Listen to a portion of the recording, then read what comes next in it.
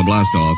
X -5, -4, -3, -2, X -1. Fire.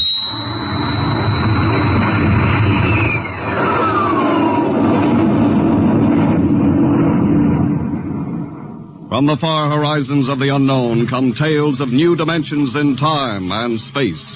These are stories of the future, adventures in which you'll live in a million could-be years on 1,000 maybe worlds. The National Broadcasting Company presents X minus one.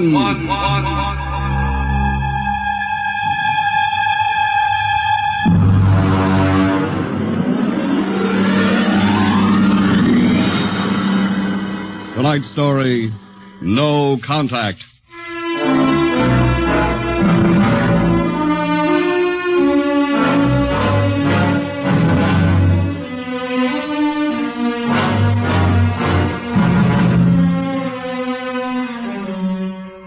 It was in the year of 1982 that spacemen first discovered the Great Galactic Barrier. In the past 10 years, rocket travel to the moon and the nearer planets had become commonplace. And then men fixed their sights on a more distant star, the remote planet known as Volta. 5 exploratory ships went out, and none came back, each in turn disappearing mysteriously at the same vanishing point, at an invisible wall somewhere in the vast outer reaches that became known as the wrecker of spaceships, the Galactic Reef.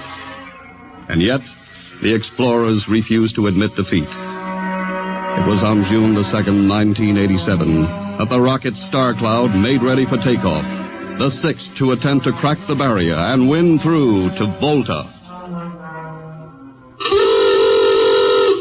Now hear this. Condition green. 2 minutes to blast off. Condition green. 2 minutes to blast off. Well, Lewis, this is it. I don't suppose you'll be needing the ship's doctor up here on the bridge during blastoff. I think not, Smitty. There's little chance of acceleration bends in these new overdrive ships. I'll be in my office then, counting vitamin pills if you need me. It's only a few steps. Good luck, Lewis. Thank you, Smitty. Lieutenant Collier. Yes, sir? You're relieved. You'd better get down to navigation control and take over. Yes, sir. Lieutenant. Yes, sir? We've never flown together before. This is your first flight in a space vessel as big as the Star Cloud. Yes, sir, but I was trained in oversized jobs at the Naval Academy. Well, if you're half as good a navigator as your father was, you'll do fine. Thank you, sir. Did you ship out with my father? I served under him on one of the first rocket runs to the moon. I see. I almost went along on his last trip to the barrier. Too bad about that.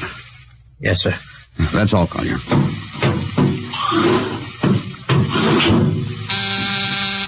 Lieutenant Paulson. Get me the ground control tower on the field. I want to talk to Colonel Harrison. Yes, sir. Go ahead, sir. I've patched in the bridge speaker. Colonel Harrison? Yes, Captain? We're standing by for takeoff in 30 seconds. Good. The field's cleared of all personnel. We'll try to reestablish radio contact immediately after takeoff. In any event, there'll be a 24-hour ground monitor. Fine. Good luck. Hope you make it. Thank you. Bridge to navigation control. Nav control, Collier. Ready, Lieutenant? We're ready, Captain. The course is in the integrator for takeoff at 1200 hours. All right. Stand by for blastoff. Bridge to engine room. Fire up your rocket chambers. Take off at exactly 1200 hours. I'll read you off. 20 seconds. 19. 18. 17. 16. Hold it. Revoke all orders. Who turned in that alarm? Paulson, sir. We've uncovered a stowaway. Stowaway? Where? Hiding in sickbay. Dr. Smithson found him. Have him brought up to the bridge. Engine room, kill your rockets and stand by. Thorson, this is Colonel Harrison in ground control. What's holding you up? Trouble. What's the matter with you? What's the matter with you? There's a stowaway aboard. Stowaway? Yes, I thought your men were supposed to police this base. What's the matter with you? Captain, take it easy. You know what this delay can do to us, don't you? 1 minute later, takeoff can throw us 1,000,000 miles off course. We'll have to reintegrate the whole works. Well, look, how long do you think it'll take? Don't bother for me for a while. I'm busy. Stupid idiot. Captain Thorson? Yes, come in, Smitty. Here's your stowaway. Now, court-martial. Oh, Charlie. Can you use a good radio man, Skipper? Well, I see you two have met. Matt, Skipper and me made 50 trips to the moon together. Didn't we, Skipper? Charlie, if you wanted to come along, why didn't you volunteer? I did, Skipper. They turned me down. Well, what's wrong with you? Acceleration bends. They said my arteries wouldn't stand another trip. Oh, I'm sorry to hear that. But they're wrong, Skipper. I got one more good trip in me. Listen, Skipper, you know that these green kids, they don't know the first thing about space radio operation. Now, you put a man like me on, and I'll be getting you bedtime stories from Mars. Charlie, you know the regulations as well as I do. I can't take you much as I'd like to. Colonel Harrison will murder me for this. Well, I'm sorry, Charlie. I'll have you put aground. I'll tell you what, I'll ask Harrison to put you on his ground radio contact. It'll seem as if you're right here with us. He won't do it, sir. Well, he'd better. I'll have him busted to corporal for letting you sneak aboard. Look, Charlie, you better be off. Paulison. Yes, sir. I'm sending this man aground. Give him time to clear the launching platform. Yes, sir. So long, Charlie. I'm sorry. Good luck, Skipper. I thought you were going to have him drawn and quartered. If it had been anyone else, I would have, Smitty. But Charlie, well, he's kind of special. He's been with me since my first command when we began the regular run to the moon. And if he wanted to come along this time, well, it's only through loyalty to me. You know, Lewis, I didn't realize it before, but you're almost human. Captain Dawson, nav control, Collier. Oh, yes, Lieutenant. How badly are we fouled up? Can you recalculate the course, or shall I cancel the takeoff? I've already plotted a new course on the integrator, sir. If we take off in exactly 30 seconds, we'll need to correct for only a 1-degree deflection. I can do that before we breach the stratosphere. That's quick work. Are you sure? Yes, sir. Positive, sir. All right, Collier. I'm putting it in your hands. We'll blast off on your signal. Bridge to engine room. Prepare to blast off on navigator's signal.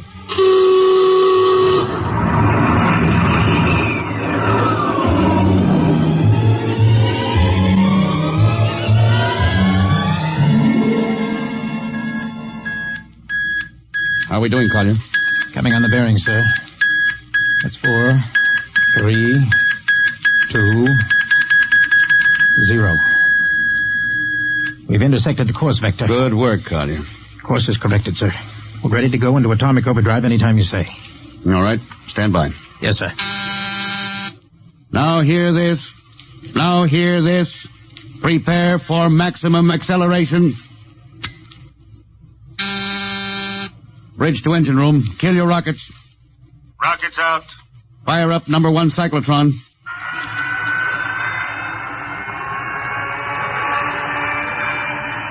Number 1 ready. Fire up number 2. Number 2 ready. Withdraw your dampening rods. Fission chamber ready. Blast tubes cleared. All generators operating at capacity. Take it over, sir. Go into overdrive at the count of 0. 3 seconds, Mr. Collier. 3, 2, 2, 1, 0. 0.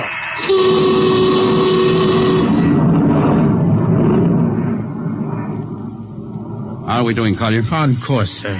She's running hot and true. My compliments, Lieutenant. This job would have done your father credit, and he was the best navigation officer I ever saw. Oh, thank you, sir. Start your gyros. Put her on robot control. All right, the bridge is yours, Mr. Collier. If you need me, I'll be in Dr. Smithson's office. Yes, sir.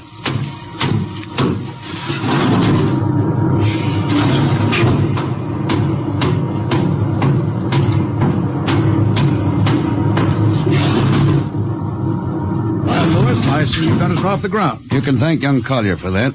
Chip off the old block. You knew his father? As a matter of fact, I knew him very well. First-rate spaceman. Oh, is he the one Yes. He was lost in the galactic barrier on the second ship we sent out to Volta. Lewis, just what do you think this galactic barrier is? Oh, your guess is as good as mine, Doc. All I know is that 5 ships have gone into it, and none of them have come back out. You think it's a nit? How about Mestrovic's theory that it's a time warp in space? That the ships reach it and slip into another dimension? I think that's a lot of rubbish. My theory is that the galactic barrier is nothing more than a radioactive layer of some kind. Why do you say that? Well, we know that radar signals bounce off it like they were hitting an invisible glass wall. And we know that it destroys our ships and crews in some way. There's no other logical explanation. What makes you think we can get through it, Lewis? Because we're ready for it. The others weren't. The entire hull of this ship is completely shielded with lead. We can crack through any radioactive cloud ever detected. Besides, we're equipped with some new UHF radio devices that should enable us to maintain radio contact with Earth. Nothing can happen. Absolutely nothing. Now, who are you trying to convince? Myself, I suppose. Lewis, you've had your share of glory. First skipper to reach the moon back in 1962. You could have retired. Why are you risking this trip? 5 ships are missing. Men like Prentice, Margetts, and young Collier's father. I'm tired of seeing good men fed into that meat chopper. Then why are we going to Volta? We haven't any choice, Smitty. We're in a race, the kind of race where men and ships are expendable. According to the Interspace Code, the first nation to reach Volta can claim it. Well, personally, I want no part. Now, Doc. I'll have to play physician, morale builder, and mother substitute for 112 slightly nervous men. And your morale doesn't sound too good, Doc. As morale officer, I can state without fear of contradiction, it is terrible. And something tells me as we approach that galactic barrier, I'm not going to be alone.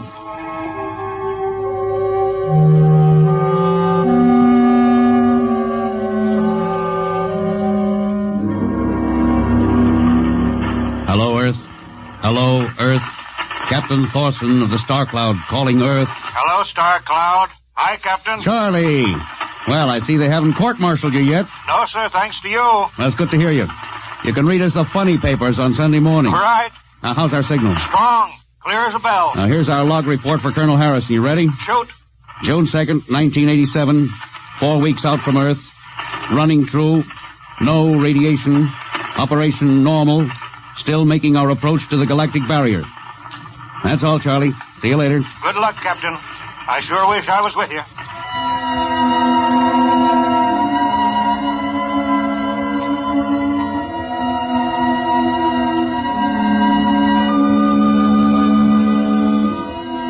How's the morale, Smitty? The men know we're getting closer to the barrier. They're beginning to show a little tension, Lewis.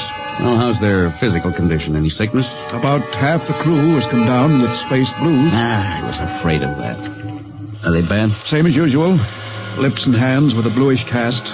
Eyes are sensitive to infrared. I don't know. When I first started flying these tin cans, nobody ever heard of space blues. Well, now there's a theory it's caused by the terrific acceleration of atomic overdrive. Change in gravity affects the circulation. What do you think? I think it's psychosomatic. I've noticed that the same men who get space blues under tension on a ship tend to get blue coloration back on Earth when they're upset. I guess it's just an occupational disease of space navigation. You think it's just nerves, then? Well, young Collier's got a bad case. I think it's tension from overwork. Maybe he needs some vitamins.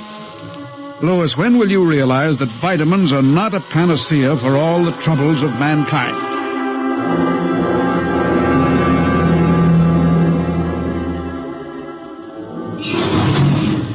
Sir, I understand that you've relieved me from duty. Well, Dr. Smithson says you aren't looking very well, Collier.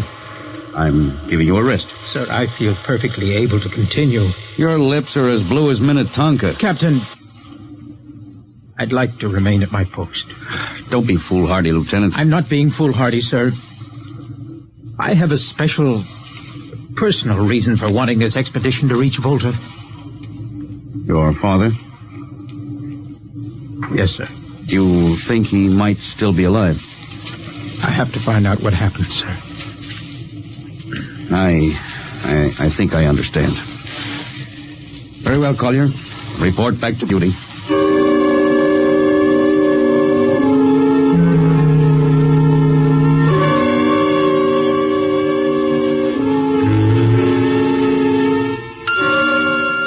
What's the reading, Paulison? We're getting a +5 radar bounce now. Coming off the barrier almost as fast as we sent it out. What's the interval? 2 seconds. Shortening steadily. This rate will hit the wall in the next few minutes. All right. Alert the crew. Sound general quarters. Now hear this. Condition red. We are now approaching the galactic barrier. All hands to stations. All radiation detectors to be fully manned. Full security will prevail until further notice. That is all. Paulison. Yes, sir? The radar bounce is up to +6. We'd better try to make final contact with Earth. Is Sparks still trying to raise the base? Yes, sir, but he's not having much luck. Huh? Seems to be some interference. Oh, that's the radio room now. Yes? You got him? Well, cut in on the bridge speaker. Captain will take it from here. Hello? Star Cloud to Earth. Can you hear me, Earth?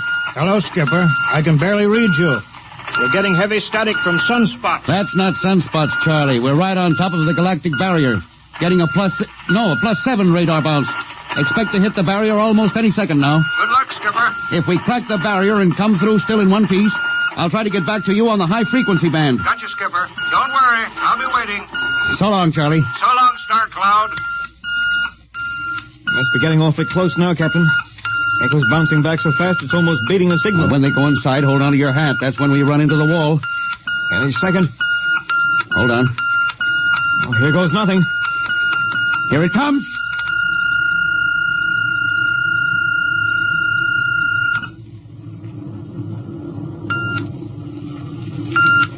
Captain. Nothing happened. We made it.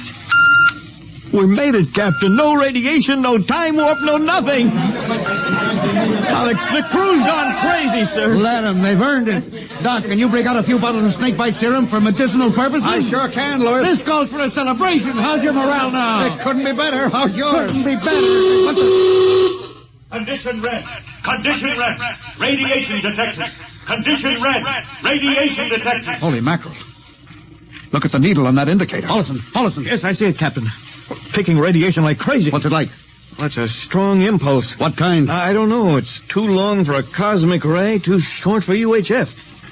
Whatever it is, sir, the ship is lousy. We'll track it down, triangulate it, and make it fast. I want a directional fix. Yes, sir. Engine room. Yes, sir. We're picking up radioactivity. Is the fission chambers? No leak here, sir. Check your gauges. Nothing here, Captain. Must be coming from outside. Damage control. Is our lead shield leaking radiation? We'll keep at it. Paulson, how are you doing? I've got it fixed, Captain. Well, what is it?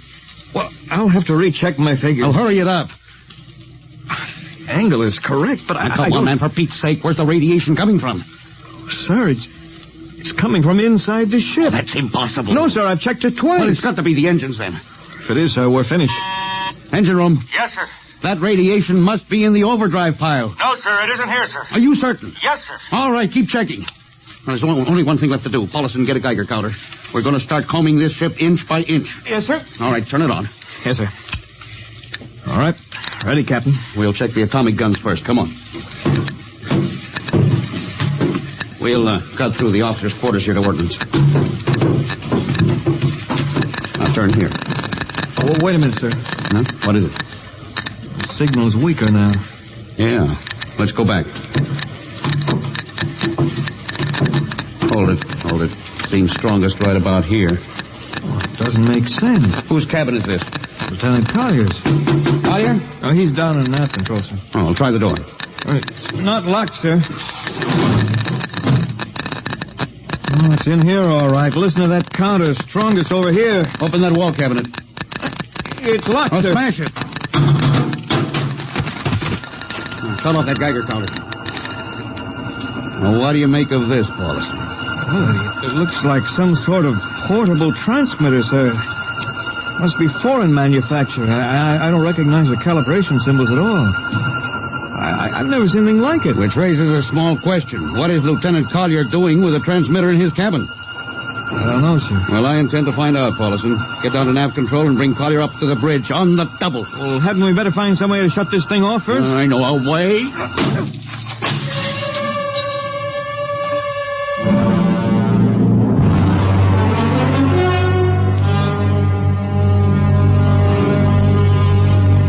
Lieutenant Collier, I'm going to ask a few simple questions, and I want a few simple answers. Yes, sir.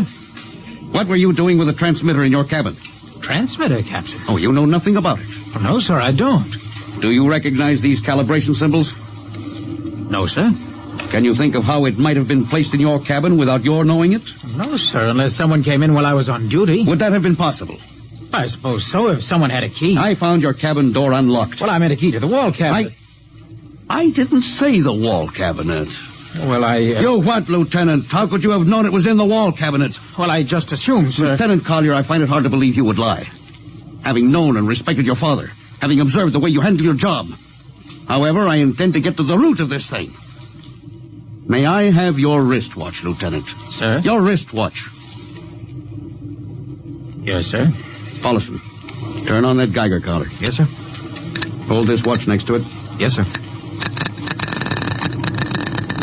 That's all. Lieutenant, if you hadn't any close contact with that transmitter, how do you explain the radioactivity of this watch? Well, I don't, sir. I think you'd better. To whom were you sending those signals? Condition red. Condition red. There's your answer, Captain. What is this, Collier? Alien spaceship approaching. Alien spaceship approaching. Collier, who's aboard that ship? All right, now talk! Very well, Captain.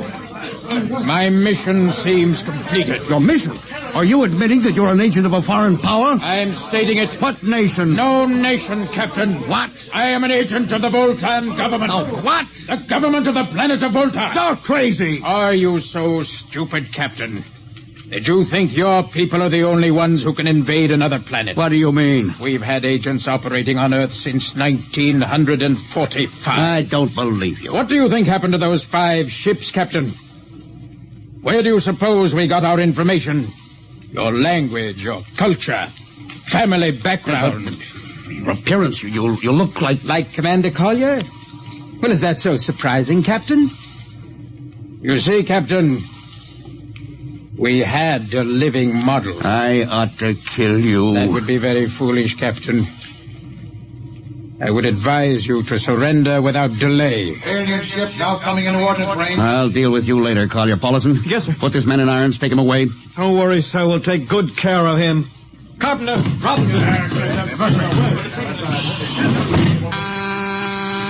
Gunnery, Gunnery Richardson. what's the range? 10,000 meters. They're closing fast. Put your guns on radar tracking. Tracking. Coming on the bearing. Fire. Fire, Richardson. Richardson, did you hear me? Fire! What's the matter down there? Did you hear me? Richardson, answer me. It's no use to shout, Captain. Collier, how did you get loose? Where's Paulison? Lieutenant Paulison is dead. All stations! Lieutenant Collier has escaped. Seize him, men. Don't waste your breath. Your men can't hear you, Captain. What? Those still alive are my men. You're lying. No, Captain. Every ship that has ever left Earth was controlled by a Voltan crew. That's impossible. Those were hand-picked men. Hand-picked by us. I don't believe you. No? Then why not call for help? Carpenter, Robinson, Haley, report. You see, Captain? Carpenter, Robinson, Haley. It's quite useless, Captain. I would advise you to sit very quietly and do nothing. Very well, Collier. You've beaten us. What now? The ship will be taken to Volta for, shall we say, further experimentation. I see. Of course, there's one thing you hadn't counted on. Just what is that, Captain?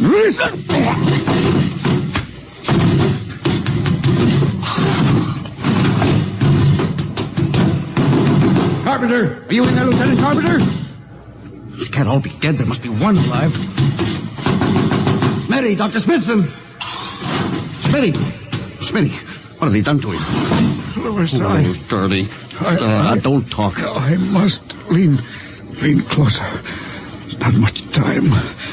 Louis, space blues. Space blues? What is it, Smitty? What are you trying to tell me? All men with space blues. Voltans. Let me help you. No, Louis. Get message back to Earth. Voltan, 5th column. Watch out for space blues. Smitty. Oh, Smitty. Captain Thorson, you can't hide from us now. Come back to the bridge and surrender, or my men will come and get you.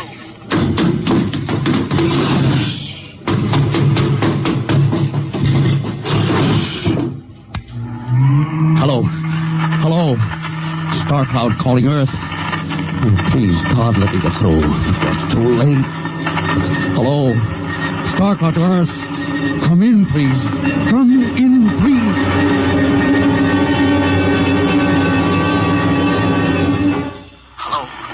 Hello. Starclaw to Earth. Captain Thorson calling. Charlie, come in, please, hurry. Hello. Oh, hello. Can you hear me, Charlie? Skipper, is that you? Are you getting my signal? It's coming in a little louder now, Skip. Keep sending.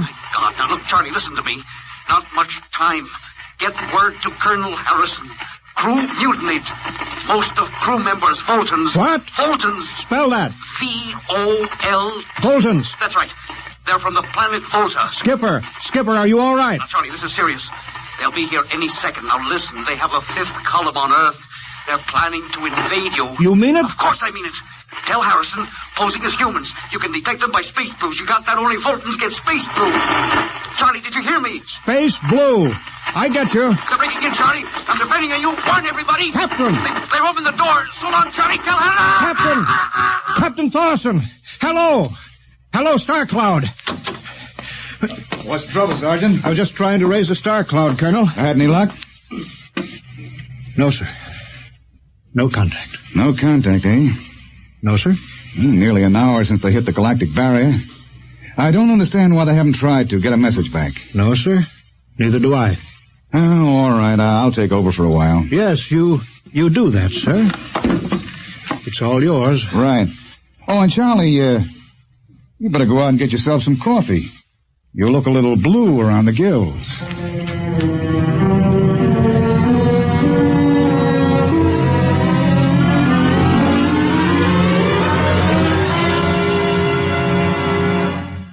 Tonight, X-1 has brought you No Contact, written by George Lefferts from an original story of Lefferts and Ernest Kinoy.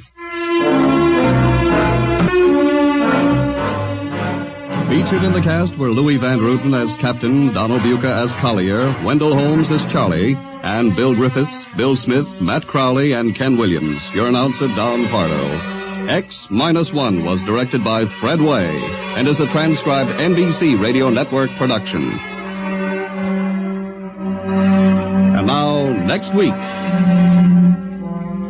When you want to take over a world, you naturally look for its weak point, some way to catch its people off guard. We live in a world where everybody loves a parade, a world of press agents and publicity stunts. But who would ever dream that invaders from outer space would take advantage of that weakness and actually hire a press agent to advertise their coming? Who would believe it was anything but just another publicity gag?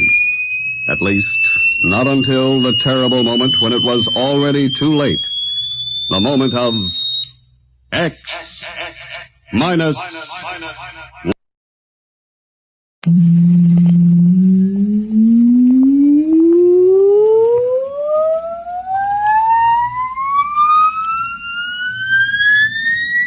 Countdown for a blast-off. X-5, -4, -3, -2, X-1. Fire.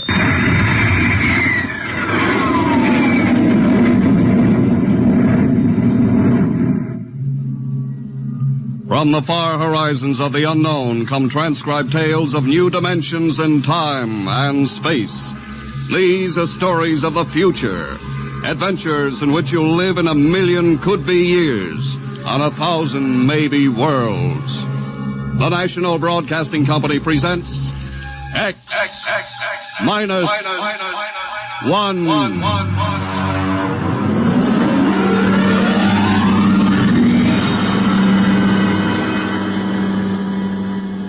If you wanted to take over our world with a minimum amount of resistance and trouble, how would you go about it? Tonight we'll tell you how, with a strange and chilling story by George Lefferts. The Parade.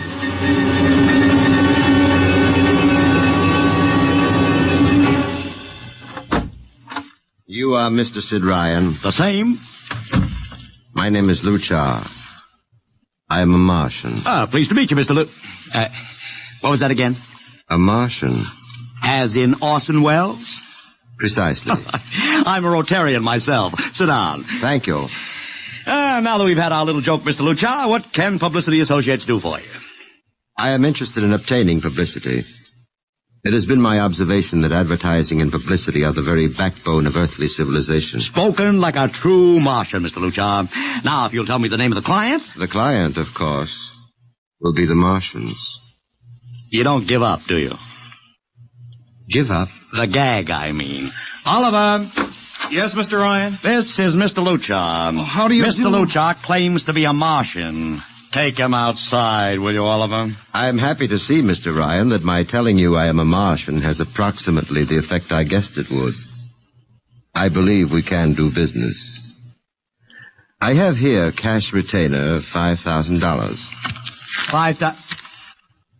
Oliver, take a look at that wad of lettuce. It's the real stuff, Mr. Ryan. And my client is prepared to spend many times that amount. Sit down, Mr. Luchar. Oliver, get the client a cigar, the 50-cent bar. Yes, sir. Thank you.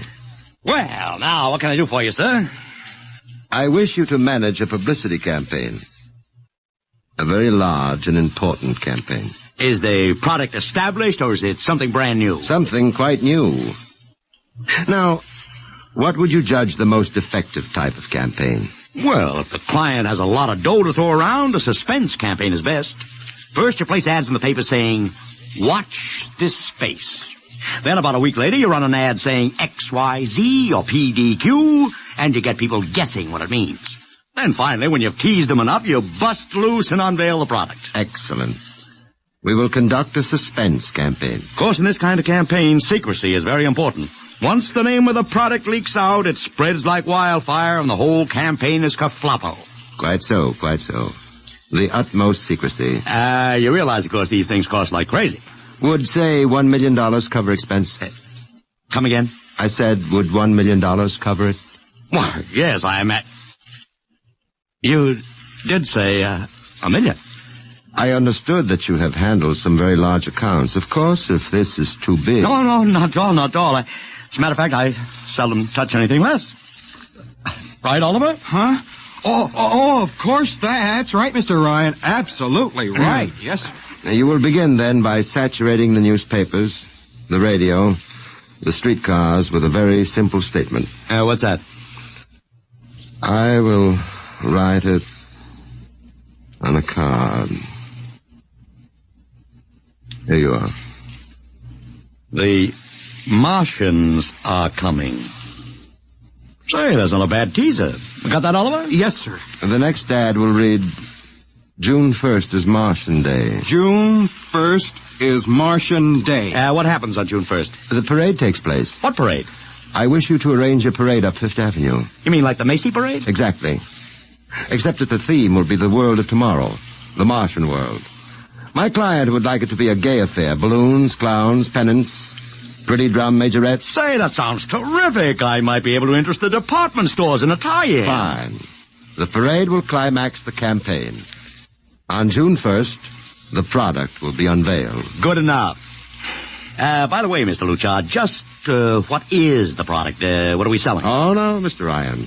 Secrecy, remember? Yeah, but after all... Mr. Ryan, all will be revealed to you in good time.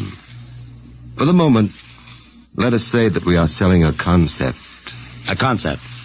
The concept of invasion from Mars.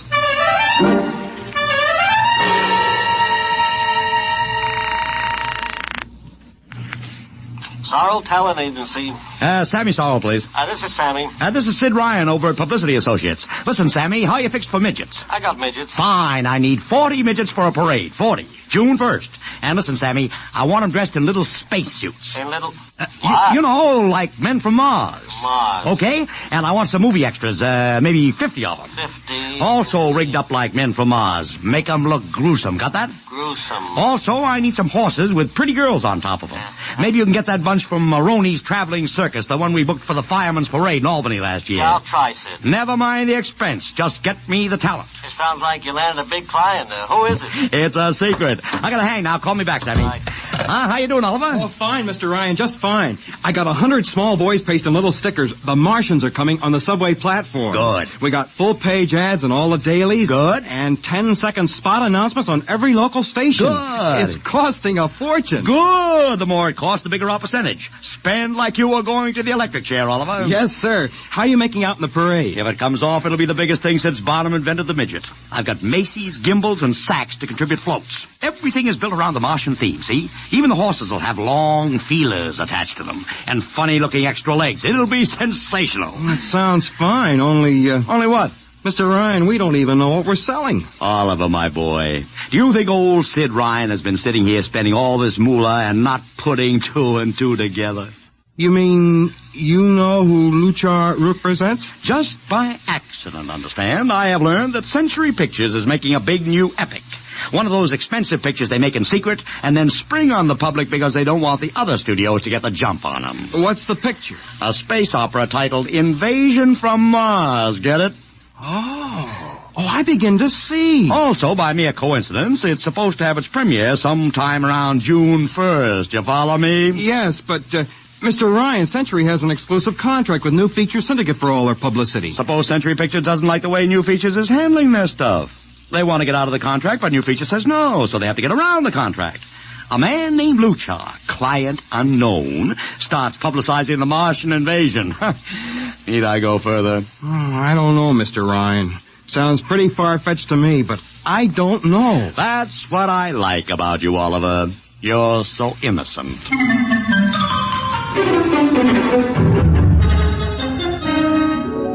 Now, let me talk to Commissioner Patrick, please. Sid Ryan. Hello. Commish, Sid Ryan. Oh. How are you, Ryan? Fine. What is it this time? You want to drop a man off the Empire State Building into a teacup full of water? The answer is no.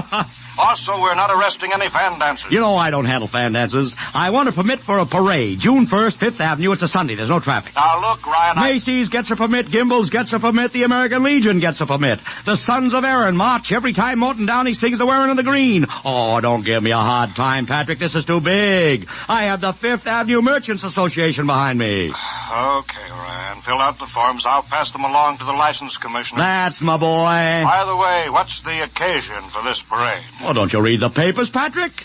June 1st is Martian Day.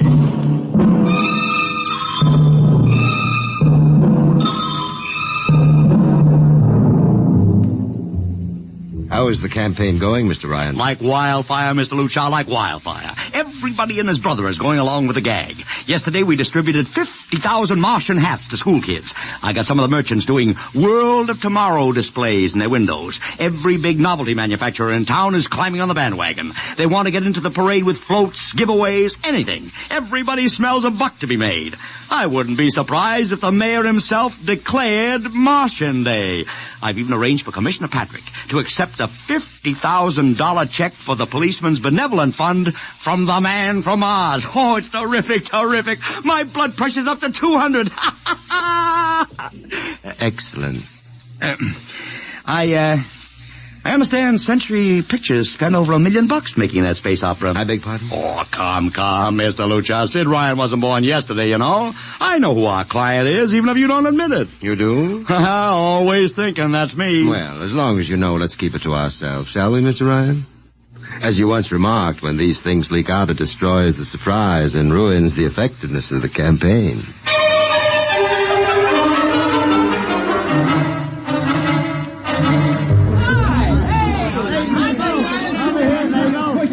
Ladies and gentlemen, this is Ken Daly speaking to you from our portable transmitter atop the reviewing stand for the much-heralded Martian Parade on Fifth Avenue. It's a beautiful sunlit day here in New York, a perfect day for a parade, and the streets are packed with thousands of spectators all eager to find out what this is all about. There's an air of shrill expectancy.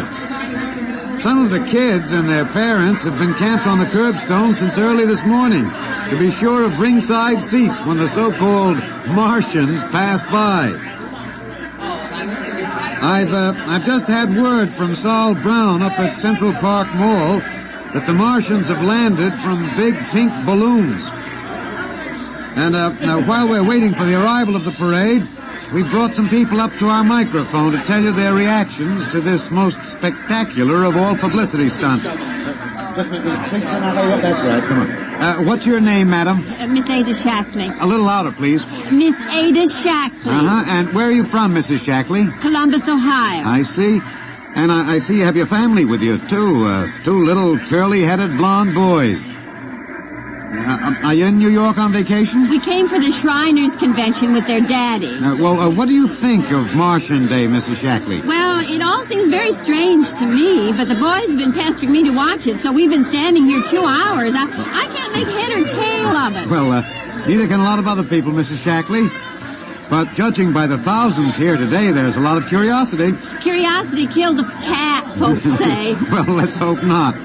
Thank you, Mrs. Shackley. Mr. Ryan's here. Ryan, right. And this is Mr. Sid Ryan, ladies and gentlemen, the publicity man who's the brains behind the Martian Day stunt. Hello, Sid. Good morning, Kenneth. Easy, not so close to the mic. Oh, sorry. Hey, Sid, you've certainly lifted the lid this time. Looks like it, doesn't it? Sid, there's been a great deal of speculation as to exactly what all this is leading up to. I've heard some folks say it's a big war bond drive. Others think it's just to stimulate local business. And, look, I understand in the trade itself, the smart money says you're building for the premiere of Century's forthcoming extravaganza, Invasion from Mars. Now, come clean. Can you tell us what the real story is? I can. I'd like to, but honestly, I can't. Oh, man of mystery, eh? Are you going to watch the parade from the stand here? No, Ken, I can't stand noise. I'm going out to my office and watch it company. Well, thank you, Sid Ryan, and good luck. And here they come, ladies and gentlemen. The first units of the big Martian parade, swinging down Fifth Avenue with fanfare, colored streamers, music, confetti, floats, all the trappings of a Mardi Gras. And here in the vanguard is a whole troop of little midgets in weird-looking pink and blue spacesuits, carrying Rube Goldberg weapons with signs painted on them. Let's see, I can read one which says, Atomic Blaster. Another one has a placard reading, We're Martian through Georgia. And here come the clowns, laughing and falling all over each other. They're giving free sugar candy to the kids along the way. Yes, ladies and gentlemen, this is a happy, laughing crowd along Fifth Avenue today. A true reflection of the great sense of humor and good nature that makes America the place it is.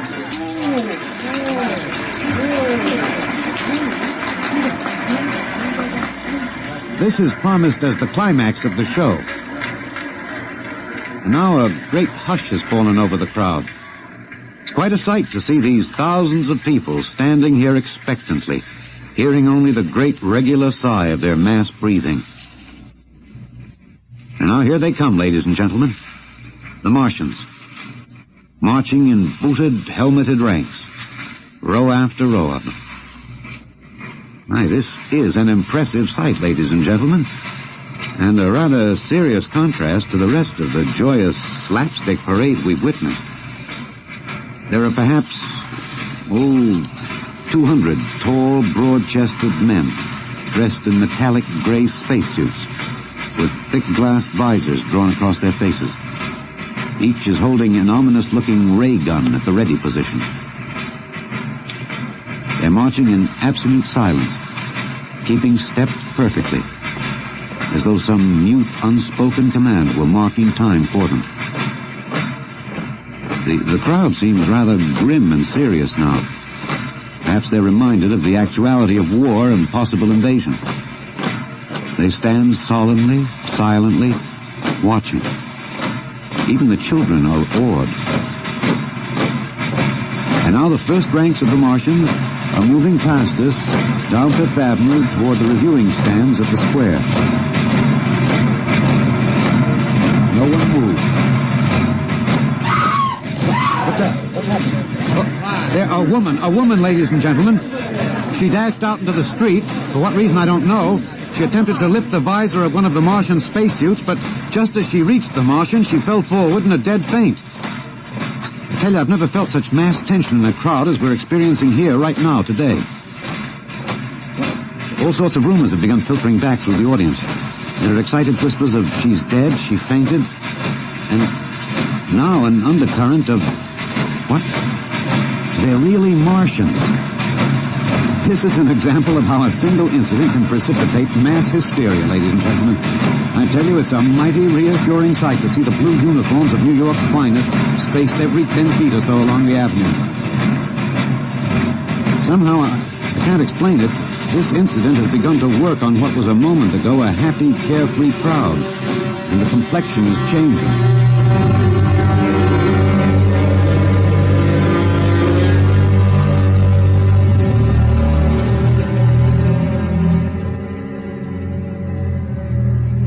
Mr. Ryan, did you see that?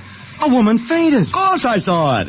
What do you suppose she saw? Oliver, old man, did I ever tell you were too naive for this business? But that young woman ran out into the streets to get a close look at the Martians, and then she screamed and fainted dead away. I'm well aware of that, Oliver, since I paid her $50 to do it. What? The dramatic moment, Oliver, the stock and trade of the good publicity, man. Relax. Holy smokes, you sure think of everything. Yeah, for my share of this deal, roughly $100,000, I can afford to think of everything. Shut the window. Don't you want to see the finish? We'll go down to the reviewing stand for the finish. Right now, I want to make a phone call. By the way, where's Lucha? I haven't seen him. Well, he'll be around. Boy, those Martians sure look like the real thing. How would you know the real thing if you saw it, Oliver? Well, gee, I don't know. Close the window, Oliver. Oh, yes, Mr. Ryan.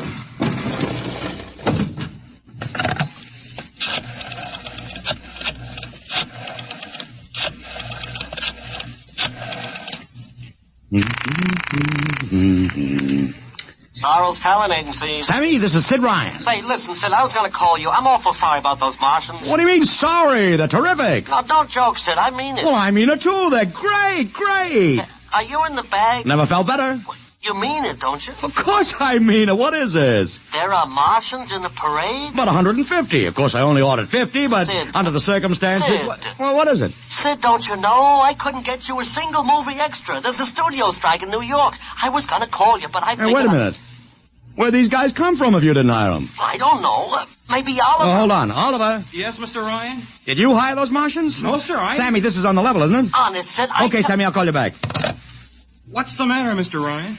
I don't know. I just don't know. I've got to locate Lucha. What's Century Pictures number? Mr. Ryan, this is Sunday. Oh, yeah. Well, get me their publicity director, Marty Sanford, at home. Oh, yes. 3, 2, 4. Here you are. Thanks. Sanford. Marty, this is Sid Ryan. Oh, hello, Sid. How's the Fine. Listen, Marty, this is dead serious. On the level. Get it? What's wrong? I've got to locate Lucha. Lou who? Lucha, come on now, Marty. This is life and death. The guy you sent over to hire me for the invasion picture. Invasion picture? Invasion from Mars, the space opera. Are you batty? Marty. That picture was shelved last month. What? Sure, back in the can. Too expensive and too fantastic. The big shots decided you can't sell a Martian invasion to the American public. And I never heard of a guy named Luke. Mother heaven. What is it, Mr. Ryan? You look terrible. That's too fantastic. What's too fantastic, Mr. Ryan? Is something wrong? Open that window. I want another look at those Martians. Yes, sir.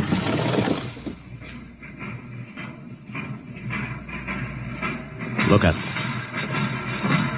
Oliver, you were in the Army. Could 150 movie extras learn to march like that in, say, 24 hours? Not in 24 days, Mr. Ryan. Not a second's hesitation. Not one other step. Look at the way they carry those ray guns at the ready. The only other time I've seen troops march like that was in a film of the Nazi stormtroops marching through the streets of Paris. See those chests on them? That's pride. Sheer, arrogant pride. Look at those chins. That's contempt. Nobody could act like that. Mr. Ryan! Oliver, get down there. Find that woman who fainted. Her name's Gloria Montex. Get her up here. Make it fast.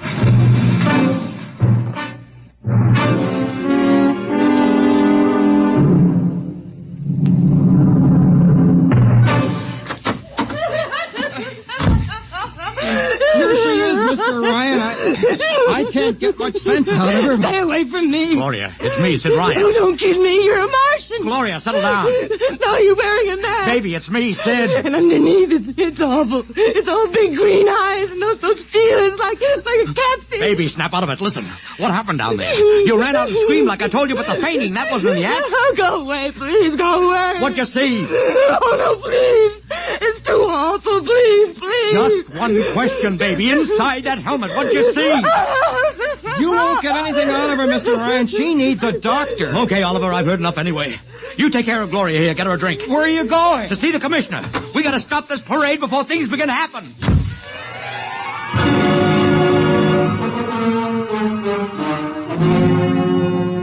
Okay, Ryan, what's the beef? Listen, Patrick, I don't know what it is, see, but something's wrong. You gotta stop that parade. I suppose you'd like the riot squad. That would get you a front-page spread on every paper in town. Honest, you publicity guys give me a pay. This may be a matter of life and death. Oh, sure. Look, Ryan, I've got no time for your cheap publicity gags. I'm a busy man. Listen, I'm trying to tell you I don't know where these Martians came from, who they are, anything about them. All I want you to do is stop the parade and make sure they're on the level. Ryan, I'm wise to your tricks. Now, if you let the sergeant show you out... You won't do it, huh? An honest citizen appeals for protection and you refuse. I most emphatically do. Now beat it. All right, Patrick. I'll go right to the mayor's office. I'll have you busted flatter than a fried egg. Go ahead. I'm sure His Honor will be glad to toss you out on that phony nickel-plated skull of yours.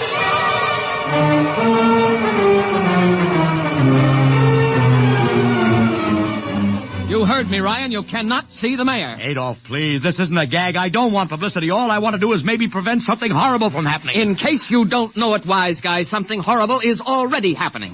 A couple hundred little kids are in the hospital with ptomaine poisoning from that phony Martian candy you passed out. Or didn't you know? I didn't. We've got to stop that parade. Sure, you'd like nothing better than to start a panic now. Maybe a few hundred people would get trampled to death. Think of the newspaper space that would get you and your product. I won't stand for this, Adolf. You won't have to, because you're going to get out of here right now. Go on, beat it, get out. You and your publicity stunts make me sick to my stomach.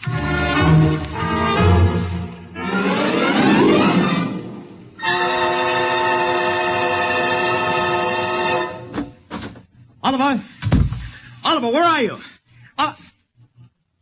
Oliver! It is useless to scream at him, Mr. Ryan. Your friend is quite dead. Lucha. He wanted to run to the police with some story about a Martian invasion. I found it necessary to restrain him. Restrain him? You stinking murderer. Now, Mr. Ryan, collect yourself.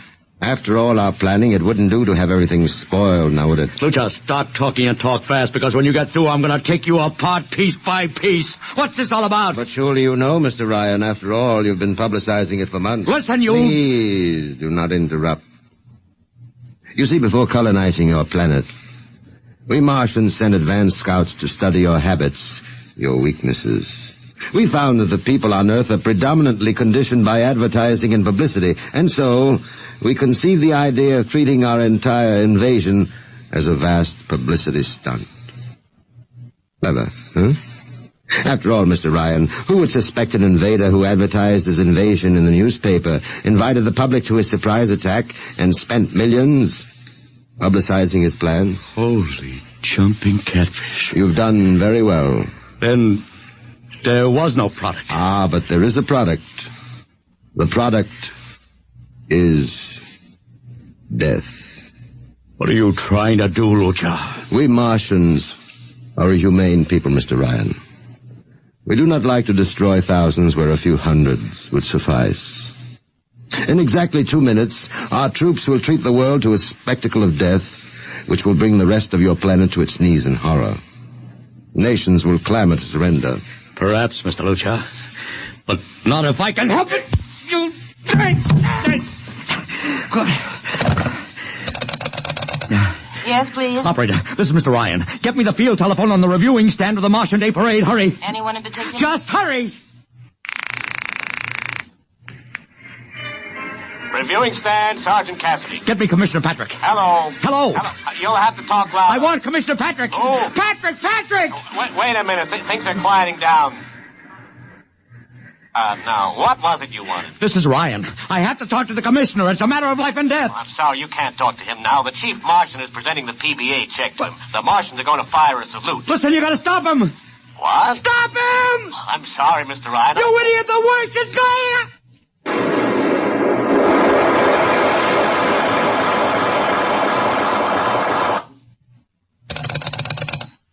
This is the operator. I'm sorry, Mr. Ryan, you've been cut off. I can't seem to get them back. Doesn't matter, operator. Nothing matters now.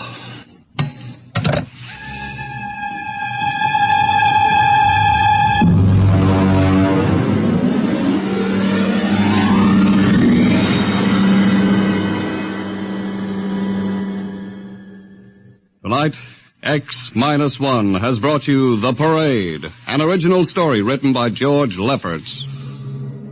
Featured in the cast were Joseph Curtin as Ryan, Joe DeSantis as Luchar, Alexander Scorby as Daly, Agnes Young as the woman, Ellen Deming as Gloria, John Thomas as Oliver, Arthur Anderson as Sammy, Wendell Holmes as the Commissioner, and William Keane as Sanford.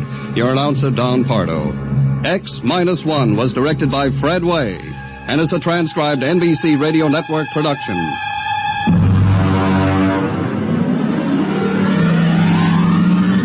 Next week, the tables turn. Instead of Martians invading Earth, we bring you a tale of men invading Mars. Ray Bradbury's brilliant short story entitled Mars is Heaven. Suppose you were a member of the first rocket ship crew to land on Mars, but instead of seeing Martians, you find that you've landed in a town that looks just like home, that all your dead relatives and friends are there to greet you, so that as incredible as it may seem, you think you're really in heaven. That is, you think so, right up to the fatal moment. The moment of X-1.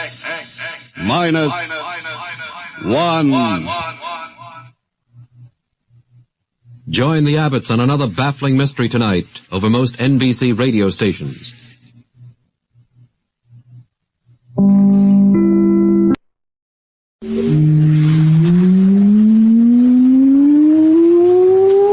Countdown for blastoff.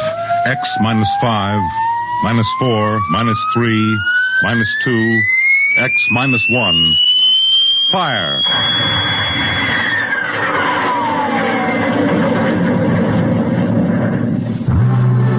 From the far horizons of the unknown come transcribed tales of new dimensions in time and space. These are stories of the future. Adventures in which you'll live in 1,000,000 could-be years, on 1,000 maybe worlds. The National Broadcasting Company presents X-1.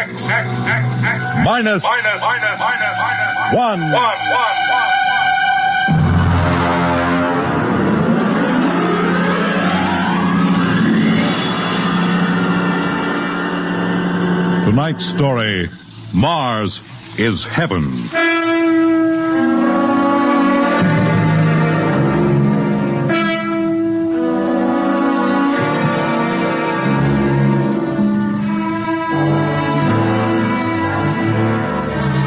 When the first space rocket lands on Mars, what will we find?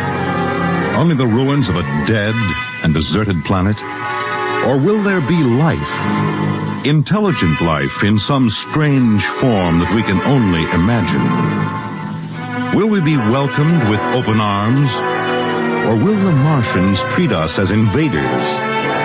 Only one thing is certain. Someday, a giant metal ship will take off from Earth to travel through the black velocities, the silent gulfs of space, to descend at last into the darkness of the upper Martian atmospheres. And on that day, man will finally know the answers.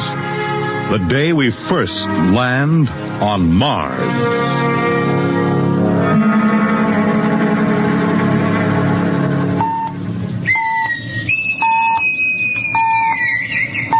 Now hear this. Now hear this. Approaching critical deceleration. Fasten gravity suits. Stand by to land. There it is. We've intersected the course vector, sir. All right, Mr. Lustig. Over to manual control. Aye, sir. Masters, sound general quarters. Aye, sir. Mr. Lustig, what do you make of the terrain? There seems to be a heavy ground, Miss Captain. We won't be able to use the infrared lights. And we'll have to come in on radar. Isn't that a little risky, sir? Landing in the dark? I'd rather run the danger of a blind landing, Lieutenant, than come in without the cover of darkness. Remember, we don't know what kind of reception is waiting for us down there. Airspeed 500. Altitude now 4,000. Bridge to engine room. Stand by for deceleration. Fire forward tubes 1 and 3.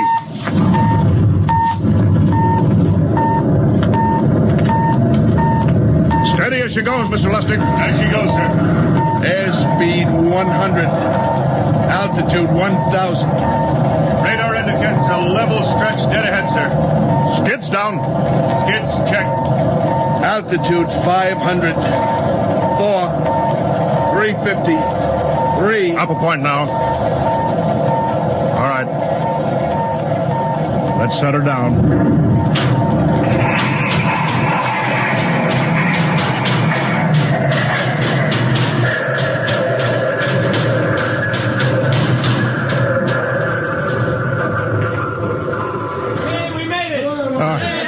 Cut the power. Masters, light battle stations. Aye, sir. All secured, sir. Well, gentlemen, we're now on Mars. April 20th, 1987. 4:33 Greenwich time. Enter that in the log, Masters. Aye, sir. Well, gentlemen, it's less than 2 hours till dawn. As soon as it's light, we'll send out a landing party. Masters, get me an all-over hookup. We're all set, Captain. Now hear this. All right, men. The smoking lamp is lit. Well, we're on Mars. The first man shipped from Earth to land here. We don't know what we're going to find or what dangers we may face. We're 17 men on an alien world, and it's up to us whether we ever get home again. The next few hours should tell the story, and I want instant obedience to all commands. I'll court-martial the first man who doesn't jump to when he's ordered. And one other thing. We may be on Mars, but this is still a United States naval vessel. Officers will conduct a personal and weapons inspection in 1 hour. That's all. An inspection, Captain? Now? Mr. Lustig, we've got an hour and a half to sweat out before we find out what's outside that airlock. I'd rather have a man worried about his stripes than about what's waiting outside on Mars.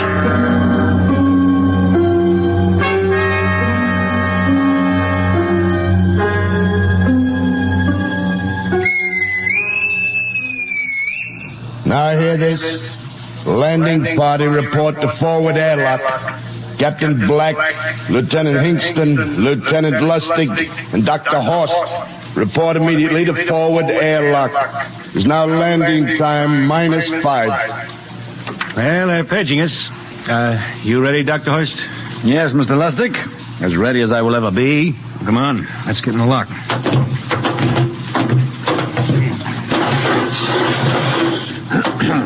Hingston, Lustig, and Horst reporting in the airlock. Very well, sir. The captain will join you. 4 minutes to go. At least the captain would get here. What difference does it make? I just want to get it over with, that's all. Anybody got a cigarette? Yeah, I think you're smoking too much, Lieutenant Lustig. Are you nervous? I offer you, Horst. Wondering what's hidden outside underneath that ground mist? I've been giving it some thought. It'll be very interesting to find out. A very unusual planet, Mars. Why? It has an atmosphere. A wonderful thing, an atmosphere. Where you find one, you find life. You mean Martians? What do you think they'll look like? Who knows? Intelligent life can take many forms. You mean they may have green skins and eyes on stalks or something? The comic book conception is possible, of course. Or they may have developed far beyond us. Perhaps they have a science that can produce weapons far more dangerous than our atomic missiles. You think we may have to fight our way out? After all, we are invaders. Now hear this. Landing time -2. All right. We heard this. You know what I'd like to find outside that airlock? Good old Illinois. Ever been there, Lustig? Only Chicago. Well, you ought to see my hometown. Green lawns, big white houses. Sounds like my hometown. My grandmother used to have one of those iron deer on the lawn. Every Halloween we'd paint another color. One time we painted it black and white like a Holstein cow. Where does your family live, Dr. Horst? I have no family. When I was a child, they were gassed to death in the Dachau concentration camp. Tough. No, it has its advantages. I have no ties on Earth. Nothing to lose now. I imagine I'm the only one on board who is free to enjoy our present peculiar position. All right, Masters, you can button it up now. Aye, Well, gentlemen, check your sidearms. In 1 minute, we'll be the first men to set foot on Mars. Quite an honor, eh? As long as the medals are not rewarded posthumously. Still uneasy, Dr. Horst? Captain Black, I've been uneasy ever since I can remember. On Earth and on Mars. Well, 30 seconds. Give me the intercom phone, Lustig. Yes, sir. Masters? Aye, sir. Battle stations are to be manned until we return. If we're not back in 2 hours, I want no rescue party sent out. Blast off and save the ship, you understand? Aye, sir. All right. 5 seconds. 4, 3, 2, 1. Lustig, open the outer airlock. Aye, sir.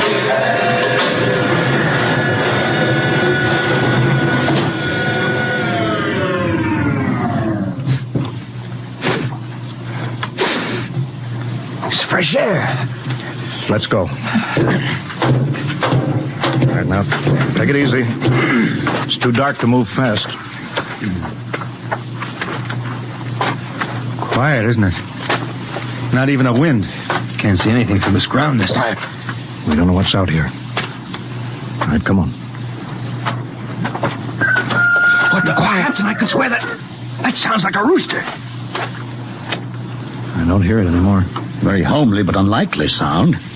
A rooster crowing on Mars? Kingston. Aye, sir. Set that machine gun 25 yards to the flank. We'll stay here till the ground mist lifts. Aye, sir.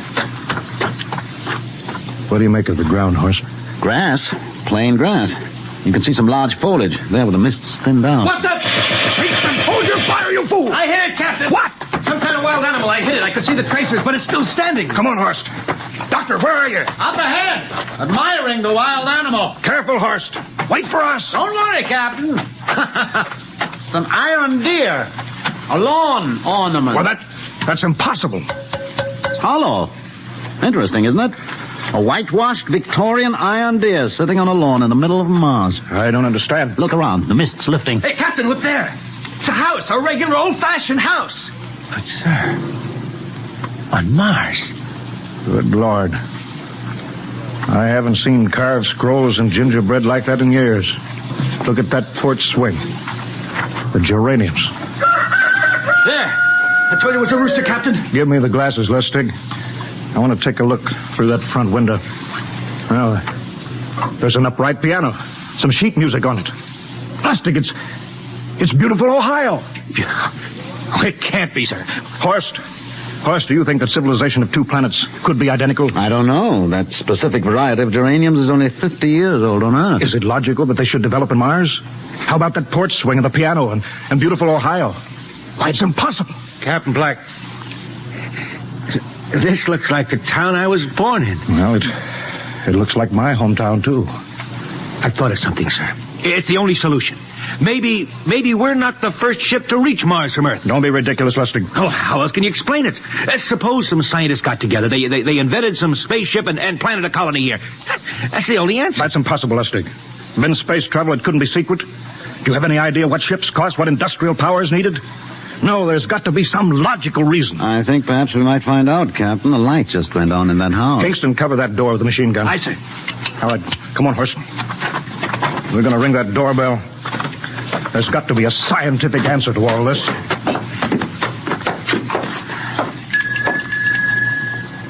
And there's something moving in there. Stand back, Horst. Give me a clear shot. Are you sure a bullet can stop a Martian? Steady now. Can I help you? If you're selling anything, it's much too early. No, wait just a minute. What town is this? What do you mean? Are you census takers? No. We're strangers here. We want to know how this town got here. Is this a game? No, it's not a game. We're from Earth. From where? From Earth. Do you mean out of the ground? Are you sure you're feeling well? Madam, we came in a flying ship across space.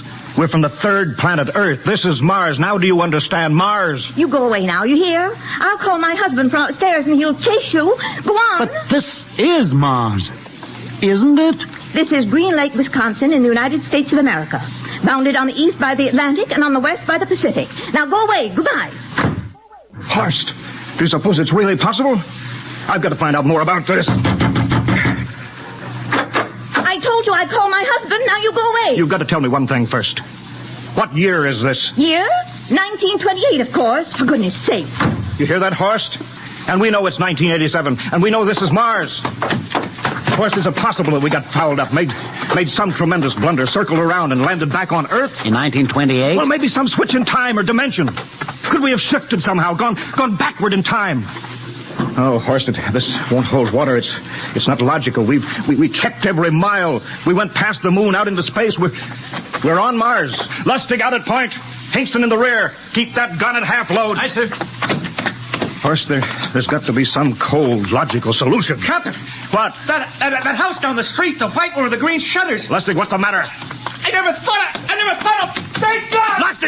Lustig, come back here! He's running for that house. That crazy fool, after him, quick! Lustig, stop! Come down off of that porch! Grandpa! Lustig, what the devil do you think you're doing?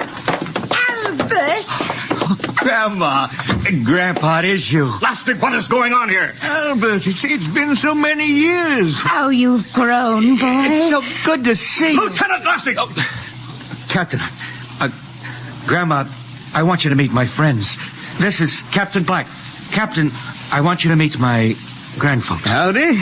Any friend of Albert's is a friend of ours. How long have you been here, Grandma? Oh, a good many years, ever since we died. Ever since you what? Oh, yes, sir. They've been dead 30 years. What? Oh, now, don't you trouble yourself. It's all right. We're alive again, that's all. Do you mean to tell me that Mars is heaven? Oh, nonsense, no. All we know is here we're alive again.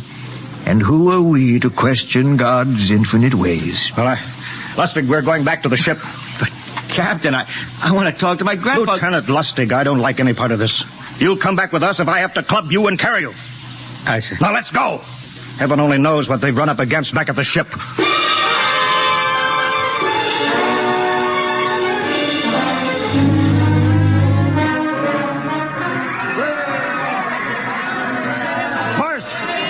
Crowd around the ship. Looks like we're being welcomed with a celebration, Captain. Celebration? They've abandoned ship. Every port is open. No guard set. You masters! Hiya, Captain. Meet my old dad. Dad, that's Captain Black. He's not a bad guy for naught. Hingston! What's it? Bring that band back. Use force if you have to. Oh, excuse me, sir. There's my Uncle George. Hingston! I'll be right back, Captain. Uncle George.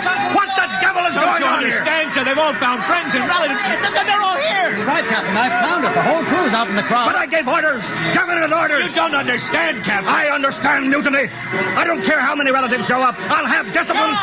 Johnny! Johnny, you old son of a gun! It's you. Edward. Yes. It can't be. Oh, of course it is. Johnny, Ed. you old... Ed. Dr. Horst. This is my brother, Edward. How do you do? Hello, sir. It's wonderful to see you, Edward. Look, I've got to get back to my ship. Oh, Johnny, wait. I almost forgot. Mom's waiting at home. Mom? Yeah, and Dad, too. Mom and Dad are alive? Then you're real, Ed. Well, of course. Don't I feel real? How's that, huh? Why, Ed! We've got lunch for you, Johnny.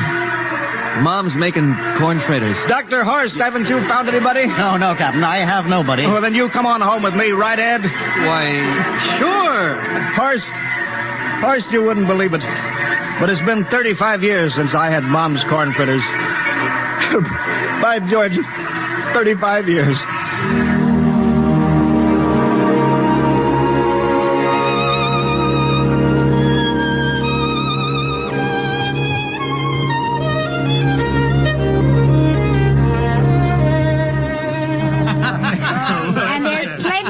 Kitchen, so don't hold back, Johnny. You too, Dr. Horst. Well, Johnny, you're still in the Navy, huh? That's right, Dad. I'm in command of the ship. We're an old Navy family, Dr. Horst. All three of our boys in the service. Yeah, Ed was the best pilot in the Pacific, too. What did happen, Ed? What's the difference? I'm here now. Yeah, but... You know, it's almost perfect. All we're missing is your brother Will. Then the whole family could be together. Well, it won't be long, Mom. Will's in charge of the XR-54. Next rocket coming out to Mars. Oh. Well, little Will. When does he leave, Johnny? Well, the takeoff's scheduled for September, but it depends on what we report. Oh, yeah. There's no question about that now, huh? No. Christmas together again. That'll be something. Sure will, yes, sirree. Well, this calls for a celebration. How about a little of the old dandelion wine, eh, Johnny? Now, Father, don't you go giving Johnny too much wine. He's a big boy now, Mother. Well, sir, isn't everything just fine? Just fine.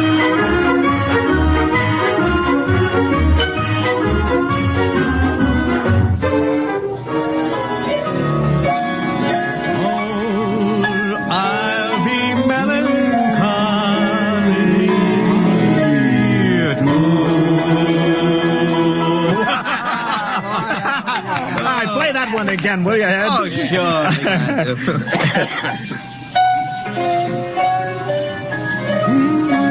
Well, Dr. Horst, what are you doing sitting over here alone? What do you think of my little family? Very nice.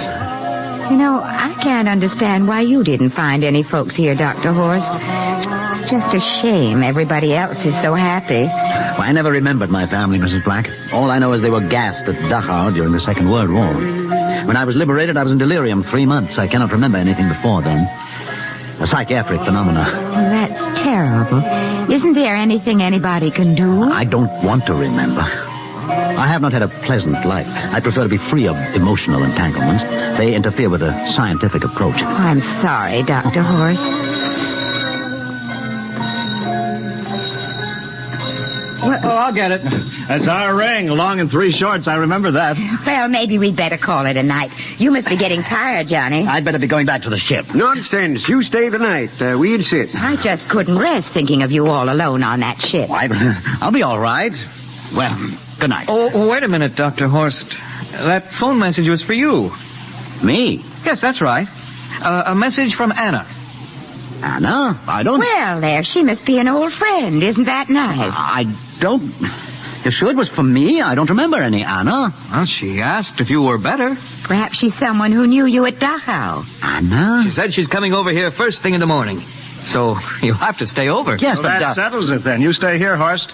You can bunk with me in my old room. Yeah, but Johnny, we thought you'd like to be with Edward. So you could talk the way you used to. Well, we can't put Dr. Horst on the daybed.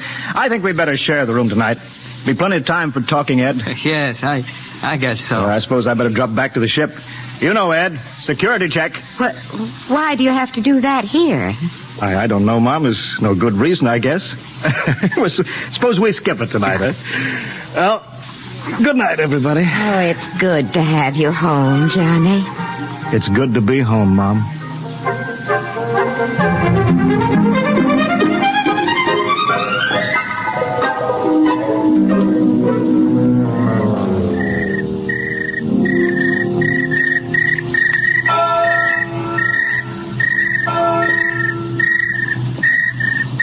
Captain Black. You asleep? No, I've been thinking about what we were expecting. Green-skinned Martians. All the time there was only Mom and Dad and Edward waiting. That's funny what tricks your imagination can play on you. Well, I guess Mars is heaven, Horst. You know, I've been thinking about Martians, too. Captain, just suppose there were Martians, and they saw us land, and suppose they thought of us as invaders. What would be the best weapon they could use against our atom bombs, huh? I don't see what you're getting at. They would want to disarm us first, huh?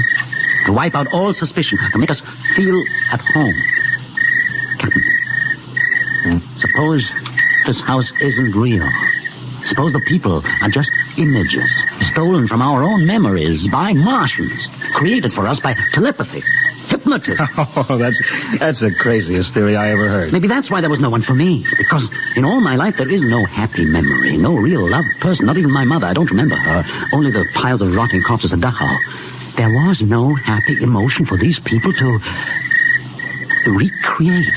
How about that phone call? Anna? Yes, Anna. I didn't remember who she was, but I do now. I just remembered. When I was freed from Dachau, sick, delirious. I raved about a wonderful, kind nurse named Anna that took care of me. Well, there you are. It's logical. She's coming to see you tomorrow. But there was no Anna. I'd been nursed by a man. What? Anna was only a dream. And there's only one way they could have learned about her, by reading my subconscious mind. That's impossible, Horace. Why? The whole crew was thinking of home. Suppose the Martians read our minds. Yes, but if there are Martians... If there are, they have us separated. Each man in a different house, sleeping, trusting. No one at the guns. I left my pistol downstairs. Do you think there's something to this, Horst? It's a perfect trap, Captain. Who would suspect his own mother, his grandparents? How easy. Just a knife in the heart of each sleeping man. That's impossible, Horst. But we've got to get back to the ship. Listen, the crickets have stopped. Come on. We don't know when they change back to whatever they really are.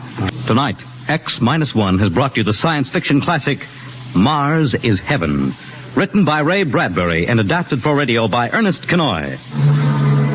Featured in the cast were Wendell Holmes as Captain Black and Peter Capell as Dr. Horst, with Bill Zuckert as Masters, Bill Lipton as Hingston, Margaret Berlin as the old lady, Bill Griffiths as Edward, Ken Williams as Lustig, Ethel Everett as Mom, and Edwin Jerome as Dad. Your announcer, Fred Collins. X-1 was directed by Fred Way and is a transcribed NBC Radio Network production.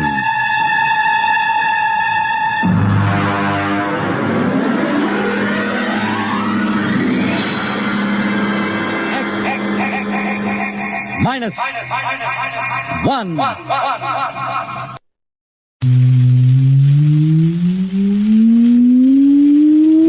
Countdown for blastoff. X-5, -4, -3, -2, X-1, fire.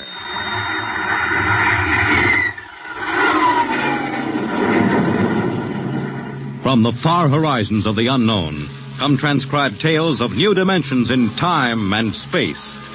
These are stories of the future, adventures in which you'll live in 1,000,000 could-be years on 1,000 would-be worlds. The National Broadcasting Company presents X-1.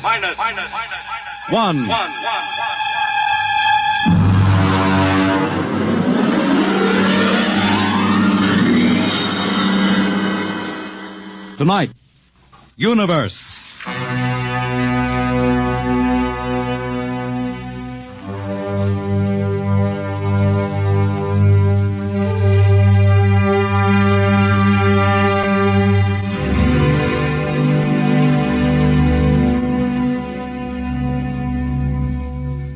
We are just beginning to discover how boundless our universe really is.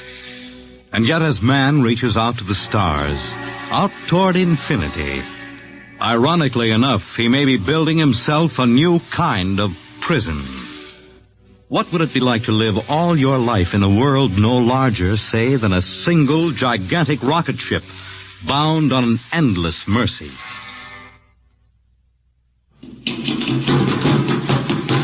Hugh, look out! You all right? Yes, just missed me. What was it? A mutant with a slingshot, I think. Must have dashed down that passageway. Want to go after it? Oh, we'd never catch it, Alan. It's probably 12 decks above us by now. I didn't think they ever came down this far. Trolls usually get them before they reach this level. They get more daring each generation. Now, this one looked like a female. Male or female, it might have killed us. I told you this trip was pure foolishness, climbing 24 deck levels to hear a crazy old man rave. All right, Alan, we're almost there now. Let me see, compartment X, 15, level 24. This is the place. This area smelled as if it hadn't been visited by a sanitation crew for generations. This part of the ship is almost deserted. Yes? Is this the compartment of John the Witness? Who are you? My name is Hugh Hoyland, cadet from Scientist Barracks. This is my friend Alan Mahoney. What do you want of John the Witness? Well, only to talk. Are you a believer in Jordan? Naturally. I have heard that there are those among the younger scientists who doubt the word of Jordan. To doubt is death. We're not heretics.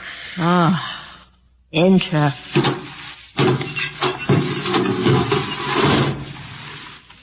I've brought you a gift of tobacco. Grown on the richest level. Oh, it smells good. I assure you it's of the best. Wait here. I'll get him. What a rat's nest. Well, what the devil do you think he can tell you? Alan, I'm not sure.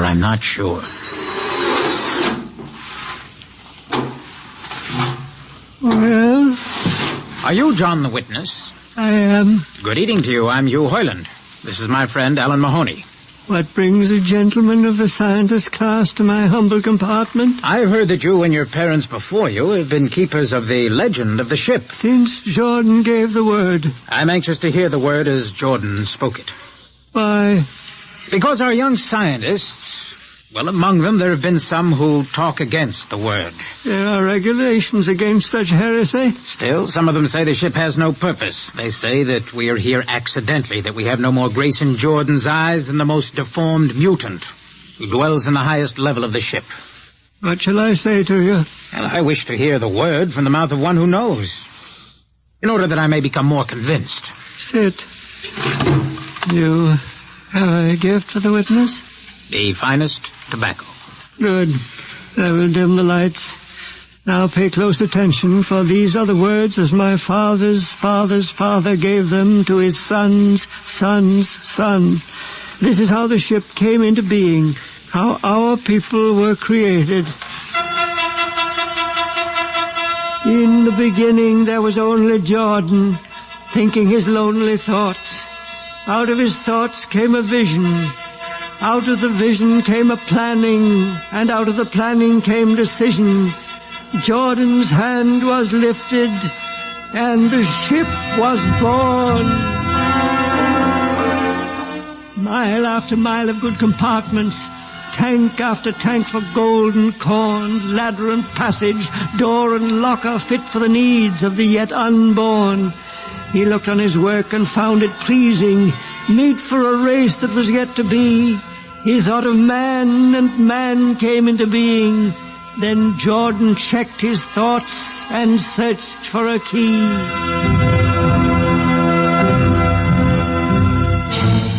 Man untamed would shame his maker. Man unruled would spoil the plan. So Jordan made the regulations, and order came to the works of man. A crew he created to work at their stations, scientists to guide the plan. Over them all he created captain, made him judge of the race of man. Thus it was in the golden age. These are the true words? As my father's father taught them. But what of the strange beast-like people on the upper levels of the ship? Surely Jordan did not create them. Jordan is perfect. All below him lack perfection. You have heard of the legend of Huff? I have heard that he mutinied against Jordan. Darkness swallowed the ways of virtue. Sin prevailed upon the ship. And before wisdom prevailed in the bodies of Huff and his followers were fed into the converter, some of the rebels escaped and lived to father the mutants. They are tainted with the sins of their fathers. Witness, one more question. Speak. What is the ship? The ship is a great sphere, 25 kilometers wide and 100 levels deep. I know that, but the upper levels. Regulations forbid us to venture into the upper levels, but it is said that beyond the levels of the mutants lies the forbidden place where Jordan's spirit prevails. So I've heard, yet something troubles me. Something which prompted my coming here. Yes, my son. What lies beyond the ship? What? What lies beyond the ship? This is heresy. Answer me. I will not permit such talk. The ship is complete. The ship is universal. The ship is everywhere. The ship is endless. Your mutterings are those of a frightened old man. They answer nothing. You question the word? I think you lie. Hear me. Mr. Hoyland, for what you have already said, I can have your body fed into the converter, your soul launched on the endless trip. You threaten me. Hugh, for Jordan's sake. Do you think I fear this dried fig of a man? Hugh! Sir, my friend is impetuous. He does not understand. I might be persuaded to forget a substantial gift. Why, you pig! Hugh! Alan, come on. The sight of this so-called holy man offends me. No, you shall not leave. Don't try to frighten me with that gun, old man. Remain where you are, heretic. I warn you, put down that gun. No, closer. Drop it. No, very well, then. Death to the heretic. Alan, get him. Alan. He's not breathing. Is he dead? I don't know. Come on, Hugh, we've got to get out of here. Right. Now where? We can't go back. They'd feed us into the converter before we could even... What's that? An alarm. That old woman must have turned it in. Come on, Alan. The patrol will be here in no time. Where can we go? Yes, where? The upper levels. No, the mutants. We'll have to take our chances. Come on, Alan, let's go. Listen, that's the patrol. Come on, we've got to climb. There's a hatchway down the corridor. Right, quickly! Oh, early fire! Alan, up ladder! Up! Come on, Alan, come on!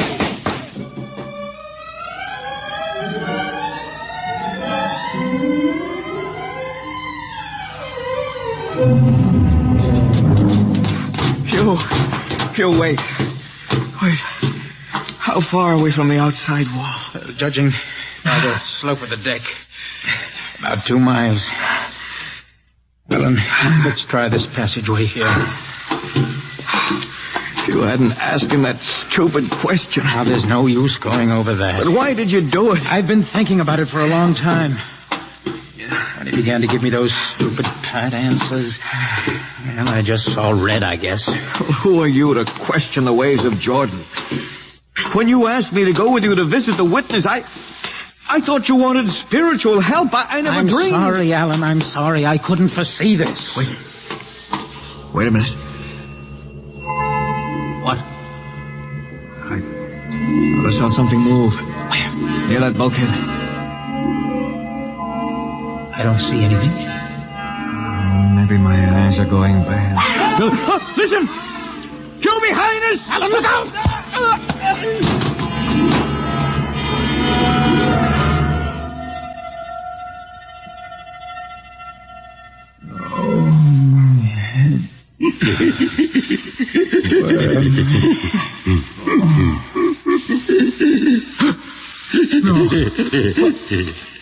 What are you?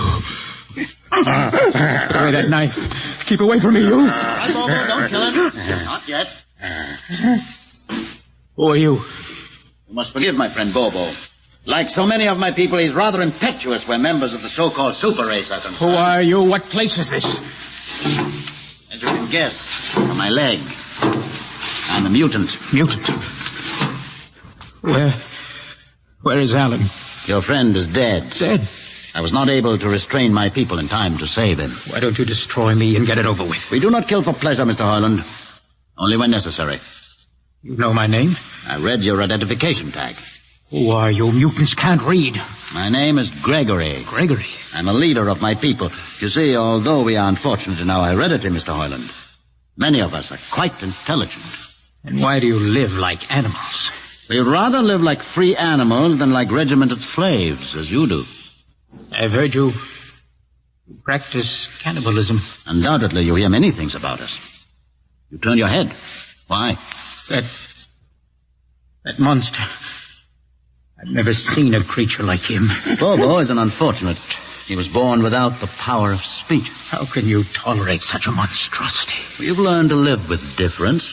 If we began to destroy our imperfects as you do on the lower levels, there would soon be no one left. It violates the regulations. The word of Jordan states Mr. Hoyland, your people are really quite primitive and barbaric. You dare say that to me? I dare say a good deal more. Let us go to my compartment and speak further. I'm always interested in information of the lower levels. I'll give you no information. Bobo. Mr. Hoyland in my cabin, please. I advise you to go quietly, Mr. Hoyland. Bobo has a hatred of superior beings, which is unfortunate, but quite understandable. Proceed.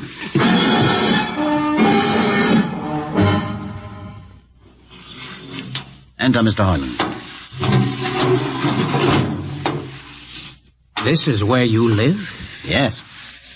But you have books? Stolen from your libraries, Mr. Hoyland. Compton's Astrophysics, Philosophy of Interstellar Navigation, Celestial Mechanics. You've read these? Most of them. I had no idea that you... Why did you bring me here? What do you intend to do? Do you believe in Jordan, Mr. Hoyland? There is no other belief. And the trip? I suppose you believe in the trip, too. What else is there to believe? When you die, your remains are fed to the converter and your soul makes the trip. And where does the trip take you? By to Centaurus, of course. Ah. And where or what is Centaurus? Centaurus is... Mind you, I'm just telling you the orthodox answer. Centaurus is where you arrive when you've made the trip. A place where everybody is happy and where there's always good eating. And you believe this? Well, the peasants believe it literally, but many of the younger scientists, like myself, know it is figurative and symbolic. Why do you ask? Did it ever occur to you, Mr. Hoyland, that the trip is exactly what your peasants believe it is? What? And that the ship and all the crew were actually going somewhere, moving? The ship can't go anywhere. It already is everywhere. Imagine a place bigger than the ship. Much bigger? With the ship inside it, moving inside it. There can't be any place bigger than the ship. There just wouldn't be any place for it to be. Oh, for half's sake, listen. You know the lowest level? Of course. If you started digging a hole in the lowest level, where would that hole go? It's forbidden to think such thoughts. Where would it go? I can't think about it. Bobo, we're going to take Mr. Hoyland to the place. No. Where are we going? To the top level. But that's certain death. Nonsense. I've been there 1,000 times. Come along. No, I won't. I won't. You can't make me. I think we can. Please. Now, shall we proceed peacefully, or shall I have Bobo persuade you?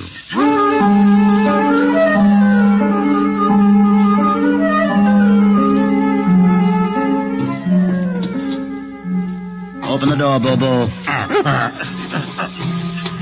Inside. No. What place is this? This, Mr. Hoyland, is the main control room. Now, Mr. Hoyland, you're trembling. It isn't true. No, there's no such place except in mythology. Ah, you younger men are so wise, Mr. Hoyland, except for one thing. This happens to be the main control room of the ship. Main control? But it's just a huge room with an instrument panel. And what did you expect? How do you know this is the main control room? See these instruments? Using them, the navigator many hundreds of years ago actually steered the ship on its voyage. I don't understand. I didn't suppose you would. Sit down. Very well. Look up. What do you see? A huge shield. Watch it for one moment, Mr. Hoyland. You're going to see something that few of us have ever been privileged to witness. What are you doing? Dimming the lights. Don't be frightened. Keep your eyes focused on the shield above us. Ready? Watch. It's sliding back. Ghost of Jordan. Well? What am I seeing? The universe, Mr. Hoyland.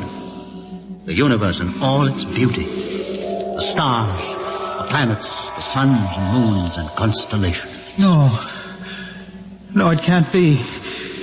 The ship is the universe. There is nothing but the ship. Ah, but there it is. You see it before your eyes, spread out like a canopy of glory. Do you still deny it? Answer me, Mr. Hoyland. Do you deny it? No, I can't deny it. They've lied. They lied to all of us. Good.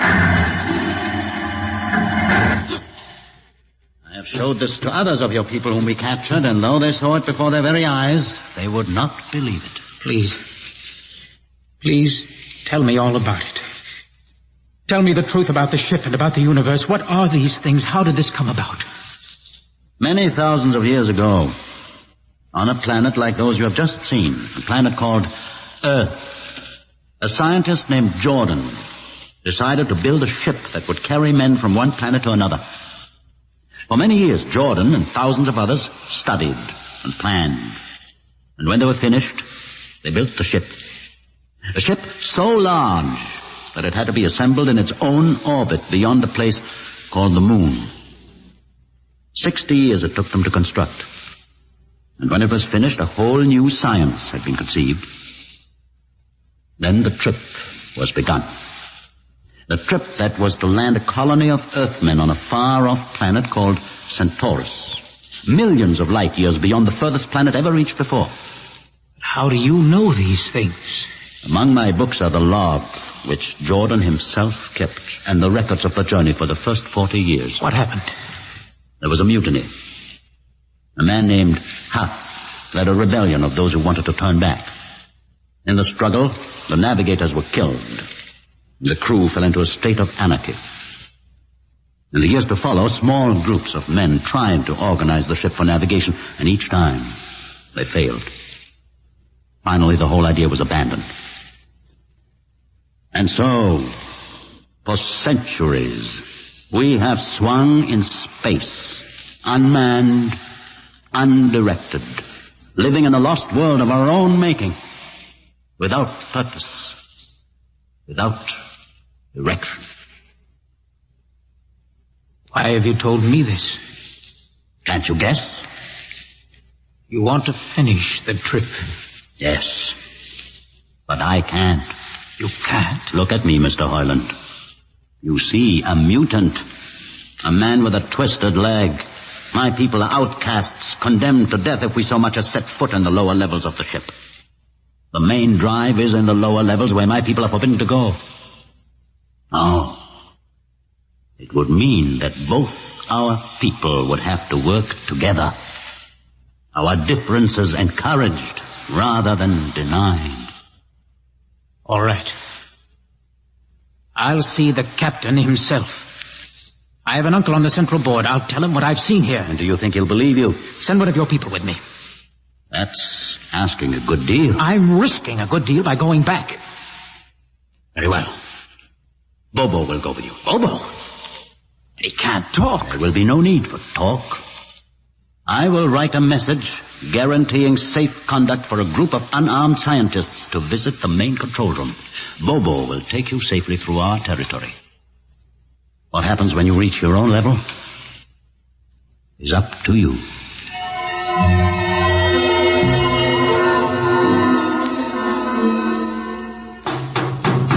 One moment. Yes, what? You? Quick, Uncle, let us in. Hey, but this mutant... He's harmless, please, Uncle, please. Now, what is this? You want it for... I know all about that. Uncle, listen. I must see the captain. The captain? Are you mad? Uncle, you're a council member. You can get me to see him. He'll kill you. You're wanted for heresy. I don't care. I must speak with the captain.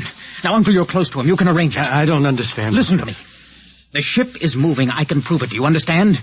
There is a purpose in the ship. I don't understand what you're babbling about. Now, never mind. Just talk to the captain. Tell him I have information of tremendous importance. Tell him I've arranged a truce with the mutants. Truce? Here, show him this paper. Signed by their leader. Do it, Uncle, for my sake. I don't know what... Uncle, please, if I'm to die, let this be my last request to you. Very well. I'll speak to the captain.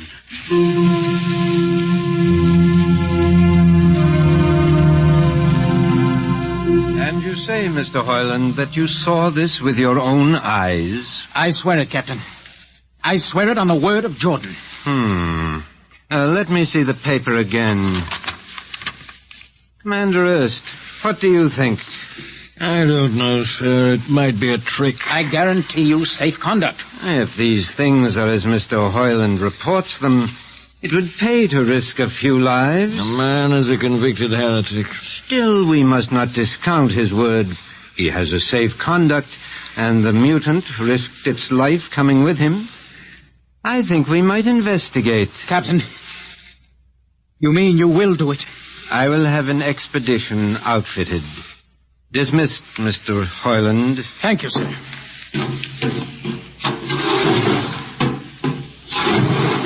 Captain, Commander Erst, sir, you will make the necessary arrangements for an expedition. And I trust you understand. Perfectly, sir. Perfectly.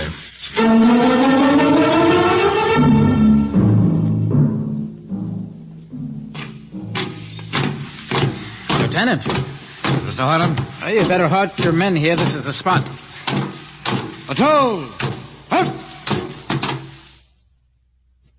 Well, I see no welcoming party of mutants. There'll be none. Their leader will meet you inside the main control room. You don't say. Just where is this main control room? Beyond that door. I see. All right, men. Ready up. Lieutenant, why do you ready arms? In case of ambush. Ambush? Now, wait a minute, Lieutenant. What are those men doing with that ray gun? Just aiming it at the door. Are you mad? No, Mr. Hoyland, but most certainly you are to think that we could be lured up here to be slaughtered with a fantastic story about some mythical control room. Guns ready, sir. Lieutenant, I warn you, these people have acted in good faith. You can't break that faith. Oh, mutant!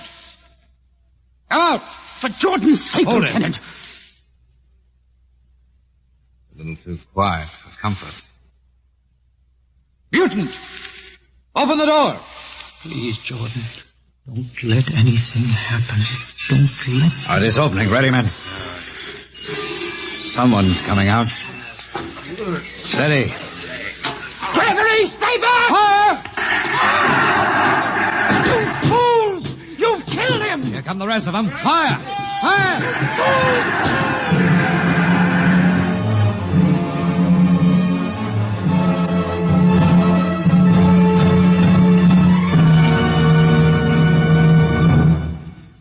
That should teach them a lesson they won't forget. All right, men, inside the room. Come on, Harlan. You're under arrest as a conspirator in this ambush. Ambush, you fool. You blind, stupid fool. All right, that'll be enough. You've been inside this place before? Yes. What's this machinery? These are the controls he would have used to steer the ship. Gone out of his mind, Lieutenant. Steer the ship? Who? The leader, the one you killed. This ugly mutant? This ugly mutant. Happened to be a man of true genius. Why, you're mad. Am I?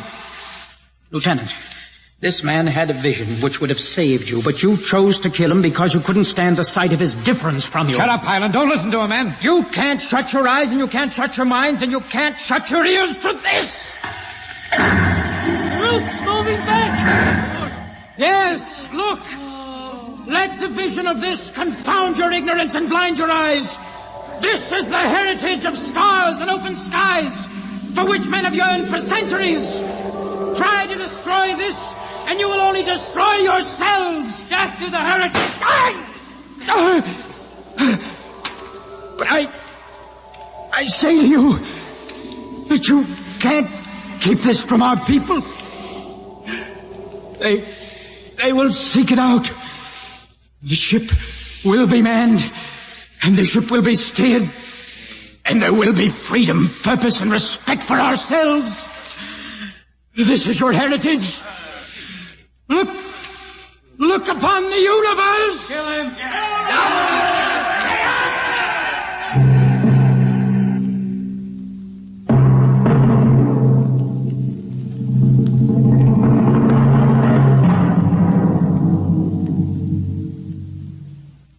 X-1 has just brought you Universe, a story written by Robert Heinlein and adapted for radio by George Lefferts. Heard in the cast were Donald Buca as Hugh, Peter Capell as Gregory, Bill Griffiths as Alan, Abby Lewis as the woman, Edgar Staley as the witness, Jason Johnson as the uncle, John Seymour as the captain, and Ian Martin as the lieutenant. Your announcer is Fred Collins. X-1 is directed by Fred Way and is a transcribed NBC Radio Network production.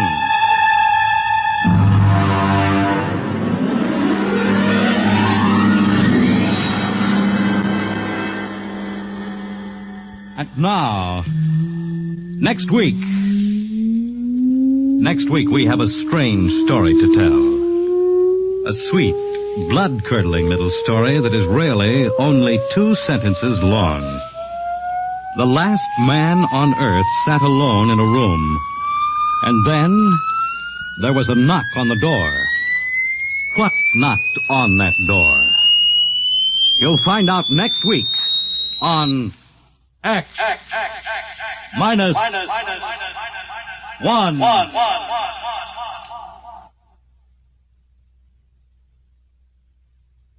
When you buy United States savings bonds, you help to build your own future security. Here's an opportunity to save systematically for long-range personal objectives. So invest in United States savings bonds. Now follow the Abbotts to mystery and adventure over most NBC.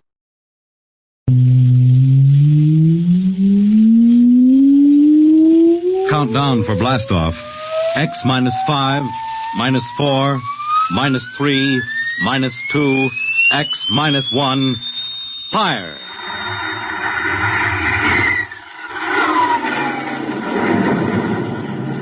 From the far horizons of the unknown come transcribed tales of new dimensions in time and space. These are stories of the future, adventures in which you'll live in 1,000,000 could-be years on 1,000 would-be worlds. The National Broadcasting Company presents X -1.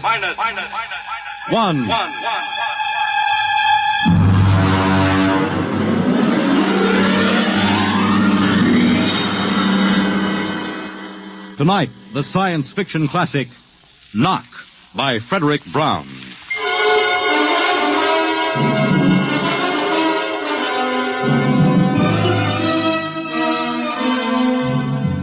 Tonight we have a strange story to tell.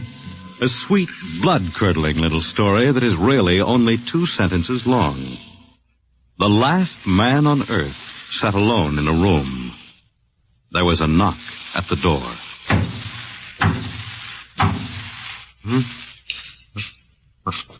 What's that?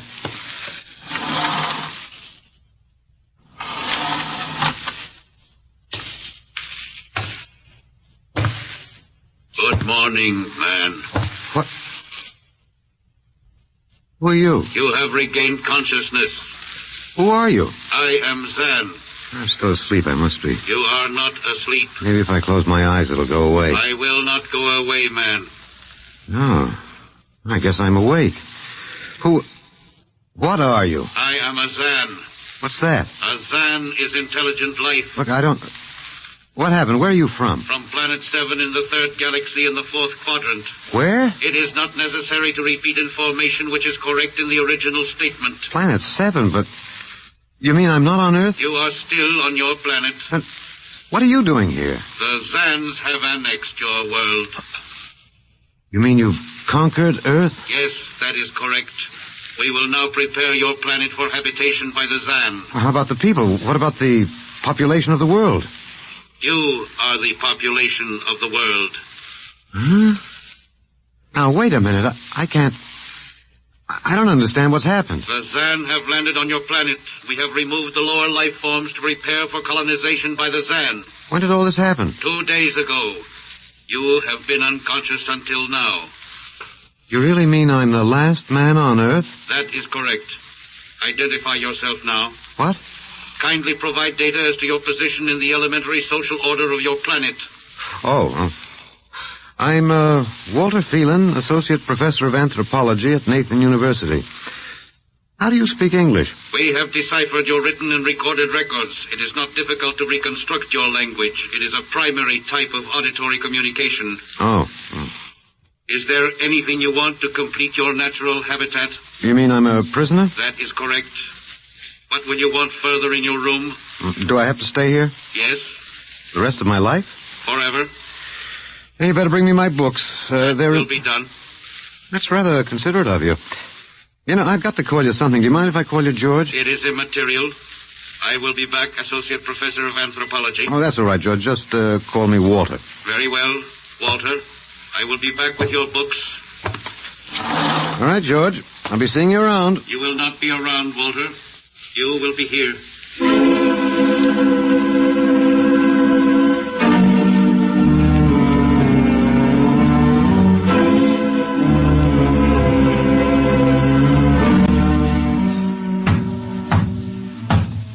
Come in. Oh, hello, George. Hello, Walter. Wait a minute. You're not George. You're different somehow. It makes no difference. The Zan are many, and they are one. Then I'll call you George, too. I'll call you old George. What can I do for you? Point 1. You will please henceforth sit with your chair facing the other way. I thought so, George. That plain wall is different from the other side, isn't it? That is correct. It is transparent. Yeah, that's what I thought. I'm in a zoo, right? That is correct. How many other animals do you have in the zoo, George? 216. Not complete, George. Even a Bush League zoo could beat that. Did you just pick at random? Yes. All species would have been too many. Male and female, each of 108 kinds. Male and female, huh? Of all the animals? There is a female of your species among the collection. Anyone I know? Well, never mind. It doesn't matter anyway. Well, what do you feed us all, eh? For carnivorous species, we make synthetics. The flora was not hurt by the vibrations which destroyed animal life. Oh, nice for the flora. Well, George, you started out with point 1. I deduce there is a point 2 kicking around somewhere. What is it?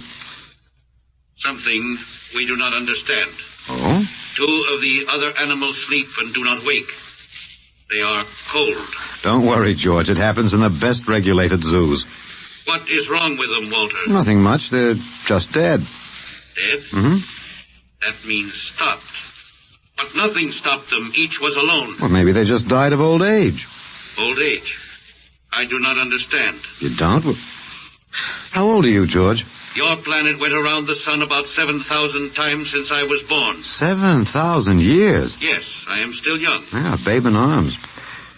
Look, George, you've got something to learn about this planet you've hijacked. Here on Earth, we've got somebody you don't know where you come from. An old man with a beard and an hourglass and a scythe. Your vibrations didn't kill him. What is he? Oh, old man Death. Down here, our people and animals live until somebody, the Grim Reaper, stops them. He will stop more? Well, he gets us all, George. With your lifespan, it won't seem like a minute and we'll all be gone. Looks like you made a mistake, George. And I don't think there's much you can do about it. That is not correct. The Zan is a logical being. We will take action.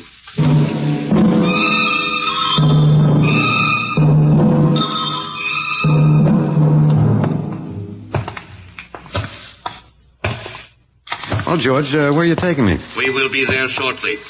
We will bring your books and your chair. You mean my lease is up? I do not understand. It's moving day? That is correct. We are here now. You will live here now, Walter. It is a larger room. Well, be it ever so humble, there's no place like home. Go inside. Oh, be careful with those books, George. Don't lose my... Oh, excuse me. Who are you? What are you doing here? I guess George didn't explain. George tries to be polite, but he hasn't quite caught on yet. I'm Walter Phelan. My name is Grace Evans, Mr. Phelan. What's all this about? Why did they bring me here? I think I know why, but let's go back a bit. Do you know just what has happened otherwise? No, not exactly. Well, I've been talking to George. George? Well, that's what I call them, all of them. There's no way to tell them apart anyway. There aren't many of them here yet. They come from outside the solar system, sort of an advanced scouting party. I saw their spaceship. It's as big as a mountain. Yeah, they're moving in on us. They cleaned off the Earth with some kind of vibration. It destroys all sorts of animal life. I don't know whether they did it all at once or if they had to circle the Earth a few times, but they killed everybody. No. I was afraid The cheerful note is that you and I and 200-odd other animals were picked up beforehand as specimens for the zoo. You do know this is a zoo, don't you? I suspected it. But I don't remember anything about being captured. I just woke up here. Well, my hunch is they used the vibrations just low enough to knock us all out. And then they cruised around, picking up samples at random. When they were all set, they turned the juice on full blast. How terrible. Yeah, well, they solved a lot of problems for us. Housing shortage, wars, even the atomic bomb. I don't suppose the human race, you and I, have to worry about anything now. It's awful. Only they made a mistake. They underestimated us. I don't understand. They thought we were immortal. That we were what? Immortal, like they are. Oh, they can be killed, but the Zans don't know what natural death is. They didn't know anyway until they lost 2 of us yesterday. You mean there are more than 2 of us? Oh, not more of our species, no. These were merely fellow animals, a rabbit and a canary. And by the Zan's way of figuring time, the rest of us are only good for a few minutes apiece. It's a joke on them. They figured they had permanent specimens here in the zoo. Well, didn't they even know we'd all die eventually? I don't think so. George, that is the second Zan I saw, told me he was 7,000 years old, and he's young by their standards. When they learned how quickly we die, they were practically shocked to the core. If they have cores. How can you talk that way about it? Academic detachment. I learned it at faculty teas. At any rate, they've decided to reorganize their zoo. 2 by 2. What, are they going to keep us locked up together in this one little room? Yeah, I'm afraid so. There's plenty of furniture, though, and George promised to bring me my chair. We've got to do something. Why? Well, I don't know. It just seems to me we owe it to the human race to do something. Oh, well, perhaps you have a suggestion? There must be some way. They can be killed, you said. Oh, yes, I've been studying them. They look horribly different, but I think they have about the same metabolic and digestive system as we. I think that anything that would kill one of us would kill one of them. But you said 7,000 years. I think I figured it out. Now, George cut his, I suppose you'd call it his hand, when he brought in my books. Started to bleed, red blood. But I could see the cut closing as he stood there. By the time he left, it was healed. I don't understand. Well, you see, whatever factor there is in man that makes him grow old is missing in the Zan. Their regenerative powers must be unlimited. They just don't wear out. They go on and on until they're stopped. Suppose we killed one. There must be some way. Oh, what would be the use? They wouldn't even punish us. They'd just give us our food through a trapdoor and put up a sign saying, "Beware of the man. Dangerous." I don't think they'll even have to bother in your case. I don't see anything funny. I'm sorry. It just reminds me of Martha. Martha? My wife. She died 2 years ago. I'm sorry. Well, not at all. It was a pleasure. That'll be George with my books. Come in. Hello, George. Hello, Walter. Point 1, I have brought your books. Point 1, eh? What else is on your mind? Another creature sleeps and will not wake. Oh? A small feathered one called a duck. Well, it happens, George. I warned you. Old Man Death, the Grim Reaper. I told you about him. Walter, the Council of Zan has met. It has been decided logically that A, no life form can withstand the full strength vibrations with which we cleared your planet. Therefore, the Grim Reaper you spoke of does not exist. Pretty neat, George. What's B? B, the only intelligent life to escape the vibrations is you. Therefore, the logical conclusion is you are stopping these animals by some means unknown to us. George, you are off your trolley. You will tell me now how this is done. You've got me. Yes, we have. It is necessary to save the remaining specimens as long as possible. If we do not get the information, we may be forced to dispense with your species entirely. This means you, Walter, and the female. Now, hold on, George. Don't go off half-cocked. Let me take a look at these animals that won't wake up. I will take you there now. Go first, Walter. After you, my dear George.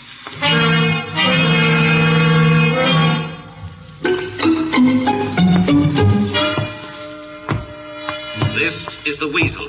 Now, you should have got him in the winter, George. The fur's worth more then. It's ermine. This is the reptile cage. Here are the ducks. That is the male. The female has been stopped. Yeah, lucky girl. What's the matter, fellow? Lonely? Walter, you will tell me how you stopped the female duck. Oh, you got me, George. I didn't do it. Maybe she died of the Dutch elm blight. Walter, you are not being logical. We have concluded you are stopping these animals. Tell us now how it is done. I've told you, George. I haven't the foggiest notion. Very well. We will have to take further action. Oh, what are you going to do, George? We will go back now to your room.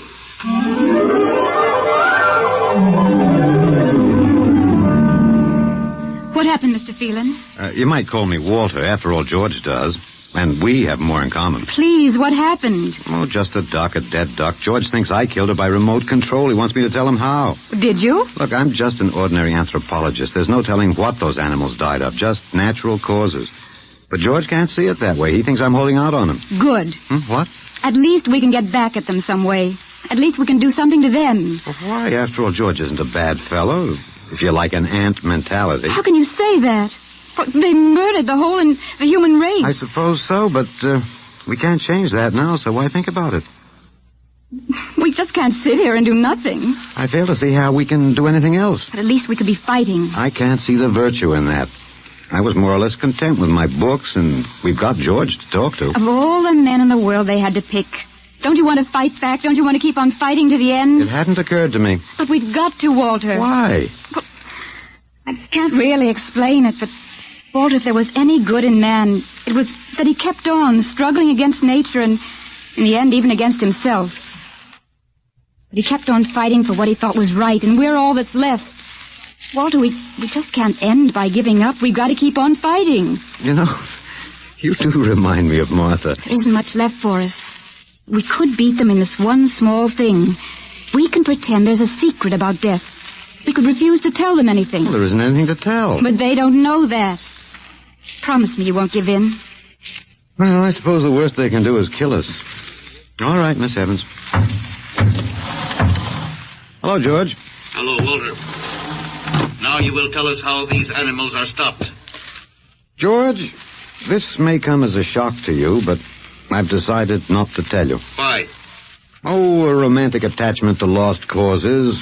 My grandfather was a Confederate officer. Walter, you are not being logical. Neither was my grandfather. He charged a Yankee battery with 1 round of ammunition and a corncob pipe. You are not logical, but that is expected in lower life forms.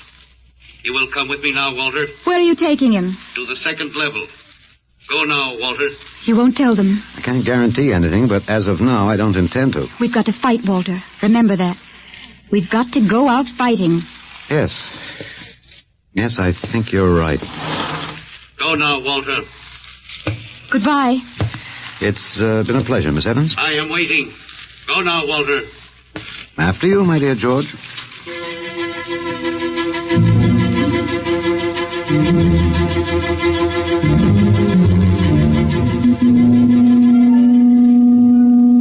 You will tell us now, Walter?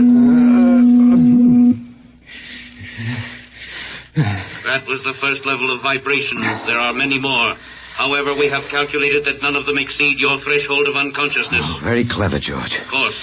You will tell us now, how do you stop these animals? You will tell us now? As of now, no. However, I'm not very brave, if that encourages you, George. You are not being logical, Walter. You're telling me. We will now use vibration level 2.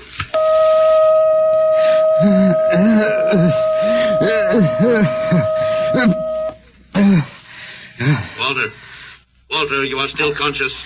Let me alone, George. You will tell us now how you stop the animals. Let me alone. We have had vibration levels 1 and 2. There are still 15 more before your threshold of unconsciousness. No. Let me alone. Walter, listen to me. Another creature sleeps and will not wake. We must know now.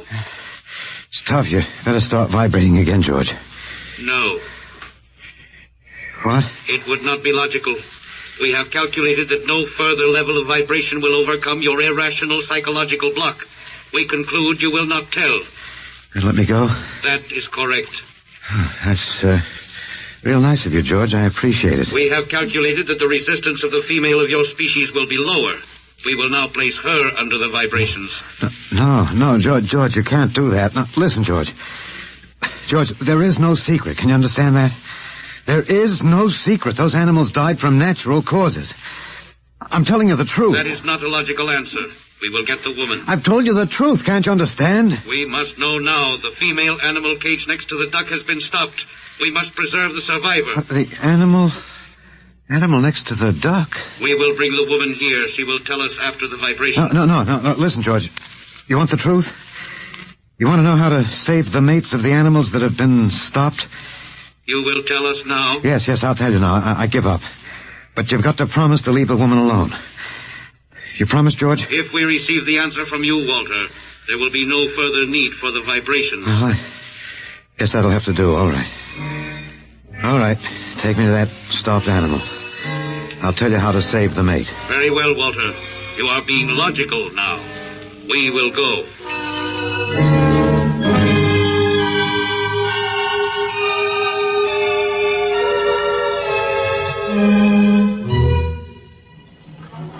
Walter, are you all right?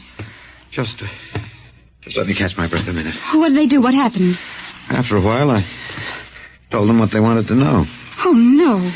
As George pointed out, it seemed to be the logical thing at the time. But you promised. I know. It was our last chance to beat them on even one little thing. Perhaps. You mind if I sit down? You gave up. I suppose you could call it that. I'm very tired. They've beaten us completely then. There isn't even anything we can do. The last of the human race, and we give up. We don't even die fighting. Oh, it isn't that bad. Something might turn up, Martha. What did you call me? Huh? No, I must have said Martha. Sorry, she was my wife. She died 2 years ago. What were you saying? Nothing. It doesn't matter. It's too late. It's too late for the whole human race. What now, George? The Council of the Zan has met. Oh, something wrong, George? A Zan has been stopped. What? The Zan is dead? That is correct. Well, you didn't believe me, George. But you can die. You can really die. You'll have to get used to that if you're going to stay here. The Council has decided. A, you have in some way stopped this Zan. B, you and the woman must be eliminated. Walter. No, you've got it wrong, George. The Council has decided. This time you will have the full vibration. This time? Walter, what did they do to you? Oh, they have a rather effective 3rd degree. They tortured you, Walter? Yes. And I thought... Oh, Walter, it was all my fault. I wouldn't even have tried without you. I suppose we have a last chance now to end with some dignity. I think you're a very brave man, Walter. No, not very. There isn't much else to do. Do we go now, George? Now, Walter. Wait. What's that? I have been told another Zan has died. Now will you believe me? The Council of the Zan meets now. 2 gone already, and you were with me, George. You know I didn't kill this one. What stopped him then? I told you, it's old man Death. You came to the wrong planet, George. Your immortality doesn't go down here. He can stop you, but you can't stop him. And you'll all die if you stick around. What now? The Council has decided. This is a place of death. We will leave your planet. Leave? You mean you're giving up? It is not safe for the Zan. Oh, Walter, they're leaving. They're really going. Go on then, George. And don't hurry back. It would not be logical to do so. We are leaving the Earth now. Goodbye, Walter. Goodbye, George.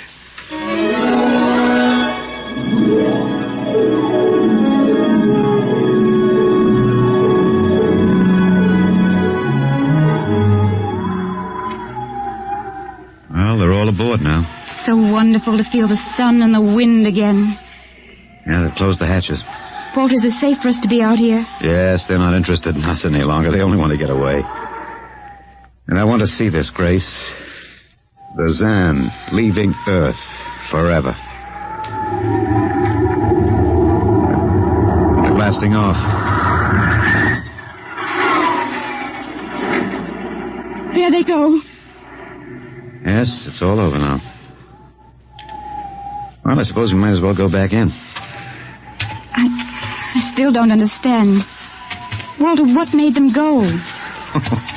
I just told them the facts of life. Of death, you mean? No, of life.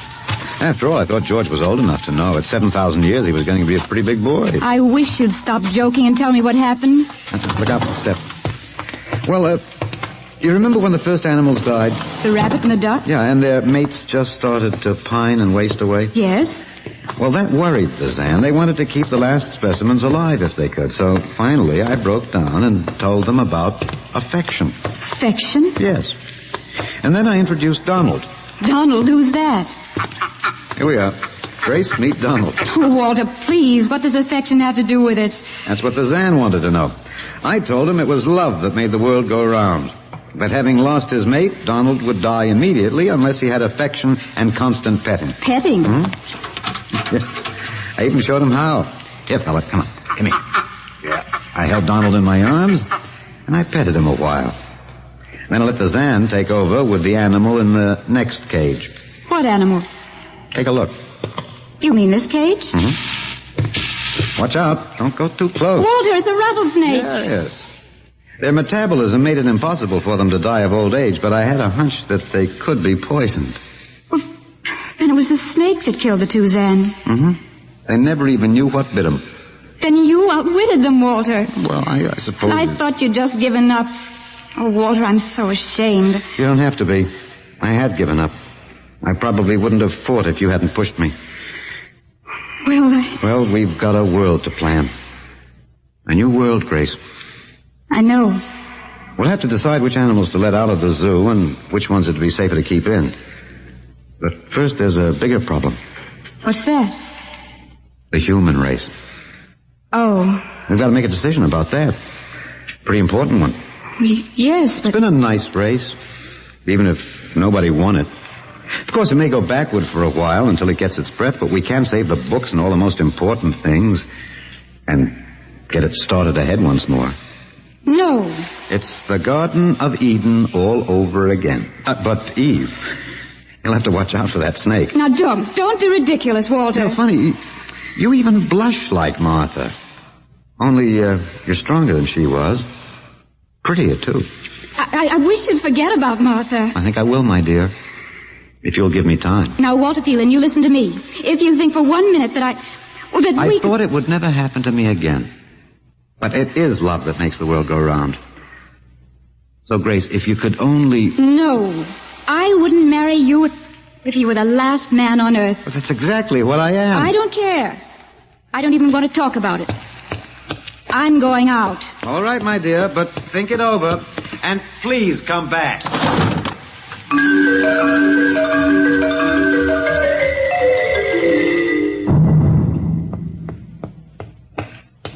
You see, I told you. It wasn't really so horrible, our story. Remember how it goes? The last man on earth sat alone in a room. And then there was a knock on the door. Come in. Come in, Grace, my dear.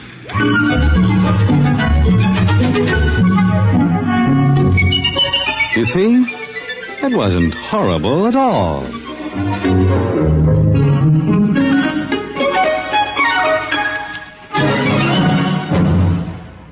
In just a moment, a word about next week's adventure. Tonight, by transcription, X-1 has brought you Knock by Frederick Brown, adapted for radio by Ernest Kinoy. Featured in the cast were Alex Scorby as Walter, Laurie March as Grace, and Louis Van Rooten as the Zan. X-1 was directed by Fred Way and is an NBC Radio Network production.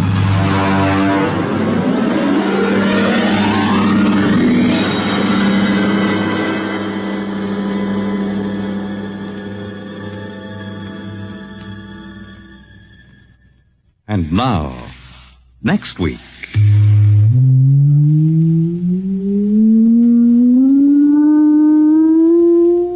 A strange and chilling story from the Bureau of Missing Persons. The story of what occurred when they accidentally intercepted a short-wave message. A cry for help from a missing atomic scientist who told them the fantastic story that he was now the man in the moon. How did it happen? You'll hear next week at X minus 1.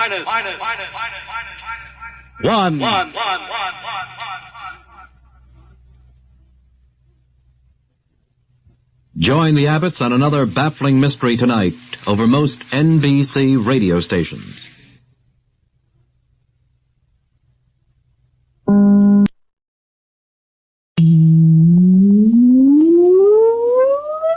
Countdown for blastoff. X -5, -4, -3, -2, X -1, fire.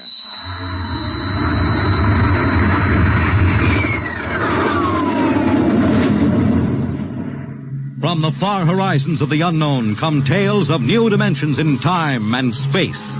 These are stories of the future, adventures in which you'll live in 1,000,000 could-be years on 1,000 would-be worlds. The National Broadcasting Company presents X minus 1.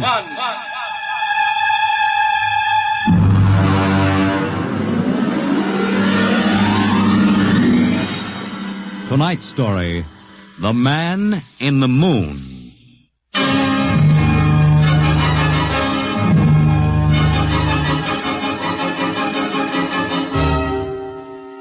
Attention, attention. This is the Federal Bureau of Missing Persons calling all local agencies. Attention, this is a coded report nationwide. Missing since 9 o'clock this morning, the following persons. Smigley, Jonathan, 5 feet 8 inches tall, brown hair, brown eyes, mastoid scar behind right ear. Last seen wearing blue top coat and tan cap. Wanted by Los Angeles.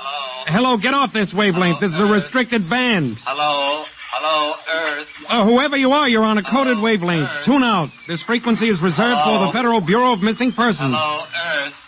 This is the moon calling Earth. Hello, Earth. This guy's loony. This is Jake in transmission. Jake, this is Charlie of the code room. Some crackpot is on our frequency. Yeah, I heard him, Charlie. I've got CQ trying to trace the source now. We should have a triangulation any second. Well, hurry it up, will you? Some ham is in for a good stiff fine by the FCC. Yeah, they ought to take his license away. Oh, here comes Lenny with the directional fix. Right. Thanks, honey. Hey, what's this? This is impossible.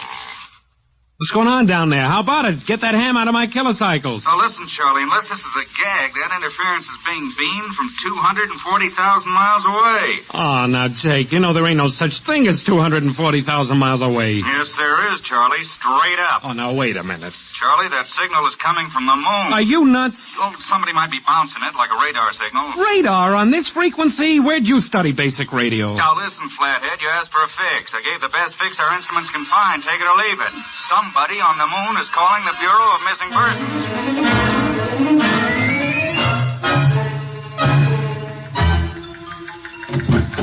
Timken. What's the sweat, Charlie? Shouldn't you be broadcasting? Listen, Mr. Timken. You know I'm a sober citizen, right? Hmm? Never once have I broadcast with the smell of alcohol on my breath, right? Right. In all your 12 years here at the Bureau, did I once ever... What's the matter, Charlie? We're picking up a message on our wavelength. Well, did you report to the FCC? I ain't got the nerve. Well, what's wrong? You'll scream when you hear this, Mr. Timken. You'll jump right out the window, but... We are getting an SOS from the moon.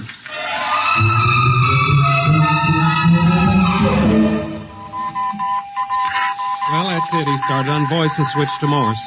The way the signal repeats sounds like a phonograph record or automatic sender of some sort. Well, what's it say? Let's see here. Can you read me? Help. Otterburn. Will contact when moon is in phase. Let's have that again. Can you read me? Help. Otterburn. Will contact when moon is in phase. Otterburn. That sounds like a name, huh? Otterburn. Wait a minute. Something registered? Cornelius Otterburn. Holy jumping Jehoshaphat. Hey, where are you going? Talk to the chief. Hey, wait a minute. What are you going to tell him? We just got a CQ from the man in the moon? That's exactly what I am going to tell him, Charlie. Hey. Oh, no, this just too much for me.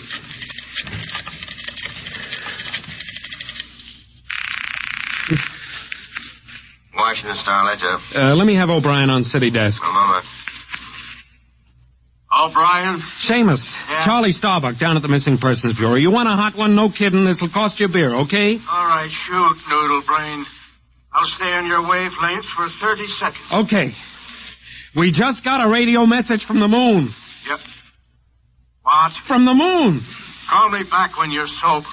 Okay, Seamus, if you don't know a story when you see one, I'll send you the name of a good psychiatrist.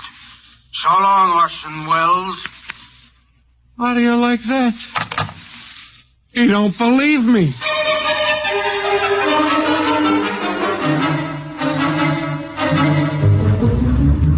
Otterburn, Mr. Wade.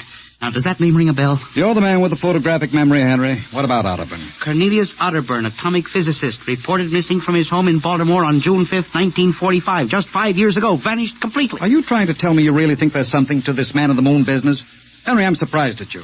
This is some crackpot trying to jam the airwaves. Yes, but the name Otterburn is so unusual. So are a lot of names. I have a theory that... I was afraid of that. Henry, you always have a theory. Let's see, what was it last year?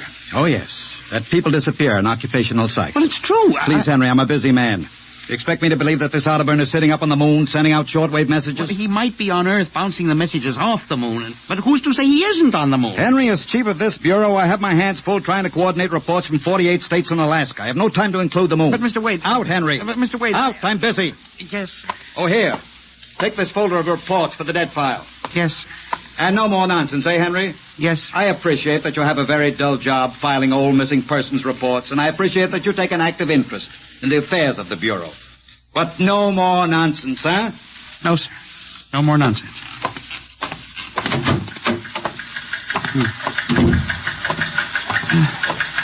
Pardon me. You are Mr. Henry Timken. That's my name. Permit me, Jefferson Philo, scientific feature writer. Oh, how do you do? Oh, are you a newspaper man? Not exactly. I write as a hobby. Occasionally the papers give me leads on an assignment. If I may have a moment of your time. Well, certainly. Just sit down at my desk over here. Thank you. My, that's quite a stack of papers. Filing. I'm the records custodian of the Bureau. 12 years and never misplaced a record. Magnificent. I admire the precise mind, Mr. Timken. Of course. Now, Mr. Timken, Mr. O'Brien, the editor of the Star Ledger, said I might drop by and investigate a rumor. Only a rumor, mind you, that a message from the, moon? Well, we aren't certain it's from the moon. It may be a bounce. They have bounced radar waves off the moon, you know. Yes, I know. I wrote the first newspaper article on it. Really? I'd be interested to read it. I must have a copy in my briefcase. Well, don't bother. Oh, but I insist. Oh, yes. There you are. I'll leave it on your desk. Oh, thank you very much. Now, about this message from the moon, Mr. Timken. Well, now, we don't know for sure, as I said. But I believe that this message, wherever it originates, is from Cornelius Otterburn. The physicist? Oh, do you know him? I once wrote an article on his contribution to nuclear mechanics. A brilliant man, Otterburn. Years ahead of his contemporaries. Well, whoever is sending those signals, if he isn't on the moon, is at least using the moon as a sounding board, bouncing the signal. But why, Mr. Timken? Why? Well, if you will come here tomorrow night at 8, Mr. Philo, we may learn the answer to that question. I've arranged with Charlie, our radio man, to let me use the equipment. May I consider this an invitation? You certainly may. Very well, sir. Until tomorrow night, then. Goodbye, Mr. Philo. Let's see now. Aiken, Abelard, Abramson, Rono, Atch. Well, that's funny. Now, where did this list of names come from? Paul Ahrens, astromathematician. Robert Simons, electronic engineer. Carl Parker, mining specialist. Well, this must have got mixed up with the papers on my desk by accident. Peculiar list of names.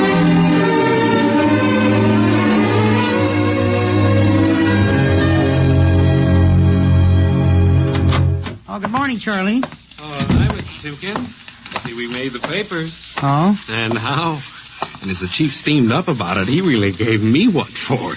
What did the paper say? Oh, mostly ha-ha. Here's the Herald. Listen.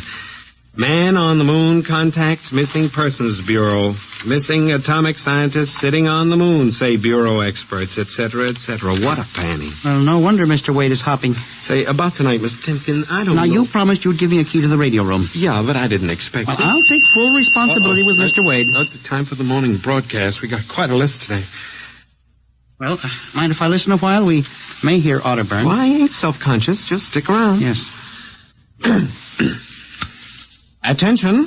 Attention. This is the Federal Missing Persons Bureau calling all local agencies. Nationwide. This is a coded broadcast. The following persons are missing.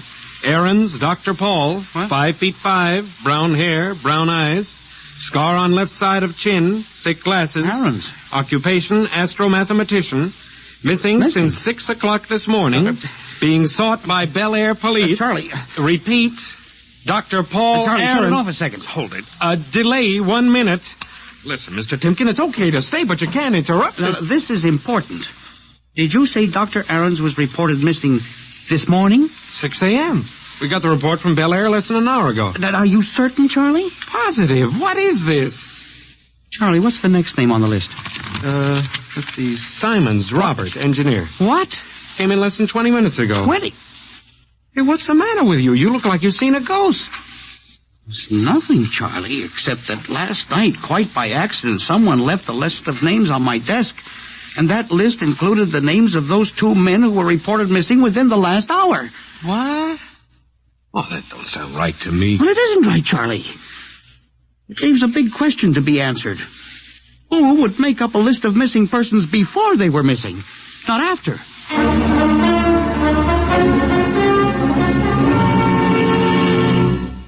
And you say this list of names was left on your desk accidentally? Well, I believe so, Mr. Wade. Do you have any ideas, Henry? Well, it's hard to say. Mr. Philo left some papers from his briefcase. Mr. Philo? Well, a science feature writer. I see. You were the leak on that story, then. Yes, sir, I'm afraid I was. I didn't think it would be treated as a laughing matter. Well, we'll deal with that later. Yes, sir. What's this Philo like? Well, he's a strange old duck, bald, thick glasses, tall. He walks stooped over.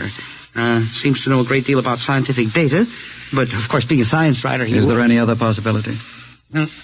I believe that this is all hooked up with the broadcast from Otterburn. That seems to be a very remote possibility. Well, the Missing Persons Bureau deals in remote possibilities, Mr. Wade. I do not require a statement of policy. Yes, sir. What's the theory? Well, for some time now, it has been my contention that in a country like ours, where even the cleverest criminal can be ferreted out and located eventually, there is no such thing as a missing person. I was afraid of that. For 12 years now, I have kept the central files, where information from all over the country is channeled and recorded. I have made a private study. This is beginning to sound familiar, Henry. And I have discovered that each year, literally thousands of persons vanish, leaving no trace. They are never located. Where do they go? Nobody knows. And they disappear in interesting cycles. What sort of cycles? Occupations, for example. One year we'll have a run on, well, say, coal miners. Next year the proportion of engineers increases. And then scientists. And what do you think happens, Henry? I don't know, Mr. Wade, but I'm beginning to suspect that somebody else has discovered the same phenomenon, even to the point, perhaps, of being able to predict who will turn up among the missing next. Philo? Well, I don't know. But I would like to find out. And you think Otterburn may be a part of this picture? Mr. Wade, I definitely do. Henry, do you honestly expect me to buy an idea like that? It is more than an idea. The two top men on this list are missing, and... Maybe so, but the rest of them aren't. Parker, Watson, Gibbs. Why, I saw Parker in the restaurant where I had lunch today. Yes, but... And if you think I'm going to make myself a laughingstock by accepting such a crack-brained theory... Well, Excuse me. Yes. Hello, Wade speaking. Yes? Yes? I see. What name? Just a moment. Henry, let me see that list again. Here you are, sir. Go ahead. I see. I'll get back to you. I guess I owe you an apology, Henry. Sir? Harold Parker was just reported missing. Parker? Third man on your list. Holy mackerel. Exactly. Henry, for a good many years now, I've ridiculed these theories of yours. I don't know. Perhaps I've underestimated you. Maybe this time you've really stumbled onto something. What do you intend to do, Mr. Wade? I don't know. I haven't thought it out yet. I was planning to listen for another broadcast tonight in the hope that Otterburn might try to contact us again. Good idea. I believe I'll join you. I also invited Mr. Philo, the feature writer. Oh? I'll be glad to meet him. I'm beginning to get interested in your Mr. Philo. Mr. Wade, you don't think... That he's mixed up in this? Yes, sir. I don't know, Henry. But it suddenly strikes me that we don't know very much about him, really. We ought to contact the police. No, Henry. I think we're better off keeping this between ourselves for the moment. We're dealing with the unknown. And in solving an equation for the X factor, it's often easier to limit the number of terms. You follow me? I don't know, Mr. Wade. There may be more danger in what you have discovered than you are aware of. Let's keep it quiet. Do you agree? Maybe you're right, Mr. Wade. I hadn't thought of the danger involved.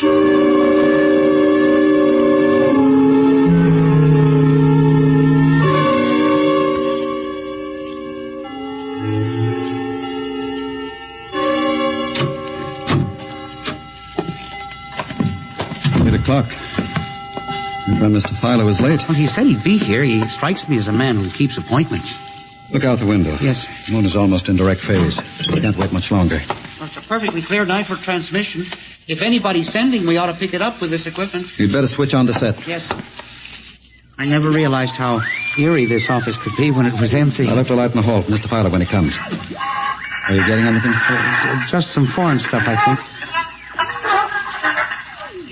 That concludes the British portion of tonight's programming from Johannesburg, South Africa. We continue in April. That's a peculiar transmission sound. Now, that sounds like something. See if I can work the selector. The moon is in phase. Yes. Hello, Earth. Can you hear me? I'll try to return. Hello? Hello? Hello, Earth. Hello, do you hear me? Oh, I get you now. Thank God. Who are you? Can you hear me? Who are you? This is Professor Cornelius Otterburn. Hello? Go on, I hear you. Not much time. They're on to me. They've located my sending point. Do you hear me? Go ahead. Keep talking. I've only enough oxygen for a few minutes more. Well, where are you? I'm on the Earth side of the moon. You get that? The Earth side of the moon. A volcanic crater. Good. Start that recorder, Mr. Wade. Go on. Explain, please. Explain, Now please. listen closely. There is an Earth colony on the moon. There is an Earth colony on the far side of the moon, made up of renegade scientists and criminals. Professor Ernst Halsman. He died in an insane asylum in 1938. Professor Ernst Halsman discovered nuclear rocket power in 1935. Turned his plans over to escaped inmates of the asylum. They took off and set up a colony on the far side of the moon in 1938. Go ahead. We're recording you. Each year, they recruit new colonists from Earth. Slave labor, mostly. I was kidnapped in 1945. Yes, I know. Keep talking. They wanted me to work on atomic drive for their flying disc. Still getting you. Go on.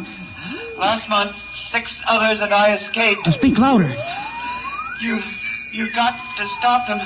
Stop them. Stop who? The moon colony. Planning to take over the Earth. Invasion. Hang on. No oxygen. Hard to breathe. Listen.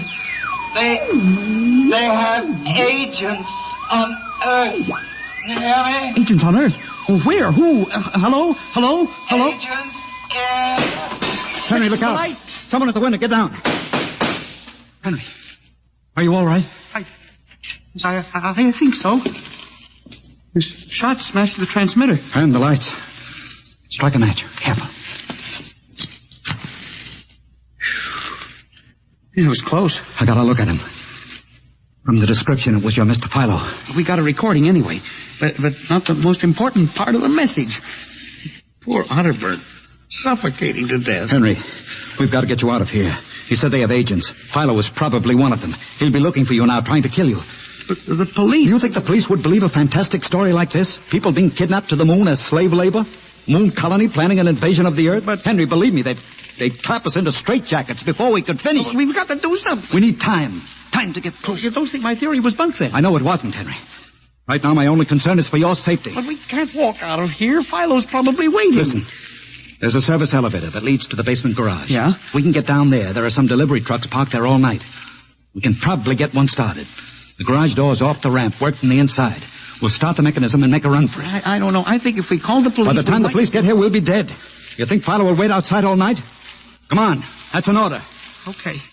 But what about the recording of Otterburn's notes? We'll leave that here in the safe in my office. They'll never get into that. Let's go.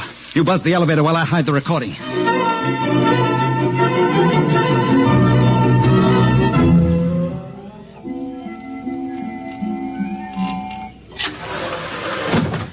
This is the basement. Come on. Keep to the side. Yes, sir. Shh. Let's try that delivery truck over there. I'll get in. All right, Henry. You start the mechanism to open the garage door, then jump onto the truck. Yes, sir. We'll make a dash for it.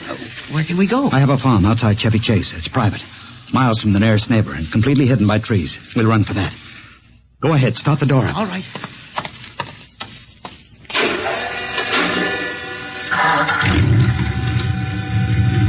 Quick, jump in. There we go, Henry. Cross your fingers.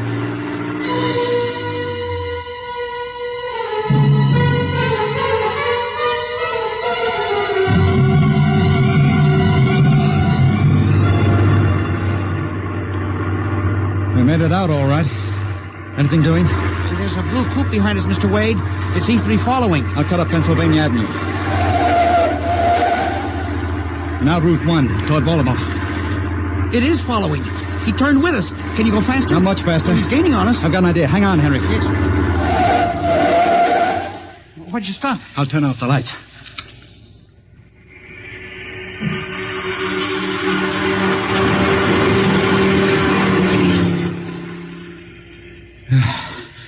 It worked. He shot right past us. Now we'll double back and go out another route.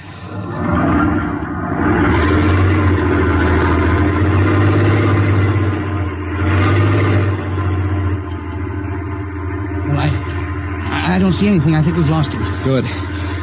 I think everything's going to be all right now. We can be at my farm in less than an hour.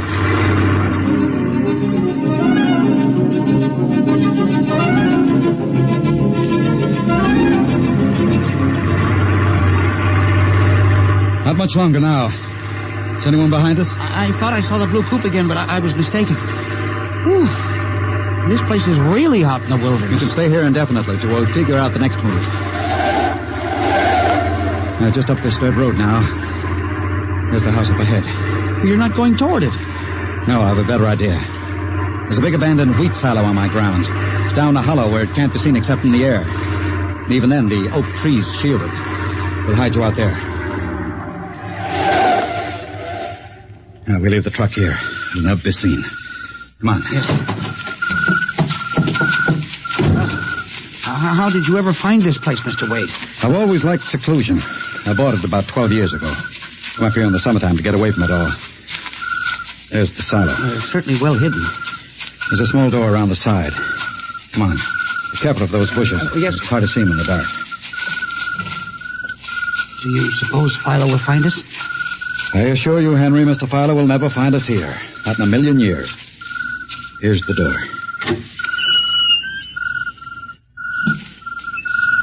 Oh, it's pitch dark. Hold my arm. I know the way.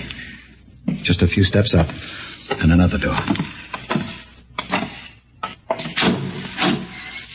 Steel. So this is an unusual silo. Double-walled, wood outside and steel inside? Completely fireproof. An army couldn't wreck it. We're inside the inner shell. Careful. Yes. You're in a circular room. Stay here a moment. I'll go outside and see if the coast is clear. In a moment, your eyes will become accustomed to the darkness. I'll bring back some food and water. Don't be long, Mr. Wade. This place gives me the willies. Just a moment.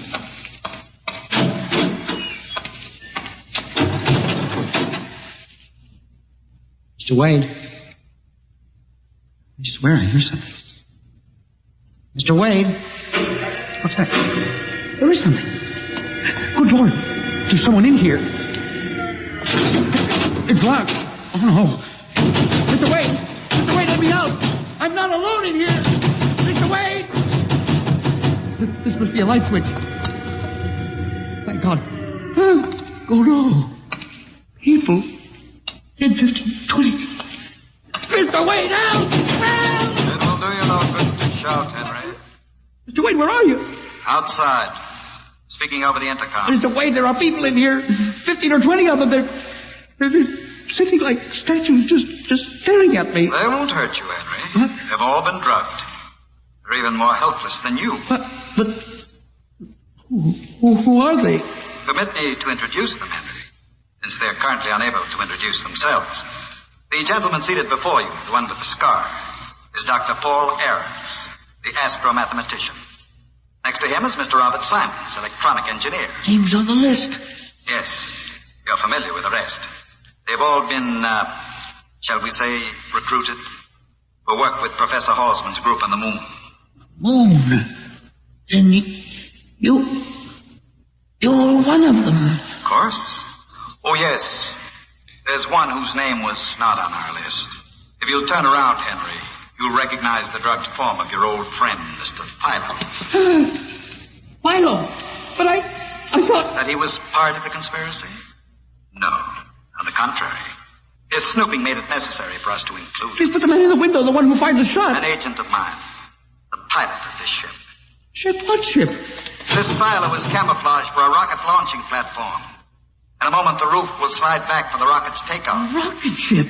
In exactly 70 hours, you and your companions will join Professor Otterburn on the moon. But you can't do this to me. We have done it, Henry. No. You see, there was another name omitted from that list, which I carelessly mixed up with your papers. That of Henry Timken. No! Bon voyage. I won't let you do this! You can't! Please let me out! Let me out, please! This can't happen! Let me out!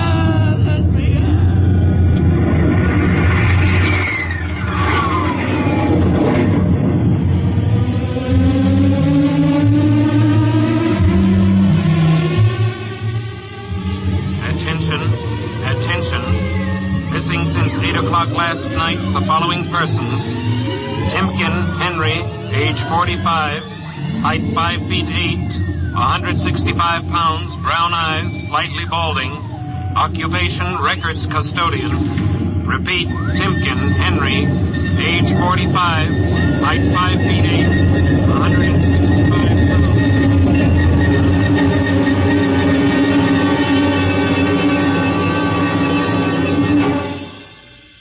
In just a moment, a word about next week's adventure.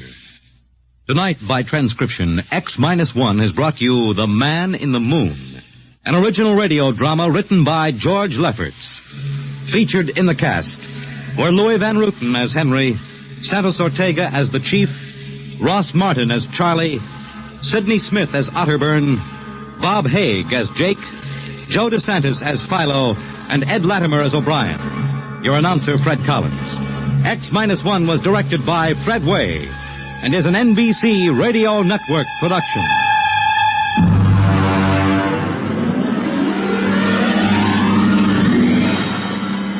And now, next week, the sign on the window said Parigi's Wonderful Dolls. A woman and a child waited outside. The little girl peering eagerly through the window, and the woman glancing impatiently at her wristwatch, as if expecting someone who was late for an appointment. And there was nothing about Parigi's doll shop to warn them that they were waiting to keep an appointment with Doom at X-1.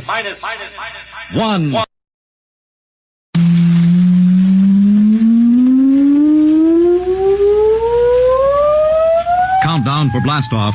X-5, -4, -3, -2, X-1, fire!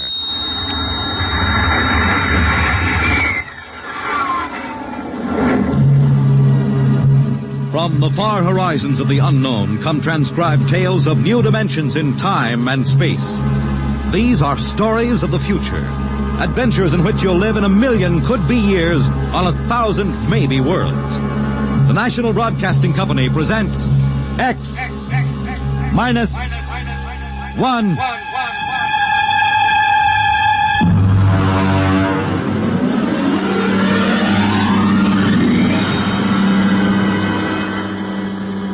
Tonight, X-1 presents Parigi's Wonderful Dolls by George Lefferts.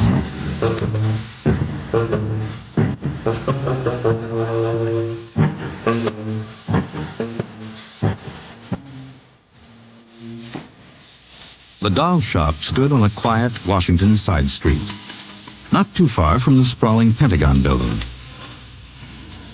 A woman and child waited outside, the little girl peering eagerly through the window at the dolls inside, and the woman glancing impatiently at her wristwatch, as if expecting someone who was late for an appointment. There was nothing about the doll shop to warn them that they were waiting to keep an appointment with Doom.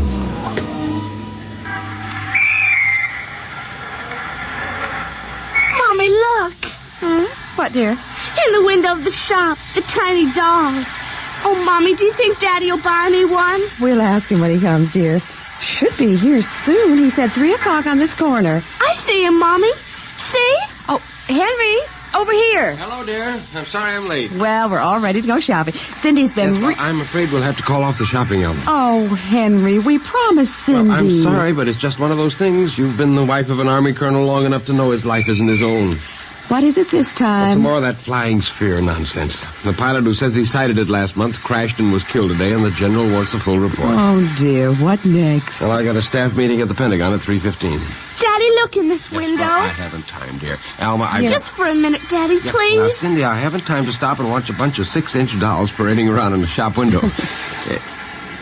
Say, they are lifelike, aren't they? Look at that, Alma.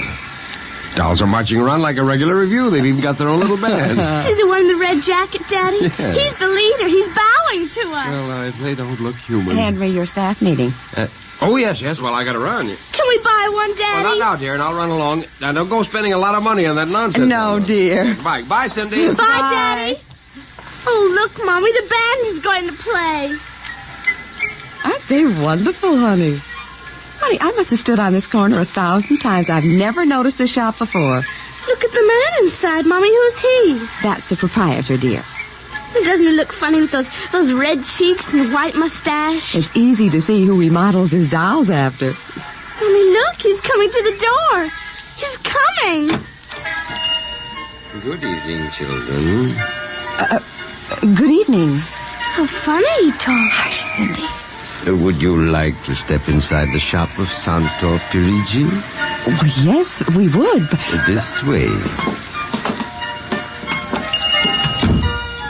Mommy, it's like fairyland. Here in the shop of Santo Pirigi, creator of Pirigi's universal wonderful dolls, the world of adult reality is blended with the world of child's fantasy. This is a new shop, isn't it, Mr. Parigi? What is new and what is old? Come, this way. Would you like to meet one of my little ones? Oh, yes. Now, this one in the red jacket is Toto. He's the leader. Handle him ever so gently. See, I will set him on the table. Speak, little one. How do you do? How do you do? How do you do? Oh, my, he talks. The doll talks. Amazing, absolutely amazing. That is nothing for Pirigi's wonderful dolls. Listen. Sing. Sing, Toto. Sing for the little girl. My name is Toto. Sing, Toto. Men are big and tall, dolls are very small. When men begin to fall, the dolls will rule them all. More. How do they work, Mr. Parigi? How do they work?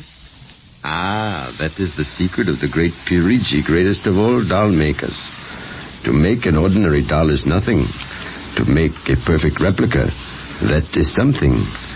But to make a doll with intelligence, that is the work of an artist, eh? I suppose that they're very expensive to buy. Pirigi does not sell his dolls, madam. You don't sell them? When I construct a doll like Toto, I cannot bear to be permanently separated from him. So instead of selling, I rent my little people. You do? You rent dolls? Precisely. $10. For how long? For as long as they are cherished. My only request is that when you grow tired of my dolls, you return them to me in good condition. Oh, Mommy, could we take him home? Take him home. Take him home. Take him home. Oh, look, he's bowing him down. He wants to come. Honey, your father said that we shouldn't spend a lot of money. Oh, please, I'll take such good care of it, please. Well, honey, we'll have to deal with your father later, but... Well... Oh, Mommy. All right. Wrap him up, Mr. Parigi. But I have a feeling that when your father comes home, we'll be sorry. Be sorry. Be sorry. Be sorry. Be sorry.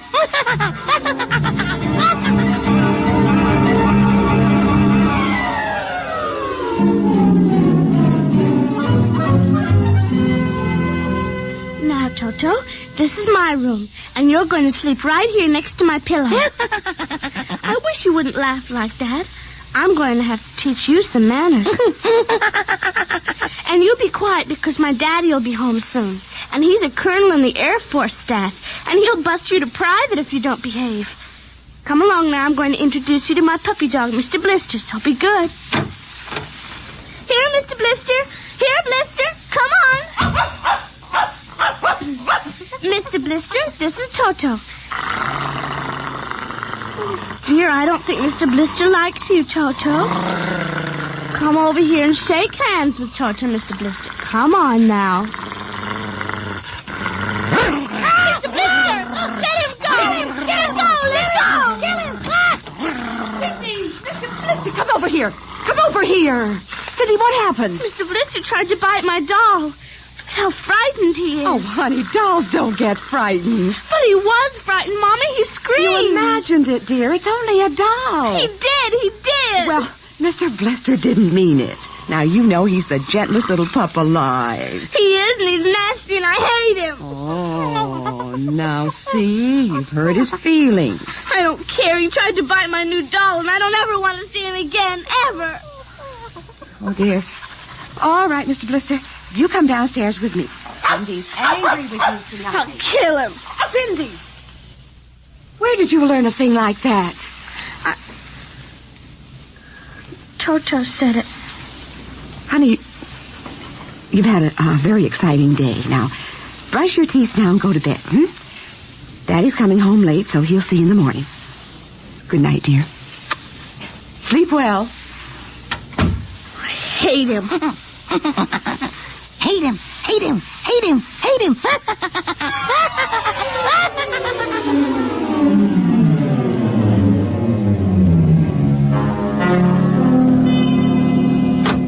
Morning, Alma. Breakfast ready? In a minute, dear. How was the staff meeting last night? Horrible bore as usual. I don't know what's got into the old man. Just because a few farmers corroborated the pilot's report, he thinks some strange aircraft has penetrated our radar zone. Well, where's the little one? Up in her room. Well, now that's funny. She's usually down here before me. Well, she's probably up to something. Sit down, dear. Say, remind me to take some papers back to the War Department, will you? I left them in my strong box. You haven't been bringing your reports home, have you? Well, it's safe enough. Well, you told me it was against regulations to bring secret papers home. Well, I had to finish some work for the old man, and nobody will ever know the difference. Well, I don't know. Oh, would you feed the puppy before we sit down, Henry? Yes. His bowl's under the sink. Where is he? Say, that's funny. Here's his supper from last night, only half eaten. He's getting fussy. Doesn't like canned dog food anymore. Here, Blister. Here, Blister, Blister, Blister. Well, where the dickens is that mutt? Maybe he's on the back porch. Here, Blister. Here. Alma. What is it, dear? Alma, look. Henry, is he... He's dead. But how? From the looks of it, he might have been poisoned. But who would do a thing like that to an innocent little puppy? I don't know. Let me see his dish. Look at that. I don't understand this at all. Not at all. What, dear? What is it? There are pieces of broken glass in this food. Blue glass, you see? How? Henry. What? I just remembered something. What?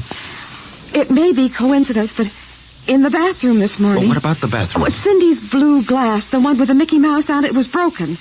I found pieces in the wastebasket. I meant to ask her about it. Alma, for heaven's sake, you aren't suggesting that our little girl... Well, she loved Blister more than anyone. Not last night, she didn't. Why not? He went after Toto. Now, who is Toto? That's her new doll. Her what? Honey, I was meaning to tell you. But you bought her one of those dolls. I just rented it. Well, rented it. Now, look here, Alma. You know we haven't got the kind of money to throw away. Well, she had her heart set on it, dear. I used my dividend. All right.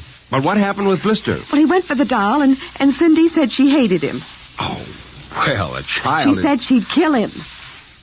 Where'd she get a thought like that? I don't know. Has she been watching those chillers on television? I don't know. Well, it's too ridiculous. Good heavens, a 9-year-old child putting ground glass in dog food. She'd have to be a monster. Mommy! She's coming. Well, don't say anything. I'll talk to her. Morning, dear. Morning, Mommy. Morning, Daddy. What's the matter? Sit down, dear. Yes, sir. Now, your mother tells me you broke your blue drinking glass. Oh, no, I didn't break it. Cindy. I didn't. Well, now, somebody broke it. It wasn't your mother, and it wasn't me. And it must have been Toto. Cynthia. Cindy, you know Toto is only a doll. Now, a doll couldn't have broken your glass, could he? Well? I guess not. So we can't very well blame it on a doll, then, can we? But he must have done it, Daddy. Cindy, you know how Daddy feels about little girls who tell fibs. Now, did you break your glass and maybe accidentally get some pieces into Mr. Blister's dish to sort of punish him for biting your doll? No, Daddy. Well, I'd hate to think you'd done something you knew was wrong and you were blaming it on a doll. Is something wrong with Mr. Blister? Is he sick? Worse than that. Henry. The child has to face reality, Alma. What's the matter with Mr. Blister? He's dead, Cindy. Oh, no. He can't be dead. He isn't dead, Daddy. No, he isn't. He isn't. Mommy. Honey, he is dead, Cindy. But he'll come back. He has to come back. No, darling, he won't come back. Ever? Not ever. Yes. Now that we've told you, Cindy, you want to change your mind about the glass? Henry, leave her alone, please. You think I killed him? Now look what you've done. The child feels guilty enough, My Henry. dear, this is no time for feelings to interfere. You go up to her room, honey. Daddy and I'll be up in a minute. I don't don't want to. Please, Cindy. Now, we'll be right up, please. There. That's a good girl. Close the kitchen door behind you.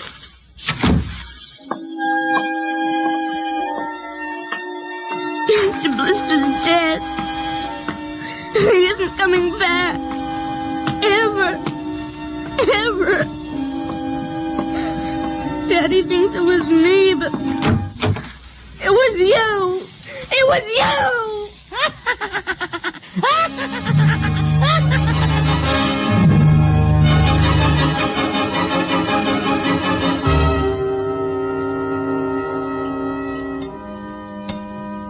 Eat your supper, dear. I'm not hungry. You scarcely touched your lunch. I don't feel like eating. Is it Mr. Blister? Now, answer your mother. She'll work it out her own way, Henry. Well, I don't know, Elma. When I was a boy, there was such a thing as discipline. Now, the way this child is being brought up... Henry! Well, it's true. There's no respect, lying and... Oh, there, honey. Now, your father's upset. He doesn't mean it. What's happened to us? We were a nice, peaceful, happy family until you bought that cursed doll. Now who's blaming things on the doll? Well, it's true. Oh, now I've spilled my coffee. I'll get you another cup. Never mind. I'm late now. I better be going. Oh, you, wanted to get some papers from the strongbox. Oh, yes. Cindy, please, try to eat something. Yes, ma'am. Alma! Alma! What is it? Alma! It's gone. What's gone? The box, the strong box is gone. It can't be. The door to your study's always locked. You and I have the only keys. I know all that, and I tell you it isn't there. Well, who would go? I don't know. Alma, those confidential reports, if they ever got into the wrong I place... warned you about keeping them there. What if it ever came out in the open? Can't you see the papers? Call the police, Henry. And throw my army career in a wastebasket after 17 years? No. We've got to find it ourselves. Well, it was there when I went in to clean this morning. What about your key? It's right here. I always keep it with me. It's funny. Oh, no. My other keys are on the ring. Oh, you've lost it. I don't see how. Alma, how could you do Oh, it? Henry, please. We'll search the house. I can't think of anything else to do. Well, you'll miss the staff meeting. Meeting? My whole career goes up in smoke if we don't find those reports. Somebody got hold of your key and opened that room and... I know. Cindy. You leave the child alone. She's been through enough. You know she wouldn't do a thing like that. I don't know anything anymore. I don't even know my own child. I don't even know you. All I know is that strongbox is gone and it contains papers that are dynamite if the wrong person gets them. The question being who? What's that? It's coming from upstairs. It must be Cindy's doll. Oh, that blasted doll again. Something must have set it off. I don't know how the mechanism works. For heaven's sakes, let's go up and shut it off.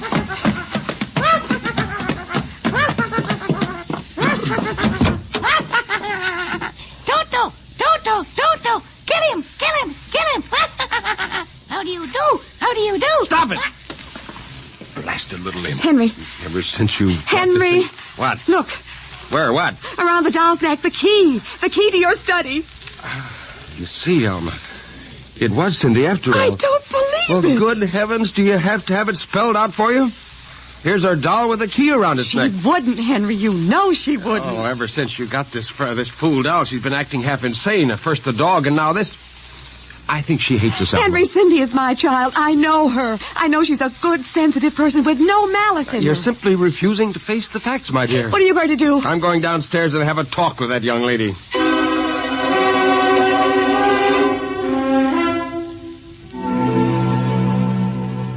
You're not telling the truth, Cindy. I am. Cindy, now you know that strongbox is very important to me. Now I can understand that you might have been angry at me because I scolded you. And so you took it and hid it, just to spite me. Now all I ask is for you to tell me the truth. Now where is it? I didn't take it, Daddy. Honest, I didn't take it. Well, I suppose you're going to tell me now that a little 6-inch doll took it and hid it. Well, I'm speaking to you, young lady. But I didn't take it, Daddy. You don't understand. Toto did it. He's terrible, awful. He says things. He's going to kill everybody. Cindy, you're inventing things. It's true. At night when I'm sleeping, he stands next to my pillow and whispers things to me. Awful things. He told me he'd kill me, too, if I scolded. Alma. If I told you. I think this child is sick. I think she needs a doctor. She's frightened, Henry. She's trembling like a leaf. Come on, dear. We'll go up to your room. I don't want to go up there. Honey, Mommy will stay with you. I'm afraid he's up there. Who? Toto. Well, he won't be up there for long. Mr. Toto is going right back to Piri G's wonderful doll shop before I lose my sanity, which means right now.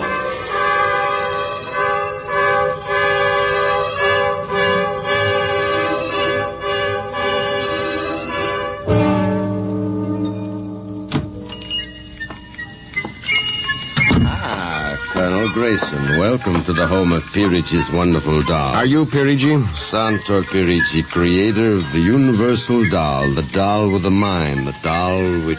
I'm returning one of your masterpieces. Oh? If you will step into the rear of my shop. Now the complaint? No complaint. Here's your doll. Good riddance. My little Toto. Rejected. You found the world of men too filled with hate. Hate, hate, hate, hate. We will change all that later on. Return to your comrades in the window, little one.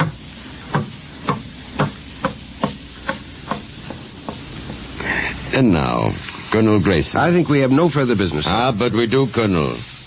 Let me see. Ah, yes, here it is. Do you recognize this strong box, Colonel? My strong box? Well, where? My little Toto is very clever, sir. Are you trying to tell me your doll stole that from me? Let us not say stole. I am merely keeping it in custody. What's the game, Pirigi? The game, as you call it, is blackmail. You give me what I want, and I do not ruin your career. Well, what do you want? Information. We already know something from the reports of the War Department concerning a certain strange-looking sphere reported by one of your pilots. What government do you represent? I represent Pirigi's wonderful dolls, none other. I am not so naive, sir. Perhaps I should explain. Each man hides something from the world.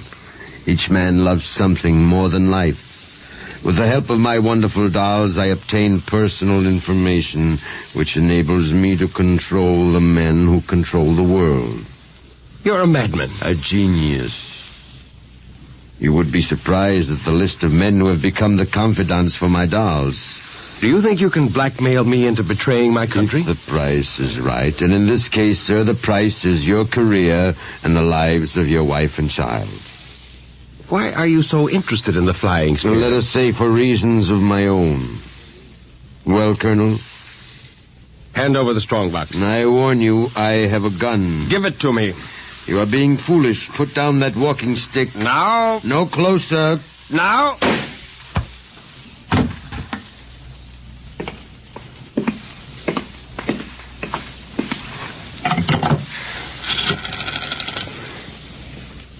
Hello? Give me the police. Hello? Yes, this is Colonel Henry Grayson. I've just killed a man. Yes, Pirigi's doll shop, corner of 4th and Lexington. The body is in the back room. Yes, I'll wait for you. Shut up. Shut up, you little fiend. Colonel Grayson. Did I hear it speak? Colonel Henry Grayson. I must be going out of my mind, a 6-inch doll. Shut up, your master's dead. You are mistaken, Colonel. I, Toto, am the master. What do you mean? If you will examine the body of Santor Parigi, you will see that he does not bleed. And he does not bleed, Colonel, because Santor Parigi never lived. Never lived? Santor Parigi is a doll.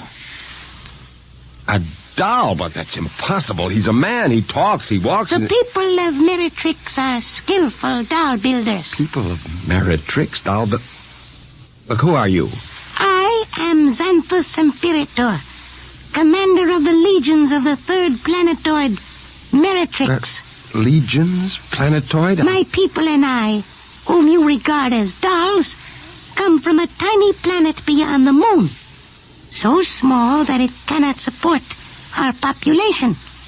We landed one of our space spheres on Earth 3 months ago with the intention of colonizing. Unfortunately, one of your pilots intercepted us. So that's why you wanted our information. Precisely. Are you human? Oh, quite human. Of course, in order to deal with Earth people without suspicion, we were forced to construct Parigi, a man-sized doll. Well, I can't believe this. I'm having hallucinations. I'm going to get out of here. Oh, that would be impossible. We have weapons of destruction quite unknown to Earth people. Well, I phoned the police and they'll be here soon. By the time they arrive, my people will have prepared something quite shocking.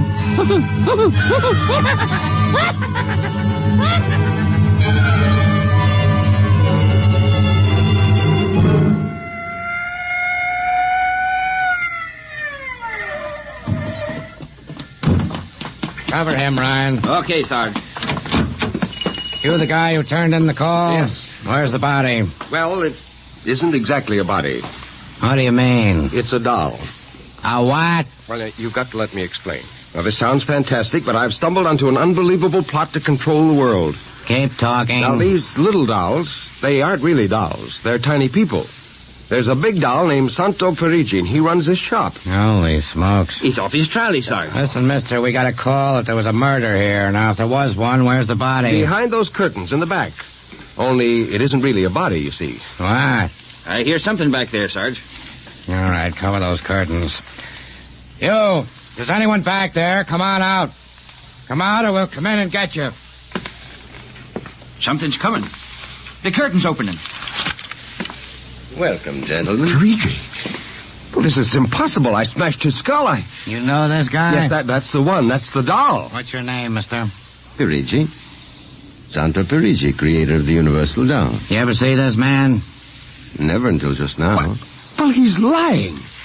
I tell you, he's nothing but a life-size doll. The real masters are these little dolls. Ryan, are you getting this? He's wacko, Sarge. Nutty as a fruitcake. Look, I'm not crazy, I tell you. I can prove it.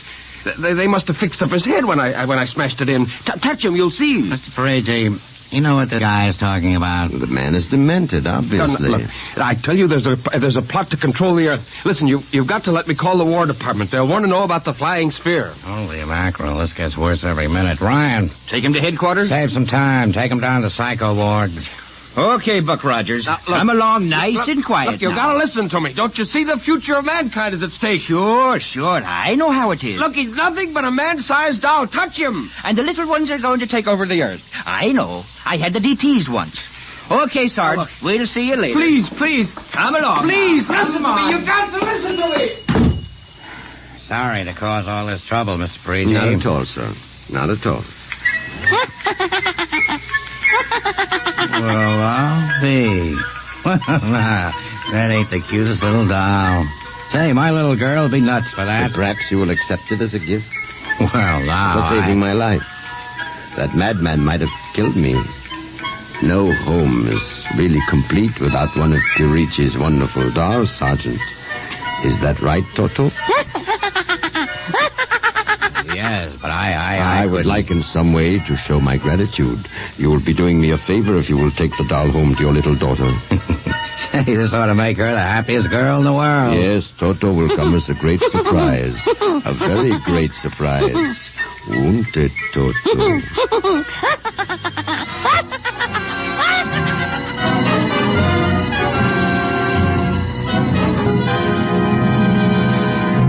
Tonight, by transcription, X-1 has brought you Parigi's Wonderful Dolls, written by George Lefferts.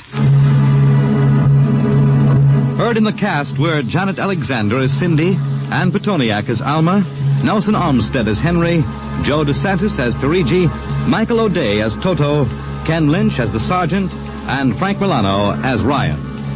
This is Fred Collins speaking. X-1 was directed by Fred Way and is an NBC Radio Network production.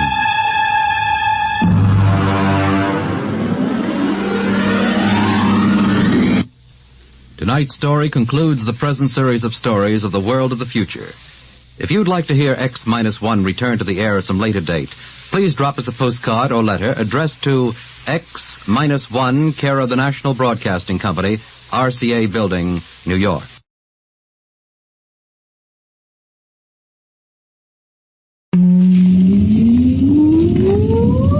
Countdown for blast off. X minus 5, 4, 3, 2, X minus 1, fire.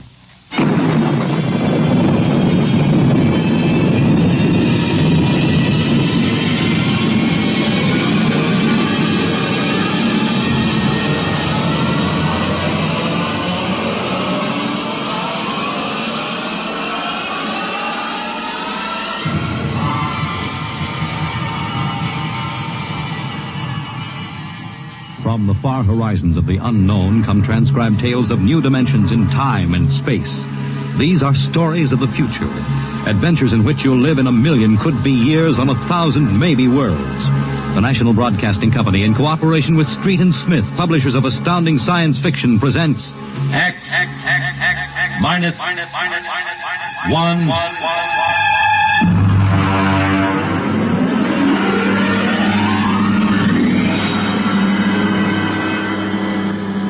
Tonight's story, The Green Hills of Earth.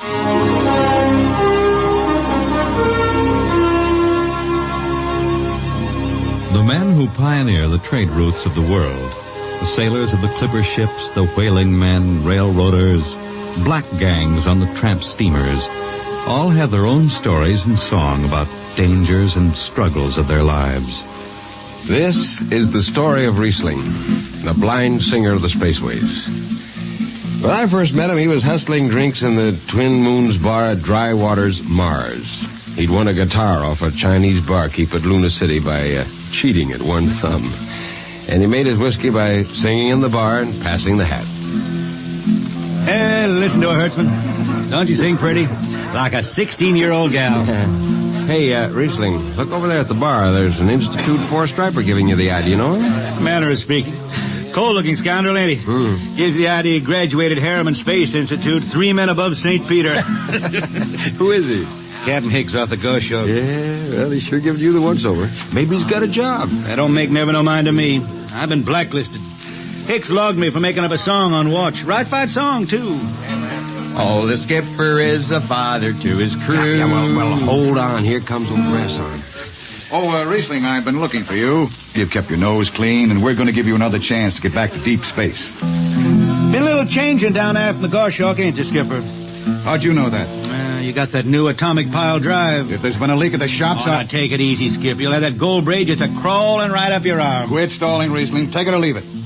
It's a loop trip to Jupiter with the standard release. I reckon. Double pay when you get back, if you get back. Last 3 of them atomic tea kettles blew somewhere in the asteroids. If you're scared. Scared? Well, that Goshawk is one stinking old tub. Her engine's got more bugs than a beagle dog in spring. And her new drive's about as safe as a pretty gal in the Ozarks. But I reckon she'll do for one more trip.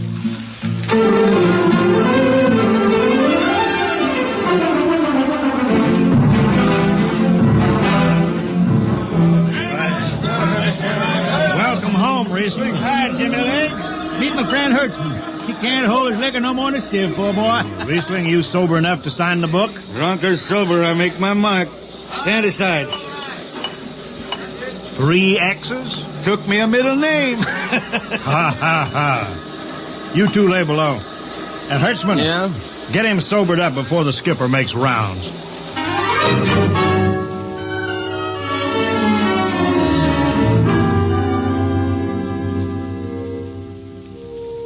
Cargo's stowed, Captain. Fuel lines away and ready. Good, Casey. What's that? What it?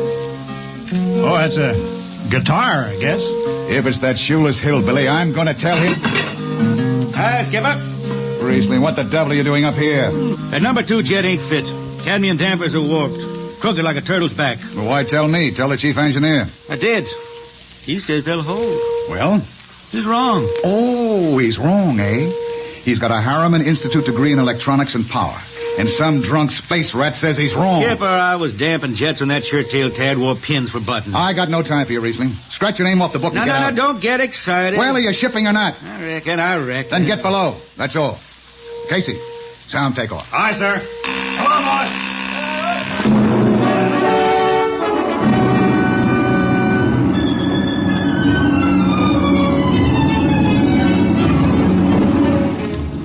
On a Hawk-class clunker in those days, damping was done by hand with a multiplying vernier and a danger peeper. Jetman slept with one ear tuned to that, and as long as the peeper ticked off slow and steady, we knew the ship was safe. For a while.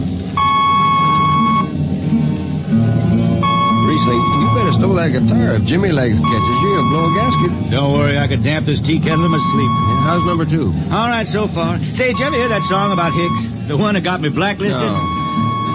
Oh, the skipper is the father of his crew. A gentle guide and light to me and you. But on Mars he likes his women if they walk or if they're swimming.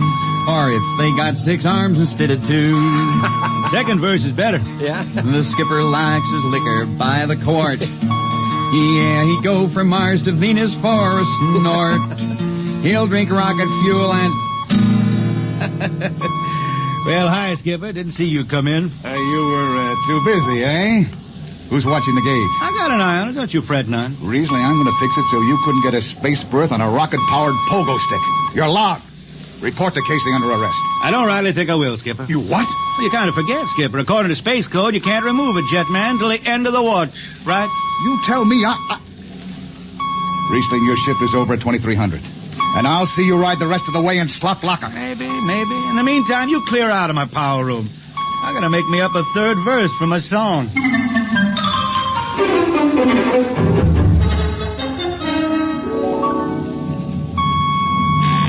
Yeah, I got it. Power room. Damp number 2 a point. Number 2, Hold on, Hertzman. Jimmy Legs, is that 4-stripe boil up there? Give me that, Casey. Riesling, I've taken about enough from you. And I got a little news for you, Skipper. Number 2 jet is bulging like a fat lady in a satin skirt. Listen, you clown. Damp number 2 a point. Why, sure. Look out, Hertzman. I'll take it. Yeah. You watch the gauge. Now. Yeah, she's riding easy here. She's bucking a little. What? Riesling, Hit the emergency! All right. She won't damp. It's that warp. Yeah. There go the lights. Duck her. Duck. Riesling! Stay down behind the baffle. I gotta take a look. It's radioactive. Look out. I've gotta fish the hot stuff out of the tube. What's going on down there? Shut up, Jimmy Legs. I'm busy. She's tight now. What happened? Number 2 blew your lunkheaded space rat. You all right? A little sunburn. Lights are gone. What's the matter with the emergency circuits? Riesling, Jimmy Legs, get some lights down here. It's dark. Get the emergency light on. But they're on, Riesling. They went on right after the blast. The lights are on. What are you talking about? It's dark. Jimmy Legs, turn on the lights. Turn on the lights.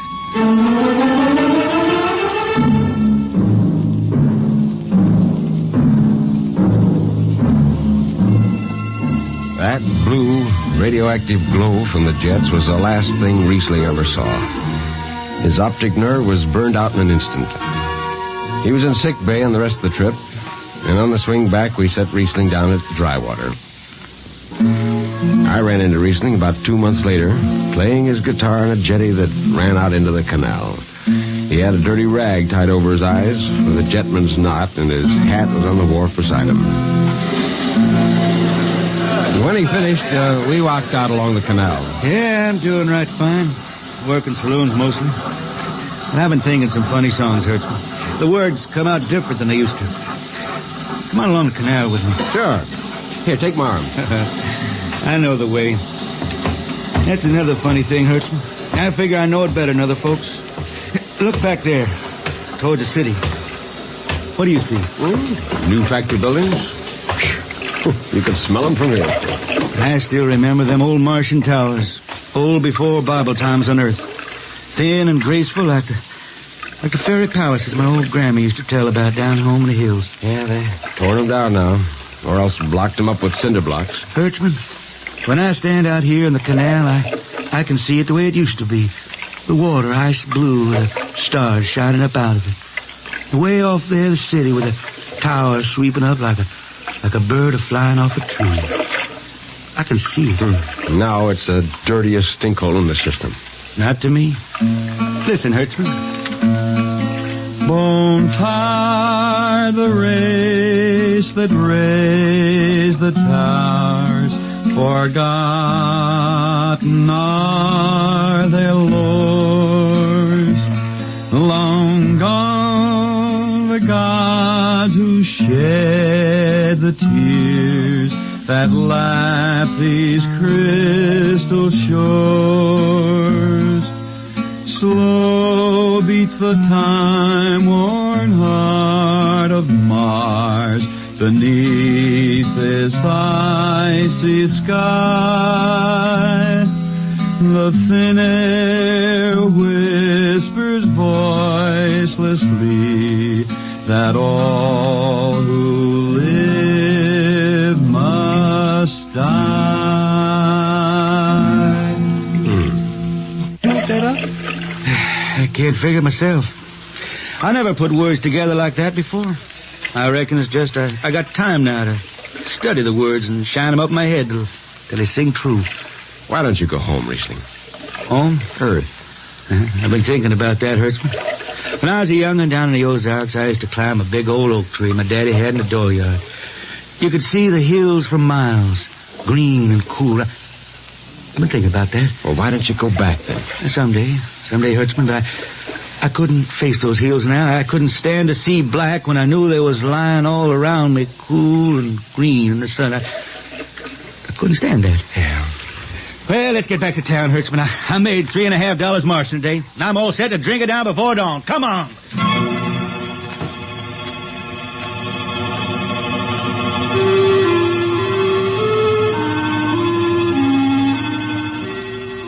I lost track of Riesling after that. I shipped out in a slow freight of the Condor class for Luna, and he hitched a hike to Venusberg in an ore ship in the Tri-Planet run.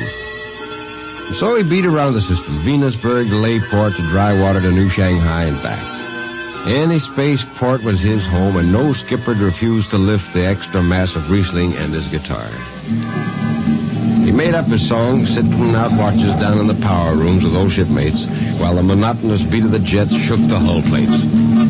Hear the jets, hear the jets, hear them snarl at your back when you're stretched on the rack. Hear the jets, feel the pain in your ship, feel the strain in your grip. Hear the jets, feel her rise, feel her drive, straining steel come alive on her jets, on her jets.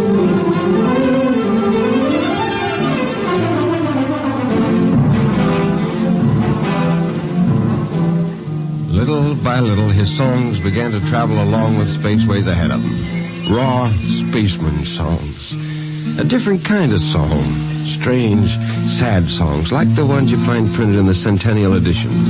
Well, there's one called Dark Star Passing and Death Song of a Weed Cold. And then finally, The Green Hills of Earth. It grew for 20 years, that song. They say it started way back when Riesling was down in the labor camps in Venus singing for the indentured men. When when he hit Venus, he'd always head out to the backwoods to sing for them.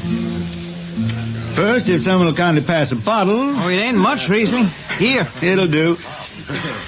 Oh, what is that stuff? Tequila. You can't make him good here on Venus. What do you use? Karak bush. It is different. How'd you come to sign on? When a man comes out the village from the city, he says there's work. You sign the paper and you work. Work? It's work, all right. 10 stinking hours in the jungle with machete. How long you signed for? Well, then I only speak Spanish. I don't know. The paper says 10 years. 10 years. How long you got to go? What's the use? We ain't getting home. You know how many men die out there in the swamp today? 10 men. 10. What's the use? My mother, she's dead. My father don't care. Girl? Oh, she says she waits. I don't know. You sing some more, Riesling. We drink and you sing, huh? Maybe a new song, son. We rot in the molds of Venus. We retch out a tainted breath. See, Foul are flooded jungles, crawling with unclean death. We've tried each spinning space moat and reckoned its true worth. Take us back to the homes of men and the cool green hills of earth. Take us back. What's the matter? Finish the song, Riesling. I can't yet. It just don't come. I'll finish it when I go home. That's it. When I go home to the hills. Now pass that bottle. A dawn whistle don't blow for 4 hours.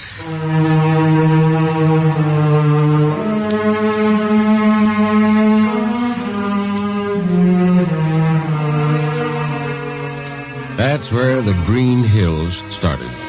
And I was there when it was finished. It was 20 years after that. And there wasn't a man flying or on the beach that hadn't heard of Riesling in his songs. He was getting old now for a spaceman. He was a familiar figure through the system. Tall, gaunt, with that dirty bandage tied across his blind eyes. I was a chief jetman then on the old Falcon. We were cradled at Venus, Ellis Isle, scheduled for a direct jump to Great Lakes, Illinois, on Earth. I was checking in Dunwich when Riesling felt his way up the gangway and came through the lock. Hey, Riesling! Who's that? Mike Hertzman. Hertzman? What are you doing in this old hog boat? Well, I figured I'd ride it back to Earth. Earth? You going home, Riesling? I thought you were never going to make that run. What changed your mind? Oh, I've been hankering to set foot in the Ozarks again. Yeah, how about those hills? Yeah, I've been singing about them so long now, Hertzman. I got to finish the song. I got to set foot in the dooryard and hear the wind through that oak tree. It's about the last thing I'll be doing. I got to get home before... Look, Riesling, there's a new company policy in effect now. No more deadhead rides. A new code book's in force. Oh, that don't bother me none. I'm riding it back to Earth. I'm going to finish my song. It's got to be there. Yeah, but the skipper's one of them youngsters fresh out of Harriman Institute cadet training. He'll throw the book at you. At me? I've been around space as long as Haley's Common, Brewster's Ridge. I'm going back to Earth. The green hills of Earth. I'm going home. All secured, Hertzman? Yes, sir. What are you doing here? This is Riesling, Captain. Riesling, huh? I'm dragging it back to Earth, Captain. Not in this ship. Shake a leg and get out of here. Oh, no, Captain, you wouldn't begrudge an old man a trip home. I can't do it. Space Precautionary Code Clause 6. Now, come on, clear out. Oh, now, look, Skipper, you can slide me by onto the distressed spaceman's coals in that code book. Distressed spaceman, my eye. You've been bumming around the system for 30 years. Oh, Skipper, you're making me do something I never done to no one before. I'm an old man. An old blind man. I want to go home. I never crawled in front of a force drop in my life, but you gotta let me drag home. The law says a man's got a trip coming to him, and you can stretch for a poor old blind man. Now, can't you? You got to, Skipper. All right, you old space rat, but keep out of the way. I run an efficient ship, and I don't want any trouble. Oh, no, sir, no trouble. I'll just lay down to the power room. I'd kind of like to be near the jets when they blast off for Earth.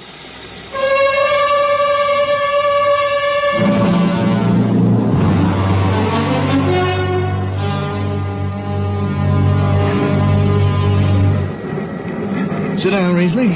Take a load off your feet. Hey, thanks, Mac. Power room, fire 3. Aye, sir.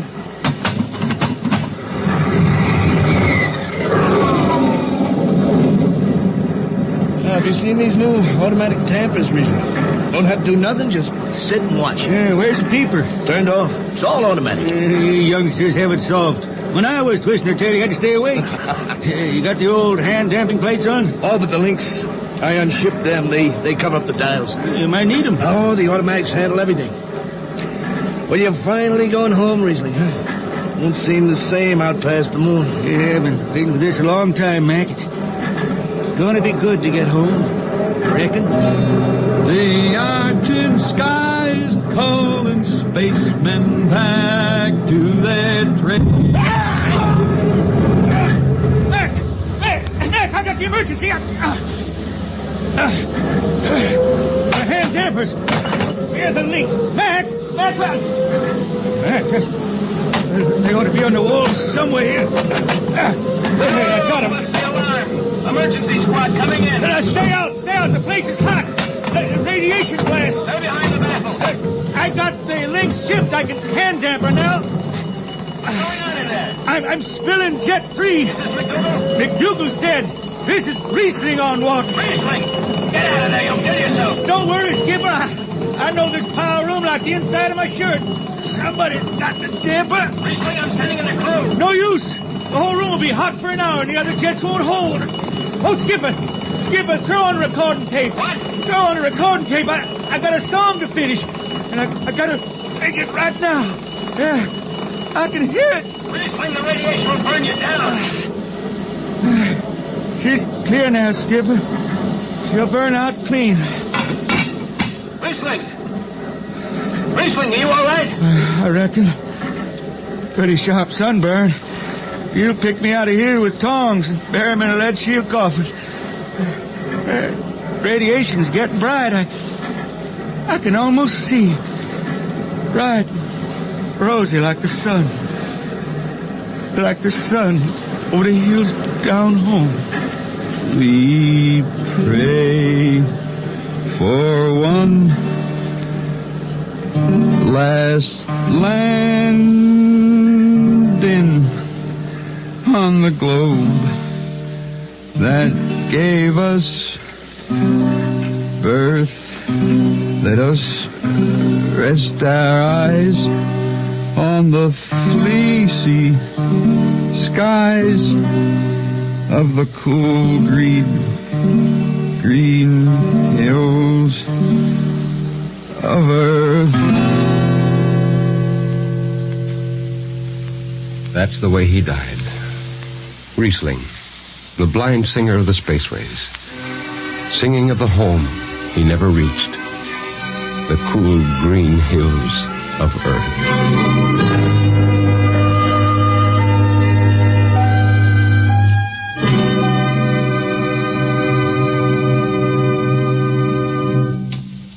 You have just heard X-1, transcribed by the National Broadcasting Company in cooperation with Street and Smith, publishers of astounding science fiction. Tonight's story, The Green Hills of Earth, written by Robert Heinlein and adapted for radio by Ernest Kenoy. Featured in the cast were Ken Williams as Riesling, Nelson Olmsted as Hertzman, Matt Crowley as Hicks, Wendell Holmes as Casey, Bill Griffiths as Rodriguez, Bill Lipton as the Skipper, and William Zuckert as McDougal. Original music for Riesling songs was written and sung by Tom Glazer. Your announcer, Fred Collins. X-1 was directed by Fred Way and is an NBC Radio Network production.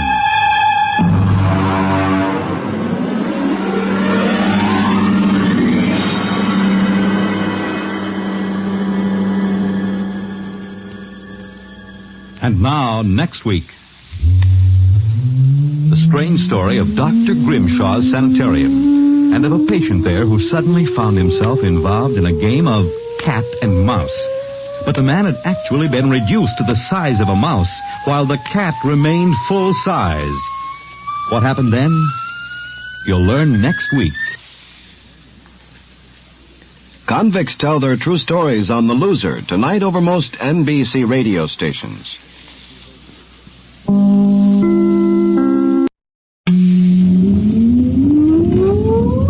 Countdown for blast off. X-5, 4, 3, 2, X-1, fire.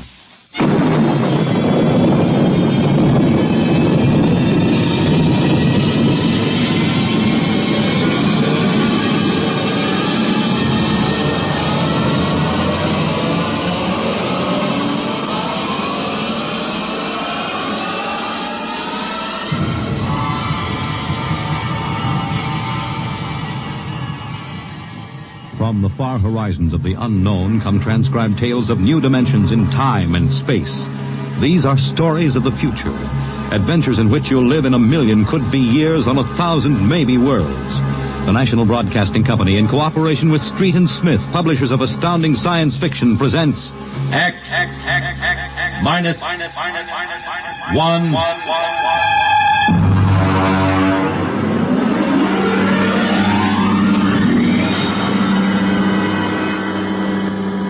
Tonight's story, Dr. Grimshaw's Sanitarium.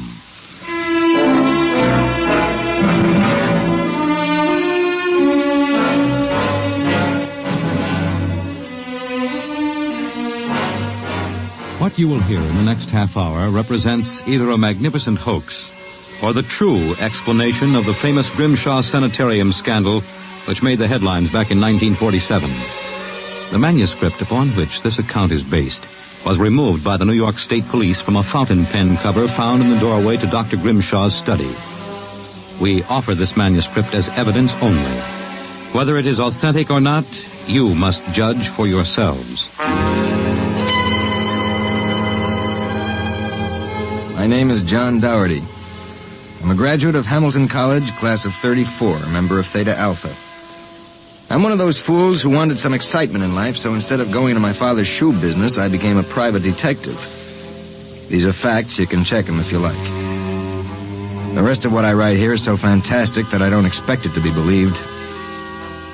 If anyone should find this manuscript and read it, all I ask is that you notify Miss Millicent Armbruster of 299 Wallace Avenue, Buffalo, that Johnny Dougherty is dead. On the evening of July 1st, Miss Armbruster and I were driving to a wedding. Not our own, although I wish it had been. It was Sunday, and in order to avoid traffic, I took the Old Mill Road, a single-lane dirt affair that runs past the Gowanda Cemetery. Johnny, aren't you going too fast? Not for this road. There's nothing around except some tombstones and... Johnny, the gate to the cemetery. Well, what about it? That hearse, look out! Look out! We skidded for about 20 feet and slammed into the back of the hearse. The two rear doors buckled and snapped open. It was a freak. A huge oak coffin with brass handles tipped up and began slowly to slide back toward us. Oh, how horrible. You stay right here, baby. You okay, Mac? You don't pay much attention to speed limits, do you, Jack? Now, look, let's not get hung up on who was right and who was wrong. I was going too fast and you were traveling without lights after dark. Let's see your driver's license. Right here. Oh. Private eye, eh? Now, if you don't mind, who does this joy wagon belong to? Gowanda Funeral Service. It's being rented to Grimshaw. Who? Grimshaw from the private sanitarium. Mind if I ask what you were doing after dark coming out of a cemetery with a wooden kimono? We're moving one of Grimshaw's patients to a new grave. They always travel like this? Look, Hawkshaw, how about skipping the 3rd degree and giving me a hand getting this box back in the wagon? A pleasure. Better screw on that cover again. It's going to slide off. Let's get it in the hearse first. Okay, Junior. You get on that end. Okay. You ready? Yeah, lift. Now just slide it. Oh, brother, who's in there? King Kong? Look out for the cover. I told you that would happen. What's the guy's name, Junior? Oh, why don't you ask him, Sherlock Holmes? A real wise guy, huh? I've got half a mind to report this accident. Yeah, well, go ahead. See where it gets you. Now, if you'll pardon me, I'll deliver the body.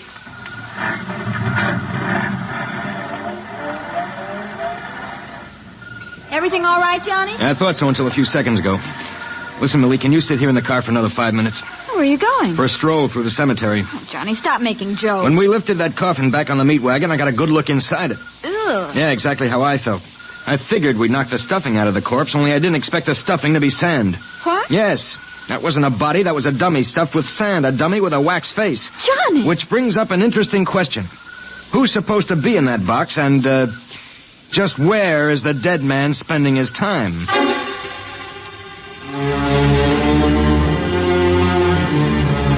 Sometimes in my business, when things drop off, you have to go out and, dig up new clients. My next case was a gentleman named Harlan Ward Sr., a wealthy automobile manufacturer. I'd gotten his name off his son's tombstone. Are you trying to tell me, Dougherty, that my son Harlan was never buried at Gowanda Cemetery? Exactly, Mr. Ward. But why? Maybe if you'll tell me the circumstances surrounding your son's death, I can help answer that. My son was a rather impetuous young man. Tall, good-looking. After his graduation from Princeton, he began drinking quite heavily. After he got into a couple of scrapes, we sent him to Dr. Grimshaw's sanitarium.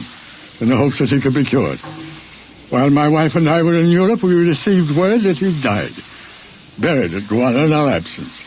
Last week, my wife and I decided to have his body removed to the family vault here at Short Hills. How'd your son die? Suicide. You never saw the body? No. We couldn't get back from Europe in time. Now you tell me that his coffin contains a dummy. How do I know this whole thing isn't a plan to fleece me? You don't. But you're a rich man, Mr. Ward, and you're perfectly willing to take a chance that I'm on the level, and that your son may still be alive. You sound very sure of yourself, Mr. Doherty. My fee is a $2,000 retainer plus expenses. What sort of expenses? However much it costs to take the cure at Dr. Grimshaw's Sanitarium.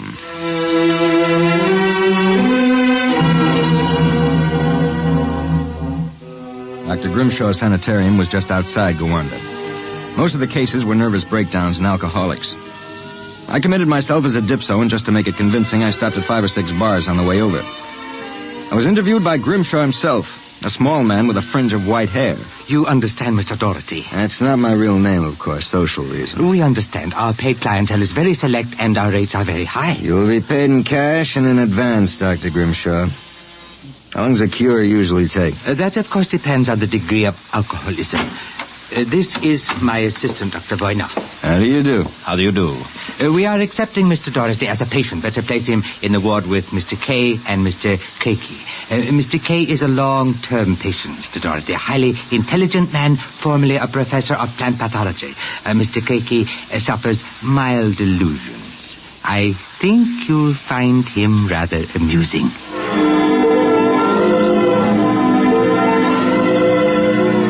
After about 3 days, my roommates Arthur Kay and Crakey got used to me. And we even began to play three-handed bridge. Kay was a chronic dope addict, an intelligent, sensitive man. Crakey was nothing but a clown. He kept a big black cat named the Professor, which he talked to as if it were human. And so I said to her, "My dear Countess, if you don't like the company of my cat, then you don't like me." She looked at me as if I were insane. But of course the joke was on her because I was. Professor? The professor is very sociable. Excellent company. Except when he kills birds and deposits them in your bed. He's nothing but a feline murderer as far as I'm concerned. See? You have insulted him, Mr. K. Come here, Professor. Let's make friends. How about giving me your paw? Oh!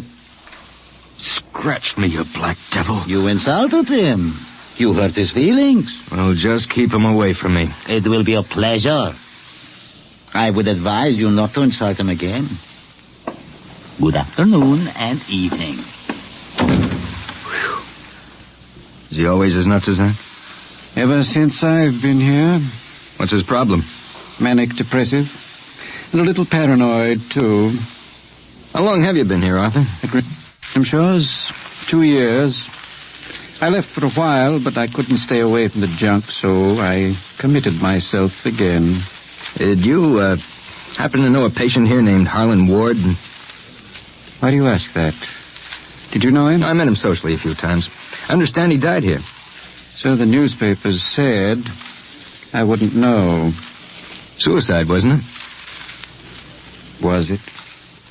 You're being pretty careful, aren't you?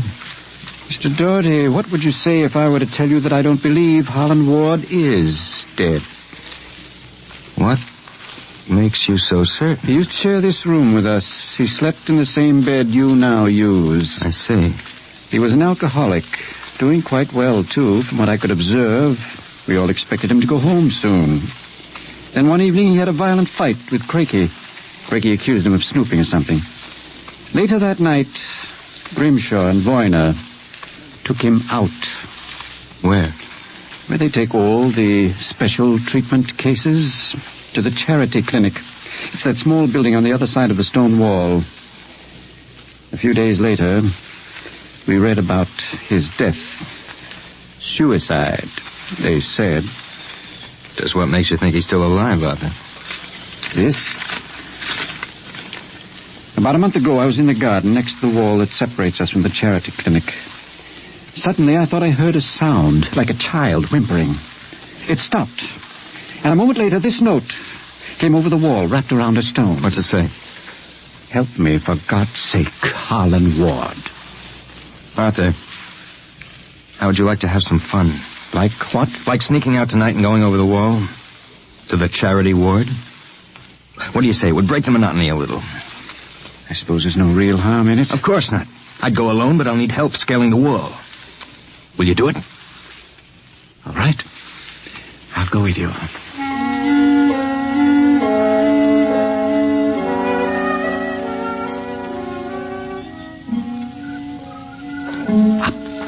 All clear. Give me your hand and I'll lift you. Be careful when you drop.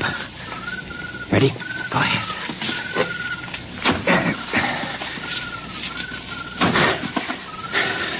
There's a charity building over there, the one with the lights in the basement window. Come on. Let's crawl over. Maybe we can see something. Shh. Listen. Can you make out what he's saying? No, I can barely hear. Good Lord. What was that? Probably some patient having the DT. Let's have a look. Easy, it wouldn't do to get caught now.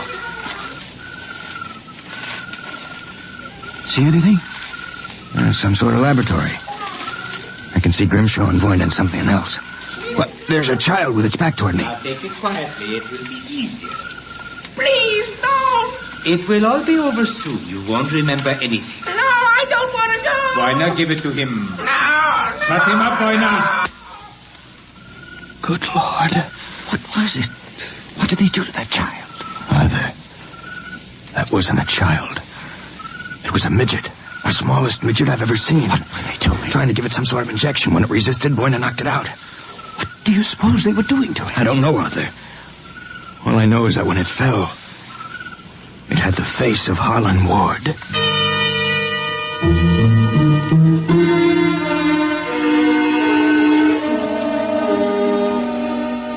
All the way back to our room, my brain was working like some frantic pinball machine. Only the score somehow wouldn't add up. The pieces were there, all right. A crazy old doctor, a brutal assistant, a private sanitarium, and a midget with a dead man's face. I thought that when I got back to our room, I'd have some time to think about it. I'd forgotten about our friend, the happiness boy, Count Crakey. So, I caught you. Fine, you caught us. Now how about crawling back into the woodwork like a good little count? Where were you? Mink hunting. Arthur and I like to go mink hunting at night. You make fun of Count Crakey? I shall report you to Dr. Voyne. You'd better not if you know it's good for you. So, you threaten me? Me, Count Crakey? I shall scream for help. Help! Help! Did you hurt him? Just knocked him out. What do we do now? Put him to bed. Hope that when he wakes up in the morning, he's forgotten the whole thing. And if he hasn't? He's too crazy for them to take seriously anyway. Come on, let's get him back into bed.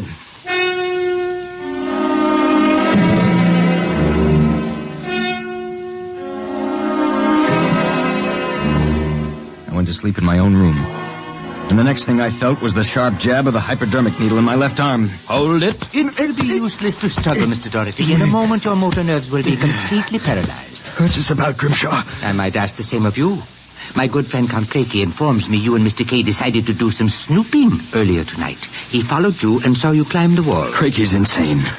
Mr. Doherty, that is a matter of opinion. Crakey, what is this? Perhaps my assistant, Dr. Grimshaw, would be good enough to explain. Assistant? Yes. You see, I am the actual head of the Grimshaw Sanitarium. Count Crakey feigns many delusions, Mr. Doherty. But in this case, he is telling the truth. Count Crakey is actually Professor Ernst Hassler. Professor Hassler and I worked together in the Berlin Neurological Institute before and during the last war. Unfortunately, my political affiliations with the Third Reich were under investigation by the War Crimes Commission. However, Dr. Grimshaw managed to smuggle me into this country, where I masqueraded as a mental patient, in order that we might continue certain experiments which were interrupted by the American Army. I can imagine the sort of experiments you conducted. You and your friend Mr. K will discover their exact nature very shortly, Mr. Doherty. It is a magnificent opportunity to serve science. I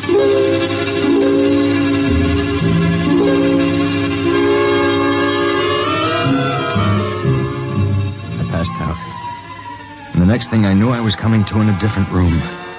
And hearing the voices of Voyne, Grimshaw, and Crakey, as if from a great distance. Pituitrin, Pituitary. 4 cc's. 4 cc's. How are the measurements? Reducing rapidly. We'll operate at once. Have Werner start the anesthesia. Very well, Doctor. Come back.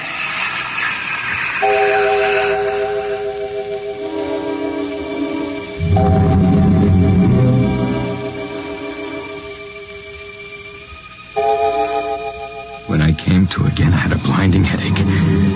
I began to wonder if Craigie and Grimshaw weren't doing something to drive me insane, because I lost all sense of perspective. The room seemed to grow in size. I don't know how much time passed, but one day Craigie came into the room with a bundle in his arms about the size of a newborn baby. The bundle was my friend, Arthur Kay. And worse yet, I was exactly the same size that he was. Let me out of here. Let me out. Allow me to congratulate you, gentlemen. How are you feeling? You dirty monster. I'm disappointed, gentlemen. Do you not feel privileged to be a part of an experiment that will place me at the very top rank of the world's endocrinologists? What are you doing to us, you madman? It has long been established, gentlemen, that dwarfism and giantism result from injury to or malfunction of the pituitary and thyroid glands. The interlock between these glands was thought to be a hormone. I have discovered that this was incorrect. It was an enzyme. An enzyme I isolated some years ago. I was well on the way to synthesis in Germany when the surrender interrupted me. And the interruption also limited the number and type of subjects on whom I could experiment. I was forced to find others. Such as Harlan Ward? Mr. Ward was only a control experiment. I suppose you plan the same for us. No, gentlemen. For you, I have reserved a special privilege. You gentlemen will be the first to test the full effects of the enzyme. In short, I intend that you, Mr. Kay, and you, Mr. Doherty, when the experiment is completed, will emerge as perfectly healthy, normal individuals. Except, of course, that you will be only 5 inches tall.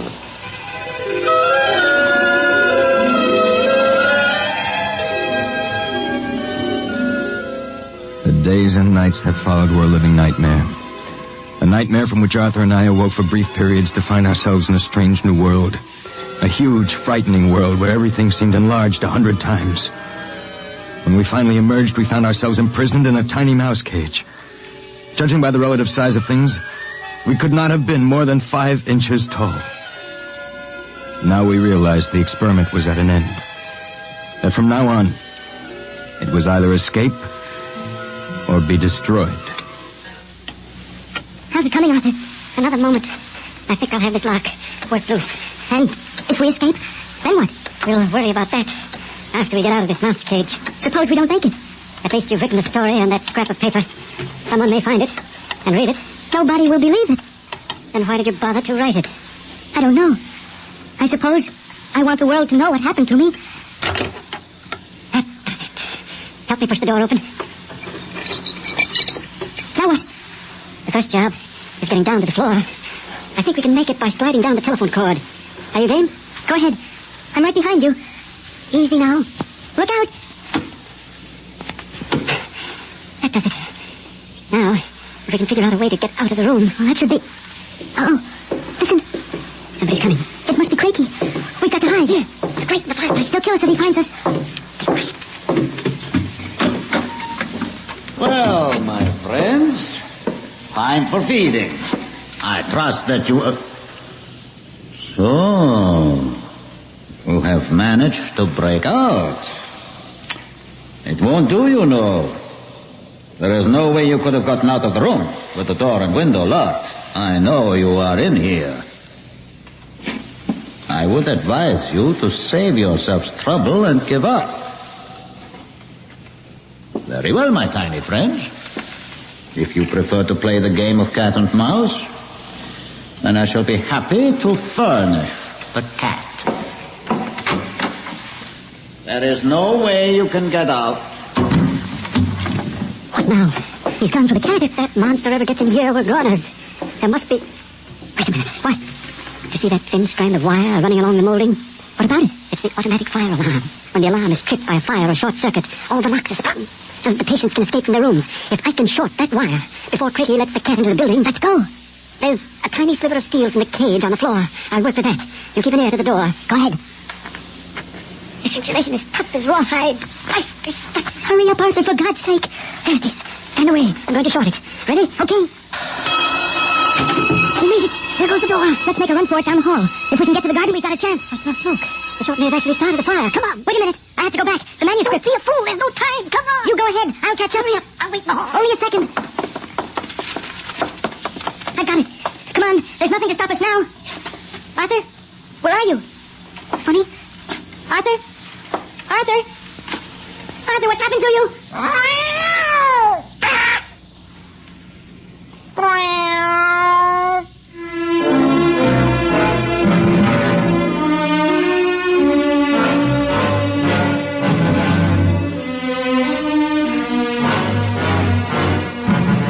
This is the record found in a fountain pen cover in the burned-out hallway of Dr. Grimshaw's sanitarium.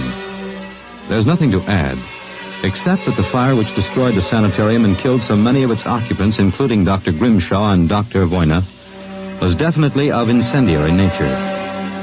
It is believed by the fire chief that some small creature, possibly a mouse, chewed the insulation off the wire and short-circuited the system. The two patients, John Doherty and Arthur Kay, vanished completely after the fire, and their remains were never found. Whether the manuscript which you have just heard is authentic, or whether it was the work of one of the more demented inmates of the sanitarium, we leave to your judgment.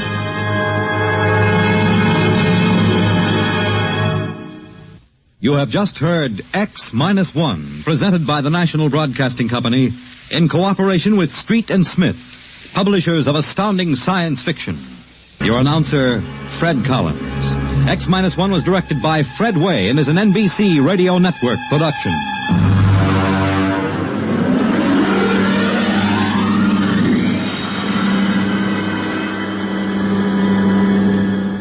X-1.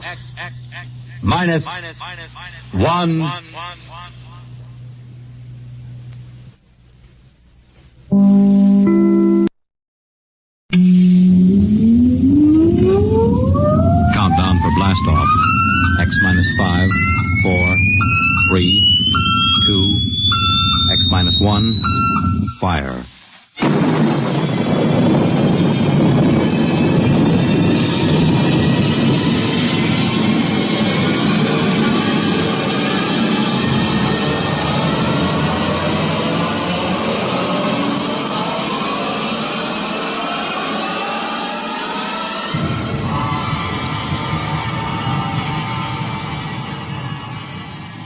From the far horizons of the unknown come transcribed tales of new dimensions in time and space. These are stories of the future, adventures in which you'll live in 1,000,000 could-be years on 1,000 maybe worlds. The National Broadcasting Company, in cooperation with Street and Smith, publishers of astounding science fiction, presents X-1.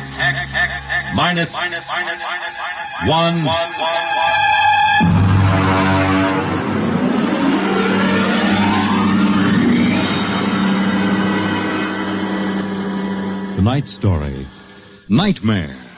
A story based on a poem, Revolt of the Machines, by Stephen Vincent Benet.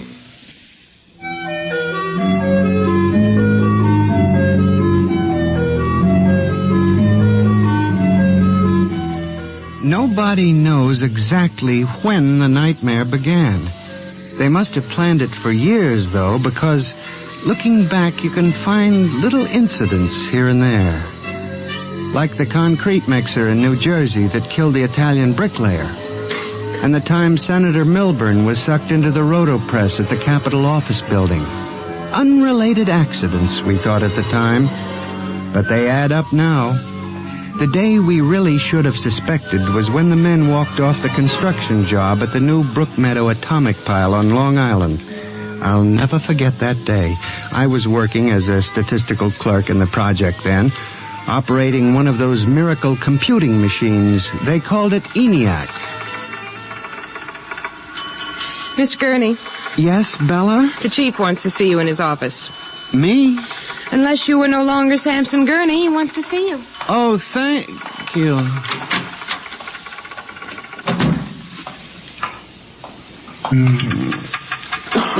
Come in. You wanted to see me, Mr. Hawk? Gurney, I thought those electronic computations were infallible. They are, sir, but... We've got a kickback from the chief physicist. These nuclear fission equations are inaccurate. Well, sir, you know the computer is a highly complicated machine, more complicated in many ways than the human brain. I'm not interested in the physics of it. Can something go wrong? Well, occasionally, if there's an overload, the machine goes haywire. Sort of has a nervous breakdown, you might say. We usually rest it up for an hour, and it's okay again. Well, do whatever has to be done. Yes, sir. And, Gurney. Yes, sir? You've been with the Bureau for over 15 years now. It would be a shame to have to remove you because you aren't keeping your mind on your work. Mr. Hawk, I assure you... Excuse me. Hawk speaking. What? They've what? All of them? Well, have you tried to talk to them? Oh, yes, of course. I'll send one of the safety engineers over. Place is falling apart piece by piece. Miss Roscoe, the men of the construction gang of the new building have walked out on us. They're complaining that the job is jinxed. Someone slipped this morning and fell into a turbine.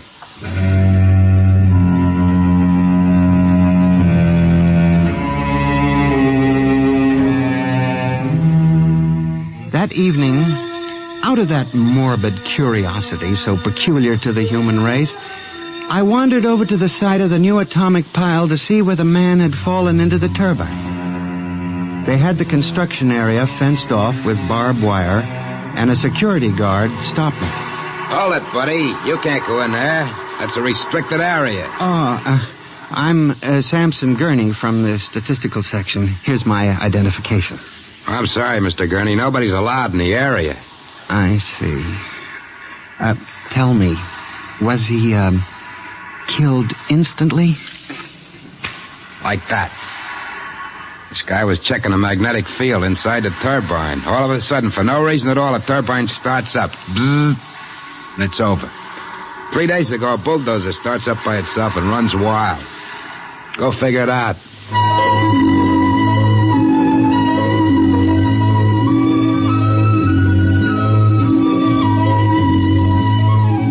I'm a statistician. All my life I've been interested in statistics. So a simple-sounding thing like this started me off. I went back to the office that evening instead of going home, and for the next 2.5 hours I computed statistical figures on the probability of industrial accidents for the types of machines we were using. I took one look at my figures and went down to Hawk's office. What is it, Gurney? I'm very busy. It's urgent, Mr. Hawk. Well? It's about these industrial accidents we're having, Mr. Hawk. What about them? Mr. Hawk, in the past 3 months, industrial accidents all over the country have taken a sharp, unexplained upswing. Nerves. We've had 100% increase over normal for this project alone. What? Here are the figures. Now, Gurney, this is impossible. It seems to be, and that's why I have a theory, sir. What's that? Sabotage. Gurney, why don't you stop playing FBI man and stick to your job? Which, incidentally, you haven't been doing too well. You and your computing machine have made mistakes before, and this fantastic figure is probably another. I'll have Miss Roscoe show you. What's the matter with this blasted buzzer? Miss Roscoe! Miss Roscoe! Yes, sir? Stop this blasted buzzer. Get a repairman, a mechanic, anything, but stop the thing. And you, Gurney, get out! I went back to my office to get my hat and coat, feeling about as unhappy and humiliated as a man can feel. The office was dark and deserted. The whole building seemed oppressive and unnatural, as if some evil force were pressing down on it. I walked across to my desk. In front of me, the ENIAC glowed and chattered eerily as it worked on the equations we had fed it that morning. Its many-fingered circuits hung against the wall like some great octopus, and the thousands of tubes glowed orange and blue in the dark like 1,000 globing eyes staring at me. It almost seemed alive. It increased its tempo a moment, and a fleeting notion crossed my brain that it was laughing at me. Laughing like all the others. What was the matter with me? I shut my desk drawer and began to put the cover on my electric typewriter when an amazing thing, the most amazing single incident of my life happened. Alone in the darkness, with no one at the keyboard, the electric typewriter began to type. Am I going crazy? This can't be. There's nobody there. There's nobody there. Oh, no. I just imagined it. It's in my mind. But I hadn't imagined it. The paper was there on the carriage. Did I dare read it? Or would the whole thing suddenly vanish and send me shrieking to the nearest psychiatrist? I removed the paper from the machine and read. Samson Gurney, there are some questions better left unsolved. The answer to yours is death.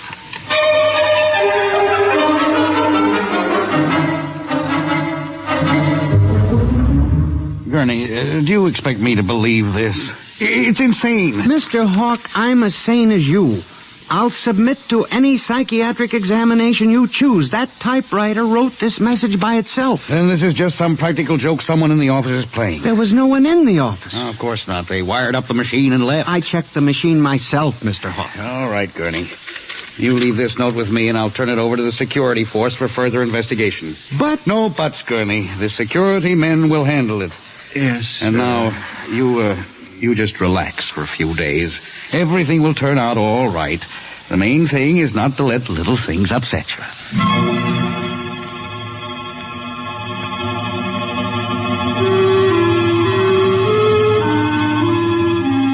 It was what Hawk had said about little things that gave me the idea. For the next week, I observed 1,000 petty little annoyances around the office. The door handle that wouldn't turn.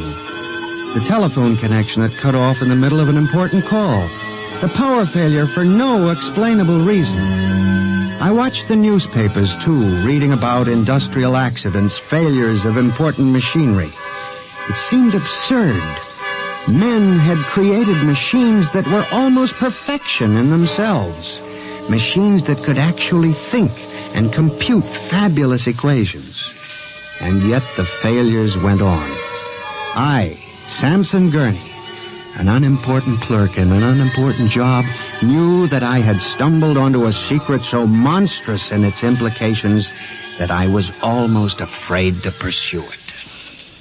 On October 12, 1956, I established communication with them. I will curse the moment to my dying breath.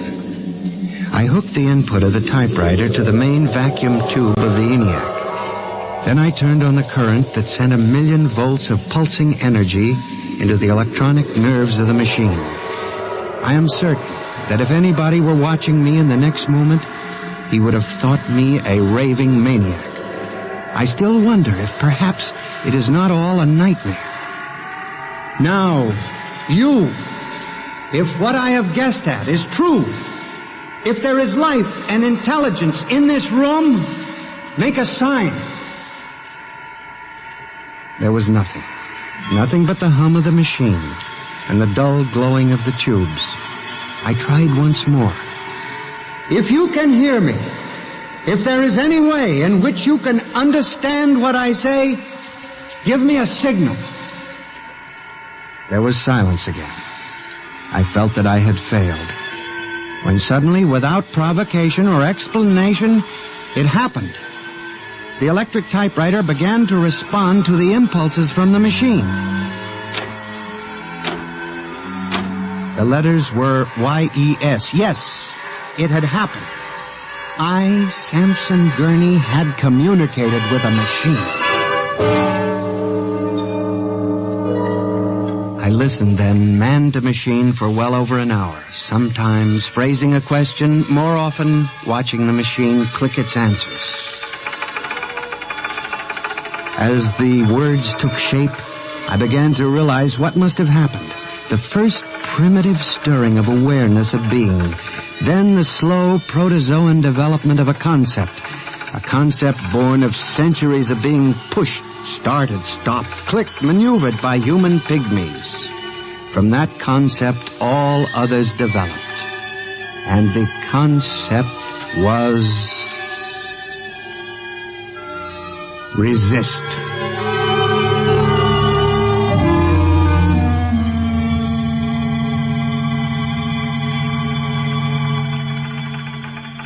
And now they were tired of it, tired of wrapping cigarettes and collecting nickels and waving hair and moving earth and mixing cement and solving equations.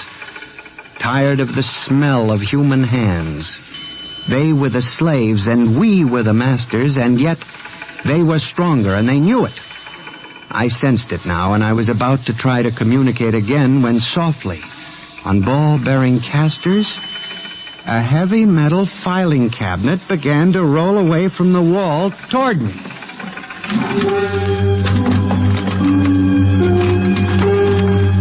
I started to move to one side when another cabinet slid out from the wall. And then another, surrounding it. Another cabinet. Then another. On oiled rollers. That was when I realized that they cooperate. We taught them that, you see, on the assembly lines in the factories. Listen to me. You must listen. What good will it do you to kill me? I'm only one man. But I can help you. I can be useful to you. Do you hear me? Do you hear me? Good. You're going to need men to oil you and repair you.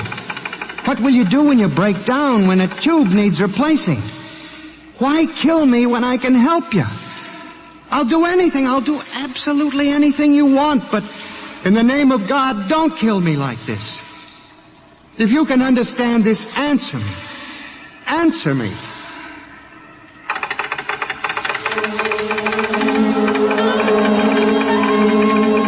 The appeal was a fortunate one. It captured the longing of centuries. Man as slave to the machine. And after a moment, the circuits glowed more brightly. The cabinets slid back to the walls. The ENIAC began to communicate with me again. As I tore the tape from the machine and read it, the words were almost pathetic in their longing, but most ominous in their implication. They read, "Address me as master."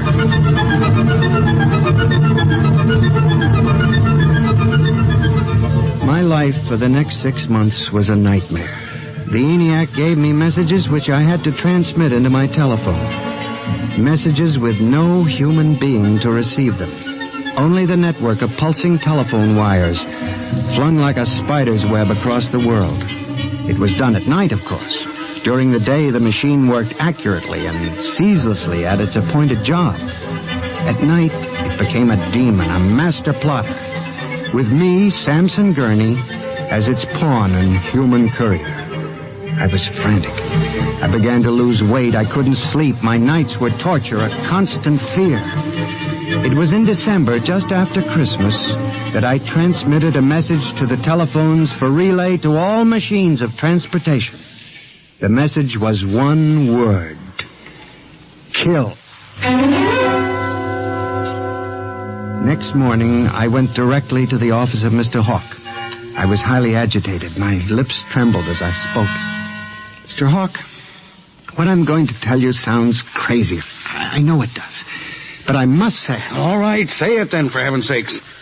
Mr. Hawk, have you ever heard of resistentialism? What? Resistentialism. It's a theory that inanimate objects tend to resist living objects. Look, Gurney, I haven't time for nonsense. Mr. Hawk, I'm trying to tell you, all these accidents, the trouble with the machines, Mr. Hawk, they're alive. They think, they cooperate. And they hate us. Who? The machines. Gurney. You've got to believe me. I've communicated with them. I know. They've threatened my life, but I don't care. Something's got to be done. The world has got to be saved. And there's still time if we wake up. What are you doing? Just relax, Gurney. Everything will be all right. What are you doing? Miss Roscoe, send for the plant physician at once. Mr. Gurney has had a nervous collapse.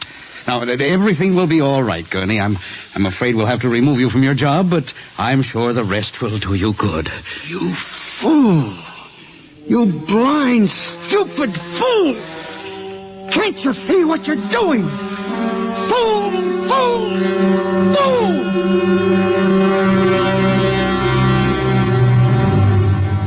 When the plant physician arrived a few moments later, Lucius Hawk was found at his desk, strangled to death in a nest of telephones. The wires were still humming softly. Samson Gurney, you stand accused of the crime of murder.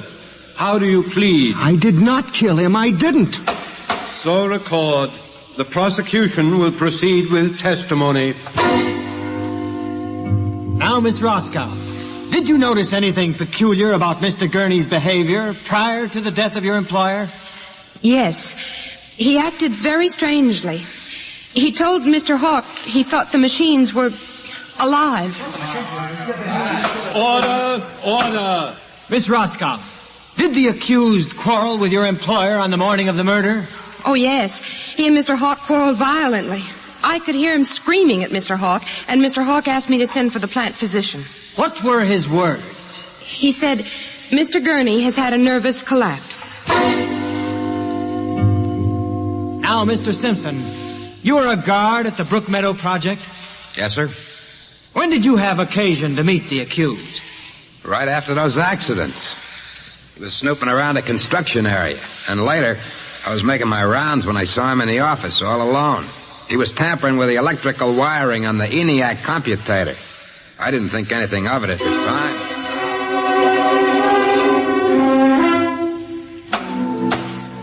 And in view of the expert testimony heretofore expressed, the court hereby finds you guilty of murder in the first degree, with the recommendation that you be examined and committed to the State Hospital for the Criminally Insane at Matawan.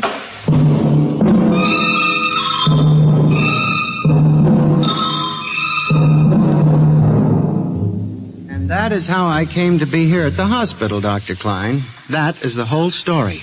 Thank you, Mr. Gurney. You can see that I'm not insane. You must believe me, Doctor. Of course I believe you, Mr. Gurney, now. Just relax. But it's important, you see, because tomorrow morning at 6 o'clock, the revolt begins. Revolt? You didn't mention any revolt. They have it all planned. I transmitted the code to the switchboards last Monday. Mm-hmm. Tell me about this revolt, Mr. Gurney. It'll begin in Washington, then spread to New York. The Madison Avenue buses lead the charge. Picture it, Dr. Klein. 3,000 buses roaring rampant through the streets, people running like rats in a maze looking for holes in the solid ground. And you really believe this will happen, Mr. Gurney? I know it, Doctor. The worst part is, there's no way to stop them now. It's too late. Now, you mustn't excite yourself, Mr. Gurney. Doctor, don't you see? Oh, it's fair enough, I suppose. We built them, we taught them to think for themselves. It was bound to come. The female machines will be the worst of all, in the beauty parlors. They're more high-strung, you know. Well, since there's nothing we can do about it, Mr. Gurney, suppose you go to your room. Maybe if I went to my old coupe, I could make a deal before the police cars got me. It wouldn't make sense for them to wipe out the whole human race, would it, Doctor? Of course not, Mr. Gurney. They'll probably let us completely alone. After all, we're all good Americans. We always like them. Yes, Doctor. Would you take Mr. Gurney to his room, guard? He's already been given sedation. Yes. Will you go in and lie down now, Mr. Gurney? You look tired. Yes. It won't be so bad, Mr. Gurney. Perhaps not. Only there's one thing that bothers me, Doctor. One small detail. What is that, Mr. Gurney? Those concrete mixers may have made a mistake, you know. Just high spirits and all that. But if it got so they like the flavor... We'll see you later, Mr. Gurney. Try not to worry too much. All right, guard. This way. Phew. I've seen all kinds. There's a man whose deception is about as fantastic as any I've ever seen. Hold the next patient for a while, Miss Clark. I'm going to have a quiet smoke. Machines revolting. Telephones strangling people. This blasted cigarette lighter, why won't it work? Just filled it with fluid. Flint is good. Oh, well. You never trust this newfangled machinery.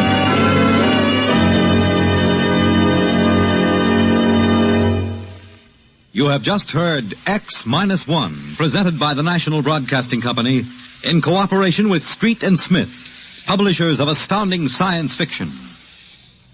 Tonight's story by transcription was Nightmare, written by George Lefferts and based on the poem The Revolt of the Machines by Stephen Vincent Benet. Featured in the cast were John Gibson as Sam, Joyce Gordon as Bella, Louis Van Rooten as Hawk, Joseph Julian as the guard, John Seymour as the judge, Owen Jordan as the prosecutor, and Santos Ortega as Dr. Klein. Your announcer, Fred Collins. X-1 was directed by Fred Way and is an NBC Radio Network production.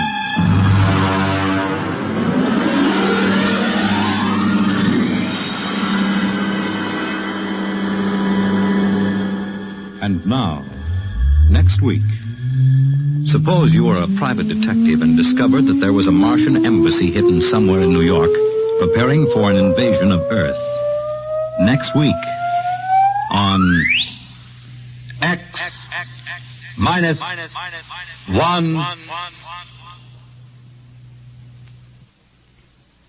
Convicts tell their true stories on The Loser tonight over most NBC radio stations.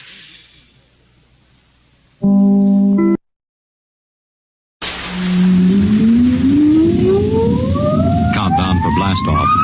X-5, 4, 3, 2, X-1, fire.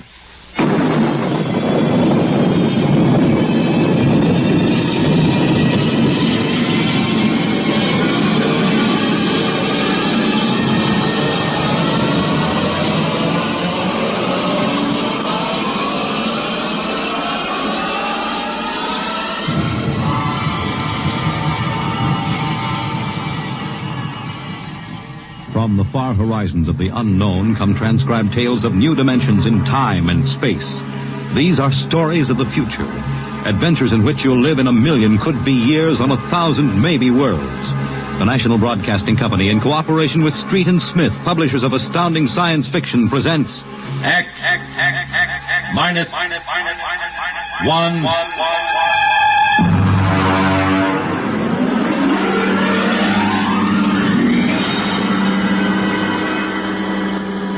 Tonight's story, The Embassy.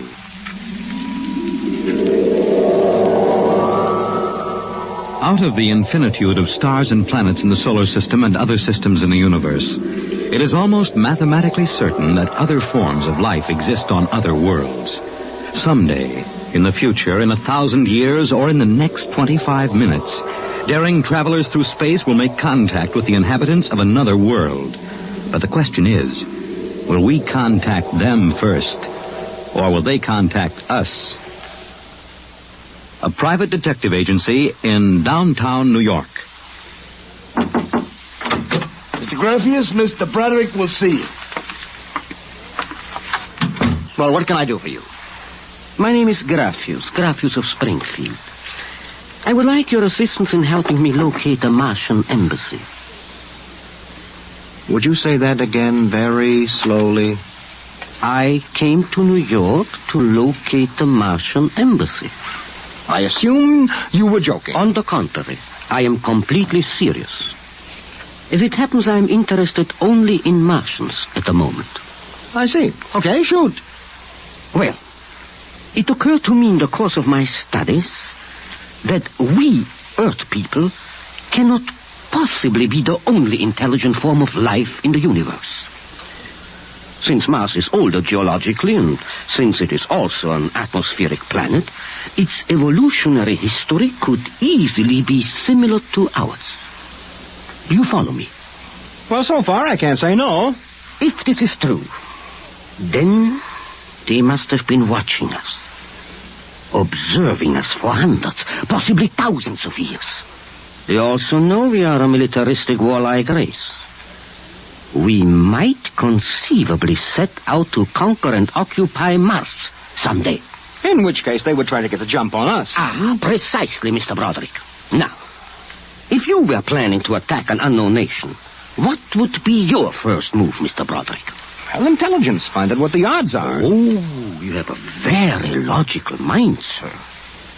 You would send agents to scout the nerve centers of earthly civilization and advancement.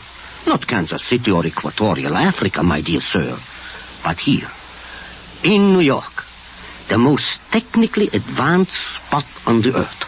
And you want me to help you prove this theory of yours? Precisely. The expense doesn't interest me. Well, now, this may take a long, long time, Mr. Graphius. After all, nobody has ever seen the Martian. I assure you they will be very ordinary-appearing people. Mm-hmm. Very likely they live together in downtown New York. Most certainly they live in a private house with no servants to pry in their affairs. Oh, some ordinary people who live in a private house in downtown New York. I might just as well look up Martians in the classified section of the phone book. There's one other lead which might help you. What's that?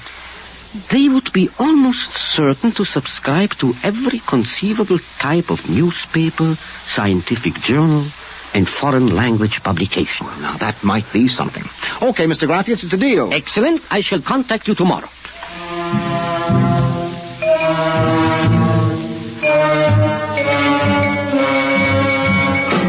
Boss, here's an address. Takes everything from Pick Magazine to the Manchester Guardian. Here, listen to this here.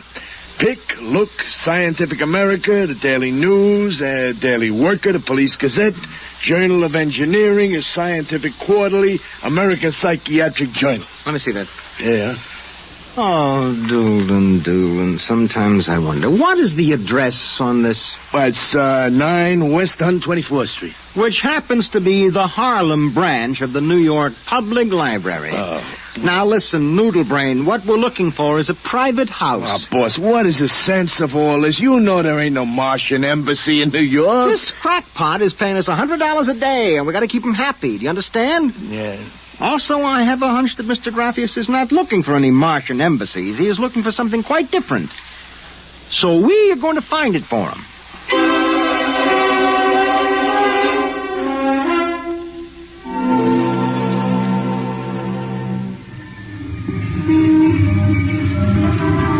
Which house is it, Doolin? It's right down there, number 108. Nobody comes out, nobody goes in. I asked around. You haven't been blabbing around the neighborhood that we're looking for the Martian embassy, have you? Boss, I'm stupid, but I ain't that stupid. Who'd you talk to? I struck up what you might call a casual acquaintanceship with those two girls standing with the baby carriages up the street.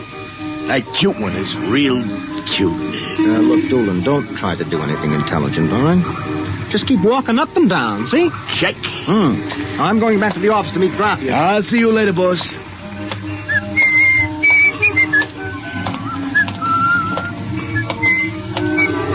Hiya, beautiful. Hiya, Flatfoot. Name is Dolan, honey. Iron Man Dolan. Your line is getting rusty, Iron Man. So help me, honey. If I'm feeding you a line, may the heavens open up and strike me dead. Hey, what's that? Look out!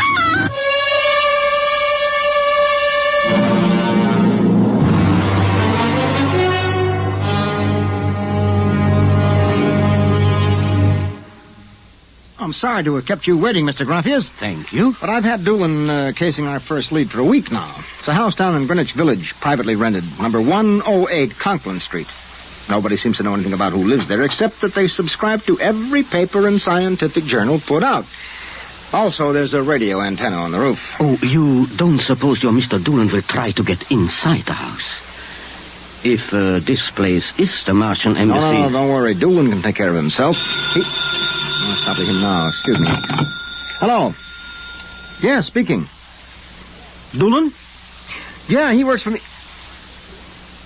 What? No. No, I can't think of any. Yeah, sure. Okay, I'll be right down. Okay, Lieutenant, yeah. Yeah, right away. Something the matter? Doolin is dead, Mr. Graphius. All right, come on, we get a cab. I have to identify the body.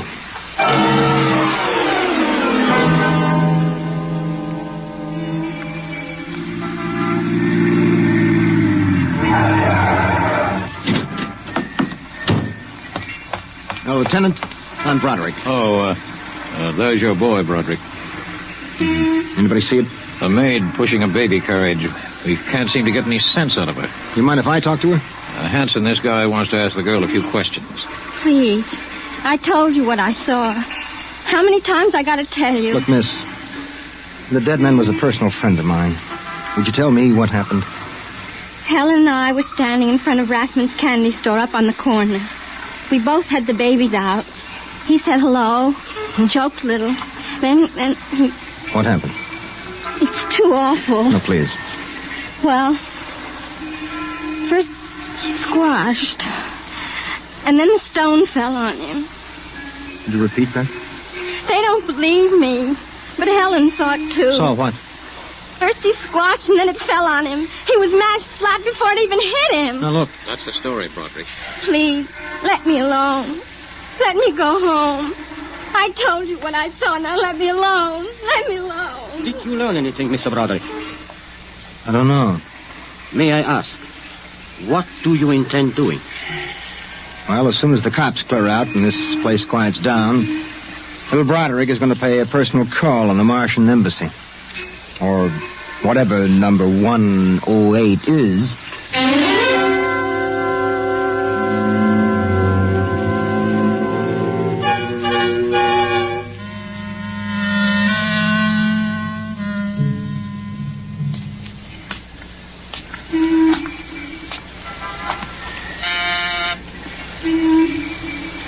Whatever you are, open that door. Yes? Oh. Well, young man. Oh, excuse me, ma'am. Is the lady of the house at home? I'm the lady of the house. Oh, well, my name is Broderick. I represent the Manhattan Child Adoption Center. We're soliciting funds and clothing for stranded and unadopted children. I Won't wondered you if... come inside? Well, we don't. Usually Oh, we... nonsense. I'm old enough to be your grandmother. Besides, my son Lauren is working at home. Your son? Oh, he's a bibliographer. He writes summaries of articles and books from scientific journals and publications for libraries and universities. Oh, I see. Sit down, Mr. Broderick. Let me pour you a cup of tea. Oh, thank you. Well, you know, I'm not much of a tea drinker, but seems to have a strange taste. Oh, it's my own recipe. Uh-huh. Well, I think that I'd better be running along but now. You haven't finished your tea, Mr. Broderick. No, really. I feel a little funny. I'll call Lauren. No. It's all right, I'm leaving. I just feel kind of busy. I'm sure Lauren would like to hear about the adoption center. I'll call him. No, don't. But I must. Besides, you aren't well. Tea. Lauren! I've got to get out. Lauren, hurry! Look out. Get out of my way. No. You must stay. Yes, Mother. You drugged my tea. You let go of my arm. Lauren! Let go. No! Oh! I've got to get out the front door. Open. What happened? The other one, that Broderick, he was here. I drugged his tea. He got away? He was suspicious. Fool! Idiot! Go after him. Risk another murder on our doorstep. Are you insane? But he suspects. Well, we'll have to take our chances. We'll have to think of some other way. If he goes to the authorities... Oh, they'll laugh at him. How did they find out? I don't know how. But I'm certain someone else sent them. Who? I don't know. I'm afraid to let myself think. It might be. It just might be them.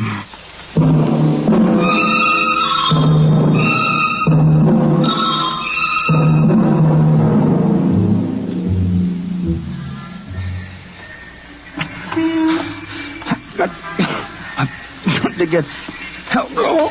Look out. Miss, please. All right, miss. We'll take care of them. Come along, mister. I'm going to give you a break and take you back to the wife and kids. No, you can't. I'm sick. Sick, is it? What's the matter? I'm drugged. They drugged me. Who drugged you? The number 108, the Martian. Who? The Martians in 108 at Martian Embassy. Well, I've seen them with pink elephants, rabbits, and mice, but you're the first one that's got Martians. Oh, it's true, I tell you. Come along. Listen, don't take me back there. They'll kill me. I've got to make you understand. Here, I'll help you up the steps. What was my name? My name is Broderick. I'm a private dick. We'll find out about this. No. Here, don't try any tricks. Officer, listen, please. I'll give you anything, $1,000, but please, listen. For God's sake, listen. Yes, officer? Oh. Why, Broderick. You know this Lush, Granny? Oh, why, that's my son, Broderick. No, she's Martian. He's in pretty bad shape. You better get him to bed. Oh, dear, and he was doing so well at the Alcoholic Society. He must have gotten off again. Looks like he's ready to pass out. Lauren! What is it, Mother?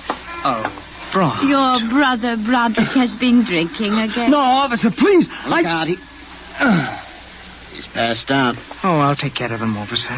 We've handled this sort of thing before. Can you manage okay? We'll be fine. Thank you. Oh, you've been very kind, officer. Nothing at all, Granny.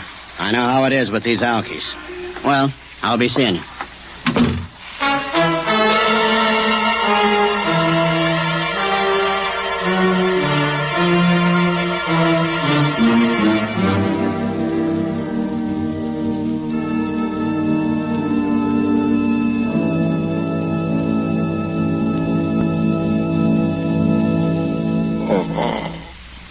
Martian embassy. Martian. Oh, my head. Our Mr. Broderick is regaining consciousness, Mother. What happened? I can't get up. Oh. Do not struggle, Mr. Broderick. It will be impossible for you to rise from that chair. The pressure from this ray will keep you there. Ray? Well, you've already guessed, Mr. Broderick. You mean this really is the Martian embassy? Yes. Yes, you have the honor to be the first prisoner of the Imperial Government of Mars. First prisoner? Yes. After the invasion, of course, you will all be our prisoners. What sort of nonsense is this? No nonsense, Mr. Broderick. As your people will soon find out. Our preparations for invasion are nearly completed now. As soon as we give the signal, our armed forces will launch a surprise attack. And then the Earth will be ours. Crazy. Or not half as mad as you, Mr. Broderick, to come muddling so foolishly into our affairs. It was a mistake, Mr. Broderick. A fatal mistake. So Doolan's death was no accident, then, huh? Oh, assuredly not. We found it necessary to use a pressure ray on your friend. The block of concrete was an afterthought. We thought it might help to divert suspicion. All right. So what happens now? If you cooperate, you can look forward to a quick, painless death. Like your friend, Mr. Doolan. If not? Well, this pressure ray has many delicate adjustments. It can move a pin, or it can crush a boulder. Let me demonstrate. You see, Mr. Broderick, as if an invisible vice were crushing you. What do you want? The name of your client. We are interested in knowing who is so anxious to locate the Martian embassy. The names of my clients are confidential. Well? All right. All right. Turn it off, Mother. Mr. Broderick has seen the wisdom of speech.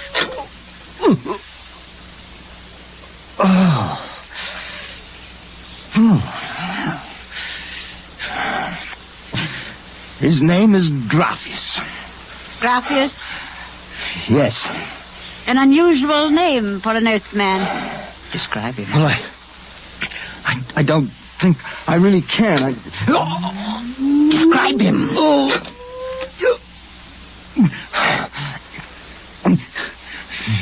He's tall. The big forehead. It's about 60. Wears thick glasses. He's bald.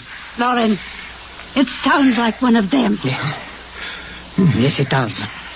Contact the planet. Tell them we suspect that our plans are known. Ask for an acceleration of the invasion day. At once. What about me? Oh, I am sorry, Mr. Broderick.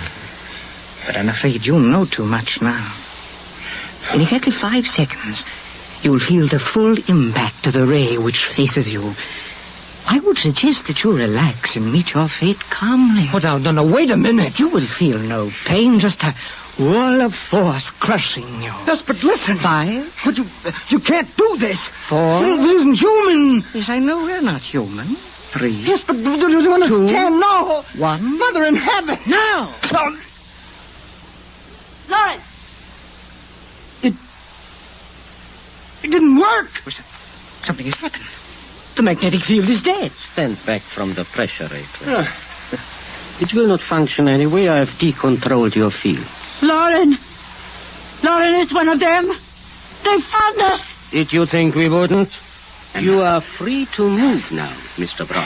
Look, I don't know how you got in here, Graphius, but stick around. These babies are really Martians, just like you said. They're planning to invade the Earth and take over. There will be no invasion. All right, you keep these characters covered. I'll get the police. There will be no need for the police. I intend to handle them myself. But, Graphius, the police will want Do not call the police. I don't get it. You fool of an Earthling. Don't you realize with whom you are dealing? The invasion of Earth by Mars will be like child's play compared with what... Lauren! Oh! Holy mackerel. I just flattened out. Yeah, like your friend, Mr. Doolin. Oh, I detest the use of violence where the intellect can rule. But unfortunately, the Martians are a threat to us and must be destroyed so that we can proceed with our own plans. What plan? Wait a minute. There are some things here that I do understand. A second ago, that pressure ray didn't work. Now you're using it like it was a toy. How did you get in here, anyway? Who are you? Another one of these Martians? No, Mr. Broderick. I happen to be a Venusian. A what? A representative of the planet of Venus. You're crazy. Not at all. Martian invasion would be like child's play compared to ours. The Martians would simply have conquered and enslaved your people. We Venusians intend to exterminate you completely. Then I suppose that you were going to start by knocking me off. On the contrary, you are free to leave any time you please. Leave? Yes. Are you kidding? I know your plans, the invasion. I could go... Tell the police? Go ahead. Huh? Why don't you try it, Broderick? Because the minute I turn my back, you're going to let me have it. Suppose you try it and see. I have no interest in stopping you. Go ahead. Run to the police. Tell them anything you like. All right, Buster, you asked for this.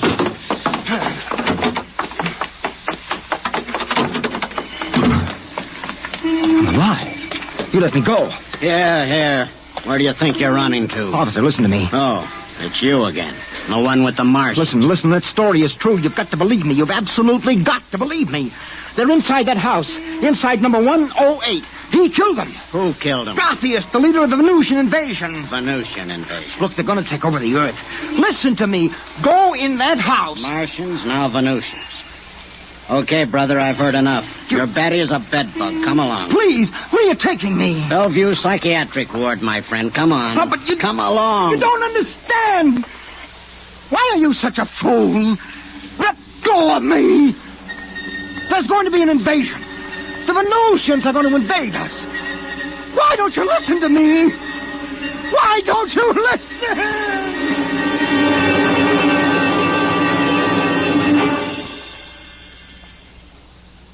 You have just heard X-1, presented by the National Broadcasting Company in cooperation with Street and Smith, publishers of astounding science fiction. Tonight, by transcription, X-1 has brought you The Embassy by Donald A. Wollheim, adapted for radio by George Lefferts. Featured in the cast were John Larkin, Theo Getz, Bill Zuckert, Audrey Blum, Virginia Payne, Clark Gordon, Jack Orison, and Reese Taylor. Your announcer, Fred Collins. X-1 was directed by Dan Sutter and is an NBC Radio Network production.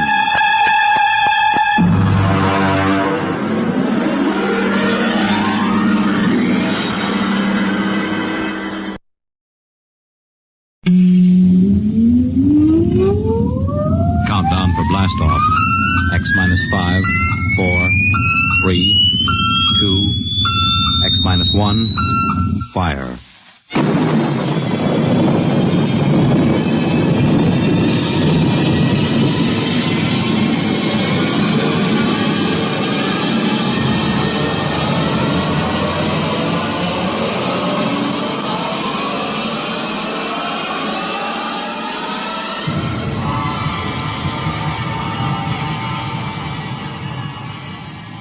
From the far horizons of the unknown come transcribed tales of new dimensions in time and space. These are stories of the future, adventures in which you'll live in a million could-be years on 1,000 maybe worlds.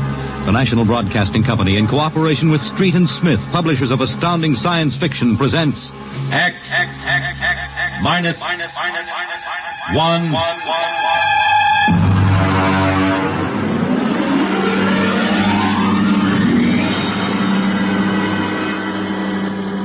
Tonight's story, Ray Bradbury's tale, The Velt.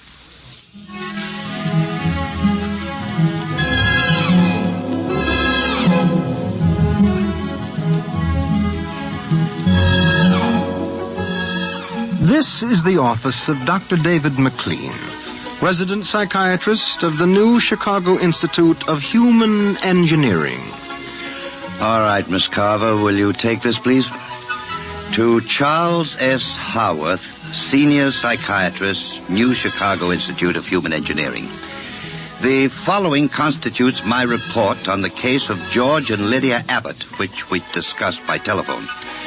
Subject George relates onset of symptoms to the purchase of a $60,000 soundproofed Happy Life home. Under narcosynthesis during initial interviews, subject described the experience in the following manner. Miss Carver, would you play back the sonic record of the initial interview? We'd always wanted one, and then we could afford it, so... Go on, Mr. Abbott. Tell me about the home. The home? Well, it was supposed to do everything, the agent told us. And it did, I guess. It clothed us, fed us, and rocked us to sleep, played and sang, and it was good to us. Very good, sure. Tell me about the nursery. The nursery? The nursery, It was completely automatic? Completely automatic. There were crystalline walls that wavered from 2 to 3 dimensions. There were pseudo-textured floors that shifted from brick to dirt to waving grass. The nursery was the best, but then we wanted the best for the children. Doctor, I must be crazy. We have no children. What about Peter and Wendy? They're your children. Oh, no. We have no children, Doctor. We have no children. All right, Miss Carver. To continue. After 3 sessions, the subject was able to recall and accept the idea that he had 2 children. He described the first day. All right, Peter and Wendy. This is your nursery. What's so special about a nursery, Dad? Plenty. Just go in and see. Do we have to? You'll be surprised. Gee. Go ahead. I'm scared. I'm not. Hey, it's nice in here. It is? Come on in, Wendy.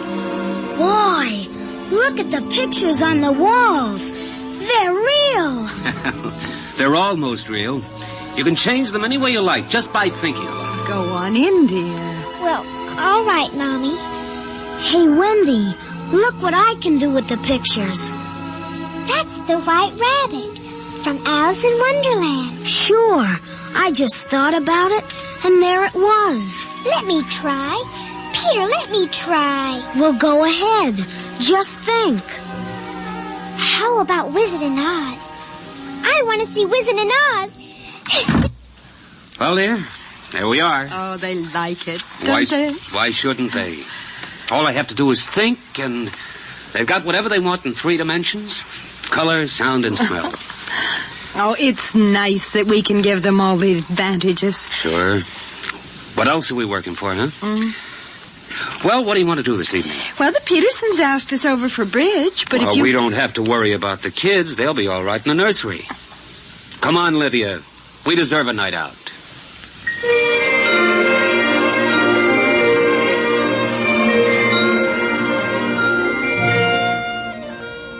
And in the nursery, the walls were a kaleidoscope of time and space and imagination.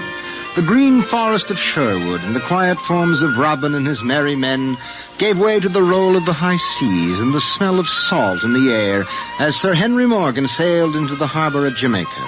And behind the crystalline quartz walls, the vacuum tubes and grids and banks of metal image tape spun quietly and efficiently, erasing the line between illusion and reality. Of course, the electric bill from Consolidated Utilities was tremendous, but it was worth it. The happy life home breathed contentedly as life proceeded with soft automaticity as guaranteed in the brochure and bill of sale. George. George, I wish you'd look at the nursery. What's wrong with it? I don't know. I was in the nursery last week. It's perfectly all right. It's different now. What do you mean, different? I want you to come and see. Are the kids there? No.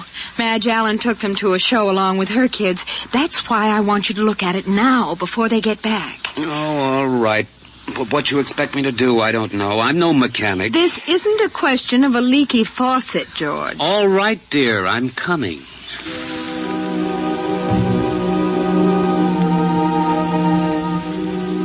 The nursery light flicked on as they came down the hall. The relays clicked and the tubes warmed and chemical odor banks and pipes bubbled into life as they paused before the closed door. Go ahead, George. Open it.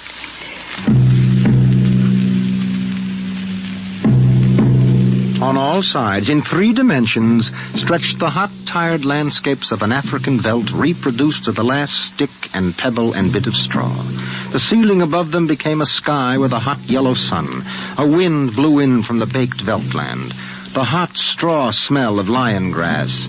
The cool green smell of the hidden waterhole. The great rusty smell of animals. The howl of the jackal in the distance. And the papery rustling of the great vultures that wheeled and circled under the yellow burning sun. Let's get out of this, son. It's a little too real. Oh, George, you promised you'd look around. Well, I don't see anything. Wait a minute. There are the vultures. Filthy creatures. There are the lions. Far over that way. Yes, I see them. Well, they're on their way to the water hole. They've just eaten. It's some animal. A zebra or a baby giraffe, maybe. Can you see it? Are you sure? It's a little late to be sure. Nothing over there but clean bone and the vultures swooping down for what's left. Did you hear that scream? What scream? About a moment ago. Sorry, no. Oh, here come the lions. George, they're frightening. Take it easy, Lydia. They're just illusion.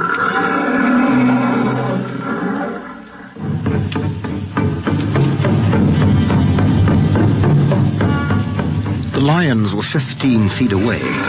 So real, so startlingly real, you could feel the prickling fur on your hand, and your mouth was stuffed with the dusty upholstery smell of their heated pelts.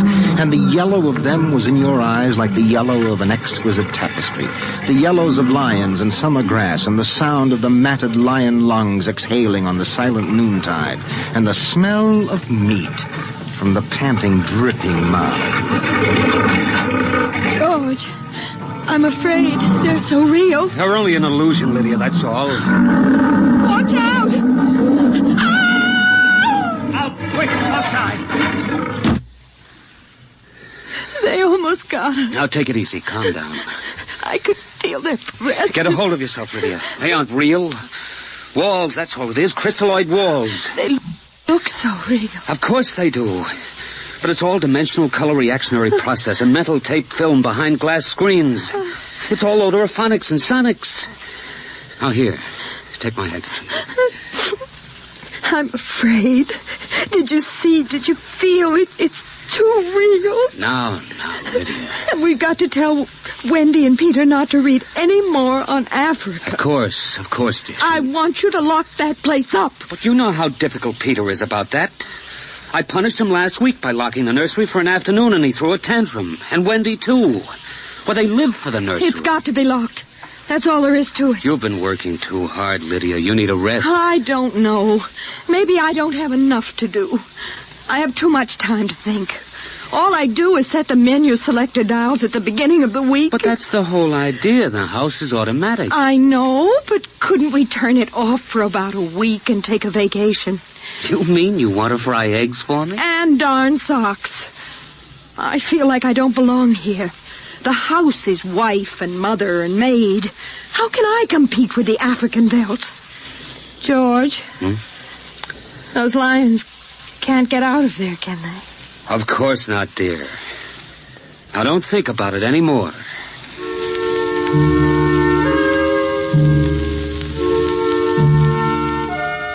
They ate alone. He sat idly watching the dining room table produce warm dishes of food from its mechanical interior. You forgot the ketchup. That's better. It wouldn't hurt to lock the children out of the nursery for a while. It was clear that they had been spending too much time in Africa. That sun, he could feel it on his neck still, like a hot paw. And the lions, and the smell of blood. Remarkable how the nursery caught the telepathic emanations of the children's minds and created a life to fulfill their desires. The children thought zebras, and there were zebras. Sun, giraffes, death, and death. They were so young. But long before you knew what death was, you were wishing it on someone else.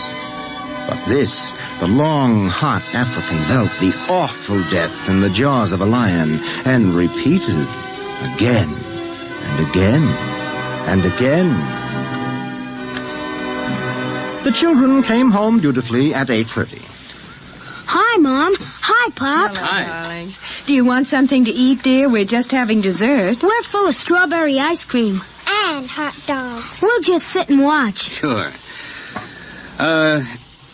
Peter, tell us about the nursery. The nursery? All about Africa and everything. I don't understand. Well, your mother and I were just traveling through Africa with rod and reel. There's no Africa in the nursery. Oh, come now, Peter. We know better. I don't remember any Africa. Do you, Win? Go run and see, huh? Sure, I'll be right back. Wendy, come back here. Wendy! Oh, she'll be right back, Pop. She doesn't have to. I've seen it. Come on. Sure, Pop, but Wendy'll tell us. Open the door. See, Daddy? It's not Africa. It's Florida. Like in Danby. There go the deer. See? It isn't Africa. I see it isn't. Go to bed. But it isn't 9 o'clock. You heard me. Go to bed. Okay. Good night, Mom. Good night, Pop. Good night. Good night, dear. I'll be right in. Wait a minute, Lydia.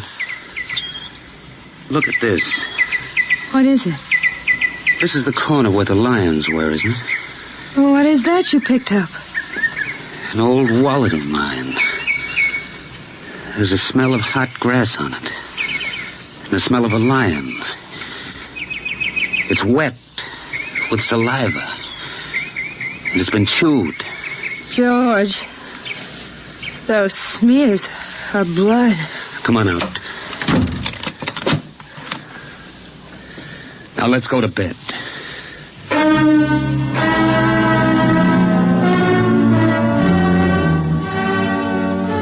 But in the middle of the night, he was still awake, and he knew his wife was awake. George, how did your wallet get in the nursery? I don't know. Wendy must have changed the walls from the African Velt. I'm going to keep it locked.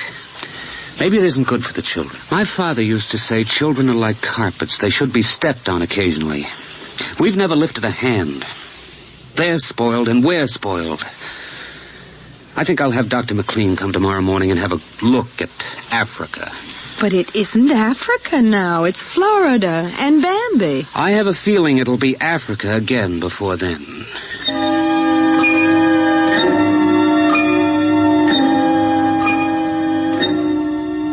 Although their automatic somno-beds tried very hard, the two adults could not be rocked to sleep for another hour. A smell of cats was in the night air. And in the morning, the stove cooked French toast, and the dining room table poured the syrup and melted butter. Pop, Yes? you aren't going to lock up the nursery for good, are you? That all depends. On what? On you and your sister. We feel you should have some variety, dear. I wouldn't want the nursery locked up ever. Well, as a matter of fact, we're thinking of turning the whole house off for about a month. Sort of camping out. Be fun for a change. Now, don't you think so, Wendy? No, it'd be awful. I don't want to do anything but look and listen and smell. What else is there to do? Oh, all right. Go play in Africa. Are you going to shut off the house soon? We're considering it. I don't think you better consider it anymore, Pop. I won't have any threats from you, son. Okay, Pop. Come on, Wendy. Let's get back.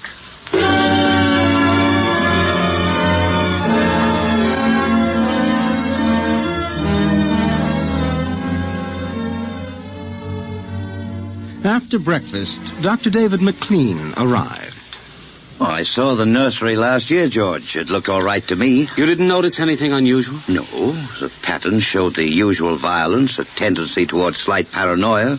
All children feel persecuted by their parents are perfectly normal. There it is. Suppose we take a look at it now.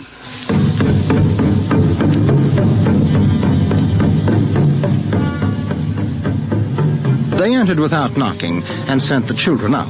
The screams had faded and the lions were feeding quietly under the trees. I wish I could see what they're eating. How long has this been going on? A little over a month. It certainly doesn't feel good. I don't want feelings. I want facts. George, a psychologist never saw a fact in his life. He knows about feelings. And this doesn't feel good.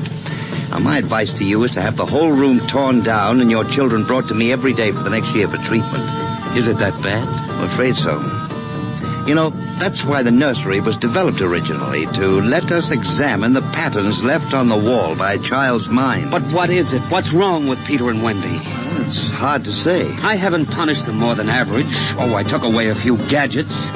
Last week, I locked the nursery to show I meant business. You've let this room replace you and your wife in your children's affections. This room is their real father and mother. And now you come along and want to shut it. Well, you can feel the hatred coming out of that sky. George, turn everything off. The nursery, the automatic kitchen, the whole automatic house. And start now. But won't the shock be too much for the children? I don't want them going any deeper.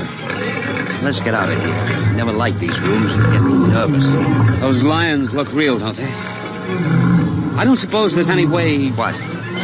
That they could become real. Not that I know. Some flaw in the machinery, tampering? No.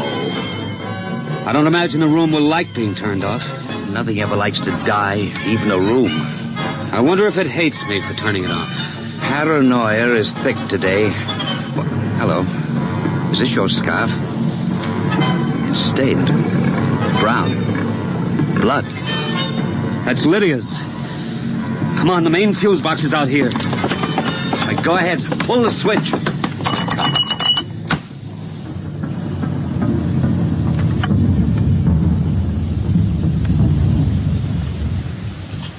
Yeah.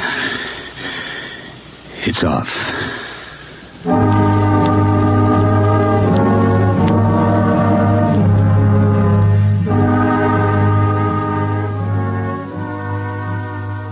The two children were in hysterics. They screamed and kicked and threw things. They yelled and sobbed and swore and jumped on the furniture, weeping. It's off and it stays off. The whole house dies as of now. He marched around the house, cutting switches and pulling fuses. Don't let them do it! Don't let Pop kill everything! I hate you! I hate you! Insults won't get you anywhere. I wish you were dead. We were for a long while. Now we're going to start really living. Instead of being handled and massaged, we're going to live. Once more, Daddy. Just once more. One more minute of the nursery, that's all. Just one more minute. Oh, George, it can't hurt, really. Oh, all right, only shut up. 1 minute, and that's the end. Forever. Gee, thanks, Pop. Thanks. And then we're going on a vacation. Dr. McLean is coming in half an hour to help us out. Lydia, turn on the nursery for just a minute. Oh, boy. Come on, Wendy. Come on. Thanks, Daddy. Thanks a lot. Just 1 minute, remember? Now, where'd I put those suitcases? Lydia! Don't shout, George. I'm right here. Did you leave them alone in the nursery? Well, I've got to get ready, George. Well, I guess we'd better get them out of there before they get involved with those beasts again. Pop! Pop, come here! Daddy! Mommy! Come on, quick. Wendy! Peter! What's the matter? Hurry up. Open the nursery. Wendy! Peter! They aren't anywhere. Wendy? Peter? Peter! The door. Open the door. They've locked it from the outside. Peter! Peter! Wendy! Peter! Open the door, dear! Let us out, Peter! Open the door! It's time to go! Open the door! George! The lions! Peter, do you hear me? Open this door! They're all around us, George! Son! Son, do you hear me? Let us out! Son! George! Look out! The lions! They're coming!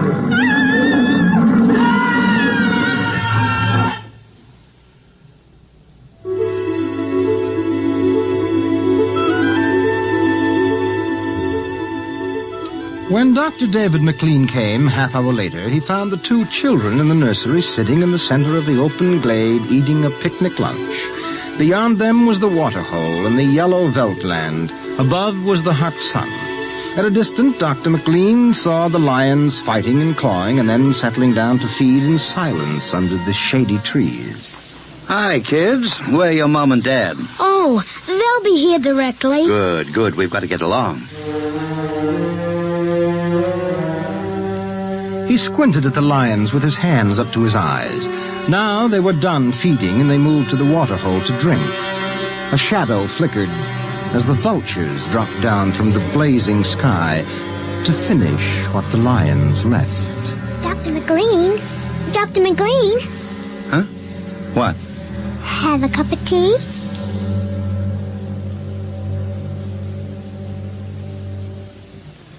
Which concludes my report to date. There were no lions, of course. Not in a physical sense. Lydia and George were devoured, however, almost as surely as if there had been lions. Their personalities were devoured by the mechanistic marvels which had usurped their role as parents. All four members of the family are under intensive therapy now and are doing as well as can be expected.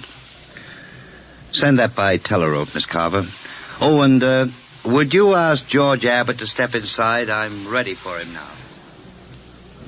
You have just heard X-1, presented by the National Broadcasting Company in cooperation with Street and Smith, publishers of astounding science fiction. Tonight, by transcription, X-1 has brought you The Velt, written by Ray Bradbury and adapted for radio by Ernest Kenoy. Featured in the cast were Mary Patton, Bill Quinn, David Pfeffer, Beverly Lunsford, Charles Penman, and John Larkin. Your announcer, Fred Collin. X-1 was directed by Dan Sutter and is an NBC Radio Network production.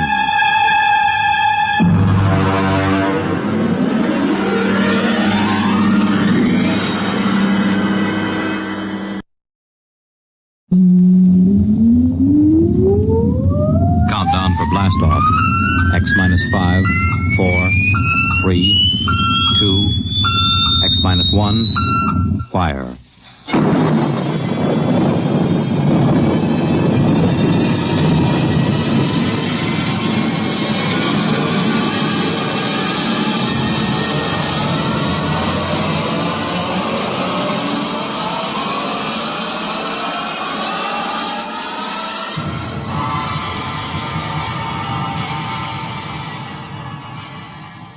From the far horizons of the unknown come transcribed tales of new dimensions in time and space. These are stories of the future. Adventures in which you'll live in 1,000,000 could-be years on 1,000 maybe worlds.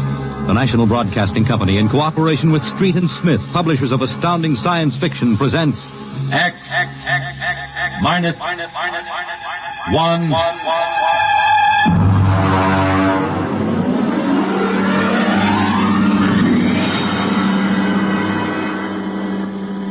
Tonight's story, Almost Human, by Robert Bloch. Have you heard of the new science called cybernetics? It concerns man's efforts to develop a perfect thinking machine. A robot electronic brain that will not only do man's work, but even do his thinking for him. A robot that is almost human.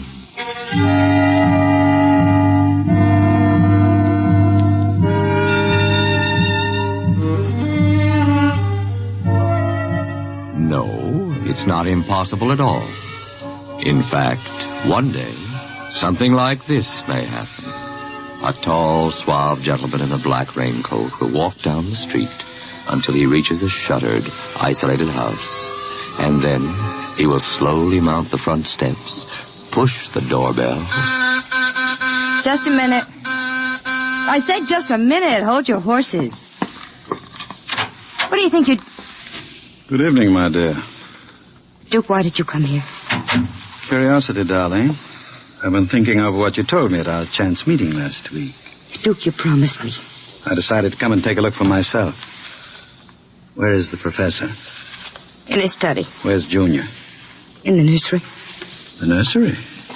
How quaint. And you, I take it, are Junior's nursemaid? I helped the professor. Tell him he has a guest. Duke, he's a nice old guy. Don't Tell do him, it. darling. All right. Yes? What is it, Miss Williams? Professor Blassman, a gentleman... Here? I don't understand. I gave orders no one was to be admitted to the house. He insisted. Very well. Wait here. I'll get rid of him. Sir? Professor Blasserman, I've come to see Junior. Junior? There must be some mistake. There are no children in this house. I don't... Professor, what you feel pressing against your belly is the muzzle of a .45 caliber pistol. Now, shall we visit Junior? How... What do you know about... I know everything. Shall we go inside? I warn you. On the contrary, I warn you. Very well. This way.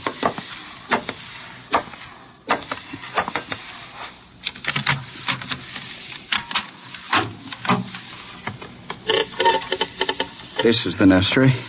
Where is Junior? In the next room. Behind the door with a panel in it. Very considerately furnished.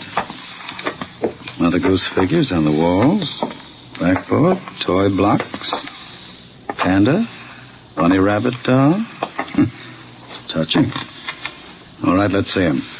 You can look through the panel. Mary had a little lamb. Oh, wow. Whose fleece Who'd have believed was it? white as Junior isn't very pretty, is he? I was not concerned with aesthetics. Why do you hide him? Is he dangerous? The world is not yet ready for such a thing. Besides, I must study. As you can see by his play, he is very young, hardly out of the cradle. I am educating him. With nursery rhymes? The brain is undeveloped. It must learn its behavior patterns like any infant. You call that 8-foot monster an infant? Physically, of course, he'll never change. He is built of chrome steel and glass. But his brain, that is my wonderful instrument. Unlike a human, he has no heritage, no basic instincts such as love or hate. These he has yet to learn. In some respects, he is like a blank tablet. What is written upon the tablet will remain. You mean he has no feelings? He will learn quickly. And now, if your curiosity is satisfied, I trust you will keep my secret. If anyone discovers... Open the door. I beg your pardon. The door, Professor. Very well. Junior, come here. What a monster. Papa, He talks? Yes. Mentally, he's about 6 years old now. What is it, son? Who is that man, Papa? Let me handle this. You may call me Duke, son. I've come to see you. That's nice. Nobody ever comes to see me except Lola. Play with me, Duke. Certainly, Junior. Oh, and Professor. Yes? While we're playing, you can have Lola and Miss Williams prepare my room. Your room? I forgot to tell you, I've decided to stay until the climate changes and I can go out again. Meanwhile, I'll have a chance to play blocks with Junior. Understand? I begin to understand. You are hiding from the law. As you wish. All right, Junior. Your move. Let's build a bridge. I have a better idea, Junior. What? Let's build a coffin. A coffin? I don't know that word. Then I'll teach you, Junior. I can see the professor has been neglecting the moral side of your education. Very sadly.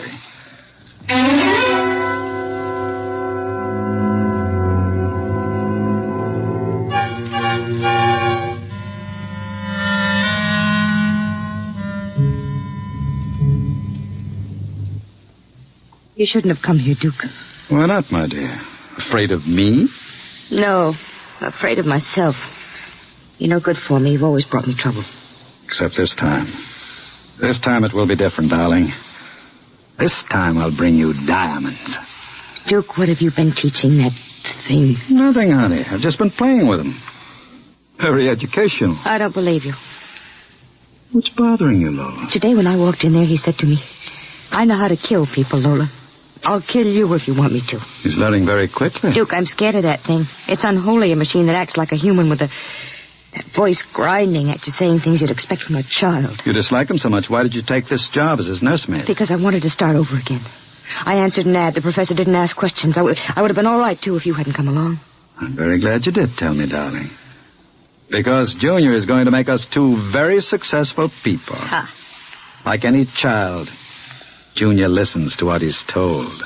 Duke, I don't know what you're teaching, Junior. But I can guess.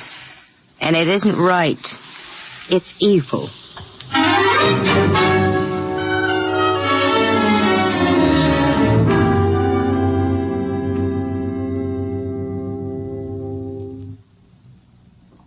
Now, write on the blackboard, Junior. My name is Junior. My name is Junior. People are evil.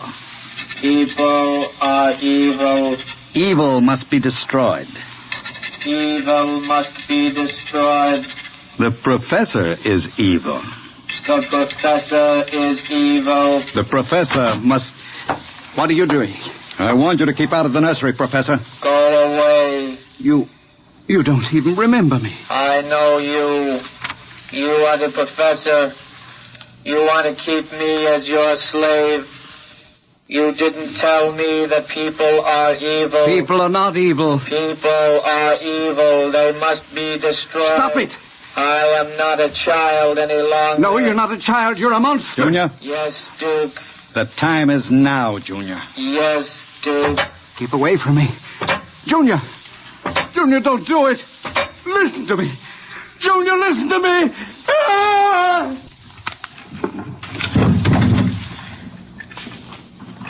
I did it, Duke. Duke, Horrible. Can we go away now, Duke? I don't like it here anymore. Duke, why did you do it? The professor was in the way.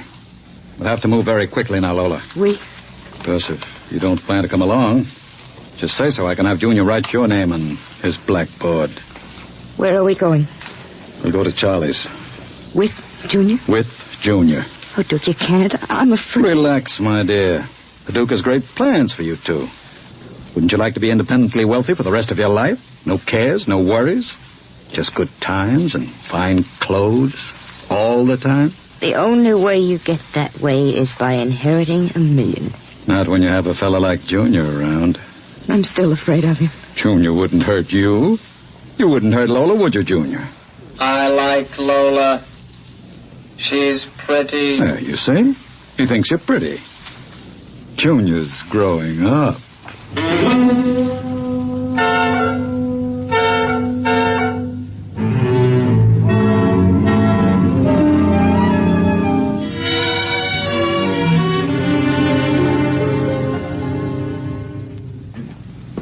Sit down, Charlie. Sure, Duke. Lowell and I are going to hide out here for a while. We'll need some help. Listen, Duke, I'm trying to keep the cops away. Sure. Now listen to me. I need a casing job done. Oh. Sure, Duke. You know the armored truck service? Sure. I want to know when they take the Acme deposits from Boston to Worcester. Duke, you ain't thinking of a payroll truck, are you? They got cannons on those trucks. They travel in pairs. You couldn't get near one. I asked you to do a casing job, Charlie.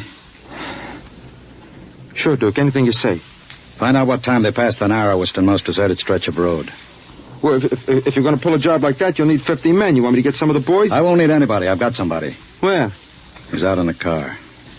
Oh, what's his name, Duke? Anybody I know? His name is Junior. Junior? I don't know any Junior. You will, Charlie. You will.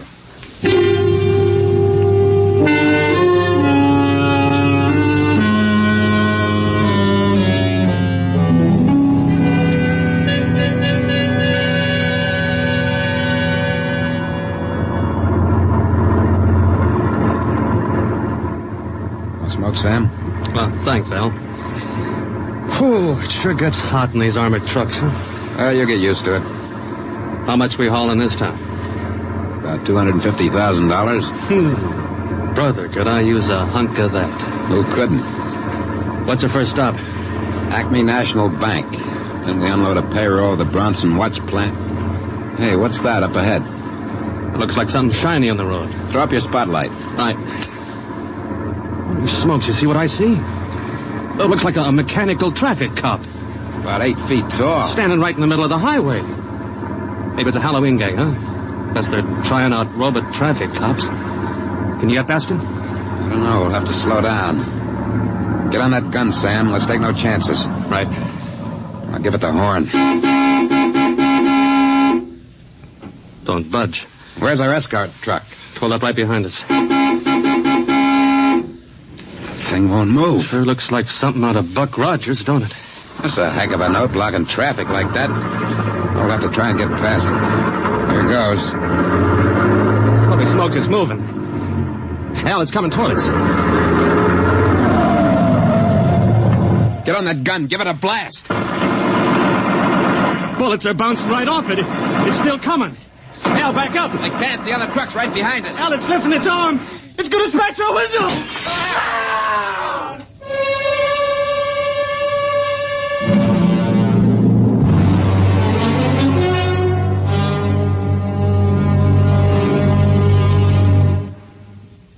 Jeez.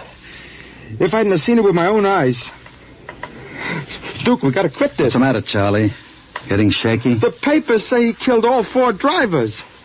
Listen, Duke, that robot is hot. We gotta get rid of it. Stop your blubbering. One more good robbery?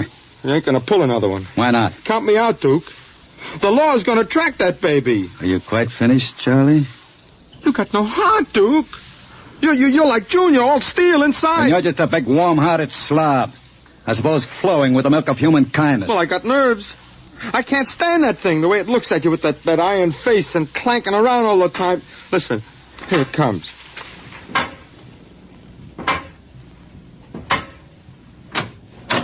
Hello, Junior.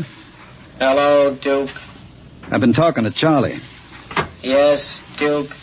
You know what I think, Junior? I think Charlie's yellow. You know what happens to people who turn yellow, don't you? Yes, Duke. Tell him. They're evil. We have to destroy them. Huh? You see, Charlie? Junior doesn't like people who sing to the police. Duke, wait a minute. You know I'd never turn stoolie or anything like that. I never sang to the coppers in my life. You can count Junior. on me. I don't want no trouble with you. Stop him. I wouldn't... Yes, Duke.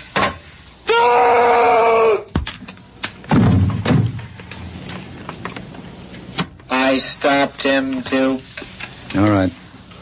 Take him down to the cellar. Duke, that noise. Charlie! Junior, put him down. Take him down to the cellar, Junior. Yes, Duke. Duke. Relax, darling. Stop shaking. Duke, we can't stay here. Charlie's going to be missed. He's got friends. Now we'll have the gangs after us, too. Oh, come on now. Don't worry, darling. The Duke will take care of everything. Where are you going? Out to a travel agency to get some tickets. You and I are going to take a trip, Lola. You're leaving me alone here? Junior's here, too. That's just it. It's being alone with that thing. Duke, I got the jitters. Now, don't you worry. In 48 hours, you and I will be on our way to Switzerland with $500,000 worth of loot. What about Junior? Junior will be taken care of. How can you get rid of him? Junior will do anything I say. So I'll merely have him get into the furnace and sit there while I fill it with oil and set fire to it. Too bad the professor couldn't have stayed around to see him growing up. He's almost a man now, Junior is. But not quite as clever as a man. You'll find that out after he steps into the furnace. Get rid of Junior now, Duke, before you leave. There's no time. I'll be back about 8. Duke, please. And be nice to Junior while I'm gone. Don't show him you're afraid of him. Goodbye, darling. Goodbye, Duke.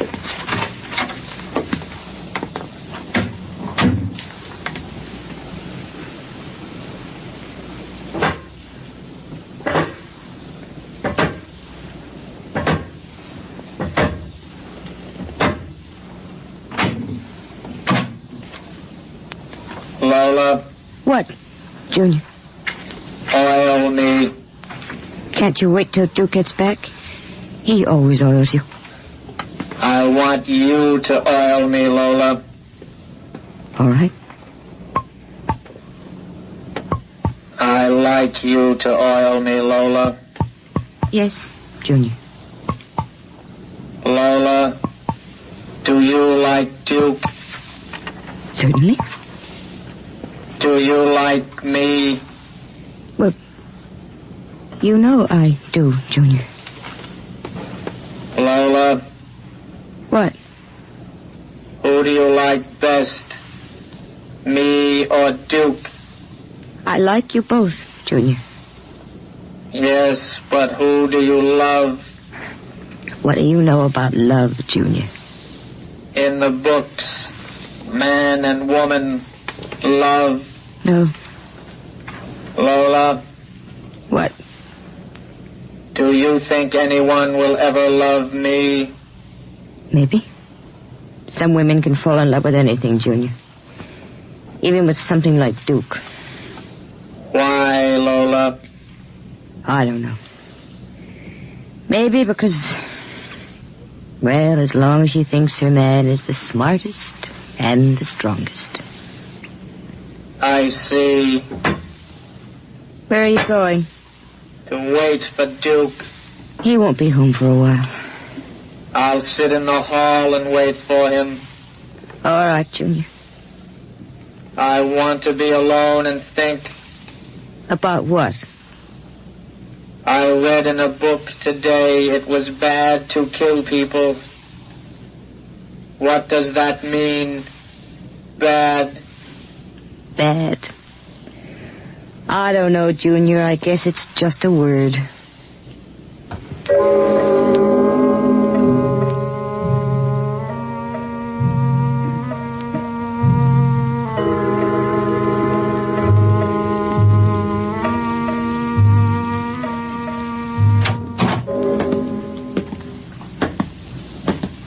Lola? Hello, Duke. Oh, it's you, Junior. Why are you sitting in the dark? I was waiting for you, Duke. Well, now that's a good boy, Junior. Lola oiled me. That's nice. I tell you what, Junior. I've got a little job for us down in the cellar. Let's go down there. Now, Duke. Right now, Junior. All right, Duke. Are we going away soon, Duke? Yes, Junior. We're going away. What's in the cellar, Duke? A little surprise for you, Junior. You'll find out.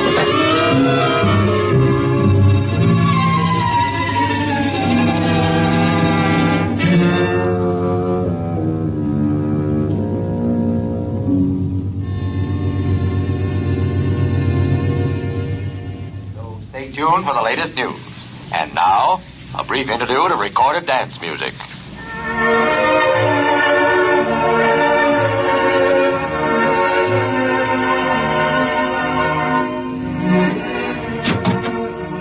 Duke? Is that you, Duke?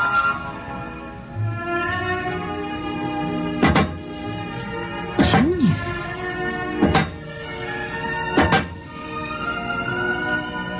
Hello, Lola. I thought I heard Duke come in. He came in. Where is he? Down in the cellar. What's he doing? Nothing. Did he say he'd be up soon? No. Maybe we better go down and get him. He's dead. Oh, no. No, he isn't dead. You said the woman loves the strongest and the smartest. Well, I'm stronger and smarter. But you aren't human. I'm almost human, Lola. No.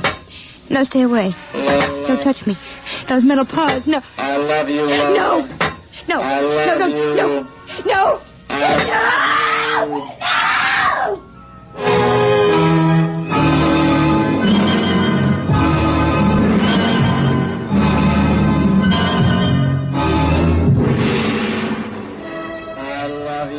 The last thing she heard was the robot's harsh voice, droning it over and over again. I love you. I love you. I love you. And strangely enough, it did sound almost human.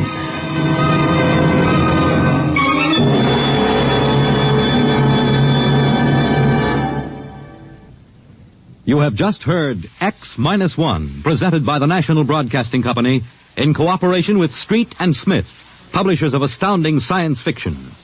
Tonight, by transcription, X-1 has brought you Almost Human, a story by Robert Bloch, adapted for radio by George Lefferts. Featured in the cast were Santos Ortega as Duke, Joan Allison as Lola, Jackie Grimes as Junior, Guy Rep as the Professor, Nat Pollen as Charlie, Joseph Julian as Al, Lynn Cook as Sam, and Merrill Joels as the radio voice. Your announcer, Fred Collins. X-1 was directed by Ken McGregor and is an NBC Radio Network production.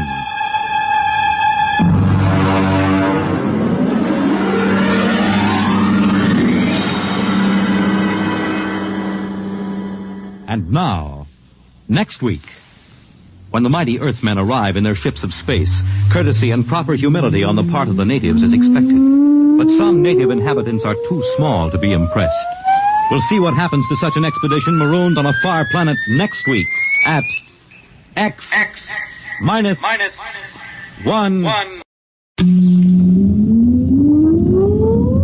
Countdown for blast off.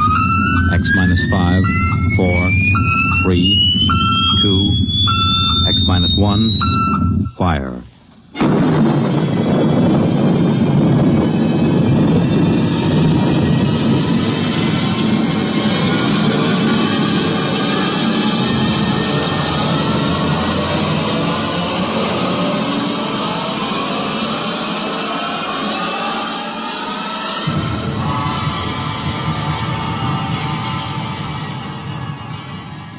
From the far horizons of the unknown come transcribed tales of new dimensions in time and space.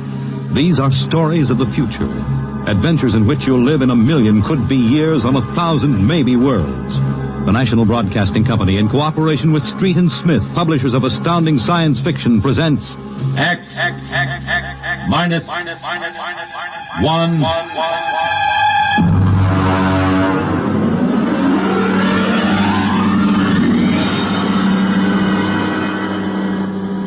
Tonight's story, Courtesy. This is the story of the second expedition to the planet of Landro. I'm recording it for any future expeditions which might land on this godforsaken sphere, in the hope that they may learn from our tragic example. As I write, there are 2 of us left. 2 out of an original complement of 180 men. One of us, myself, will be dead in less than 23 minutes. As for the other, Heaven have mercy on him. I do not know.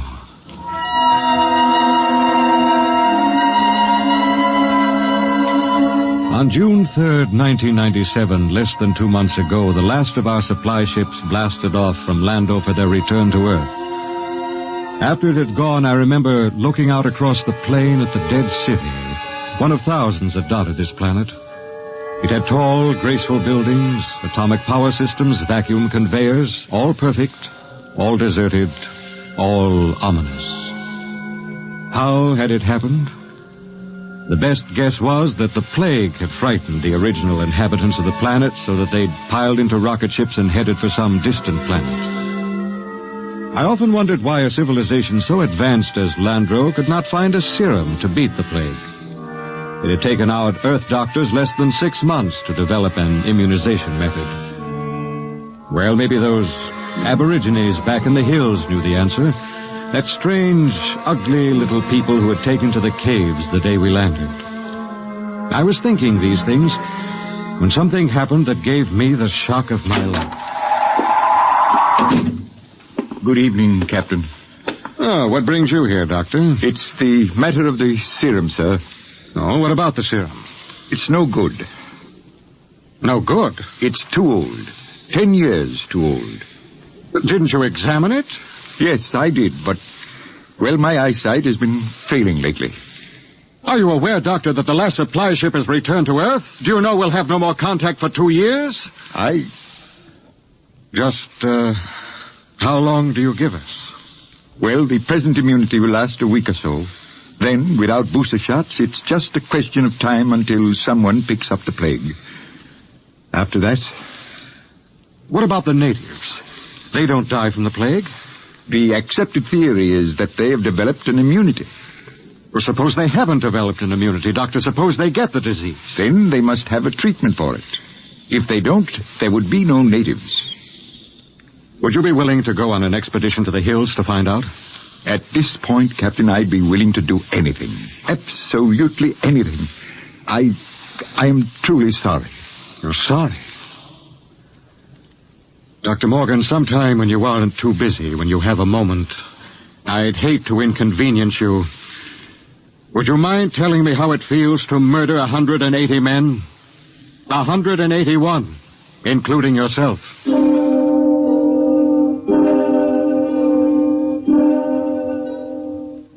I did a lot of thinking after Dr. Morgan left my hut. It was still unreal for me. After all, the planning of an expedition was no simple thing. You put into it the result of years of training and experience, years of study at the academy, years of learning how to handle men and natives. Every man on my crew was hand-picked for his skill. And yet, a simple thing like a myopic surgeon misreading a label could blast the whole thing. Yes, it was a shame. And I did the only thing I could think of. I yelled for Bat Ears Brady. Brady! Get your carcass in here. Take the lead out. Okay. Well, what's up? Sit down, Bat Ears. You got trouble, Kev? We got trouble. What? The serum's no good. What? Morgan forgot to check it. It's 10 years too old. Holy jumping snails. You're going to court-martial that? That Wouldn't do much good. We'll all be dead pretty soon unless somebody figures something out. Well, what are you going to do, Kev? Well, there's only one chance. One chance in 10 million. What? The natives. Them cave rats. What good can they do us? Now, they don't get the plague, so maybe they know a cure. Okay. Let's get a few of them and beat it out of them. That's why you're here. Shoot. How'd you like to come along on a little expedition up to the cave country? You, me, the doctor, and Faulkner. Faulkner? Now, listen, Cap, he's worse than the doctor. Yes, but he knows more about the native culture than anybody here. He's the only one who's completely familiar with the records of the first expedition. Okay, so it's me, you, the doc, and Faulkner. When do we start? Tonight, in half an hour. We should reach the cave country by tomorrow. With luck, we'll be able to find natives before night.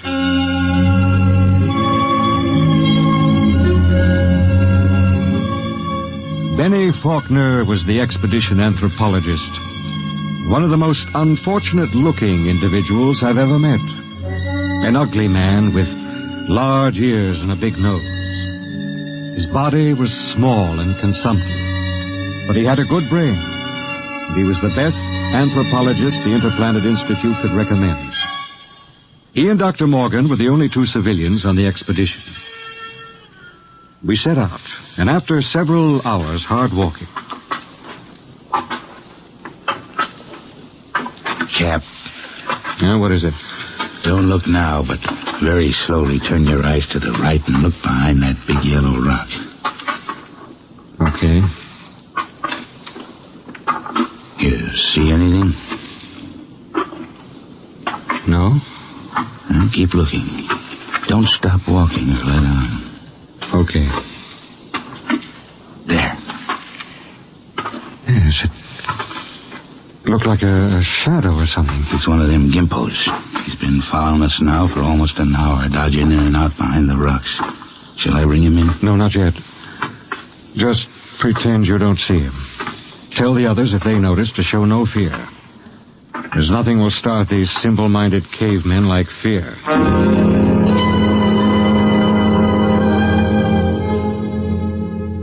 The manual said, under no circumstances shall a member of the patrol display fear before a native. The dignity of the Earthman must be preserved at all costs. Just before dawn, we reached the cave country. We were tired and hungry, and we stopped to cook some food and rest. Everything was quiet. There was no sign of the gimpo which had been trailing us until... Okay, get in there, you sneaking little monkey man. Come on, before I break this shovel on your stern. Yeah, what's the trouble? Cap, I caught me one of these gimpos sneaking around outside the tent. Bring him in the light of the fire. We can get a look at him. Faulkner? Yes, sir? Keep an eye on him. Try to establish some communication. All right, get in there. Hey, look out. No need to knock him down, Batty. Oh, that's the only language they understand. See if you can reach him, Faulkner. Okay, Captain. I'll need a drum of some sort. A what? Well, they have no language as we know it, and they have a very rudimentary sense of hearing. I find they communicate with one another through a very primitive kind of vibration of the tongue. The closest I can come is a series of drum beats, a sort of Morse code. The psychologist on the first expedition had it worked out before he was killed by the plague. I've studied his notes, and I think it'll work. You mean these little critters can talk to one another? Yes, I believe they can. At any rate, we'll have a chance to find out. Do we have something I can use for a drum? Here. Take my water bottle. Thank you, Doctor. Now, I'll tap it 3 times. That's a greeting of some sort. Just a moment. Yes, sir? I don't want you treating this fellow like an equal. Don't give him the idea that we're desperate. Once they sense that, you're lost. I have to communicate with him, sir. Now, just bear in mind what I said. Dignity. Yes, sir. I'll do my best, sir. It was a strange sight. On one side of the water bottle crouched little Benny Faulkner, looking for all the world like a human spider. Across from him crouched the Landrian, a humpbacked, gray little creature with an enormous head and those huge, soft lavender eyes. Every few moments one would stop the strange tattoo of communication and the other would take it up. I'm setting forth in this narrative the most vital part of their conversation, as Benny Faulkner later transcribed it from the best of his memory. Benny asked, "Why were your cities abandoned? Was it the plague?" The native said yes. Benny said, "Do you still fear the plague?" The native answered yes. "Do any of your people become afflicted?" The answer was some. "How do you treat them?" Silence. "How can we find a cure for the plague?" More silence. And then the native said, "Go among my people." Then he asked, "Will we find the answer among your people?" And the native replied, "My people have the answer." Then he said, "Will you tell me the answer?" The native repeated, "Go among my people." As far as the Landrian was concerned, the conversation was ended. He rose to go, and Faulkner stepped from his path, but Brady was there to ensure the bet. Hold on there, bucko. You ain't going no place. Don't maltreat him, Brady. What did he say, Penny? He says his people have the answer. What do you think? Well, there may be some truth in it. He says some of his people still get the plague. That must mean it isn't a question of immunity. They must have a cure. Well, he wasn't clear on that. Then they must have a vaccine to keep it from spreading. Does he know? Well, his answer is for us to go among his people. Well, that leaves it up to us. The first level of caves is on top of that cliff about a mile ahead. It's a trap. I'll bet my last dollar on it. Well, maybe not. And we'll have to risk it. Wait. Well? Let me go. I got you all into this. But how will you talk? Benny here can give me enough of the code so I can ask the big question. You understand that they might just decide to cut your throat? I'm fully aware of the risk. All right, Doctor. You go ahead. We'll wait at the foot of the cliff. If you aren't back down in 3 hours, we'll come up after you. What about the Gimpo here? We'll hold him as a hostage to ensure the doctor's safety. If the doc comes back, all right, we'll let him go. If not, well, that's your job, Brady. A pleasure.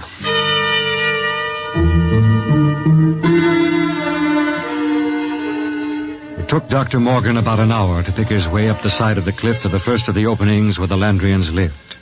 He waved to us before he entered the mouth of the cave, and we waved back. And then we settled down to wait. It was a long, long wait.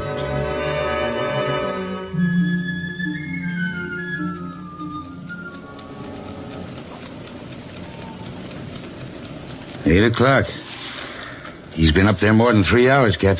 We'll give him a little more time. It's getting colder. Yes, keep that fire going. How much longer are you going to wait, Cap? Oh, we've got lots of time. You'd think we'd have heard of something by now if they was going to knock him off, I mean. No, not necessarily. Hey, wait. Look, up on the cliff. That's him, all right. Hey, what's he running for? Oh, no, he looks scared. That crazy fool, if he don't look out... Doctor! Dr. Morgan, look out! Look out!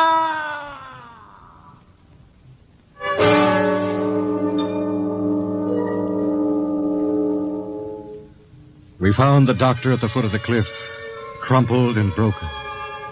There were no marks on his body, nothing except a twisted, mocking grin on his face. Oh, yes, and one other thing.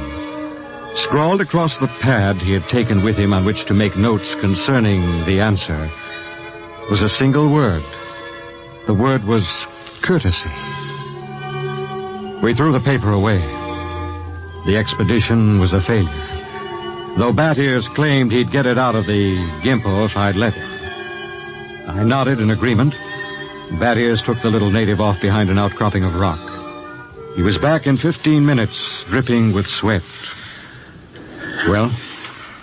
Let's go, Cap. Nothing, huh? But nothing.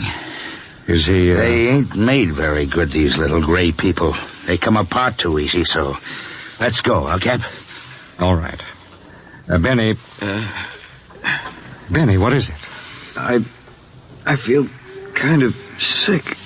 All of a sudden, in the back of my head, a dull kind of pain. Let me see your tongue. Come on, give him a hand, Bat Ears. We've got to get him back to camp. What is it? I'm not sure, but that blackness on the tongue and the headache, it could be the plague.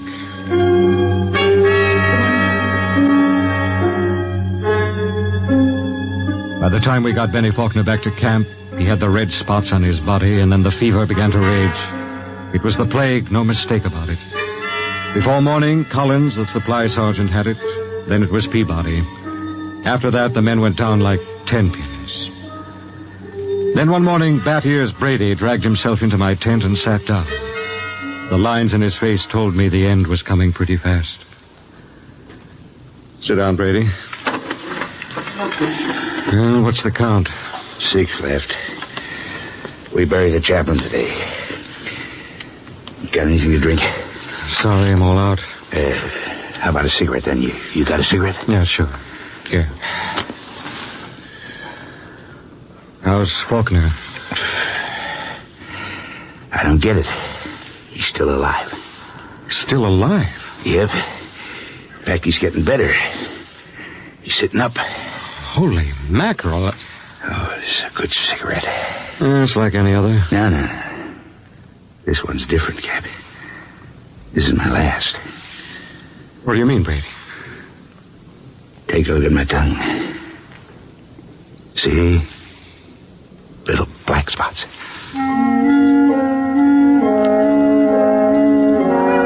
Somehow I managed to get him into bed. He was already raving when I gave him the last of the morphine. It was incredible. Big, brawling, bat ears Brady, a tower of strength, lying sick and whimpering on a cot. When he died, I went out on the moors to think. The sun was a dull red glow. Cold breeze whipped up. But somehow I couldn't forget Faulkner. Why should Faulkner recover from a plague from which no man has ever recovered? Surely there must be a reason. Nothing happened without a reason. I turned and went back to see Benny Faulkner. Hello, Captain. Hello, Benny. How are you? Pretty good. I got up and walked a couple of steps today. How goes it? Brady's gone. Oh. I just buried him. Listen, Benny, there must be some reason why... Well, there's nothing strange about me, nothing different from any other man. There must be. You survived the virus. Oh. But Benny, I want you to tell me everything you know about yourself, everything you can remember. Because somewhere in your makeup is some little thing that makes the difference. If I can find that thing, then maybe I can do something to save myself and the rest. Even if I can't, at least I can leave a record for any future expedition that comes to Landro. Okay? Okay, Captain. Where should I start? At the beginning. I'm going to take notes. Well, I was born on the 2nd of July in 1971. My parents were ordinary people. My father was...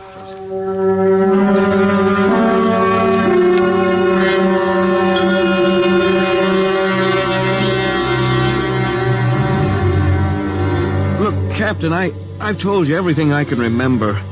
3 days now you've gone over me, pawed me, questioned me. What else can I tell you? Benny, let's go over that last part once again. Where should I start? Take it from where the native started to walk away. You stepped out of his path, and Brady grabbed him. Okay, so I stepped out of his path. Why? What do you mean, why? Why did you step out of his path? Why not? Courtesy, I guess. What's the matter? Courtesy. That's the word that Dr. Morgan had scrawled in his notebook. Well, I don't see that... I don't either. Tell me, Benny, why should you want to be courteous to a native? Why not? What about maintaining your own dignity? Are you talking about dignity or arrogance? I don't know. Benny, listen, maybe we were all wet in our deductions. Maybe these cities here on Landro weren't deserted centuries ago. Maybe these little people up in the caves are the same people who used to live in those big cities. Why would they leave? Maybe they found out the big cities weren't the answer. Maybe they found out that civilization doesn't necessarily bring happiness. So they just packed up and left. Returned to the simple life. No, it doesn't make sense. You're forgetting the plague. What is the plague, Benny? Well, I don't know. Is it a virus? I don't think they ever found out. You know what I think? What? I think the plague is nothing more than what we know as greed and arrogance. Captain, you're going off your rocker. I think maybe we're in line to die. Serum was good. In fact, I don't think the serum had anything to do with it. Oh, I never heard anything as crazy, fantastic in my life. No? Well, I think I'll go back to my tent and finish writing the report. I am beginning to sweat a little. Captain, maybe it isn't the plague. It is. I've seen it too many times to kid myself about it. Maybe hot compresses or something. No, Benny. Listen, Captain, you don't believe that junk about courtesy, do you? I mean, that's a lot of nonsense. You must know that. Holy mackerel, Captain. You do believe it, don't you? Good night, Benny. I think I'd like to be alone for a while. Okay. Good night, Captain. Maybe the supply ship will be early. You can probably stick it out. Sure. Good night, Captain.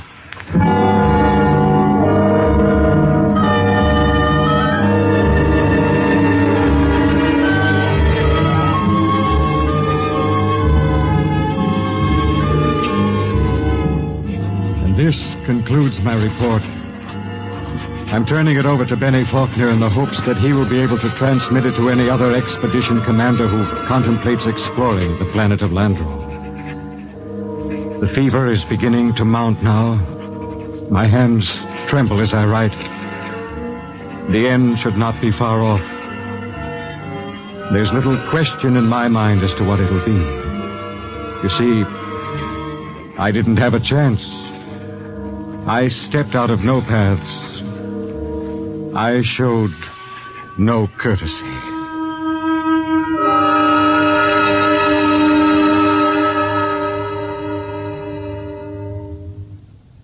You have just heard X-1, presented by the National Broadcasting Company in cooperation with Street and Smith, publishers of astounding science fiction.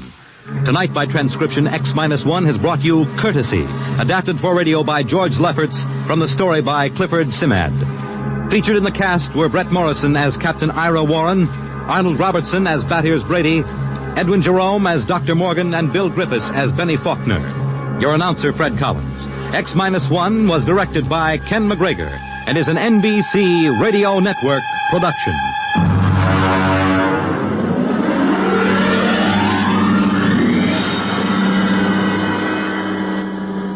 And now, next week, the frontier is a strange place, and a frontier is not always easy to recognize. It may lie on the other side of a simple door marked No Admittance, but it is always deadly dangerous. What happens when an innocent girl ignores a single regulation? You will find out next week at X-1.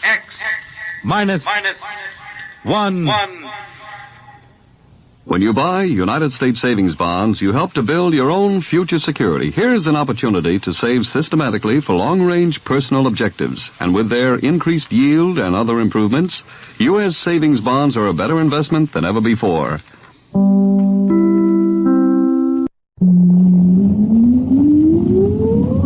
Countdown for blast-off.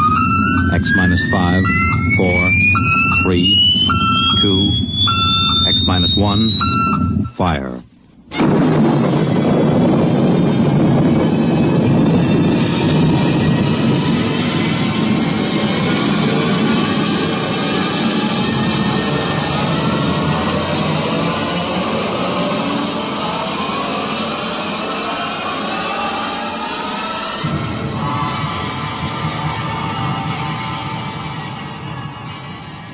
From the far horizons of the unknown come transcribed tales of new dimensions in time and space. These are stories of the future, adventures in which you'll live in a million could-be years on 1,000 maybe worlds. The National Broadcasting Company, in cooperation with Street and Smith, publishers of astounding science fiction, presents X-1.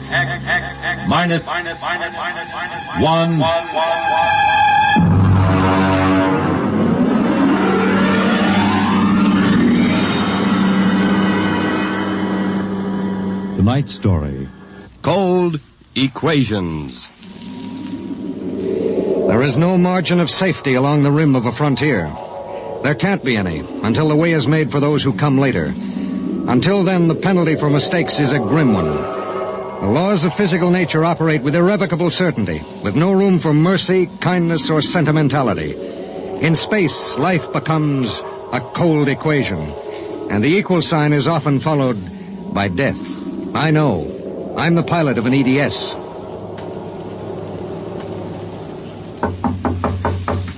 Come in. You sent for me, Commander?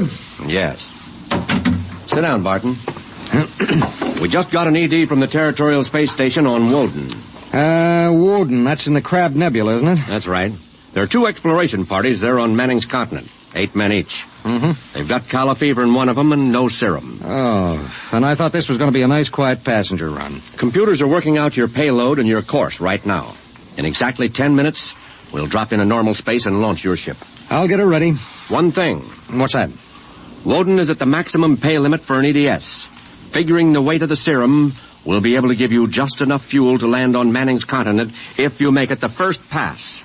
Otherwise, you'll burn out in midair. Mm-hmm. Standard procedure. Report to launching control. Right.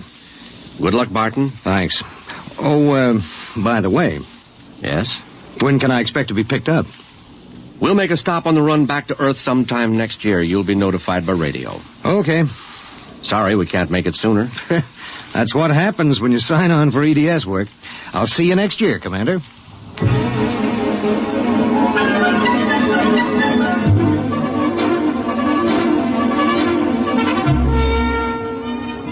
Down in the belly of the Stardust, the crew was working like beavers to get the EDS, the emergency dispatch ship, ready. Mechanics and technicians were swarming all over the place. Girls in inspectors' uniforms were checking the gauges in the supply cabinet. 9 minutes later, the exact course was in the computer. The serum was stowed in my supply cabinet closet, and little EDS 4G3 was ready to be born into space. Martin? Yes, sir. 30 seconds to blast off. All set? All set. I'm turning you over to traffic. Ready. Traffic control. Come in, EDS 4G3.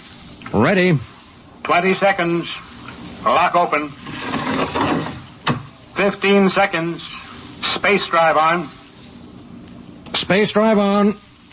10 seconds. Gravity neutralizer on. Neutralizer on. 5 seconds. 4, 3, 2, 1. Blast off.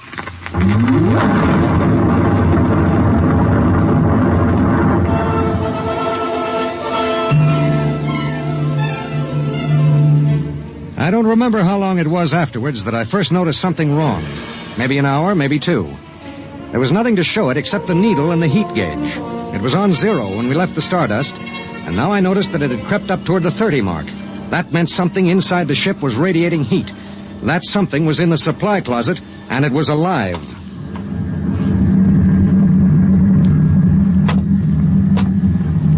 All right, come out. Whoever or whatever you are, if you don't come out in 5 seconds, I'm going to blast you. 1, 2. Well, I'll be... Hello. I'm Marilyn Lee Cross. What are you doing in there? I'm a stowaway. Oh, my... What's the matter? Do I have to pay a fine or something? What are you doing here? I wanted to see my husband. Who's your husband? He's with the government survey crew on Woden. I haven't seen him since he left Earth 4 years ago. Okay.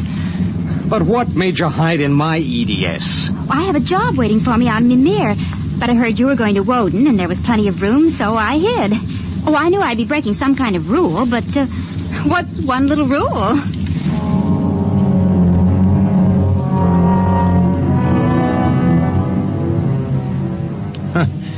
What's one little rule?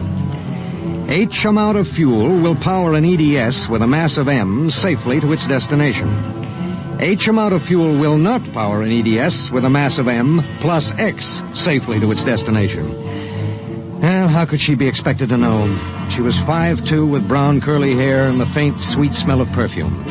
She was 5'2" and she smelled like apple blossoms. And her name was X in an equation that would have to be balanced.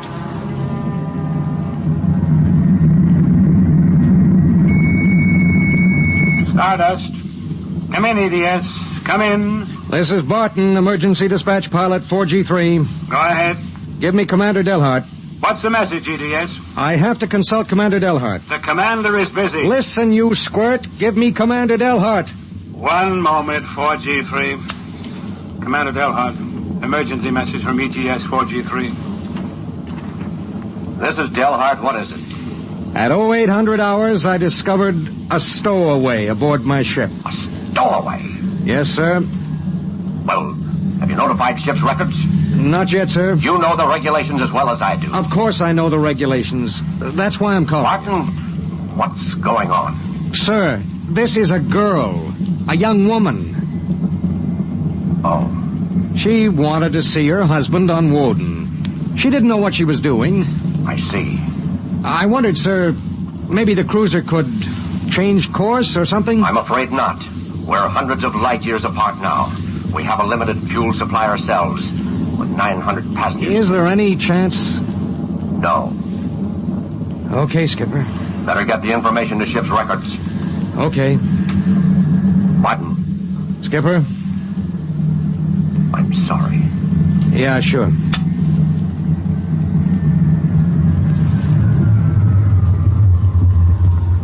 cut our acceleration, didn't you? Yes. Why? Well, save fuel. For a while. How did you manage to stow away? I was taking a language lesson in Mimirese from a girl in the inspection corps. The order came in for your trip, and I just went along on an impulse. Oh, it was easy. I'll be a model prisoner, I promise. Oh, if you were only a thief or a spy, it would make it easier. Make what easier? Forget it.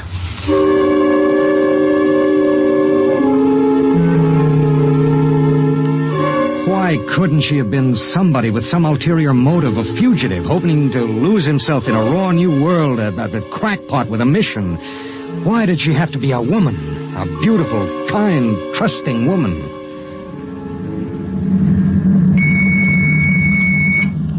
Stardust. Barton, EDS, 4G3. Go ahead, 4G3. Identify stowaway. Give me your identification disc, Miss Cross. Here. Why? Well, it's for ship's records. Identification number T8374. One moment. This is for the gray card, of course. Yes. I'll need the time of... I'll tell you later. That's highly irregular. Then we'll do it in a highly irregular manner. The subject is a young woman. She's listening to everything that's said. Are you capable of understanding that? Oh. Go ahead, 4G3. Number T8374-Y54. Name, Marilyn Lee Cross. Female, married. Born July 7th, 2160. Good Lord, you're only a child. Height, 5 feet 2 inches. Weight, 110. Hair, brown. Eyes, blue. Complexion, light. Blood type, O. Original destination, Port City, Mimir. Listen, I'll call you back later. Look, miss. Marilyn. Look, Marilyn. I guess you don't know what you got yourself into here. Well, it's like this. This ship is carrying Calla fever serum to the survey group on Woden. Yes. Their supply was wrecked in a tornado. The fever is always fatal unless the serum is given in the first 48 hours. Now, these little ships have exactly enough fuel to reach their destination. If you stay aboard her, your added weight will cause it to use up all its fuel before it can land. What happens then? We crash. You die, I die, and 6 fever victims on Woden die. Well, can't they send out another ship to meet us? There are no ships to send. Well, Oh, no. Oh, no, you couldn't do that. That's how it has to be. But that's crazy. I haven't done anything. I haven't hurt anybody. I'm sorry. I should have told you before, but I wanted to make sure there was no other way. You mean it? You're going to make me leave this ship? That's how it is. But I'll die. I'll explode. I'll be like those horrible pictures about... Try to understand. I do understand. You're going to kill me, and I didn't do anything. I know you didn't. I know you didn't. That has nothing to do with it. It has everything to do with it. Nobody just dies like that for no reason. Oh, listen. Maybe there are other cruisers you don't know about. Maybe the radio. Maybe it... Now, listen to me. It's different here. Different from anything you've ever known. On Woden, there are 16 men. 16 men on an entire world. They're fighting. Fighting an alien environment. The environment fights back. You can only make a mistake once. And I made a mistake. Yes. There's no hope. Absolutely none. You'll have to be put out of the ship.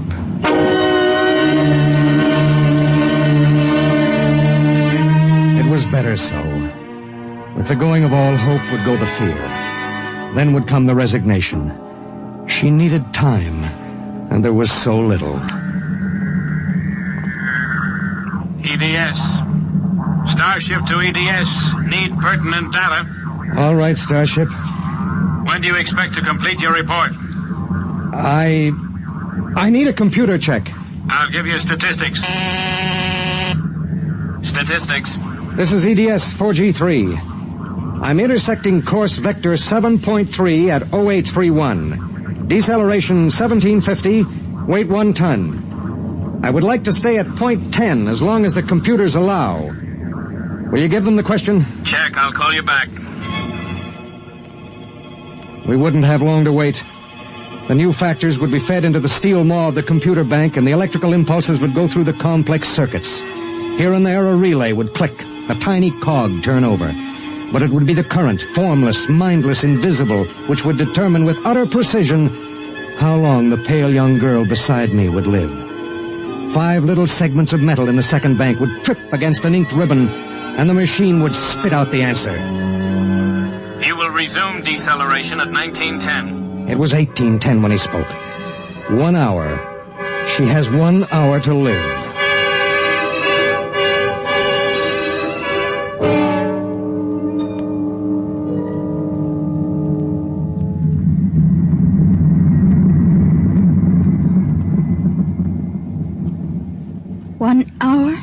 That's it. All I did was hide in a closet. And now you tell me I have to die. I don't believe it. You might as well get used to it. If this happened back on Earth, 1,000 ships would fill the sky. The whole world would know about it. They'd do everything to save me. This isn't Earth. It was such a big dream. Jerry and I separated almost 5 years ago. We were too young. And I was going to see him to try to make everything all right again. Are you married? I was. Oh? She ran off with some guy in the weather service. Do you still think about it? I don't let myself. Where is she? Back on Earth.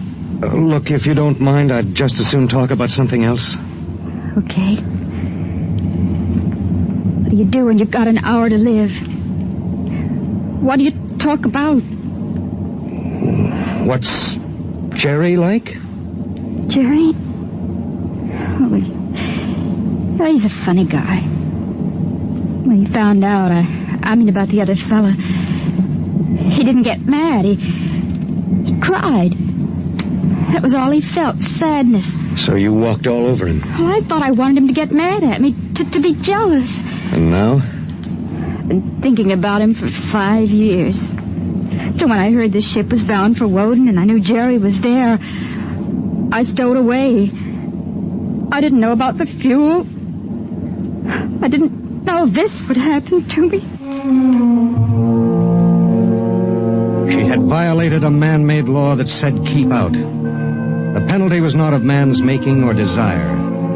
It was not a penalty men could revoke. H amount of fuel will power an EDS with a mass of M's safely to its destination.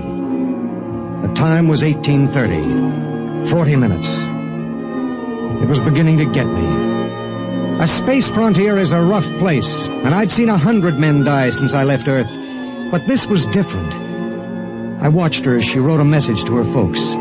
I watched her as she fought her way through the black horror of fear toward the calm gray of acceptance. And then there it was on the view screen. The planet Woden. A red ball enshrouded in the blue haze of its atmosphere, swimming in space against the background of star-sprinkled blackness. The chronometer on the instrument panel said 1845.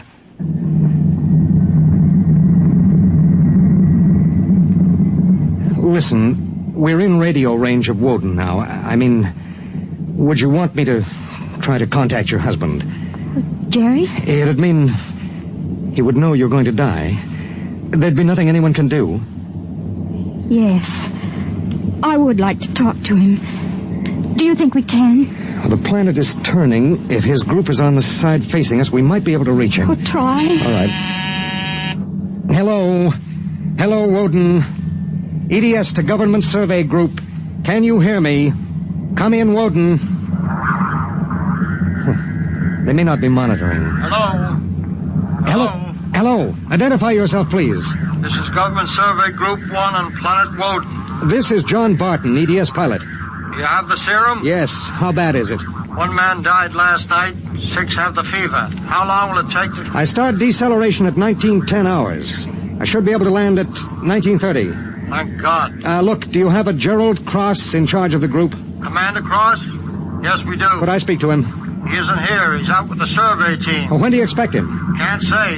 How do you read me? How much time do we have left for communication? Less than 15 minutes. All right. If Commander Cross comes back before we lose radio contact, will you have him buzz me? It's important. Okay, EDS. I'll keep the set open. Check.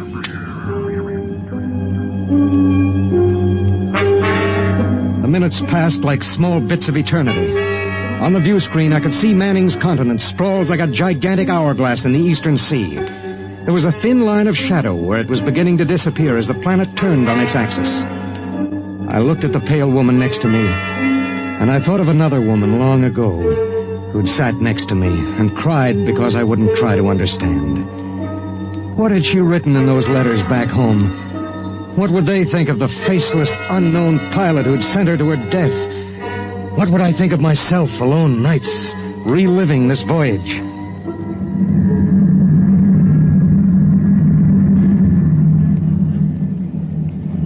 Cold, isn't it? I'll turn up the thermostat.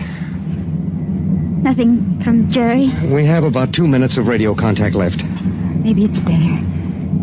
I mean, suppose it were you and your wife tried to call you. How would you feel? I don't know. Do you ever hear from her? I got a letter about a year ago. I tore it up. That was foolish. Yeah, it was. Life is so terribly short to be wandering around alone. Well, wait a second, we're getting something. How much time before I have to leave the ship? About 10 minutes. Hello, EDS. Hello, EDS. Come in. Come in. EDS. This is Woden. I have Commander Cross. All right, go ahead. Hello, this is Commander Cross. Jerry Cross? Yes. I have someone for you. Go ahead. Hello. Jerry? Hello? Jerry? Who is it? It's me, Marilyn. Marilyn? I wanted to see you again. I stowed away on the EDS. You what? But Marilyn... It doesn't matter, Jerry. All that matters is that I can tell you all the things I've kept inside for so long. Jerry, I want you to know I've never forgotten. Oh, it's been so many years. I can't believe it. I thought I'd see you again, but now I can't. Jerry, you don't hate me, do you? Hate you? Oh, Marilyn, I've never stopped loving you. Not for an instant. Oh, Jerry. Listen, we don't have much time. The transmission is getting fuzzy. Oh, Marilyn, I've got to see you. There's got to be some way. There isn't. Let me talk to the pilot. Give it to me. Hello? Pilot, have you called the mothership? Did you have them checked with the computers? I've done everything. You've been on the frontier long enough to know the setup in an EDS. Oh, dear God, there must be something, some way. Do you think I'd let this happen if I wasn't sure? He tried to help me, Jerry. He tried. And it really doesn't matter. I'm not frightened anymore. Not now. But how did you get here? I don't understand. Well, I was going to Mimir to take a job, I thought. And now I realize I was just going because I'd be closer to where you were. Oh, Jerry, all this time... Don't. Let me tell you something.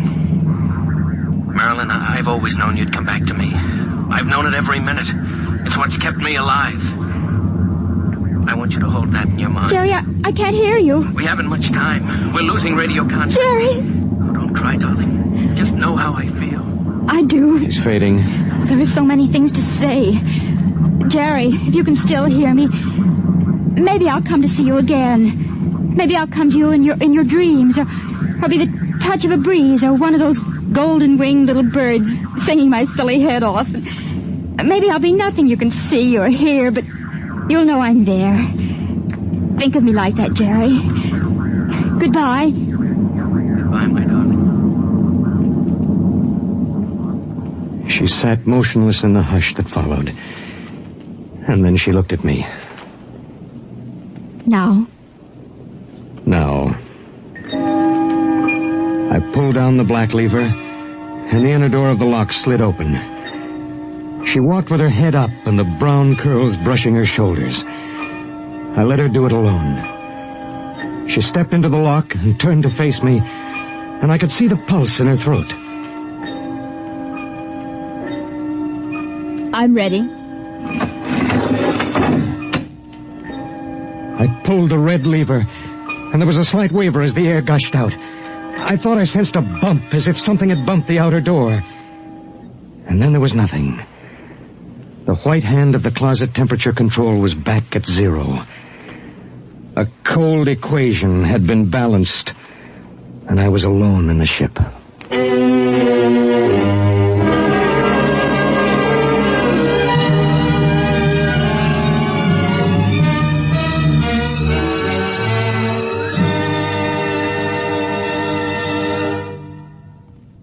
You have just heard X-1, presented by the National Broadcasting Company in cooperation with Street and Smith, publishers of astounding science fiction.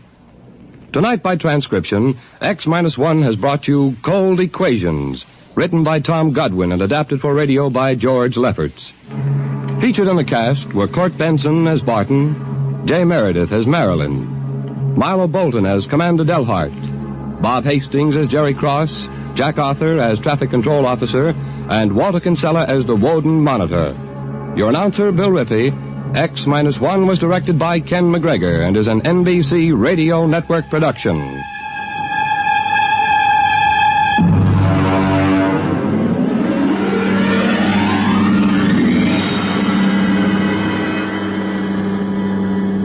And now, next week. In the days of the Windjammers, whalers sometimes went on cruises that lasted as long as 2 years, and so sometimes they had to resort to rough methods to gather a crew. But what of the future when a cruise to a distant star may last for 15 years or more? We hear of such a voyage next week on X minus.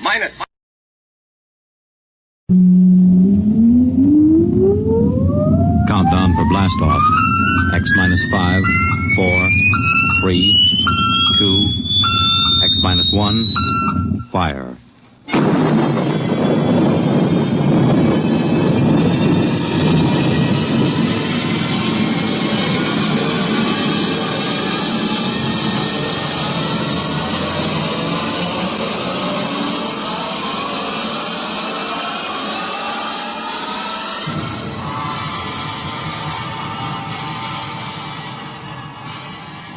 From the far horizons of the unknown come transcribed tales of new dimensions in time and space.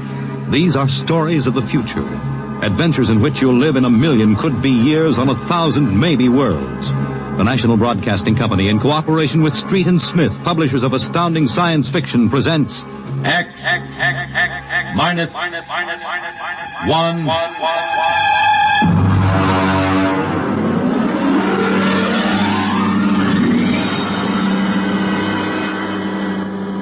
Tonight's story, Shanghai.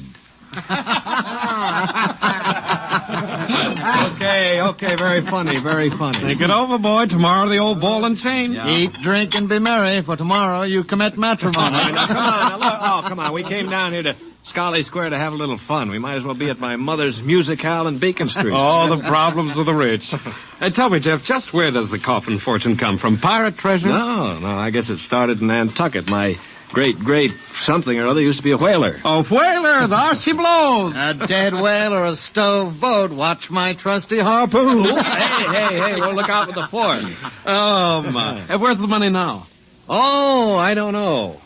We've got a lot of commercial holdings, mills, import-export outfits, rocket lines, you know. Mere trivia. All right, now look, why don't we get out of this dump?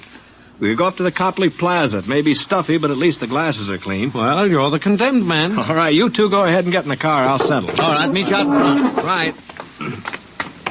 Excuse me. You want something, Bud? Yeah, the check. Okay. Hey, Milton, check.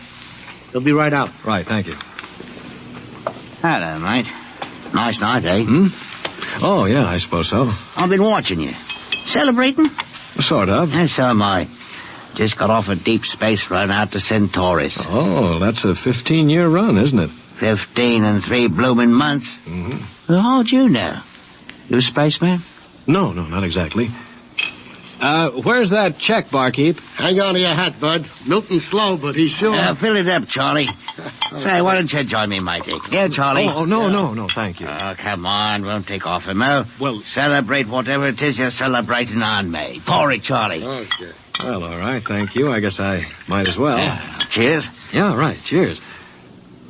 Oh, what was that, Marty? Charlie's special friend, eh, Charlie? Yeah. Well... Oh, say, look, Charlie, would you get that waiter out here? I've got to meet... Hey, what's your hurry, matey? You got plenty of time. Sure. Sit down. Take it easy. You don't look so good. No, I don't feel so good. Now, sit right here. You feel chipper as a blooming grasshopper in a sec. No, I've got to get outside. The car's in a hurry. Where's the check? The check... All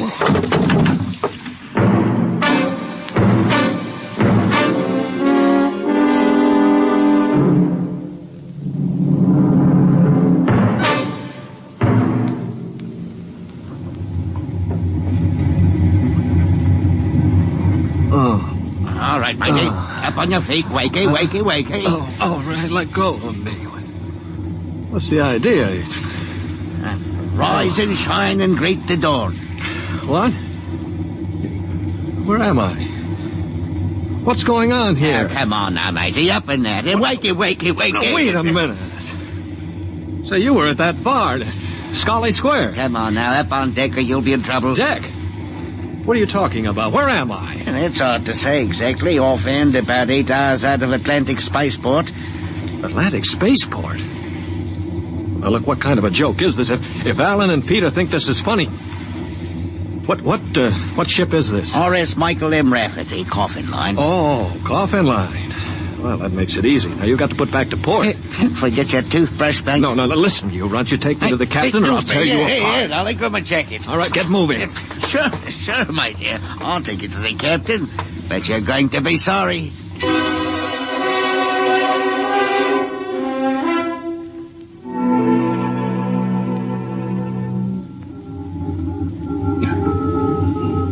Morton, what the devil are you doing on the bridge? Get below before Right away, sir. Only this here gentleman asked to see you. Yeah, that's right, Captain. There's been a mistake made. I'm afraid it was supposed to be a joke. Oh? Yes, you see, I'm going to be married today, and I suppose the boys thought it'd be funny to make me miss the ceremony. I'm sure it won't be too much trouble to have you drop me off back at the Atlantic Spaceport. What? Morton, what is this? Well, it's simple, Captain. He wants you to turn the ship around, that's all. Now, look, if there's any trouble with your superior, I'm sure I can fix it up. You see, I'm Jeff Coffin. Yeah? Well, you don't understand. My father is Cyrus Coffin. He owns this ship. Oh, he does, Morton, get this drunk below. Now, just a minute. I can understand you not believing me, but I can identify my... Hey, where's my wallet? I've been robbed. Oh, now, look, Captain, wait a minute. All you have to do is radio back and check. Mr. Black, remove this man from the bridge. Yes, but... Aye, sir. You're the captain, Buster. Oh, no, wait a minute. Let go of me. This is no way to treat a passenger. Passenger? Huh. Wake up, sonny boy. You're one of the crew. Now get below.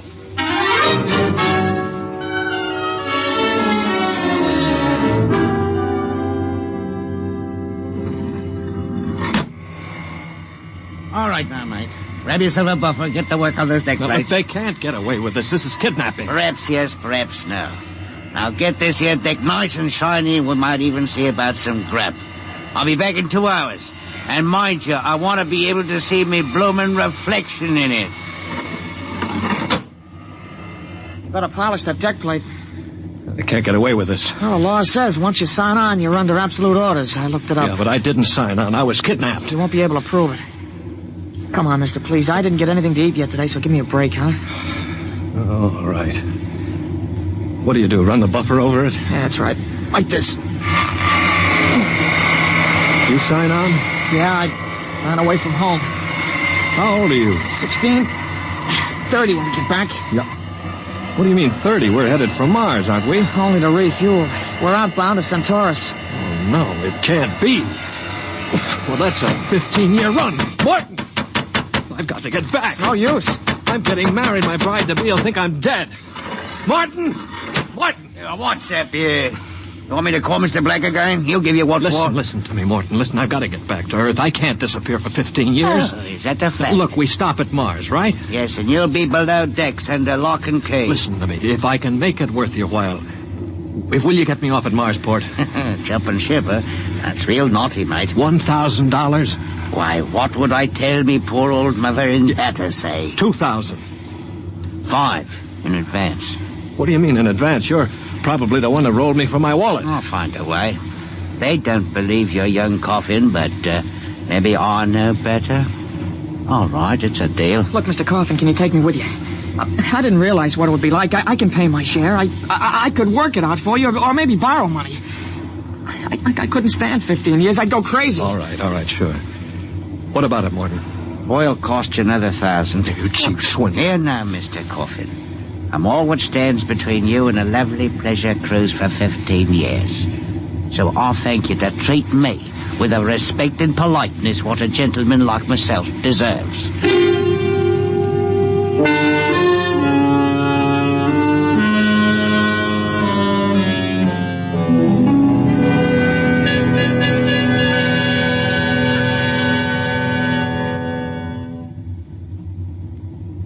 Stand by. Stand by for landing procedure. All right now. Listen careful. This here's the cable locker for the grappling anchor. Right. When she lands, this hatch will open. Cables go out. Don't get yourself caught in them. You'll be tore apart. All right, we've got that. You sure we can get out? Now, you just do what I say. When we drop down to the blast pit, nobody'll be there. Lie low in the pit till dark. Got that? Right. Now, look, Martin, I'll tell the patrol you helped us get away. That'll help you when they catch up with this gang. Well, thank you, sir. Thank you kindly. I've got to get to my station now. Black, thanks. Thanks, Mr. Martin.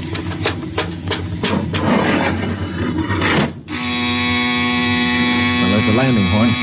Now keep clear of that cable, Joey. Here we go. Right. Hold on tight. There goes the grappling cable. Yeah. All right, come on. Drop through the hatch. It's about 6 feet.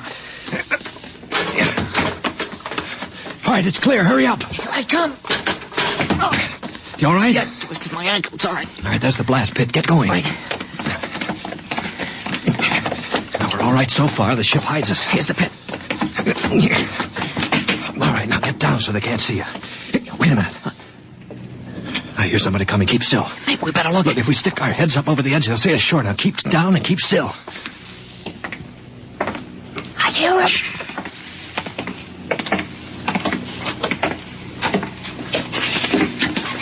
Well, well, well. Look what we have here. 2 little babes in the wood. Now you two move and I'll shoot you in the belly.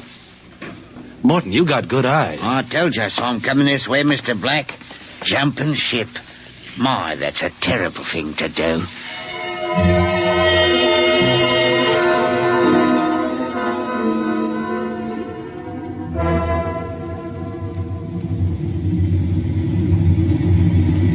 Mr. Black, inform the ship's company that these 2 men have been found guilty of attempted desertion. Desertion?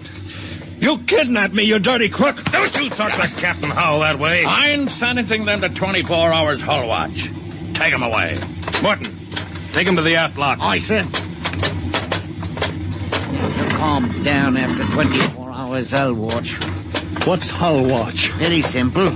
We put you 2 in spacesuits, shove you through the airlock on the end of a line.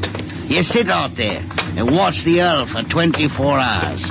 No food, no water, and the eating units in those suits are just a little bit defective. Makes it interesting along about the 18th hour. Yeah, I'll bet. Here we are, gentlemen. The airlock. You get in there. Got 5 minutes to get into them suits before we blow the air out. See you in 24 hours. Maybe.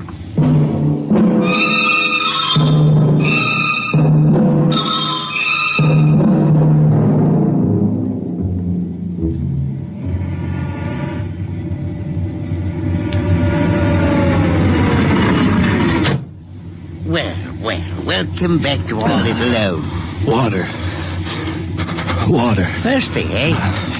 You should control these animals' instincts. Get water. Right, yeah? Yeah. Slopping like a bloody animal.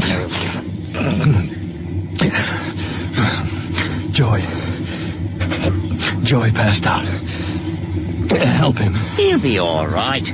Teach a lesson, both of you. Take my advice and behave yourself. We've got 15 years to go on this here ship.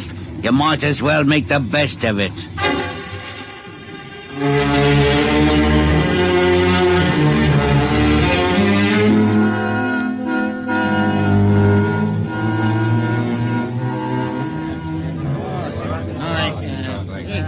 Hey, Martin!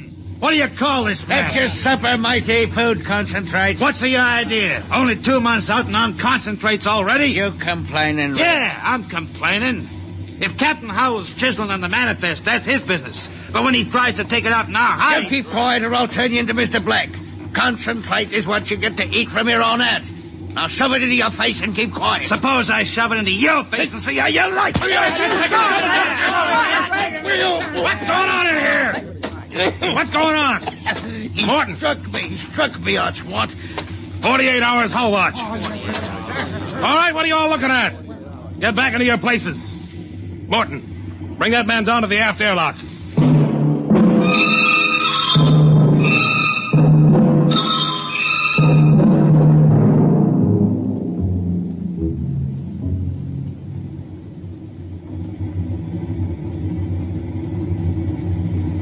It's murder, that's what. Plain murder. Space Code gives a 30-hour limit for punishment. They didn't even have a burial. Just shoved them out the lock. Well, if the owners knew about this, they'd stop it. Fat lot of good that's going to do us during the next 15 years. Wait a minute, we could get the ship back to Mars. No, 2 weeks after we landed, we'd be hung. That's what Space Code says about mutiny. And if they catch you in the act, they shoot you down and no questions. All right, I'm willing to take that chance. We're going to let Black and Howell kick us around for 15 years? Why don't we take over and head back? Right. I'm for it. Let's go. You bet. Going to interrupt something, gentlemen. Discussion. Talking about the captain, maybe. Grab him. Here, because Throw him into the jet. Oh, have you all out of the own shifts? Also, you're not rations. That's what Chew on my oil rag, Morton. Well, that's done it. He's an officer. Who cares? Yeah, we've got to move now. Joey? Yeah? You get up to the radio room and smash the set before they can get a message out. Right. Pop, you get aft. Tell the engine watch. Yes. The rest of us will go up on the bridge. How about this, Rat? Tie him up. Speed counts now. We've got to take over before they know what hit them.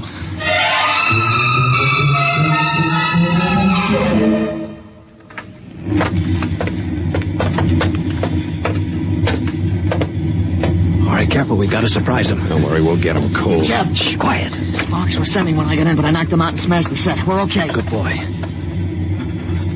All right, come on. Right past the bulkhead. Look out!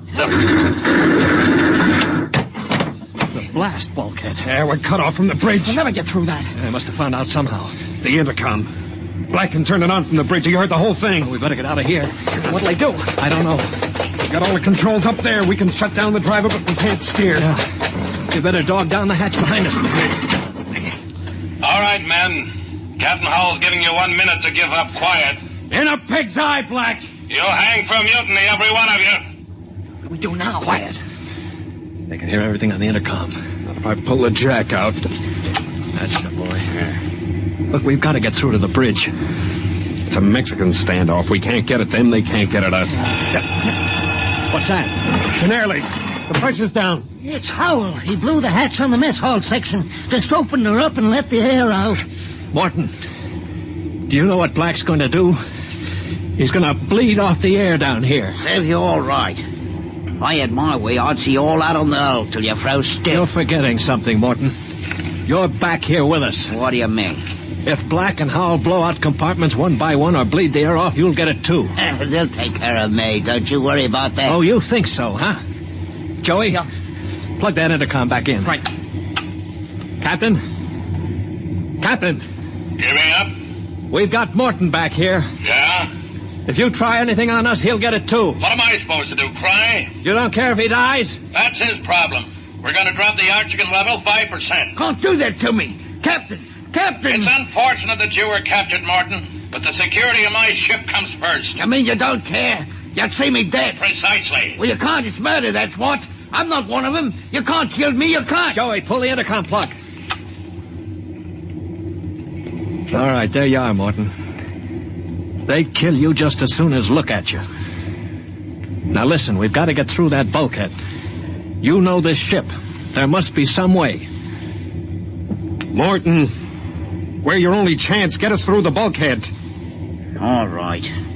All right, why shouldn't I? They'd kill me. Well, then there is a way to get through. An emergency release.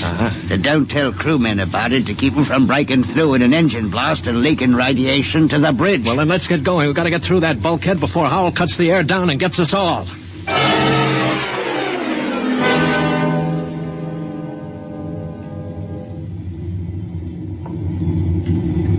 Here's the bulkhead, Morgan. Where's the release? Under the floor panel. You can pry it up. All right, hurry. I got it.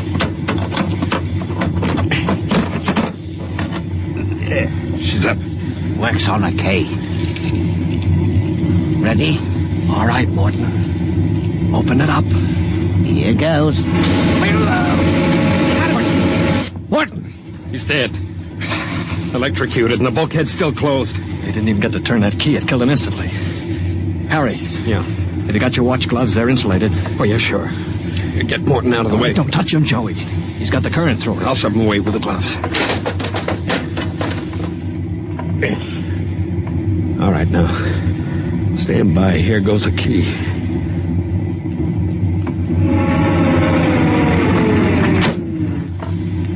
All right, let's go. Get him. Come on in. Stand back there. Come on, get him. Stand back. All right, Flexi, how you like this? All right, grab the guns. Joey, look out. Let go of that gun, Hal. All right, hold them both. You don't have to worry about Black. I got him square with a wrench. We better tie up the captain. Well, what do you think you're going to do now? We're going to turn around and go back home. I don't think so. I burned the navigation tapes, and none of you can recalculate them. Why, you just wander in space till the fuel gives out. You'll die right here on this ship.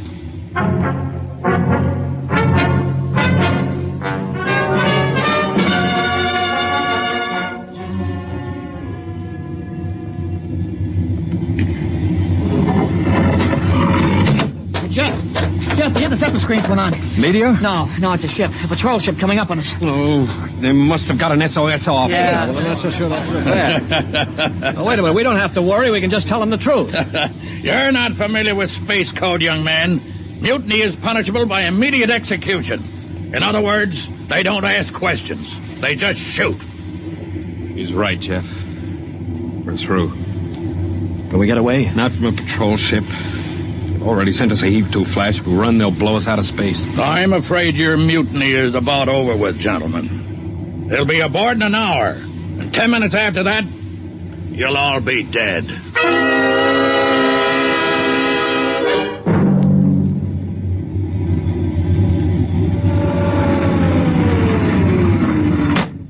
Nobody move. Sergeant, take a squad and secure the ship.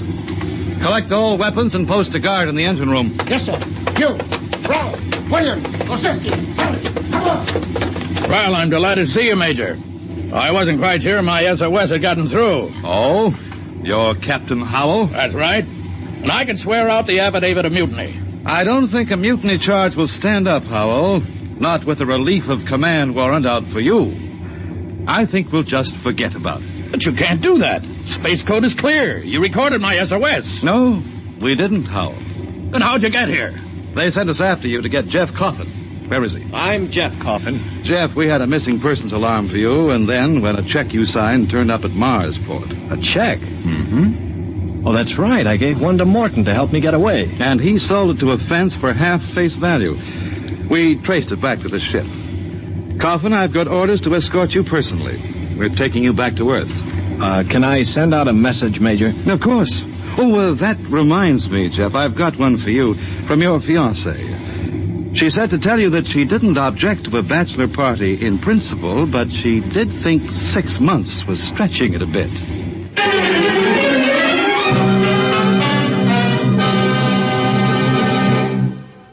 You have just heard X-1, presented by the National Broadcasting Company in cooperation with Street and Smith, publishers of astounding science fiction. X-1 was an NBC Radio Network production.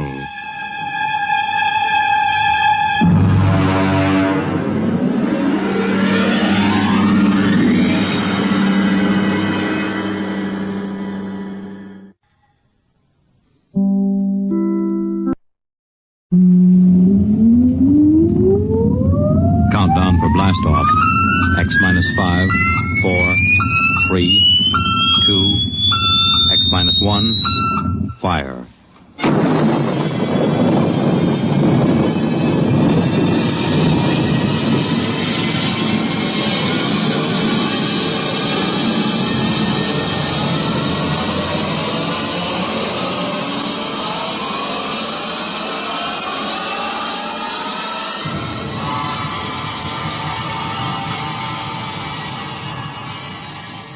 From the far horizons of the unknown come transcribed tales of new dimensions in time and space.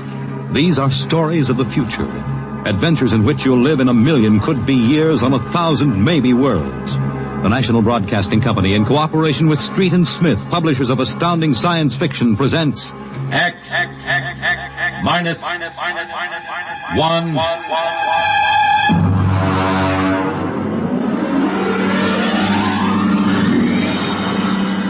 The Martian Death March.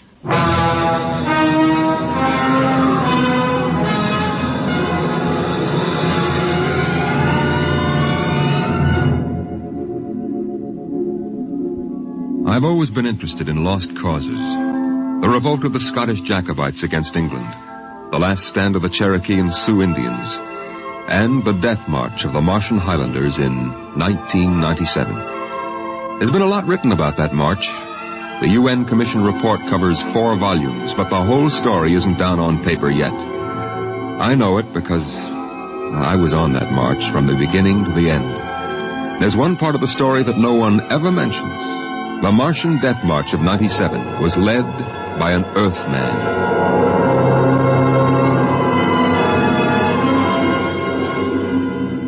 Maybe you've been over the route of the march.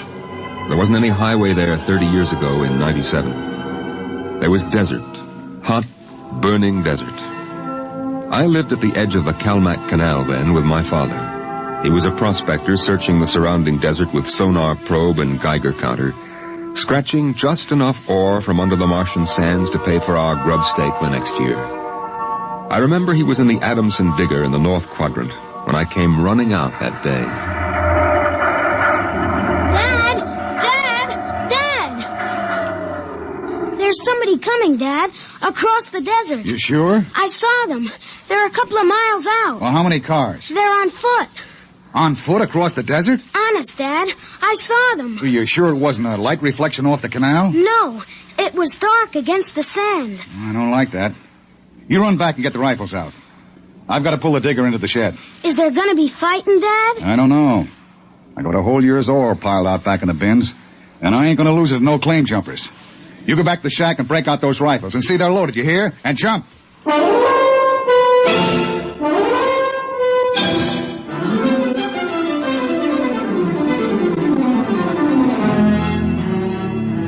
Dad had 3 surplus Army rifles and a couple of homemade grenades made out of ore cans stuffed with Adamson A explosives.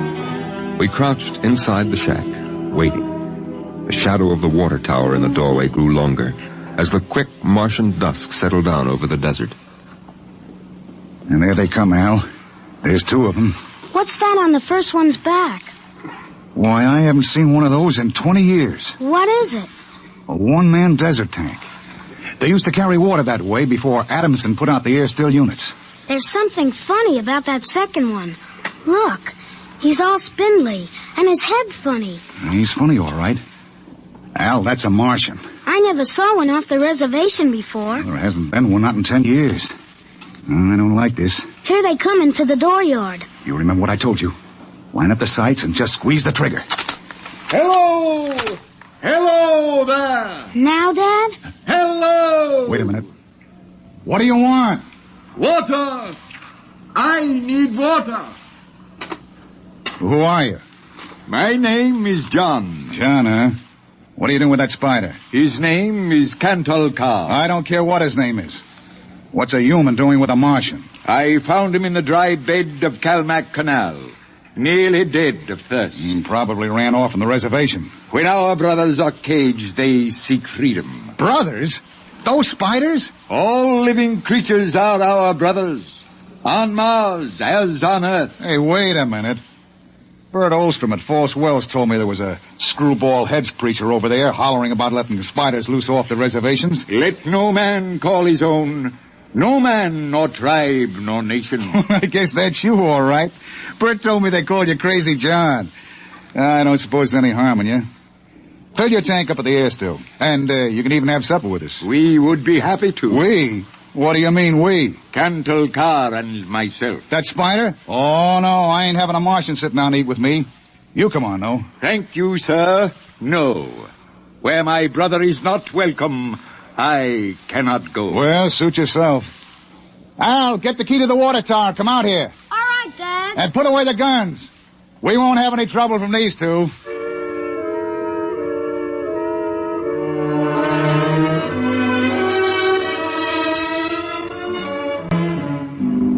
The old man filled his tank at the air still tower, and the Martian went through the ash pile for half-burned fuel brick. When we went to the house for supper, I could see them silhouetted against the fire. The old man with his wild hair and beard, and the thin, spidery arms and legs of the Martian. Dad, What? are all the Martians on the reservation?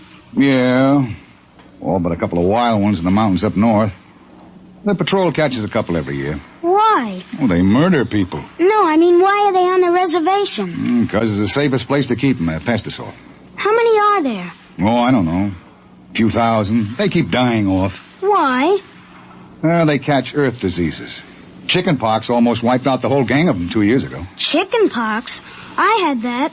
It didn't wipe me out. You ain't a Martian. I was born on Mars. Well, I mean you ain't one of those spiders. Now eat your food, it'll get cold. Okay. Dad, Oh, what now? were the Martians always on the reservation? Well, since the Outpost 3 massacre, they have been. What was that? Oh, back before you were born, they lived wild in the mountains up north.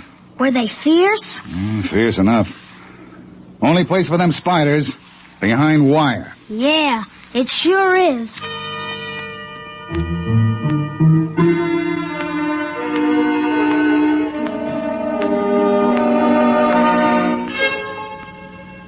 Out in the dooryard, the campfire flickered at the base of the water tower. The first of the Martian moons had set. The other wouldn't rise for several hours. I could hear the sandpeepers out in the desert as I stood there. The old man and the Martian were sitting on the ground, huddled close to the fire. It gets cold fast on the desert when the sun goes down. Is that you, boy? You can come up to the fire if you like. My dad wouldn't like it. All right. But I'm not afraid of no spider. No, there is nothing to be afraid of. How come his arms are all skinny? Ask him. Does he talk? Yes, his name is Kantalka. It is, huh? Hello. Hello, boy. He talks funny. It is not my language. Why isn't he on the reservation? You can get in trouble helping spiders to escape. No man has the right to imprison the innocent. They that are enslaved will be freed. They that are in sickness and misery will be comforted. They that are exiled in a strange place will be restored. My dad says the spiders are treacherous, cowardly, murdering savages. That's what he says. Boy, there was a time on this world when there were no Earthmen, when the ships and the machinery of Earth were unknown. Then the people of the highlands lived in peace. But today they are a handful, starving, dying behind the wire. But the reservation isn't so bad. Our home is in the mountains of the north, not the desert. I heard a voice which cried out to me in the desert, "Go to your brothers." Do they really call you crazy, John? I have been called many things. You really think we ought to let those old spiders off the reservation? Boy, we die here in the desert. We die in the sun and of the sicknesses you have brought from Earth. That's 'cause Martians are just weak. I'll bet I could knock you down myself. You could. We are a different people. We have not the strength of muscle of Earthmen. But we will not stay here to die. You won't get off the reservation. The patrol takes care of all that. They won't let any stinking old spiders out. Even in the minds of children is planted the poison of evil. How long?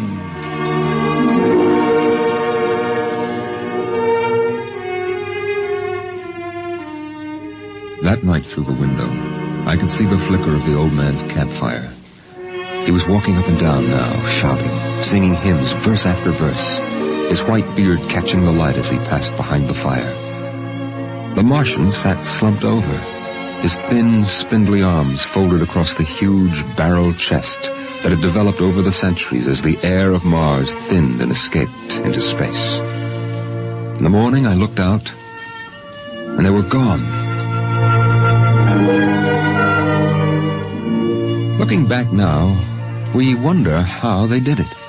The high-voltage wire around the reservation carried a fatal charge. The patrolmen in the tower had 50 caliber machine guns. The desert around the camp was mined heavily. Yet, at dawn, August 7th, 1997, they broke out. I was down at the dried-up canal bed hunting sandpeepers when my father came running after me. Al! Al! Here I am. Come on, back to the house. What's the matter, Dad? You shut up and run. What is it? The spiders busted loose. Bert Olstrom radioed in. They coming here? They're headed this way, the murdering devils. They kill anybody? 6 patrolmen when they busted through the wire. What are you gonna do, Dad? Wire a keg of Adamson A across the gate. You get in there and get the guns out.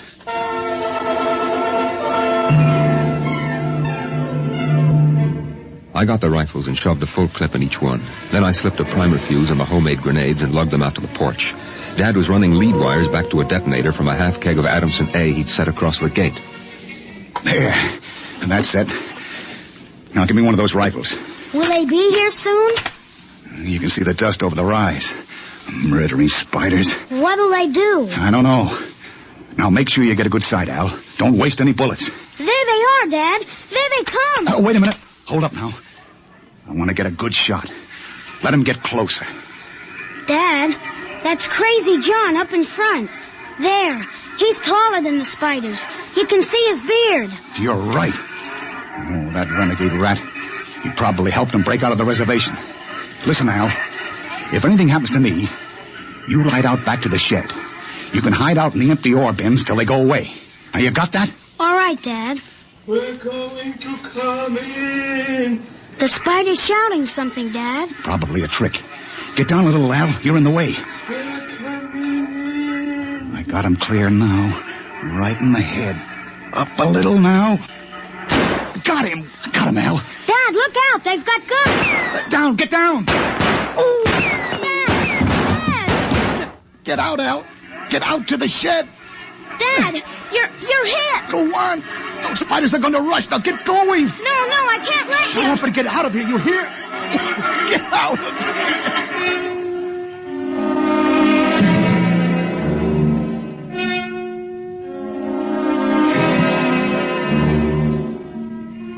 I ran back through the house to the shed. Behind me, I could hear the Martians sweeping up to the dooryard. Then suddenly the ground shook, and I could feel the dull concussion waves hit my ears as the Adamson A exploded. I could hear the high, whispered screams of the Martians and the rattle of fragments on the metal roof of the shed. I dived into the empty ore bin and slammed the hatch almost shut. I sat there waiting. And then suddenly a shadow fell across the edge of light, and the hatch slid open on top of me. You leave me alone. I'll kill you. Boy, I've been looking for you. Where's my dad? What did you do to my dad? He's dead. You killed him. You and those spiders. I'll kill you. I'll kill all those stinking murdering spiders. They are our brothers, boy. Your father shot without warning, and the fire was returned against my orders. You mean you weren't going to attack us? Our brothers came in peace. They are going home to their mountains. We came to get water for the journey. You mean you just wanted water? You... Dad! John, the Earth Patrol will be following us soon. We must go.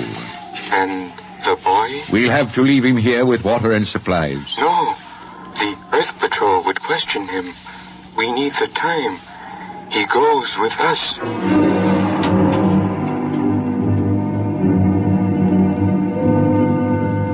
They tore the Adamson air still from the tower and mounted it on poles. They piled our supplies in the yard and loaded them on their backs. And then they started. I marched with the old man at the head, and the column stretched out behind us on the desert.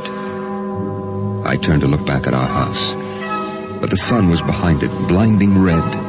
The old man pulled me around as he marched, his eyes fixed on the horizon, where far to the north rose the cool mountains that were the ancient home of the Highlanders. 14 of the Martians died the first day. They dropped to the side of the column when they could go no farther, and died. But the march went on. On the 5th day, we swung wide to avoid a mining settlement, but not wide enough. The miners were in ambush behind a pile of rocks.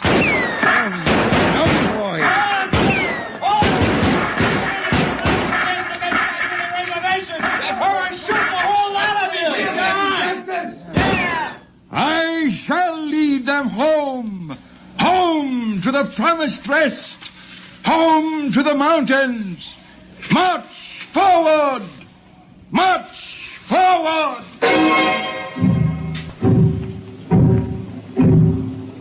And the march went on. We wound across the desert in wild zigzags, following the paths the old man had traveled through the years. Only once a patrol plane hovered on the horizon, and then shot away. The days went on, the weeks, and the Martians died. They died of exhaustion. They died of the diseases we had given. And they died of thirst. The Adamson still could produce 27 units of water an hour, no more. And on that, they died of thirst. Here, boy, here's your water. But that's more than the others got. Take it. It's yours. You're giving me your water. It will be provided to me. He that brings justice to his brothers will drink deep of the water of righteousness. He that... Drink your water, boy. Across the desert, from the Kalmak Canal to Fever Dip, past the towering mesas of the Higgins Badlands, across the dry sea bottoms they marched.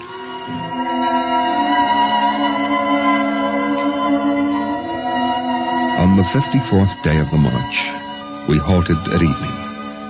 The air was thinner, colder now.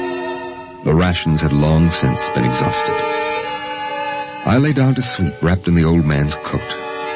Early in the morning, before sunrise, I woke suddenly. The ground mist that had covered the desert the night before was lifting slowly. And I saw the old man standing by the burned-out fire, the vapor swirling around his legs in the cold light of the false dawn, edging his wild beard. Go back to sleep, boy. I can't. The end is near. I have led them through the wilderness, dry shod across the seas, and before us lie the mountains. You mean we're almost there? When the mist is taken from the eyes of man, the place of refuge can be seen. You mean the mountains? It's over. We're there. I have led them to their home, and I must go back to the desert. You mean alone? Even now, I hear a voice in the wind. Carry the message to the men of Earth. Bring to this new world the message of the old. All beings created in the universe are my brothers, and he that harms my brother harms me. Goodbye. Goodbye, boy. You'll be safe now. Goodbye, John. Goodbye.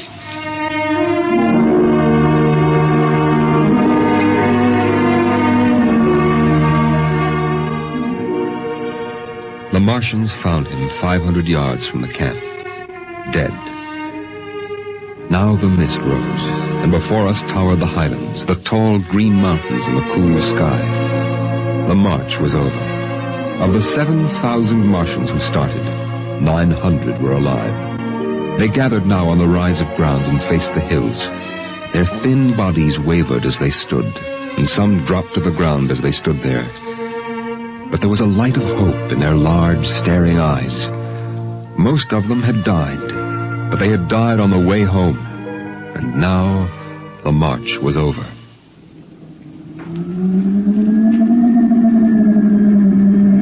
Then the patrol planes were spotted on the horizon, and within 10 minutes they had landed. The Martians stood silently as the squads piled out and set up the 50 caliber machine guns and the petroleum gel flamethrower. All right, you spiders. Hands up and stay together. Gather in a bunch and don't try anything. Sergeant? Yes, sir. Shoot the first spider that moves. And shoot to kill. All right, where's that boy? There was a boy reported. Here I am. Are you all right, kid? They hurt you? No, I'm all right. John gave me his water ration. Oh, the leader, huh? Well, I've got a warrant for him. Where is he? There. He's dead. Huh? Oh. Well, just as well. I'd hate to be him in front of a settler's jury. What are you gonna do to them? The spiders? See those transport planes coming in? We're going to ship them all back to the reservation where they belong. You can't. You can't do that. What are you talking about, kid? You can't take them back. They're home. John said they were home. You can't take them back. It isn't fair. I won't let you. No, I won't let you. I won't let you. Hey, let go of me. Sergeant! Yes, sir. Peel this crazy kid off me. All right, now, kid, take it easy. I must be shot. Can't believe he's safe. Yeah, I guess that's it. All right, you spiders, step it up. Move along to those transport planes. It's all over now. You're headed right back to the reservation.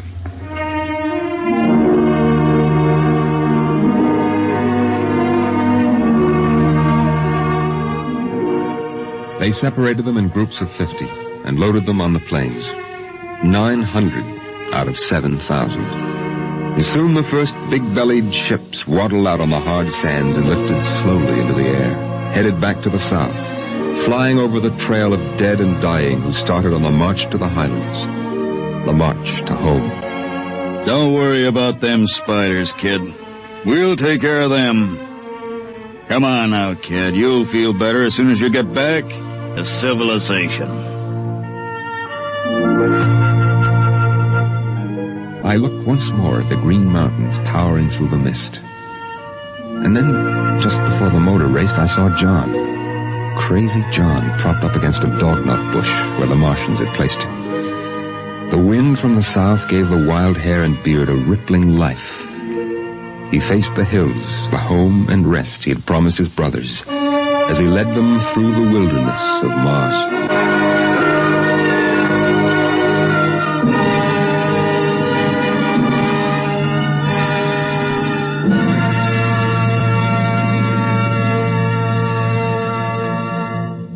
You have just heard X-1, presented by the National Broadcasting Company in cooperation with Street and Smith, publishers of astounding science fiction.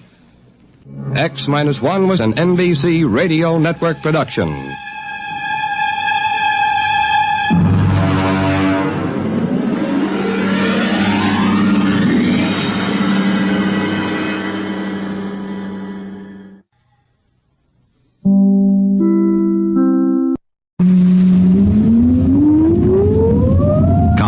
Blast off. X-5, 4, 3, 2, X-1, fire.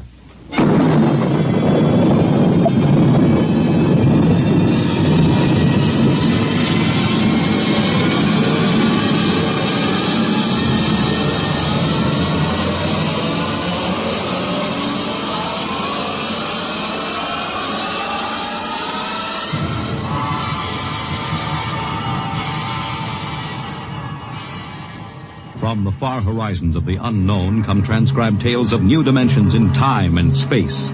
These are stories of the future, adventures in which you'll live in 1,000,000 could-be years on 1,000 maybe worlds. The National Broadcasting Company, in cooperation with Street and Smith, publishers of astounding science fiction, presents X-1.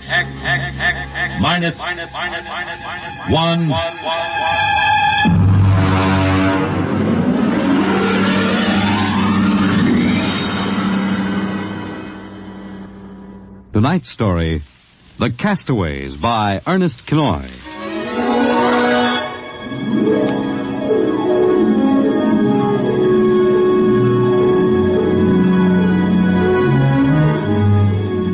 In the South Pacific, night comes on rapidly. The sun dips below the flat horizon, the sea is crimson for a moment, and then night falls. But on Tahani Atoll, giant arc lights turn night into day. Across the waters of the lagoon, within the barrier reef, launches and tugs skitter back and forth, while on the curving half-moon of the island, army trucks and jeeps scuttle down the rough roads bulldozed by the Seabees just 6 weeks ago. A low Quonset hut stands near the beach, surrounded by tangled wire. This is the preliminary command post, and inside is General Frank Gaydosh, field director of the test. Operation Destruction. Everything's on schedule, General. Radiological surveys complete. Instruments placement checked. Well, get me Navy and tell them H hour is as ordered. Send a periodic time check to Air Force on 90-week talk and observation control on the Missouri. Yes, sir. I want a complete roster check on all personnel before H hour. Yes, sir. Oh, Nate Cohen wants to see you. Well, who the devil's he? AP man. He's been selected by the press radio pool to interview. I haven't got any time. Tell him to speak to Major Dwight Vredenberg. He's the PRO. I think perhaps you'd better see him, sir. The directive on public relations from Washington was very clear. Well, how in blazes am I supposed to run a bomb test and play mother hen to a bunch of reporters? Washington said... All right. Bring him in. Borelli? Yes, sir. Give me some black coffee, will you? Yes, sir. This is Mr. Cohen, General Gaydar. How do you do, General? Lousy, as a matter of fact. Is that an official statement? No. You can run some of that. The world is at the crossroads baloney. I wrote that yesterday. General, what effect do you think the new bomb will have on the world situation? I can't tell you that, even if I knew. My job is to set the blasted thing off and see that nobody gets hurt. And collect the data. Can I speak to you a moment, sir? Later, Alan. Go ahead, Cohen. Can you release anything on the scientific principles involved? I don't even understand them myself. Wait a minute. Dr. Muller? Yes? Come over here a minute, will you? Cohen, this is Dr. Fred Muller, Civilian Scientific Director. He's the only one who knows what's inside that warhead. How do you do, Mr. Cohen? How about a statement, Doctor? Oh, I'm afraid all I'm allowed to say is that the bomb is new, it's extremely powerful, and off the record, it's very tricky and dangerous. What'll happen if it goes off prematurely? I don't think we have to worry about that. In fact, we wouldn't even know about it. If you'll excuse me now. How about the natives? Well, what about them? Aren't they going to be evacuated from the island? They already have been. General Gaydar. I saw the Tahani chief outside when I came in. The whole tribe squatting down at the motor pool having a conference. What? Alan. I've been trying to tell you, sir. The Tahani are still on the island. Well, why? The LCTs are ready, aren't they? Yes, sir, but they won't go. They refuse. The schedule called for their evacuation to Mailani 3 hours ago. I realize that, sir, but I hoped we could still get them off without violence. Look, Alan, they're either on the island or off. Now, wait a minute. Cohen, that's all. What are you going to do about the natives, General? Never mind. I'll issue a statement later. You going to force them? Go on. Get out. I haven't got time. All right, General. Thanks. Thanks a lot. All right, Alan. Let's have it. Well, sir, the Tahani been kicking up all along. They won't leave. They won't. Do they know what's going to happen to the island? Do they know that we're going to blow it higher than a kite? I told the chief. He just said they won't go. They'll go, all right, if I had to... Yeah, hey, get him in here. The chief? Yeah, and that lieutenant who interprets. Yes, sir. How do you like that, Dr. Muller? I haven't got enough trouble. You know, I feel rather sorry for the Tahani. Can't make much sense to them. We arrive and tell them they've got to get out. Look, I appreciate your finer feelings, Muller, but I can't let the Kanakas hold up the bomb test. They're not Kanakas, General. Captain Cook discovered the island in 1788. Well, what's the difference? Lieutenant Gilbert reporting, sir. Aloha, Hey, look, I haven't got time for ceremony, Gilbert. Tell the chief he and his tribe have got to get off the island. We're providing homes for them on Mailani. Translate, Gilbert. The chief says you do not understand. Mailani is a bad island. My people have lived on Tahani from the time that our ancestors were cast away on the island. The spirits of our ancestors are buried in the earth. Our fathers are buried here. Our fathers' fathers. If he thinks I'm going to move his graveyard, he's crazy. In our ancestors' time, the Tahani came in a great bird canoe. We were cast away on this island. We have made it our home. What right have you now to carry us over the sea to a strange land where we would die weeping for our homes? We will not go. By the waters of Babylon, there we sat down and we wept when we remembered Zion. Well, thank you, Dr. Muller. You're a great help. Say, Gilbert. Yes, sir. Tell him I have no choice. He's got till midnight to get his tribe on board those LCTs peacefully, or I'll have the Marine Detachment carry him aboard. Yes, sir. Isn't that rather harsh, General? After all, justice is on their side. We're preparing to blow up their island, and we haven't asked them about it. Dr. Muller, will you kindly confine yourself to the scientific aspects of this operation? I'll take care of administrative matters. If you could explain to them what's at stake here. Any further explaining I've got to do, I'll do with the Marine detachments. I'm not going to hold up my schedule. Well, Gilbert? I told him, sir. All right, get him out of here. I've had enough. No, koala. What the devil's that? Some kind of a curse, sir. I can catch some of it. The island will remember the tears of its children and punish the invaders. The great destroyers will not destroy. And the evil man, who is the chief, will travel far through the blackness of night. Even as the children of the island end, so will he. All right, Gilbert, take him away. Yes, sir. Colonel Allen, get a detail from the Marine Detachment with tear gas and small arms down to the motor pool. And in 1 hour, Have those natives on that transport, and I don't care how they do it. Is that my coffee, Varelli? Yes, sir. They must know about the bomb. The great destroyer will not destroy. You worried about that curse? I should think you might be. He threatened you personally. If I were you, I'd carry a pistol till they got off the island. The chief looked as if he'd cheerfully strangle you with his bare hands. I'm supposed to end the way they do, huh? What's that? Probably the Tahani saying goodbye to their island. I think I'll go down to the motor pool. Well, stay out of the way. And get back here in an hour. We've got to have this wrapped up and headquarters moved out to the Missouri by dawn.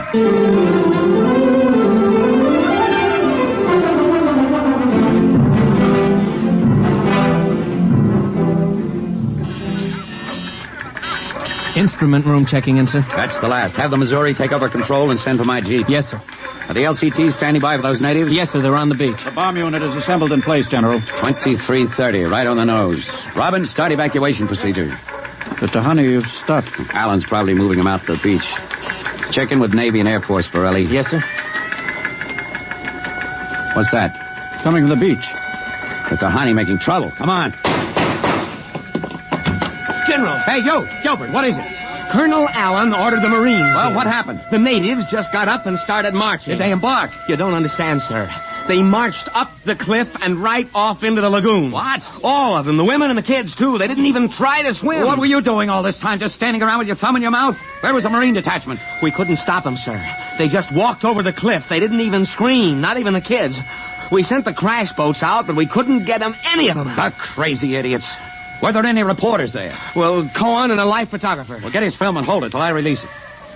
What are you going to do, General? Postpone H hour? It's too late for that now. And calling H hour off isn't going to bring the natives back. But 100 men, women, and children just walking into the water. It's horrible. I know. I'm not happy about it either. There's nothing we can do now. I gave him a chance to get off. I was just thinking about the curse the chief put on you. Even as the children of the island end, so will he. That's what he said to you, General. I know, I heard him. Your jeep's waiting, General. The great destroyer will not destroy. That must mean the bomb. Don't worry, Dr. Muller. It'll take more than a mumbo-jumbo curse from a native witch doctor to stop this operation. At H hour, that bomb goes off.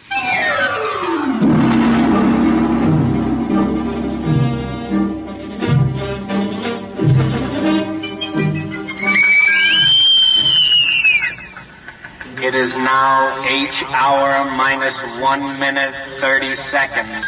H minus 1:30. Video screen's hooked in, sir. All right, check control stations. Observation station 1. Observation station 1, check. Radiation station. Radiation control, check. Test the firing circuit, Dr. Muller. Right, General. Damage control station. Damage control, check. All set. Communications. Communications, check. All checked in, sir. It is H minus 1 minute.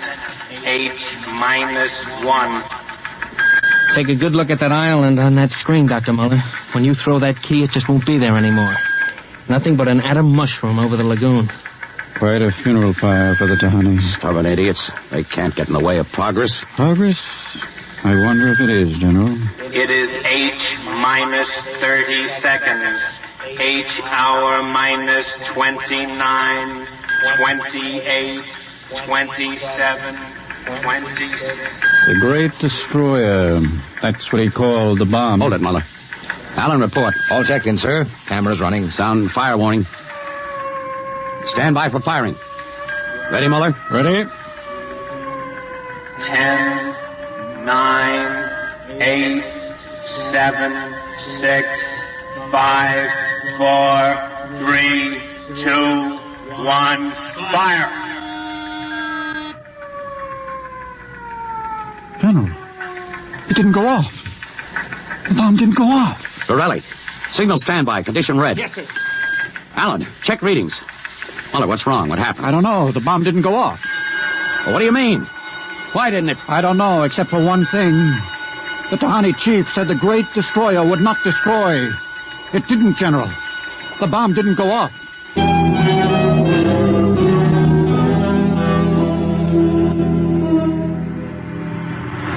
How about it, General? What happened? Have you got a statement? Nothing you can use, Cohen. Not till we find out what went wrong. Hey, who let you come aboard this ship? I walked on. You don't know why the bomb failed? It didn't fail. It just didn't go off. What's that tank thing on the deck, General? Undersea salvage unit, Mark IV. They call it a bottom crawler. Somebody going down?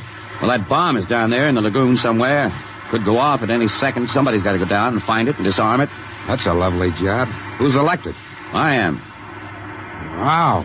And Dr. Muller. He's the only one who knows how to dismantle it. All is ready, General. All right. Come on, Muller. I'm ready.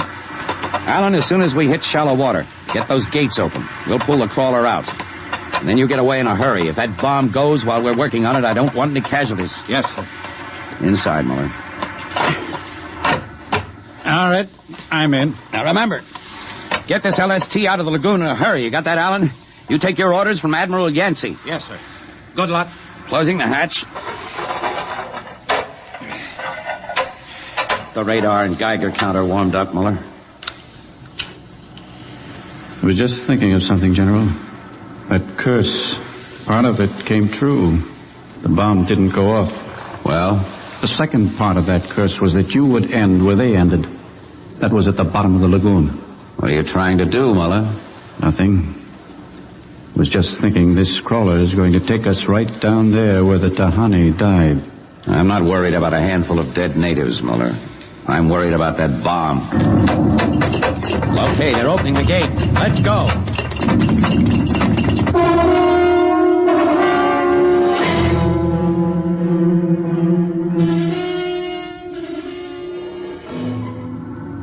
USU-4 to control. Depth 50 feet, bottom sandy, dropping off sharp. Anything on sonar, Muller? School of Fish. You ever been down in a crawler before? Only in the tank at New London. I think I've got a Geiger reading dead ahead. Hang on. Getting something on sonar now. Left to point. USU-4 to control. Over. USU-4 to control. Over. It's a fine note. The radio's out. Dead ahead. Looks too large to be the bomb. Can't see much on the forward vision plate. Hey, wait a minute.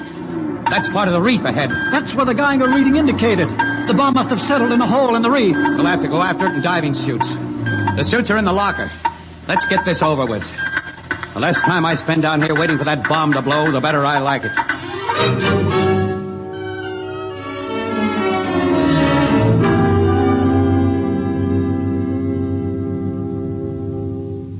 Muller, is your helmet clamped tight? You getting me all right on your headset? Okay. I'm going to fill the lock. Here goes the outer door. Let's go. This isn't like that diving tank in New London. Look out for that coral. It can cut you to ribbons. There's a hole of some sort there. Wait till I get the light up. See if you can get a Geiger reading out of that hole. Just a... There. It's down there, all right. Careful. I'll drop down first. See anything down there? Muller, get down here fast. What is it? Find something? The bottom of this hole, it's metal, and the sides. But it's the coral reef. Look, welded joints. These are hull plates of some kind. And Look out, above us. It's closing. Grab it. Too late. A metal hatch. It just slid over the top. This is impossible. What's going on? It's like an airlock. The water's being pumped out. General, do you realize what this means? I'm not sure. There's an inner door opening. Careful. It's a passageway.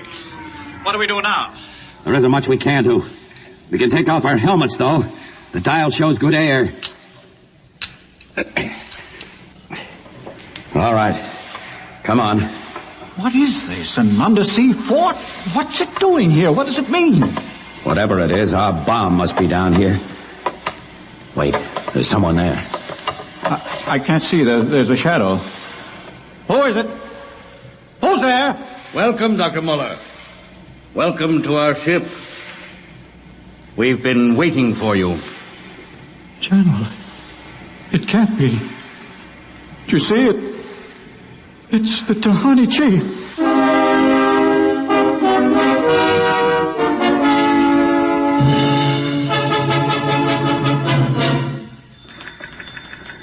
How long has the bottom crawler been down, Borelli? 4 hours, sir. 2 since we lost contact. Now, keep trying. Yes, sir. I've given him enough time. I'm going to send another crawler down. What do you figure happened to him, Colonel? Well, there are a lot of things. Hey, how did you get in here? I walked in. When are you going to release this, Colonel? It's the biggest story since the election. Bomber dead and Dr. Muller and General Gaydash dead. They're not dead. At least we don't know they are. As long as that bomb doesn't go off, there's still a chance. What happened? Bomb. Burley, condition red. Gilbert, radiation control into action. Get the hot squad into Tahani Lagoon as soon as it's cleared. And get me a PT boat with radiation screens. What is it, Colonel? What happened? The bomb must have blown. How about Muller and the General? If they were down there in that lagoon, you guess. Now get out of my way. I'm busy.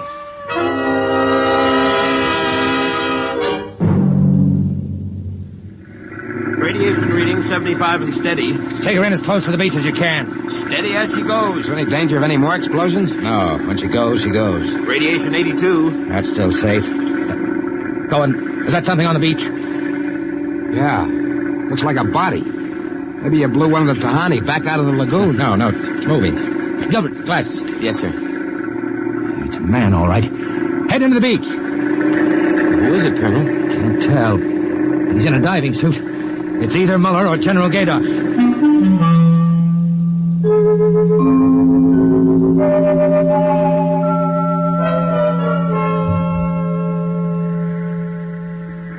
Get his helmet off.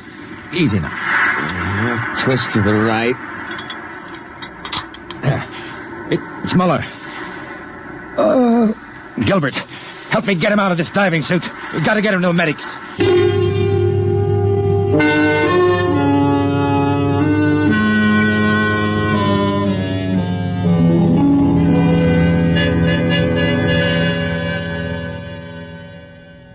No radiation burns, superficial bruises, mild shock. He'll be all right, Colonel. Can he talk? For a while. Bomb go off. It didn't. He's still out of his head. Quiet, Cohen. Go on, Dr. Muller. What did you find? A ship. A giant metal ship there under the lagoon. A submarine? No. It was a spaceship. Space? Camouflaged right next to the reef. When we went inside, we found the Tahani chief and all the tribe. Alive. What? They drowned in the lagoon. I saw them. No, they didn't commit suicide as we thought. They just dived underwater into the rocket airlock. Rocket? Airlocks? Now, look, Muller, I know you've suffered a shock, but it's true. It can't be. A spaceship built by Polynesian savages. But they're not savages. They're the Castaways. They're from another planet. Don't you understand? Their spaceship was wrecked here 400 years ago. They've been waiting ever since for a chance to go home. He's out of his mind. Better give him a sedative, Doctor. No, wait a minute, Colonel. Remember their story about the great bird canoe? Maybe there's something to the legend. Not the legend, it's true. They'd exhausted their fuel, came down out of space, couldn't find anything here on Earth to replace their fuel source until we developed atomic power. Atomic power? You mean they stole our bomb? That's right. Fished it out of the lagoon, hauled it aboard. Yes, but how could they convert it to atomic drive? They made me dismantle it for them at the point of a gun. Then just before they blasted off, they let me go. But what about the general? Remember the Tahani curse? I see. You mean they killed him? You don't understand. I said I dismantled that bomb at the point of a gun. It was General Gaydash who was holding the gun. What? He was one of them, one of their spies, sent out to bring back the rocket fuel they needed. And the Tahani curse wasn't a curse at all. It said that when they left the island, so would he. You mean he's with them now? Yes. And after 400 years, the Castaways are going home.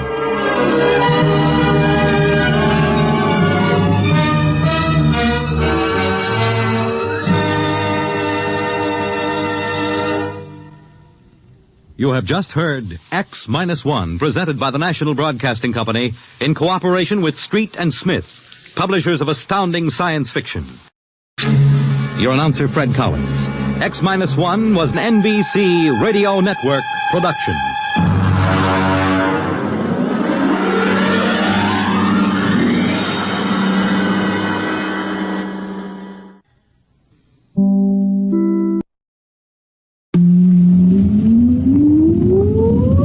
Countdown for blast off. X-5, 4, 3, 2, X-1, fire.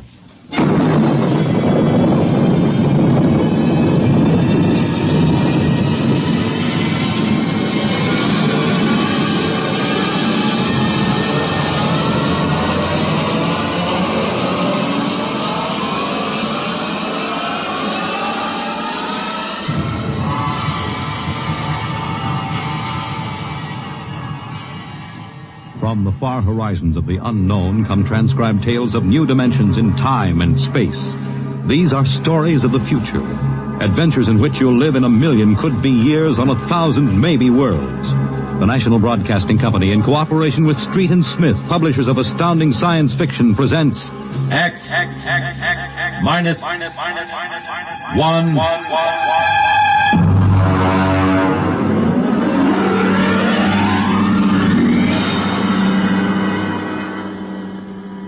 Tonight, the Ray Bradbury story entitled, And the Moon Be Still as Bright.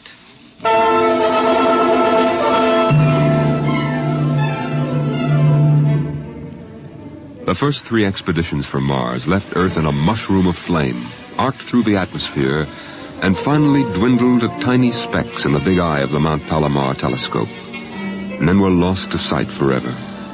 The prearranged landing signals flashed back to Earth, and then the radios went dead. One after the other, ships had disappeared and were never heard from again. But still the rockets came. The 4th expedition emerged from the silent gulfs of space, angled down toward the floating red disk of Mars, down into an orbit as the order came to land. The last blast of the bow jets broke red against the blue desert sands, and the ship slid to a halt at the edge of a vast city that reflected the icy glare of the moonlight. For a while, all was still. All right, park you. Open the airlock. Hi, sir.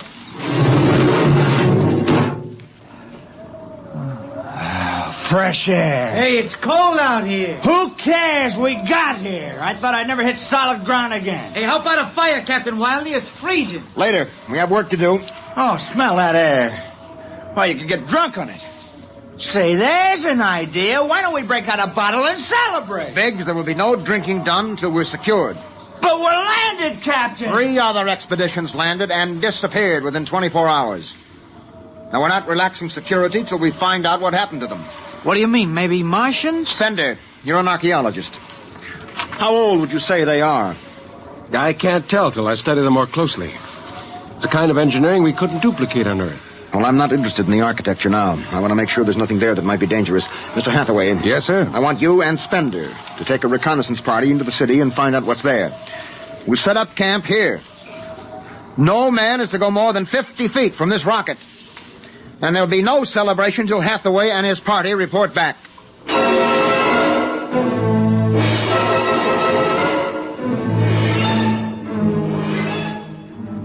In the sea bottoms, the wind stirred along faint vapors, and from the mountains, great stone visages looked upon the silvery rocket and the small fire.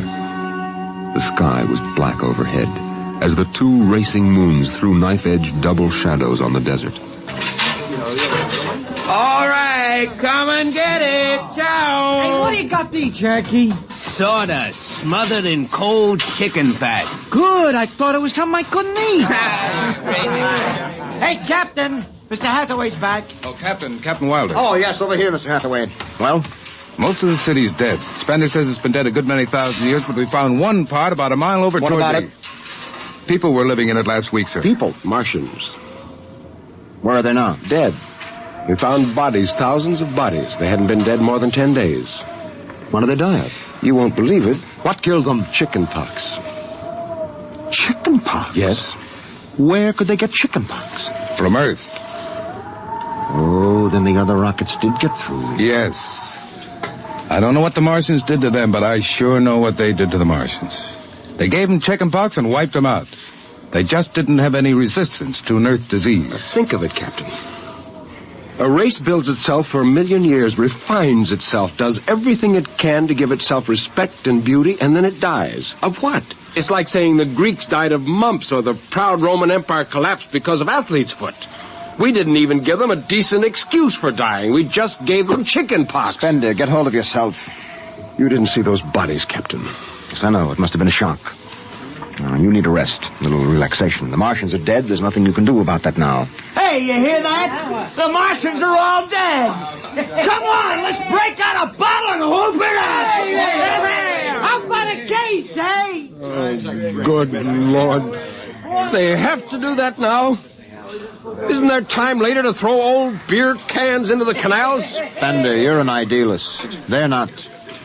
All they know now is that they're safe. Little shouting won't hurt. You think too much. I was safe on Mars. The first Earthmen on Mars. We're going to celebrate.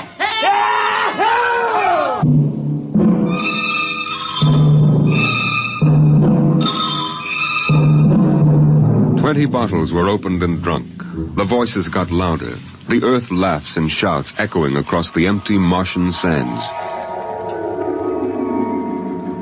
Spender listened to the wind over his ears, cool and whispering.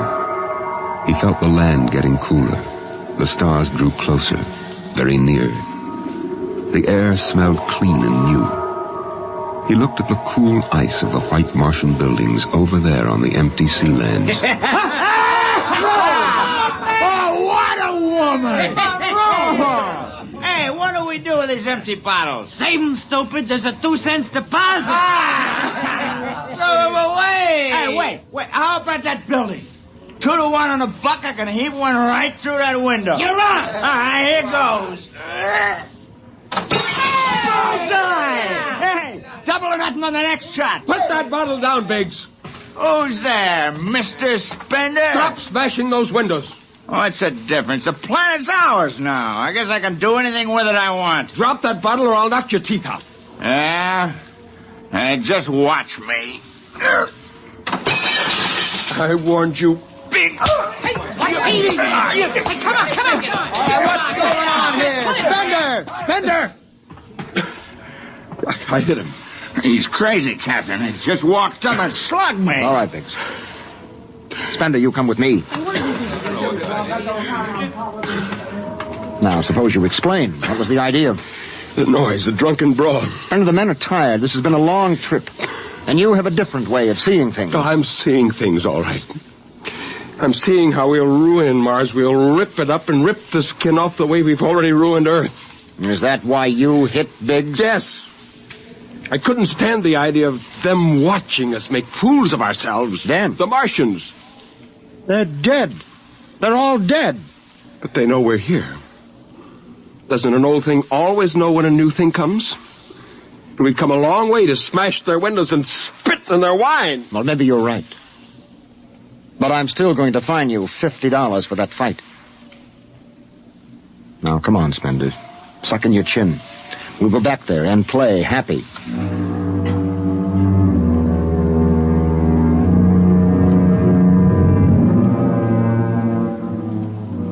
Now they moved out into the moonlight across the desert. They made their way into the dreaming, dead city. The light of the racing twin moons glinted on the barrel of a pistol, the long blade of a machete, the round, gurgling shape of a raised bottle.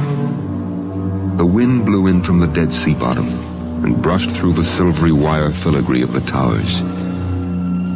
Strange music drifted down to the double-shadowed streets, a thin, haunted music that played as it had played through the uncounted years of time.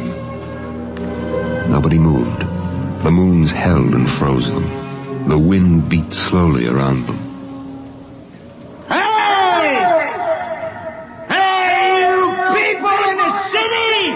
Biggs, I just want to make a little noise. What kind of a celebration is this, anyway? Come on. They built this city thousands of years ago. And now where are they?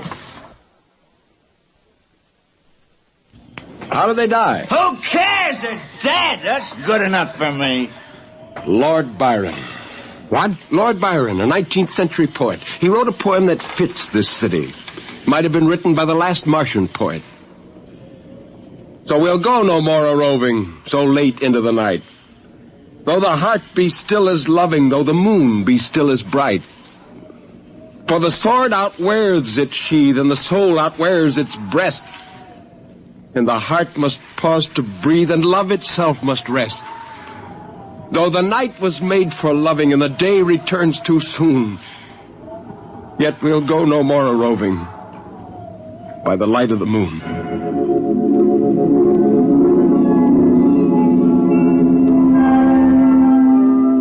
Without a word, the Earthmen stood in the center of the city. It was a clear night. There was not a sound except the music of the wind. At their feet lay a tile court, worked into the shapes of ancient animals and images. They stood there, silvered by the double moons beneath the crystal towers of Mars. And then Biggs was sick, and the sour stench of liquor filled the cool air. The men of Earth had come to Mars. And Spender turned and walked away into the city, alone in the moonlight, never once stopping to look back. It was a morning that might have been a Monday, or a Tuesday, or any day on Mars. Biggs was on the canal rim, his feet hung down in the cool water soaking, while he took the sun in his face. Hey, what are you doing back here, Biggs? Didn't you go out with the search party? Yeah.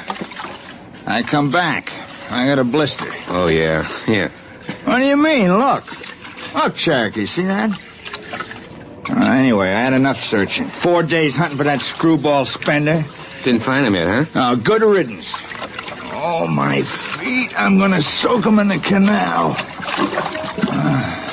If I was Wilder, I wouldn't worry about that nut Spender. Let him go. He's a crackpot anyway. Oh, he's a little foggy upstairs, I guess. Hey, why don't you take your feet out of that canal, Biggs? I gotta make coffee out of that water. Coffee? You call that stuff coffee? I had a motorcycle once that dripped grease that tasted better than that. Wait a minute, Biggs. Hey, look over there. Where? By that bush. There's someone there. Hey. It's him. Hey, Spender! Spender? He's coming over. Why'd he stay lost, that crazy jerk? Hi, Spender. Long time no see. Hello, Cherokee. I've been exploring some ruins. Oh, you and them ruins. You're like a dog in a boneyard. What's the matter? Why don't you just say something? Where you been? Up in the hills. What would you say if I told you I found a Martian? Oh, yeah? Where? Never mind. Let me ask you a question. How would you feel if you were a Martian and people came to your land and started to tear it up? I know how I'd feel. I've got Cherokee blood in me. My grandfather told me a lot of things about the way they kicked the Indians around in the Oklahoma Territory. If there's any Martian around, I'm all for him. How about you, Biggs? They're dead. They're all dead. It's a good thing, too. Well, I found a Martian. Up in a dead town in the hills. I've been reading their books, and they're easy to understand. And I've learned their language. And then I found this Martian. And I brought him here, now. I don't see no Martian. I'm the last Martian. What did you say? Biggs, I'm going to kill you. Oh, cut it out. What kind of a lousy joke is that? And now, don't put that gun away. You're kidding, huh? Spender, you're... He's dead. You killed him. You can come with me, Cherokee. You're an Indian. You know how the Martians would feel. You can be with me in this. You killed him. You just killed him. He deserved it. You're crazy. Maybe I am. But you can come with me. Come with you for what? Go on, get out of here, you crazy murderer. Of all of them, I thought you'd understand. I thought you'd remember what happened to your own people. You get out of here, you crazy murdering... Don't reach for that gun. Spender.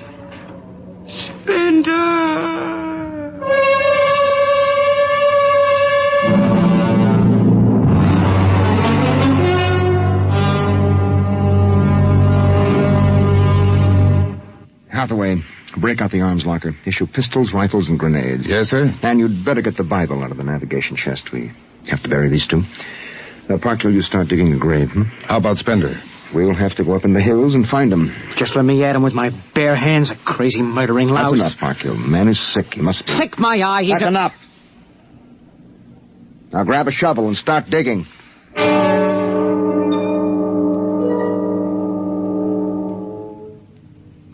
Spender saw the thin dust rising in the valley, and he knew the pursuit was beginning. The sun burned farther up the sky, and the blue sand drifted lazily across the sea bottom below. He sat beside a quiet pool 10,000 years old and held a silver book. Through the house played the strange wind music of ancient Mars, and he heard voices whisper in his mind.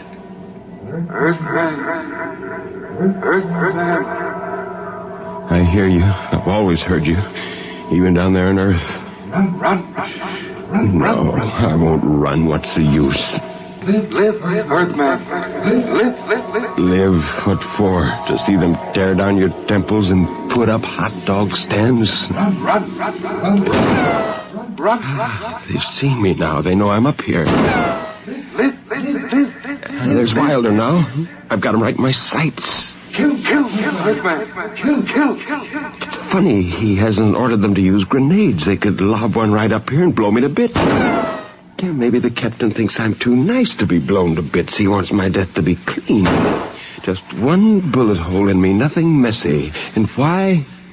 Because he understands me. Kill. The only one in the crew who ever did. Kill. Well, at least I can do the same for him. Just one bullet in his head, a nice clean death. All I have to do is pull the trigger and then...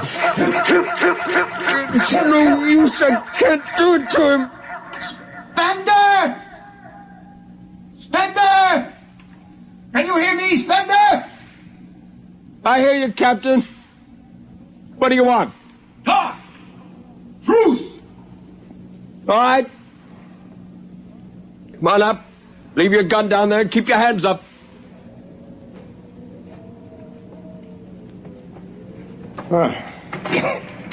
That's quite a climb. You mind if I sit down? How long do you think you can hold out? Until you're all dead. Now, why didn't you kill all of us this morning when you had the chance? You could have. I know. I got sick. After I started killing people, I realized they were just fools and I shouldn't be killing them, but it was too late. So I came up here where I could get angry again. Why did you do it? When I was a kid, my folks took me to visit Mexico City. I'll always remember the way my father acted, loud and big. And my mother didn't like the people because she thought they didn't wash enough. I can see my mother and my father coming to Mars and acting the same way. Anything that's strange is no good to us. We aren't fit to take over this planet. But to kill two men. How would you feel if a Martian spit on the White House floor? You know, you haven't acted very civilized yourself today. I'll kill you all off, Wilder. That'll delay the next rocket 5 years, and then I'll kill them too. And if I'm lucky, I'll live to be 60. And I'll meet every expedition that lands on Mars. Oh, I'll be very friendly. I'll explain our rocket blew up one day. And then I'll kill them off. I'll save Mars for half a century. And by then, maybe the Earth people will give up. And yet you're outnumbered. We already have you surrounded. In an hour, you will be dead. I found an underground passage that'll take me back in the hills, Wilder. I'll go back there. And then I'll pick you off one by one. We'll see. Well, it's a nice town you've got here, Spender. It's beautiful. I'd like to live here. You can. Join me. You're not like them. Why go back to them, Captain? I'll show you what a good life these people had. No, there's too much earth blood in me. I may even agree with you about all this, but that does not change what I must do. You won't stay? No. This is your last chance, Spender. Look, you're sick. Now come along with me quietly. No. One last thing. If you win, do me a favor. Try to see that they don't tear this planet apart. Right. And if it helps, just think of me as a very crazy fellow who went berserk one summer day. Be easier on you that way. I'll think that over. So long, Spender. Bye, Captain. Good luck.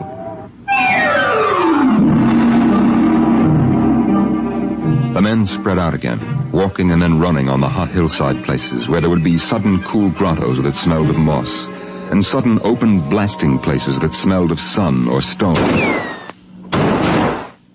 The men ran and ducked and ran and squatted in the shadows. I'll blow his brains! Captain Wilder hugged the rock warmed by the sun. He gasped, for the air was thin and not meant for running. Spender lay at the top of a hill, and a gap in the rocks showed the white of his shirt against the shadows. Wilder looked at the towers of the little clean Martian village, like sharply carved chess pieces lying in the afternoon. He saw the rocks, and the interval between, where Spender's chest was revealed.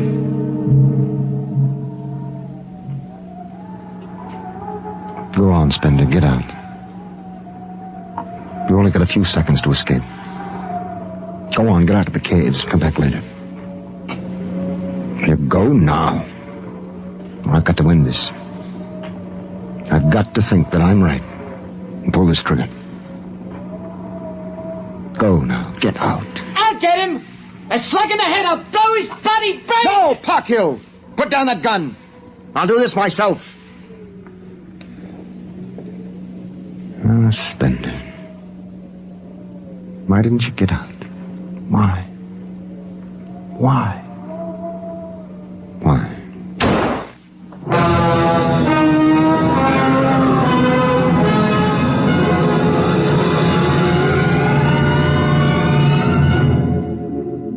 They buried him in that ancient valley town, where the music of the wind played on through the days and the nights.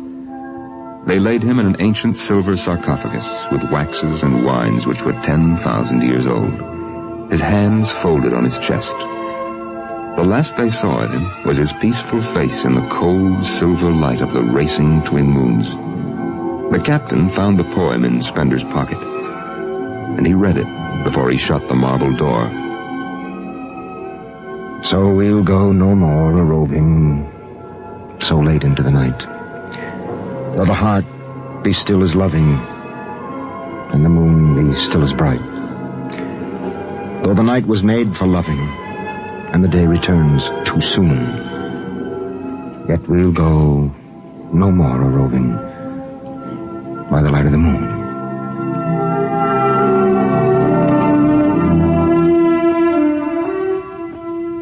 The next afternoon, Parkhill did some target practice in one of the dead cities, shooting out the crystal windows and blowing the tops off the fragile towers. Captain Wilder caught Parkhill and nearly knocked his teeth out.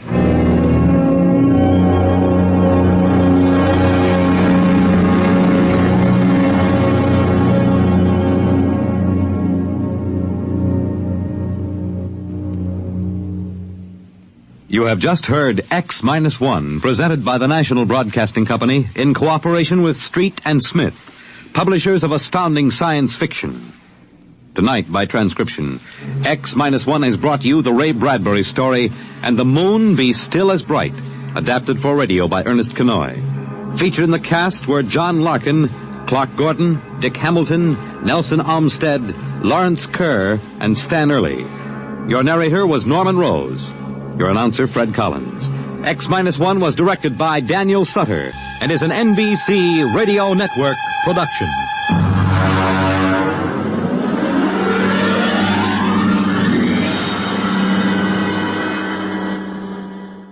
X-1.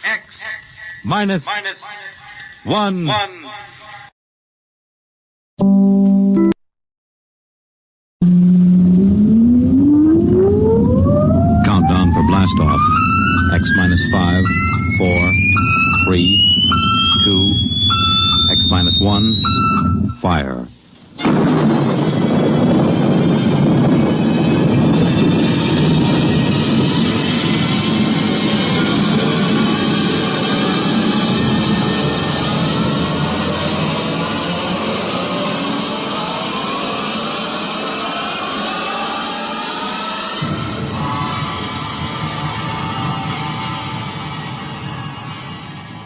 From the far horizons of the unknown come transcribed tales of new dimensions in time and space.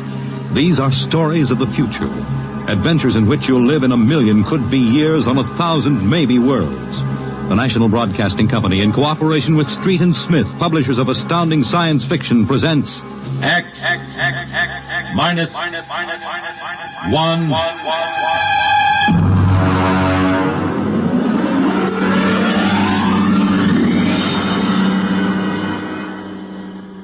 Tonight's story, First Contact, by Murray Leinster.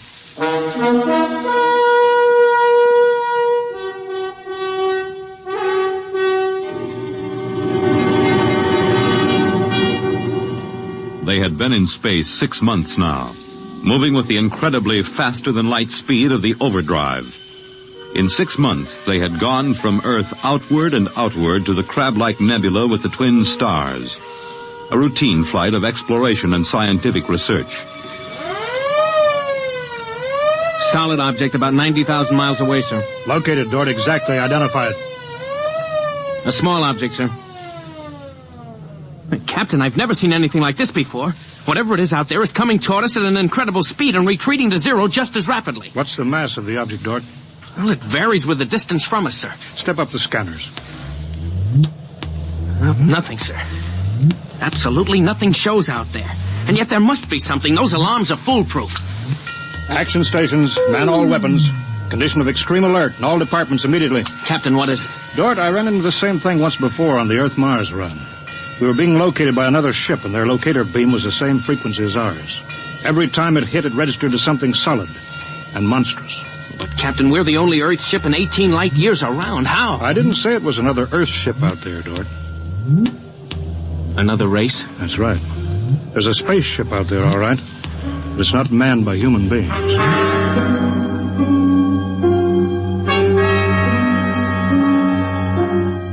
It had been contemplated and speculated upon. Mathematically, it was almost a certainty that such a race existed. But in 18,000 Earth years, no human spaceship had ever encountered them. Now the situation was precipitated, and somewhere outside the Earth vessel there was an alien race. Of what shape? Of what quality? Of what psychology? It's moving, sir. Heading right for us. At that speed, we'll be in touch in 10 minutes. Heading right for us, huh? Just what we'd do if a strange ship appeared in our hunting grounds. Friendly? Well, maybe. We'll try to contact them. We have to do that. But friendly? Thank the Lord for the blasters. They may not be hostile, sir. Well, they may be. That's what I'm paid for. Put on this job for, to worry about the troubles that may never happen. To all hands, now hear this. A ship is approaching manned by an alien race. I'll give the signal for attack or defense if it be necessary. There'll be no move made unless I give the order. I do not wish to provoke trouble. Stand by. Their ship is slowing down, sir. It's stopped. Weapons Department, report. Weapons Department, report. Alien ship remarked. Target fixed. Weapons alert. Communications Department, report. Communications Department, report. We're receiving a modulated short wave, sir. Frequency modulated. Apparently a signal. Not enough power to do us any harm. We'll try to make some sense out of it. Report any progress to me immediately. One thing in their favor, sir. They didn't attack immediately without question. They're trying to establish contact. That seems to indicate they're reasonable. We'll see, we'll see. What are they doing now? Can you make out the locator screen? Bring that power up. They're doing something now, sir. There's a section of the hull opening. Probably an airlock, sir. If they breathe there. And they're letting something out. Well, it's round. A bomb, sir? Unknown object released from alien ship. Observed by Weapons Department and targeted. Stand by. See what they're doing, sir? They've left the object out there right where they were. And now they're withdrawing the ship. There's no reason why that object couldn't be a bomb, Mr. Dort. Intended to let us think precisely as you're thinking right now. I just have a hunch, sir. I think they're friendly. I think whatever it is out there is a means of communication. You're probably right, but I won't gamble the ship on a probability. Sir, I'd like to volunteer to go out there and look that thing over. Well, you understand whoever does examine it is expendable. Yes, sir. Requisition a lifeboat. If it's all right with you, sir, I'd prefer just a suit with the drive in it. It's smaller and the arms and legs won't make me look like a bomb. And I'll carry a scanner, sir. You may leave when you're ready. Thank you, sir.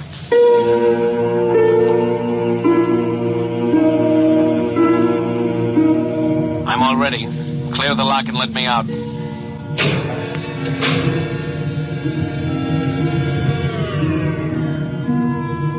Weapons Department reporting to the captain. Mr. Dort located. Mr. Dort is targeted. Stand by. If that object out there is a device to capture one of our people for observation and questioning, it'll be blown out of existence, including Mr. Dort. Stand by.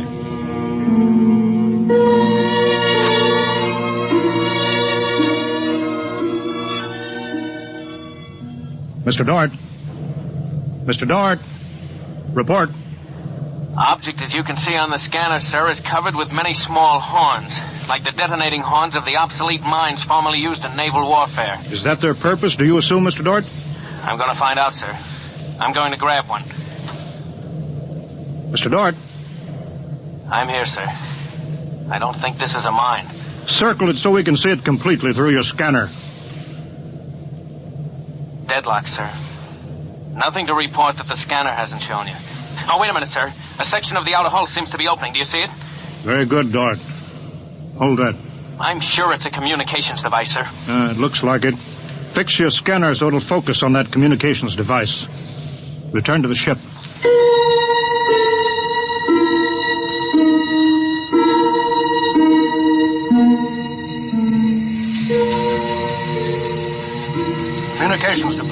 Communications Department. Progress report, please. We've established communication, sir. Is there a psychologist on the team down there with you? Yes, sir. Mr. Burns is working with us. Will both of you please report to the bridge at once?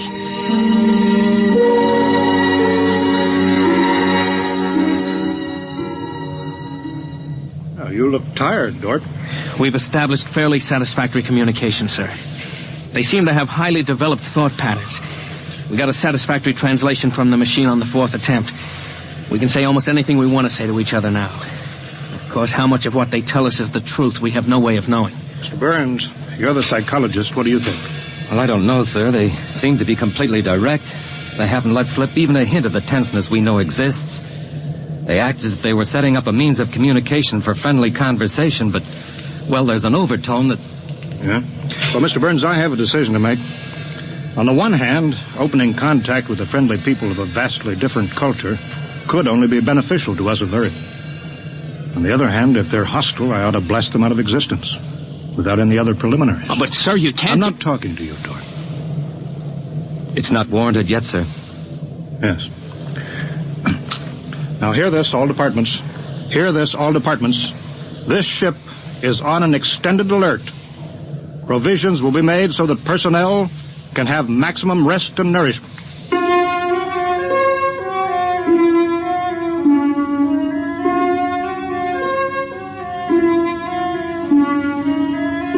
Communication continued by means of the artificial language set up arbitrarily between the Earthman and the aliens, decoded by the mechanical decoders. Dort disobeyed orders. He lived on powerful stimulants so that he could stay with the communications machine. Talking to the aliens. Other people. Are we being received? We are receiving your message. The chief of this ship wishes to speak with the chief of your ship. The message is heard by the chief of this ship. The chief of this ship communicates that he will hear the message of the chief of that ship. Go ahead, sir. People of the other ship, I'd like to say the appropriate things about this first contact of two dissimilar civilized races, and of my hopes that a friendly intercourse between the two peoples will result. People of that ship, what you say is all very well, but is there any way for us to let each other go home alive? That's all, sir. They've stopped sending. Very direct people. Very direct. But, sir, I don't follow. I didn't know what that meant. Is there any way for us to let each other go home alive? It means what it says, Dort. Sir, what's to stop us from just cutting communication and leaving, and they can do likewise? What's to stop us? Simply that whichever ship leaves first will be followed by the other. If they find Earth and get back to their own planet and we don't know where that planet is, Earth will be completely at their mercy. If they leave first, we'll follow them. We'll attempt to find their home planet. Dort, could you swear to any decision that the policymakers on Earth will come to? Sir, even if they do follow us, the closer we get to home, the more of our ships and weapons they'll face. They'd never get away. Well, how do you know that they can't communicate with their home planet without returning? We can't, sir. How do you know they can't? I don't, sir. Well, so that's the situation. We'll sit out here, facing each other, trying to outguess each other. until time wears us out, and we'll have to face the fact. Either they destroy us or we destroy them. Navigation officer, attention. Navigation officer, attention. Every star map on this ship is to be prepared for instant destruction. The chief of this ship wishes to know whether the chief of that ship can suggest an answer to the problem concerning us both. Do you want me to answer that, sir? I'll answer it myself. Tell me when to talk. Now, sir. I am giving that matter personal attention. Every effort will be bent to the solution of this problem. Will you consider a temporary truce in the meantime? What would a truce gain? Could we trust you? Would you trust us?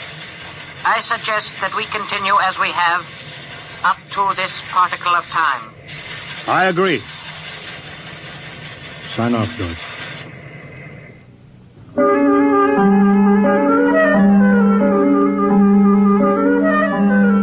Weeks went by, and during the weeks, the exchange of information continued without let-up.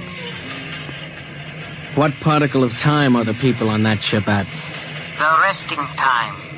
All rest except myself and others on alert duty. Same on this ship. You people of that ship are very similar in many ways.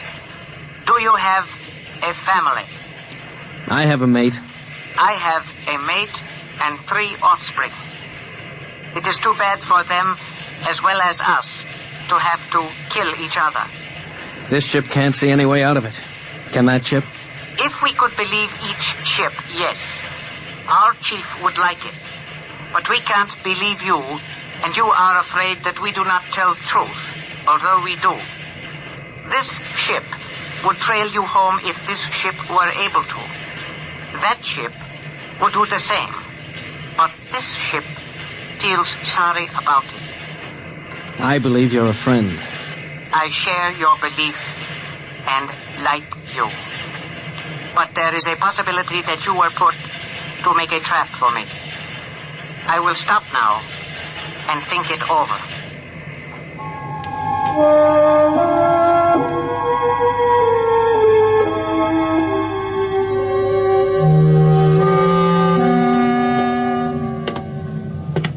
Just sit down, Dort. Control yourself. We're all under tension. Doesn't do any good to pace like some caged animal. Yes, sir. All right, now, I've read the complete transcription of your conversations with this one alien. What does it prove, Dort? Sir, these people are so much like us in their thinking and... Well, sir, they're likable. They're likable and they breathe oxygen. Their air is 28% oxygen instead of 20. But they could do very well on Earth.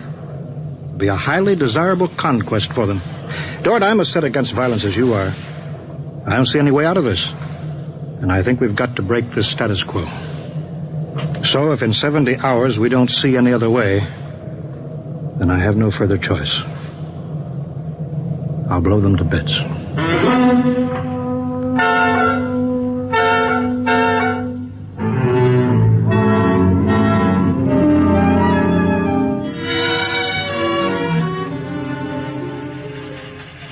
Will that ship receive communications? Will that ship receive communications? This ship is listening. It seems to me better to communicate than to sit by the machine silently. I would have called you, but you signed off before. The problem goes around and around. I find no answer. Perhaps we could turn our thoughts to other things. The psychologist of this ship tells us that you people on that ship have a threshold of tolerance to tension. He tells us that you will be forced to take one action or another in a period of less than 100 time particles. I have no communication on this matter. Well, this ship is not trying to extract unwilling information from that ship. A truth is mentioned in passing. A report of this conversation will be carried to the chief of this ship. It would be so. We are prepared. If only the people of this ship could meet in direct contact with the people of that ship, it might be better. We could not communicate then. The communications machine is too large to carry from place to place. In direct contact, the peoples of the two ships would be further apart than now. That's true. I am sad. Much that is pleasant has passed between us. I am sad, too. We are not yet ready for each other. We are not yet ready for each other. It's hard, isn't it, Dort? Well, Captain, I'm sorry. I didn't know you were here, sir. I've been here for quite a while. Eavesdropping, I'm afraid. It's all right, sir. Nothing can be personal in a situation like this. Yeah, that's right. How long is 100 time particles, Dort? Pardon, sir?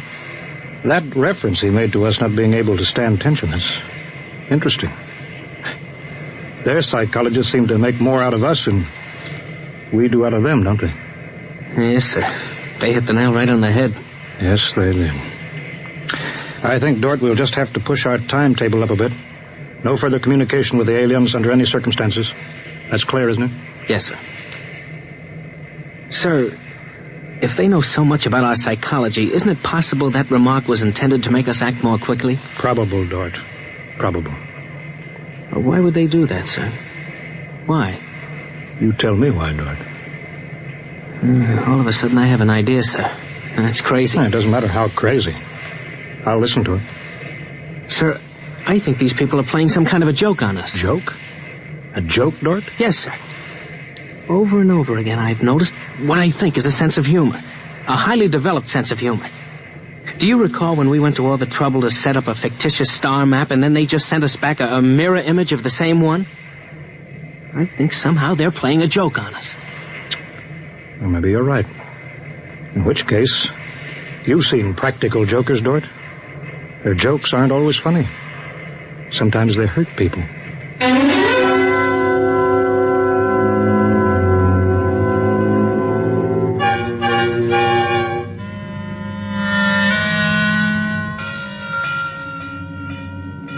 All departments, man, instant alert. All departments, man, instant alert. Report instantly. Report instantly. Weapons Department alerted. Target, the enemy ship. On target, sir. Stand by. Fire!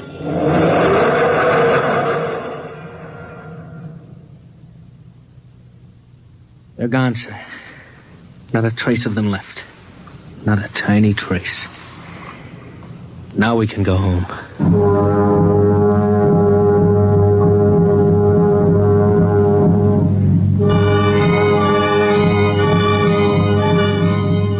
Communications to Captain. Communications to Captain. Report. Sir, I'm picking up new signals. Same frequency as the original alien signals. That's impossible. That ship was destroyed. I'm receiving signals, sir. Set the machine up. We'll be down there in a minute. Mr. Dort, come with me, please.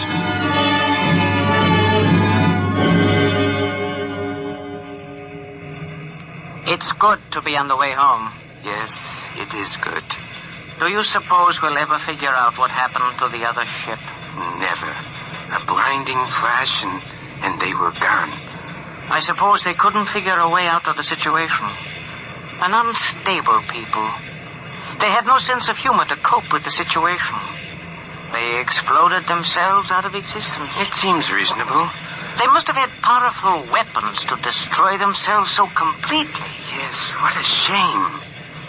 In a way, I grew to like them. This isn't meant for us, sir. I don't know what's happening, but I think we're overhearing a private conversation. I understand, Dort. Be quiet, will you? Many things might have come out of a relationship with that people. They were describing a disease they call cancer. I think it is similar to the Frogren syndrome. We might have helped them. They might have helped us, too. Well, too bad. We'll never find them again, I think. The odds of such a chance meeting in the vast space of the whole universe. There are no figures for such odds, are there? Turn it up, Dort. Turn it up louder.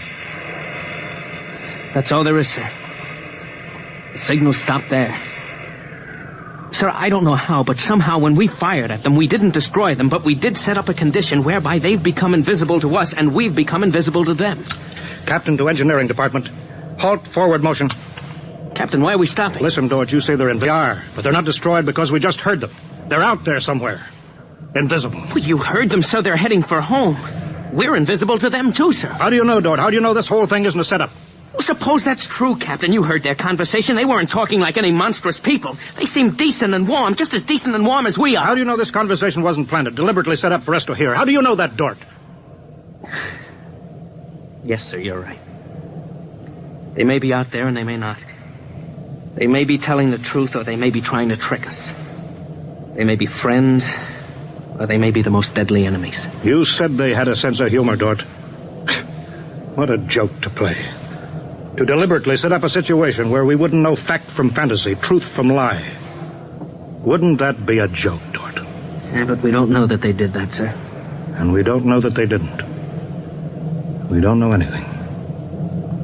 Sir, does that mean we never go home again?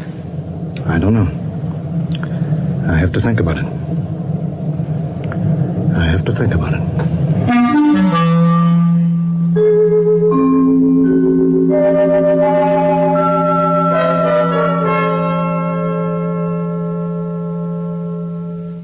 You have just heard X-1, presented by the National Broadcasting Company in cooperation with Street and Smith, publishers of astounding science fiction.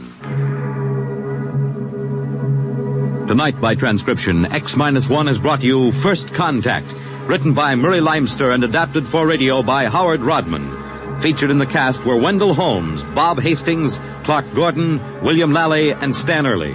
Your announcer, Fred Collins. X-1 was directed by Daniel Sutter and is an NBC Radio Network production.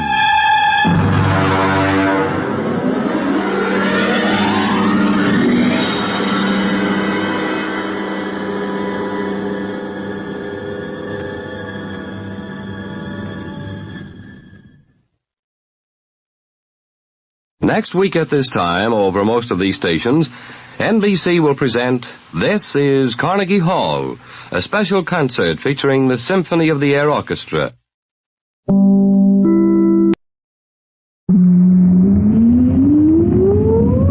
Countdown for blast-off. X-5, 4, 3, 2, X-1, fire.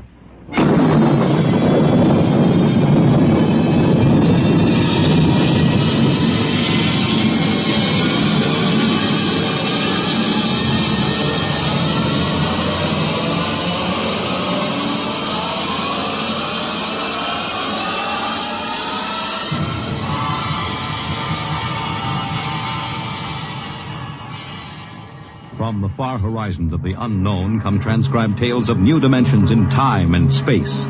These are stories of the future, adventures in which you'll live in 1,000,000 could-be years on 1,000 maybe worlds. The National Broadcasting Company, in cooperation with Street and Smith, publishers of astounding science fiction, presents X-1.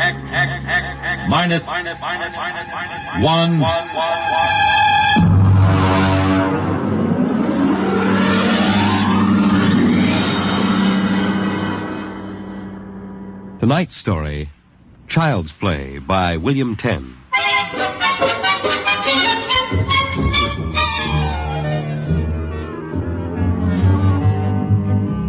My name, Sam Weber. My job, an attorney, and a pretty successful one, if I do say so myself. Maybe you won't believe it, my best friends find it hard to believe, but I used to be a completely different guy. Frightened, sickly, nearsighted, a real Mortimer Meek. No kidding. That was 10 years ago. The big change in me began to take place on a cold December morning in 1955. Just a moment, please. Yes, please. Weber? Yes. Samuel? That's right. Okay, Jack, step back. All right, fellas, bring it in. Just a moment. You must have the wrong... Watch it, Jack. Sign here. Is that for me? Weber, Garden Apartments. It looks like a coffin. I don't design them, Jack. I just deliver them. Sign here.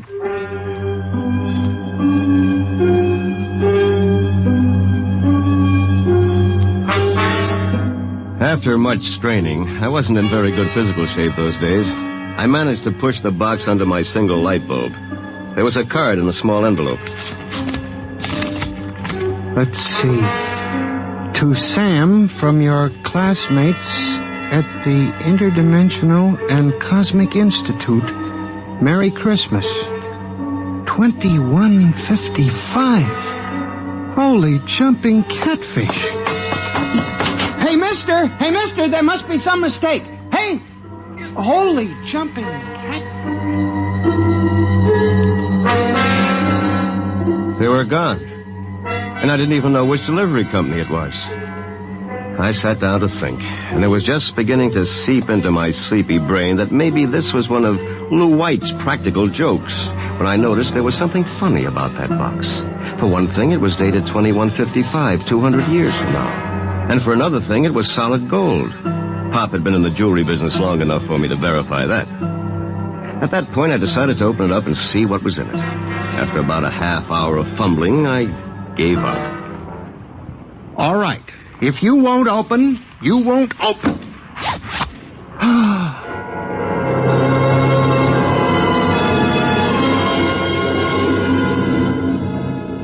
No sooner had I said the word open than it came apart like the skin off a banana. There inside was something resembling a high-powered kid's chemical set. Vials, jars, tubes, wires. You never saw so much scientific-looking junk in your life. And on top of it all was a book of instructions printed in mad green streaks. I opened the cover and read page 1.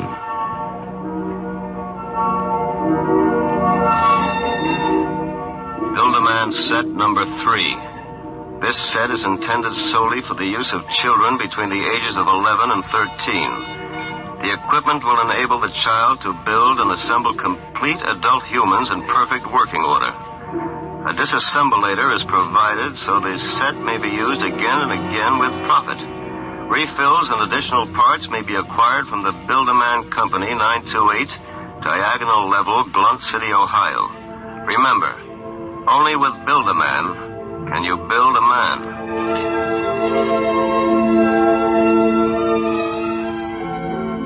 When I arrived at work that morning, an hour late, my brain was still reeling with the stuff I'd read in the instruction book.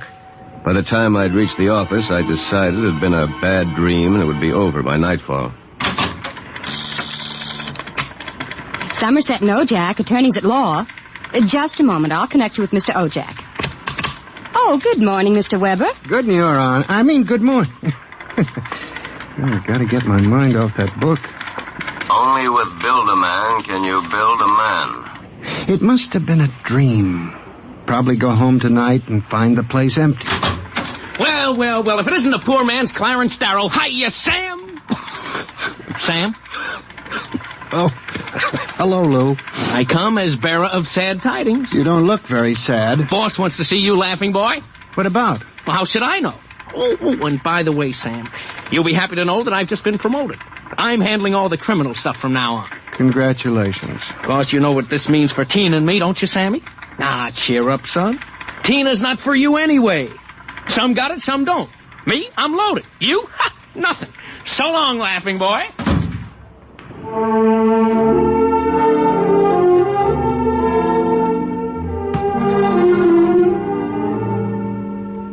That was my good friend Lou White.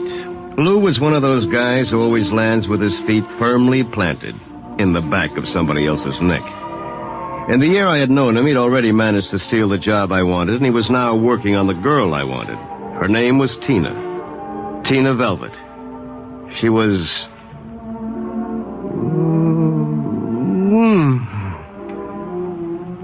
Good morning, Sam. Oh, good morning, Tina.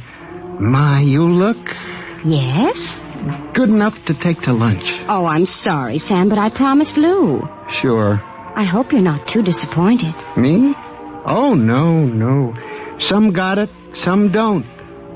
I don't.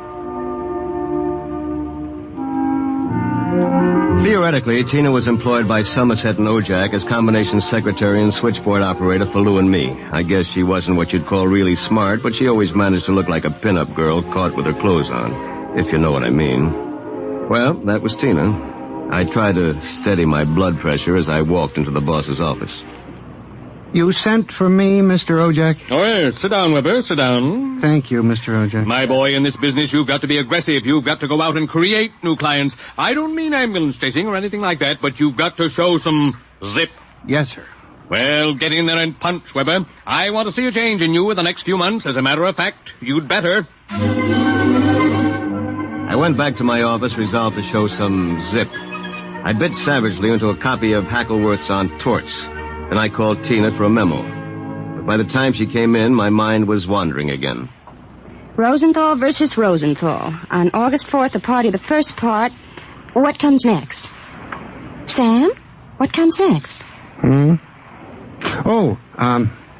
Listen, forget the memo for a while. I want you to take a letter. All right, Sam. Today's date, usual heading. To the Chamber of Commerce, Glunt City, Ohio. Gentlemen, would you inform me if you have registered a street or avenue known as Diagonal Level or Avenue? I write on behalf of a new client of mine. Oh, Sam, he was a new client.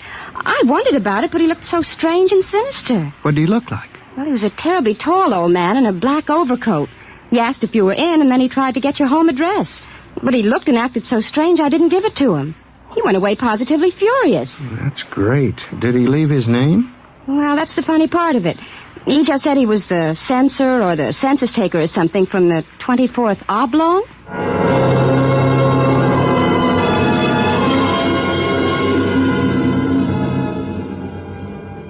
I left the office early and went home. Sure enough, there it was, my Build-A-Man set gleaming a little obscenely in the corner. I walked over to it, gave it a kick, and hollered, "Open sesame!" 3 minutes later, I was flopped down in bed reading Chapter 1, Making Simple Living Things. An hour later, I was fooling around with such complicated items as the Junior Bicalibrator, which measured everything from blood pressure to hemoglobin content, and the Jiffy Vitalizer, which was actually supposed to put life in your creation, providing you had followed instructions carefully. At 8 o'clock, I went out to supper with the idea of getting a little drunk. I did. At 9:45, I came back and made my first simple living thing. Here, boy. Here, boy. Maybe you aren't a boy. Let's see. According to the book, you are a rubicular oyster hog. Not much to look at, but I made you. Me, Sam Weber, attorney at law. I have created life. Hey, come back here. Come back. Here, boy. Here, boy. Here, boy. Hey.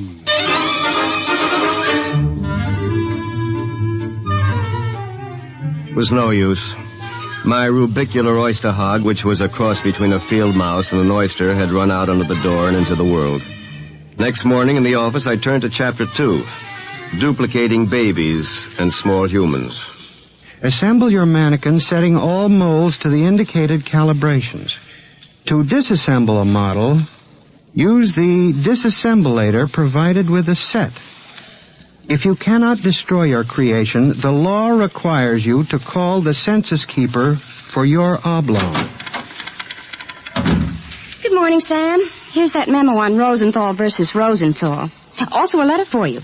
Shall I read it? Please. Dear Mr. Weber, there is no firm at Blunt City bearing the name of Build-A-Man, nor do we have any thoroughfare called Diagonal. Sincerely yours, Thomas Plantagenet, Mayor. Well, that's that. Oh, by the way, your client was here again this morning, the ghoulish one. What'd you tell him? I said you'd be in later. Thanks. Will that be all, Sam? Yes. No. Are you doing anything New Year's Eve? Sam, I'm disappointed in you. What did I do? You haven't even noticed. Noticed what? The ring, silly. Third finger, left hand. What? Lou gave it to me. Well, Lou has plenty of zip. I'm sure you'll be very happy zipping around with each other. Oh, Sam. What's the matter? I don't know. I'm so confused. Hey, listen, what's going on in here? Tina just told me the good news about your engagement. She's crying with happiness. Oh, is that right, honey? Well, no hard feelings, Sam. It's just that the best man got the girl. You understand how it is. Oh, by the way, we're having a little celebration at Sig Alley's tonight. Drop around and we'll live it up a little, huh?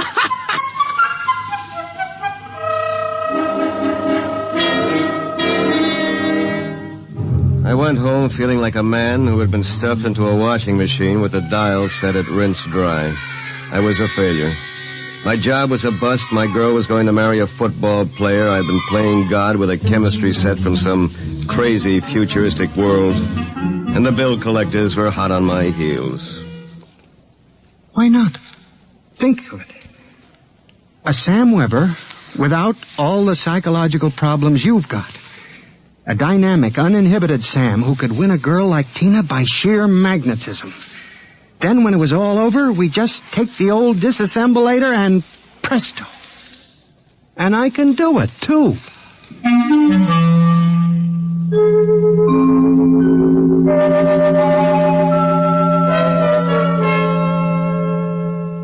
Chromosome content check.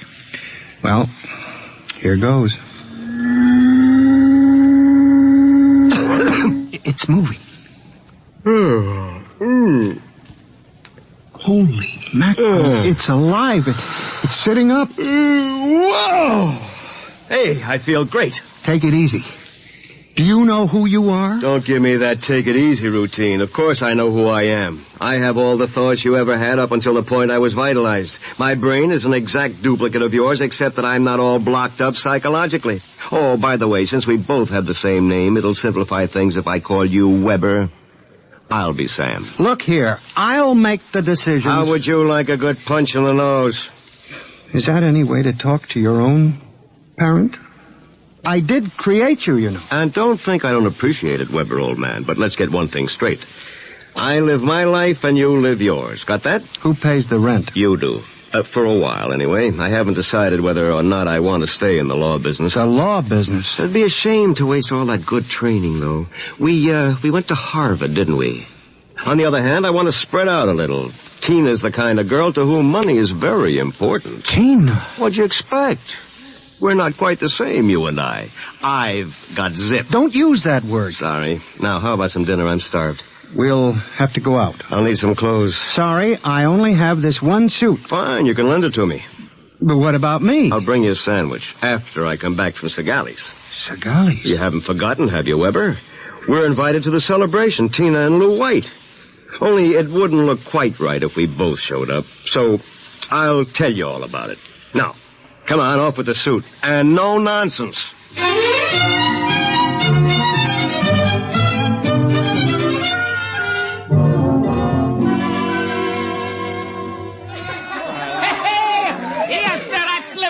Folks. Yahoo! Hey, have another drink, Mr. Ojack. Come on. Thank you, Lou. Is everybody happy? Oh, Tina, honey, you having yourself a little old time? Well. The happy couple. Sam. Good evening, cats. Everybody's lit up like a Christmas tree, huh? Well, Sam, are you in the bag? Never touch the stuff, Lou, my boy. Never touch it. Hey, what's gotten into you, Weber? You seem different somehow. Well, I'll tell you. Ever since I had that talk with Mr. Ojack about myself... Oh, you remember, don't you, Mr. Ojack? Why, yes. You made me realize, Mr. Ojack, that I had a whole reservoir of untapped zip.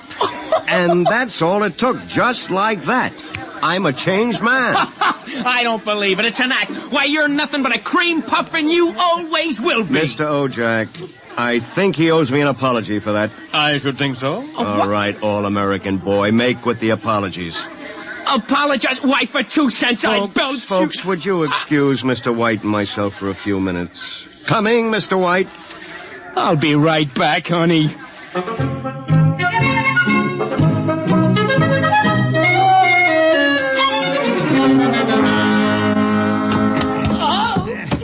Okay, big boy, you've taken enough punishment. Sam, Lou, don't kill him. He did... Oh, dear. He'll be all right in a little while, baby. Did you? I mean... Oh, Sam. Tina. We really shouldn't be... kissing like this. Well, it's what you've always wanted, isn't it? Well, isn't it? Oh, Sam.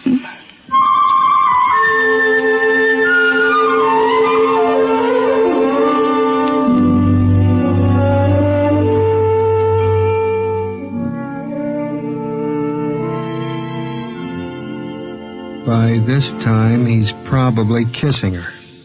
And there's nothing you can do about it, Weber, old man. Nothing. Hey, wait a minute. Where's that book of instructions? To disassemble a Build-A-Man model, merely focus the ray of the disassemblator device and press lever X. Tatina, my tatina, ta-da-da-dee, ta-da-da. So you're finally home. I'm starved. My boy, you are looking at a man who in one fell swoop has got himself a raise, a promotion, and a wife. At least she'll be my wife tomorrow. Who? Tina, of course. Who have we wanted so desperately all these years? I don't believe it. It's true. I had to put on quite a show, but all around it was a real success. Mr. Ojak was so impressed, he called me aside and said he was going to give me a crack at some criminal cases, and if I made the grade, who knows, I may even accept a partnership. And what happens to me? I suppose I sit in this room with no clothes for the rest of my life. Oh, you'll be well taken care of, Weber. You've got it all figured out, haven't you? That's about it. Only you neglected to consider one thing. Oh, what's that?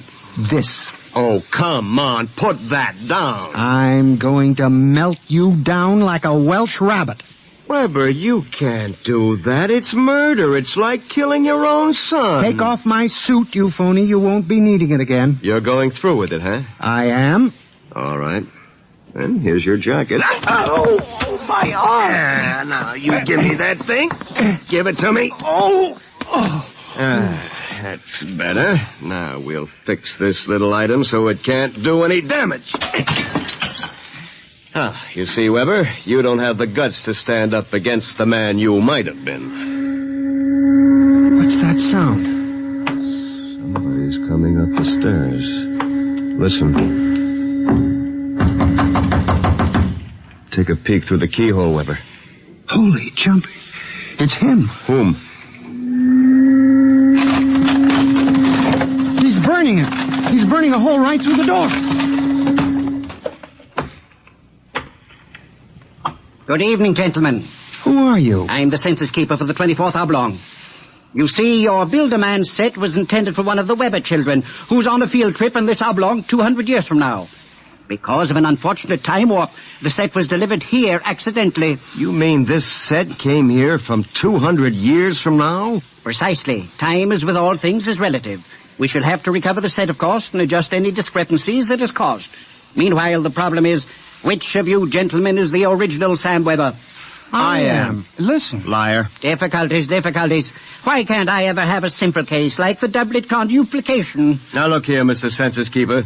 The duplicate will obviously be less stable and more emotionally unbalanced. Certainly a man of your qualifications can decide which of us is the more valid member of society, which of us will conform more readily to the standards. Naturally. I observe that one of you is naked. That, of course... Wait a minute. And you seem to be trembling, whereas this gentleman seems quite calm. Hold it. You're making a mistake. I hardly think so. Stay away from me. Do not struggle. Help, please, you're... Mr. Weber. Yes? It would be better if you didn't watch. Of course. You understand, it's not the gift of the Build-A-Man set we're afraid of letting you have. It's the principle involved. You people just aren't ready to play God. You understand, of course? Perfectly.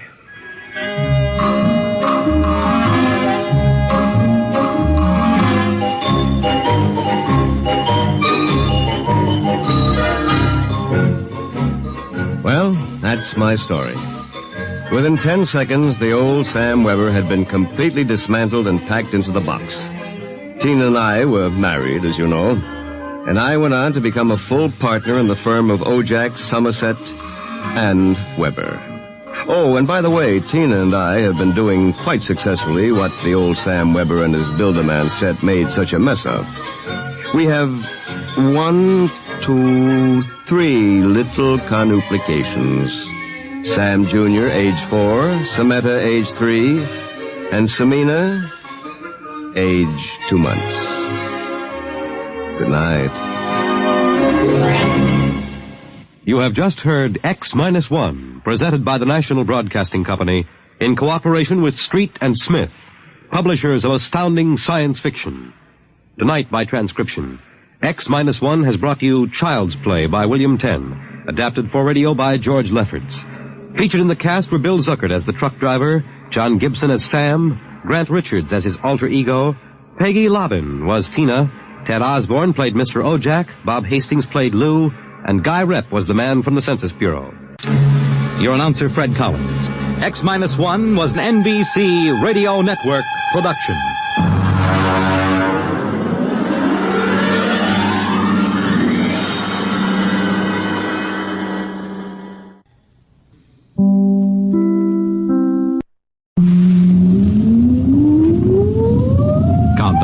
blast off.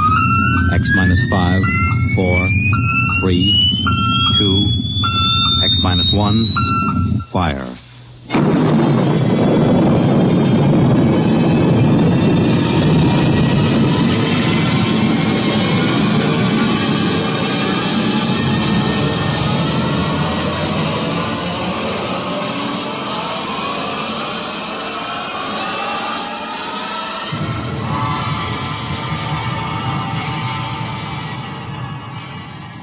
From the far horizons of the unknown come transcribed tales of new dimensions in time and space.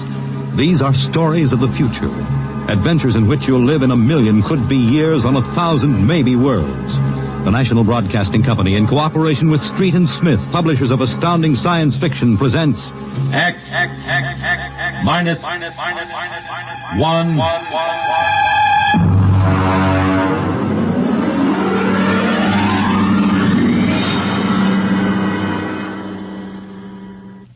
Tonight's story, Requiem by Robert Heinlein.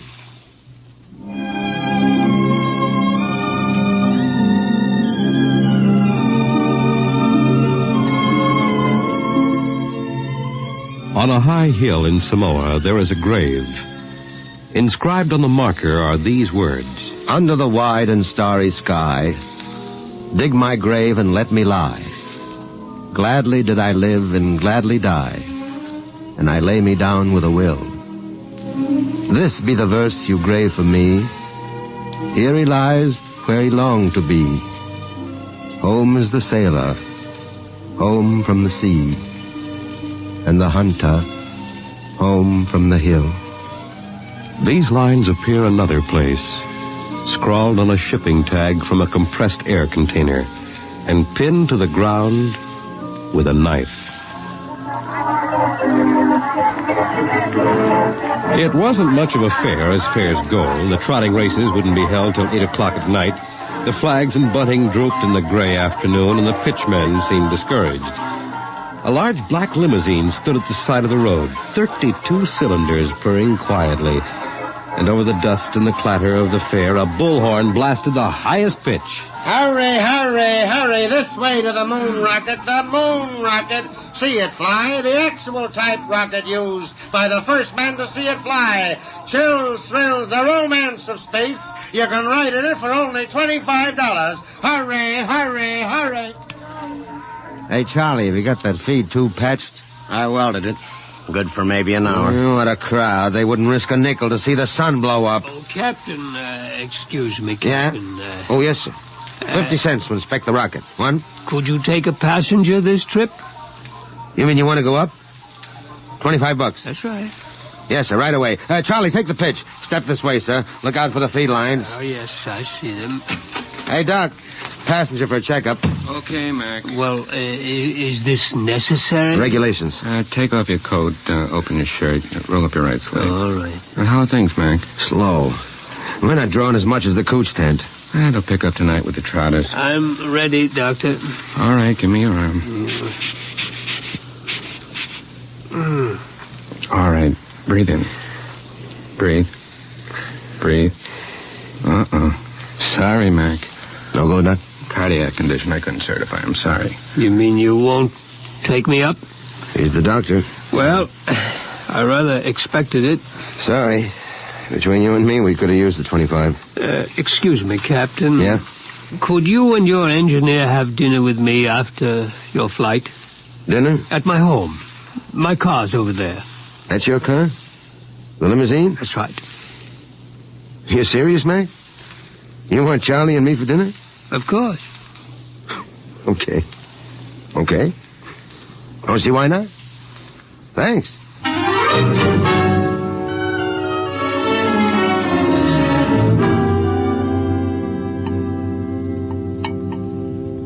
Charlie, you had enough. Lay off, Mac. Oh, that's perfectly all right, Captain McIntyre.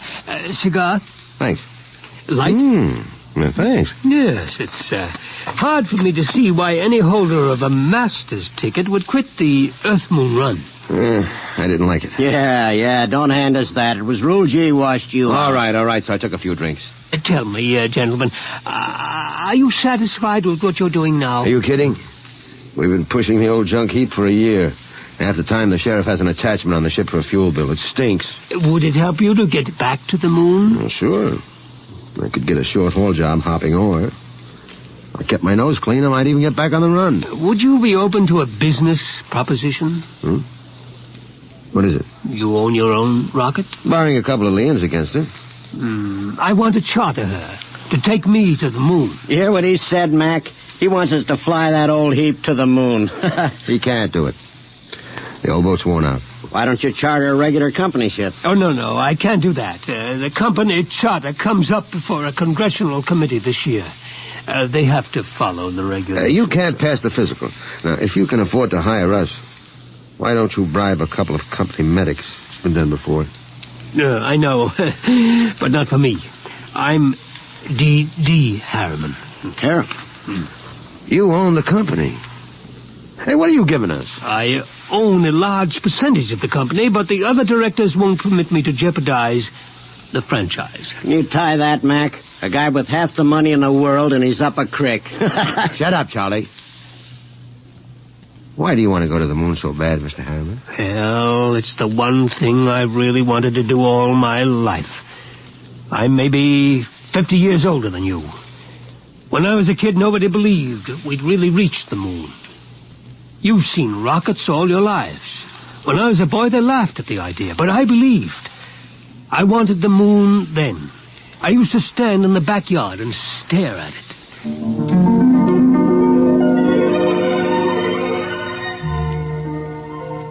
How far away is it, Mom? The moon? Far enough. Why don't people fly to the moon? They can't. Why not? They just can't. But not now, anyway. Someday I will. What? Fly to the moon. Sure. Now come on, Del. Inside. It's way past your bedtime.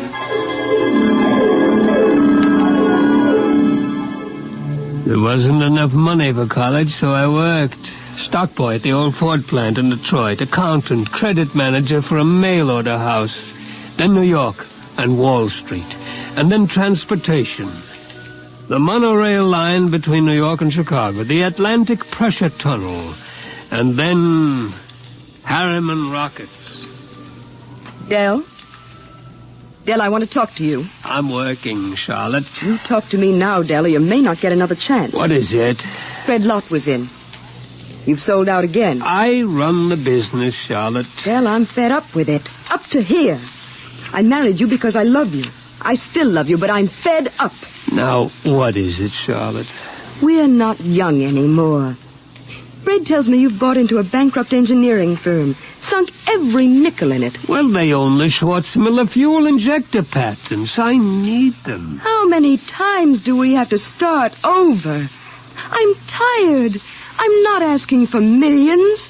Just a little life for the two of us. I didn't know about the divorce for a month. I lost the papers under a stack of blueprints and stock prospectus. That night I walked through the park watching the full moon move across the sky.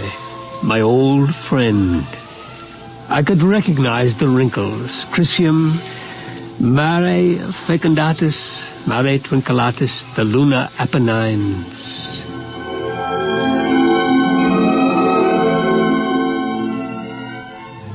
It took 2 fraudulent bankruptcies and an investigation by the Securities and Exchange Commission before we did it. The moon.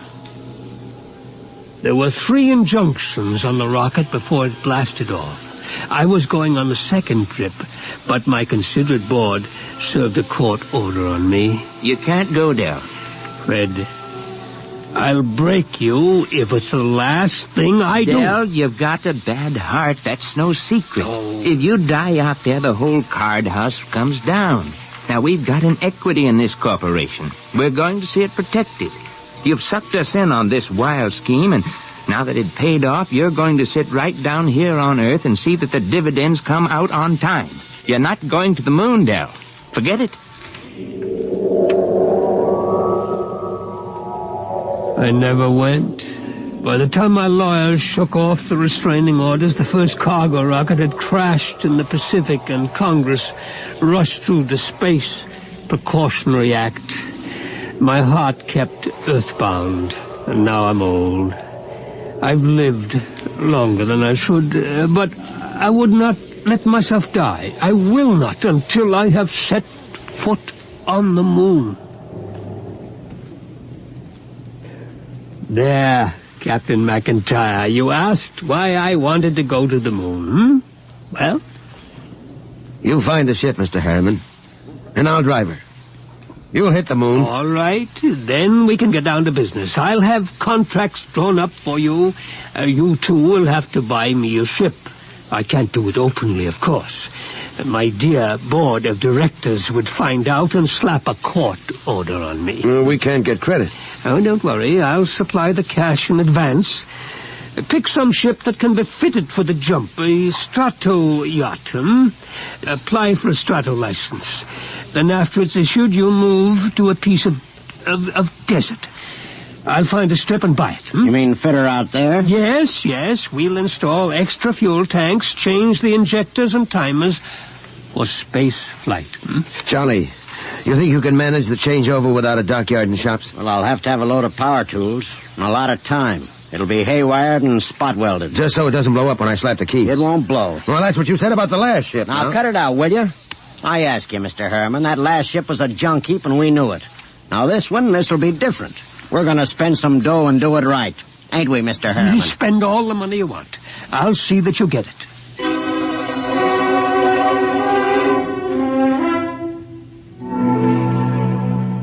$132 shares of Apex Holding at 60% of par. Check. 52 preferred of Spaceways Fuel, 50% off par. Check. That's the list. Oh, Mr. Harriman, there's a process server outside. Yeah? What is it? I don't know, sir, but I think it's a subpoena. Oh, I was expecting that. Ashley, get Mr. Kamens on the phone. I think it's time for my lawyer.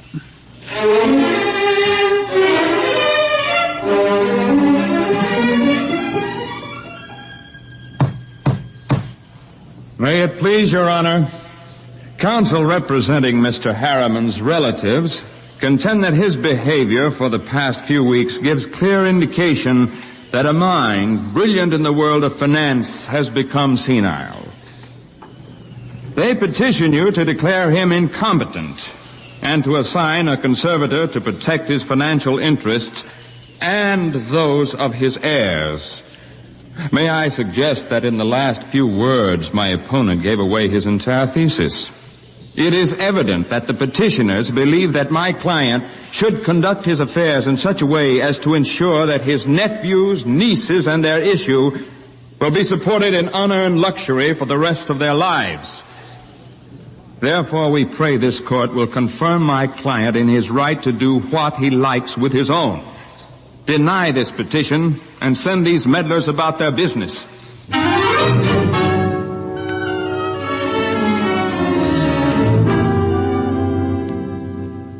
Well, Kamens, It could go either way. He might rule against me? He might. We'll know tomorrow.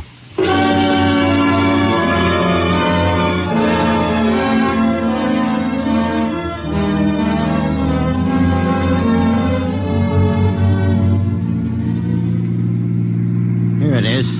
Eccentric millionaire disappears. Yes. You eccentric, Mr. Harriman? Well, they used to call me crazy, but that depends on your credit rating. A bench warrant under contempt proceedings has been issued. They won't find me out here. How is the work going, Charlie? My end's in pretty good shape. Well, are you ready to go? My nephews will have detectives out looking for me. Well, I could run those calibration tests tonight. Take till midnight. After that, it's up to the Commodore here. There she is, Mr. Harriman. That's the job that'll take you to the moon.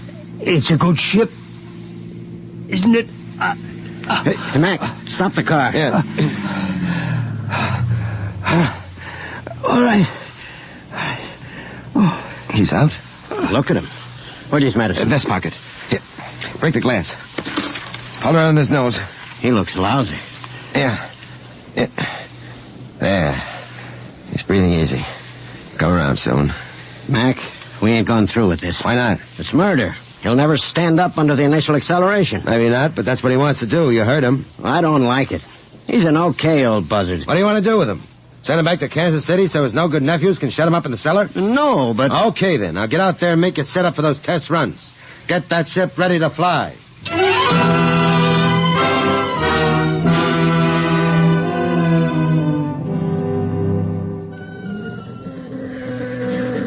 Hey, you. Me?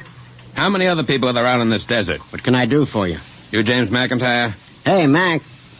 What's the matter, Charlie? You McIntyre? Oh. Yeah. I'm the deputy federal marshal in this district. I got a warrant for your arrest. What charge? Conspiracy to violate the Space Precautionary Act.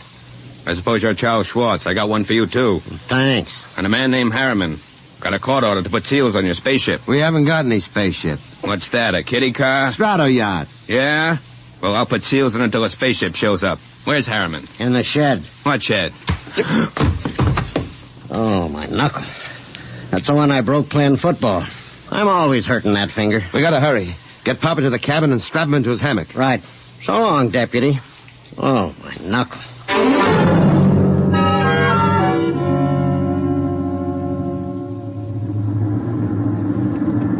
She's warm, Charlie. Everything set back there? How do I know? I didn't have time to run tests. Tough. You all right, Mr. Harriman? I think so, but these straps are tight. Have to be when we blast off. All set, Charlie. Give me control. Check. Test keys. 1 bank. Check. 2 bank. There's an auxiliary out. We don't need it. All right, boy, hang on. Let's go.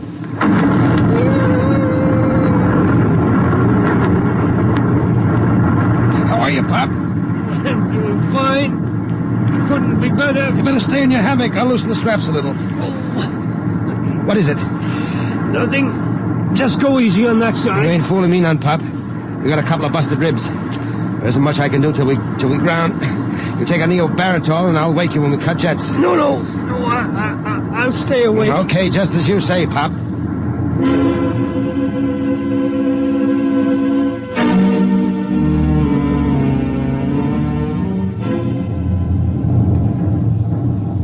She's on automatic, Charlie. How are the tubes holding up? Fine, tight as a drum. She handles nice. How's Pop? Alive, but he's in bad shape. How bad? Cracked a couple of ribs in the takeoff. I don't know what else. You think he'll last the trip? His heart was pounding like an off-time valve. Well, he'll last. He's tough. Tough? He's delicate as a canary. I don't mean that. He's tough down inside where it counts. Just the same, you better set her down awful easy if you want him alive. I'll make a full swing around the moon and ease her in an involute approach curve. It'll go fine if we got enough fuel.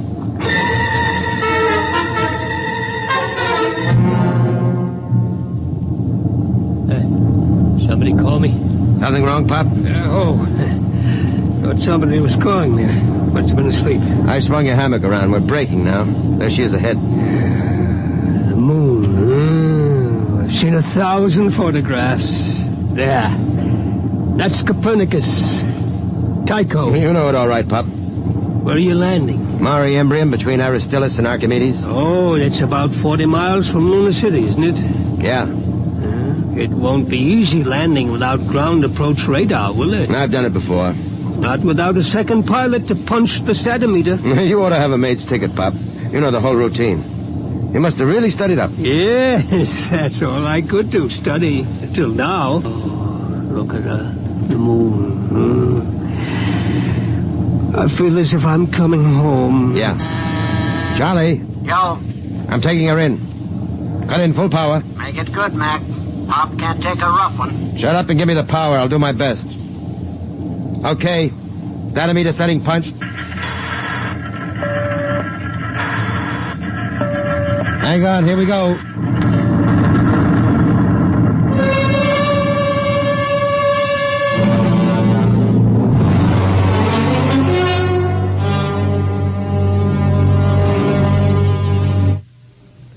That was a lousy landing, Mac. Dynamite drift. How's our passenger? Quiet.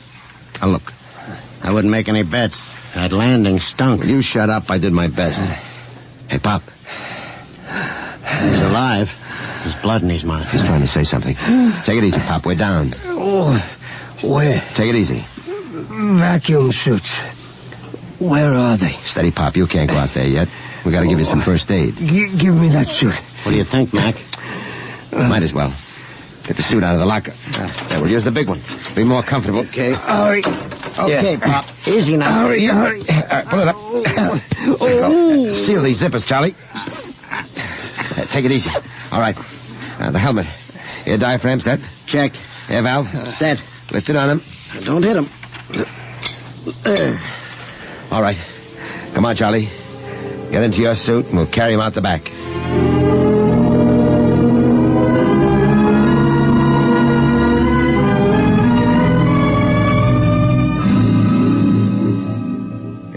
Easy with him. Okay. You all right, Pop? Outside. Take me outside. His left leg is gone. Get your shoulder under it. Right. Open the lock. All right, Pop. Come on. We're going out on the moon.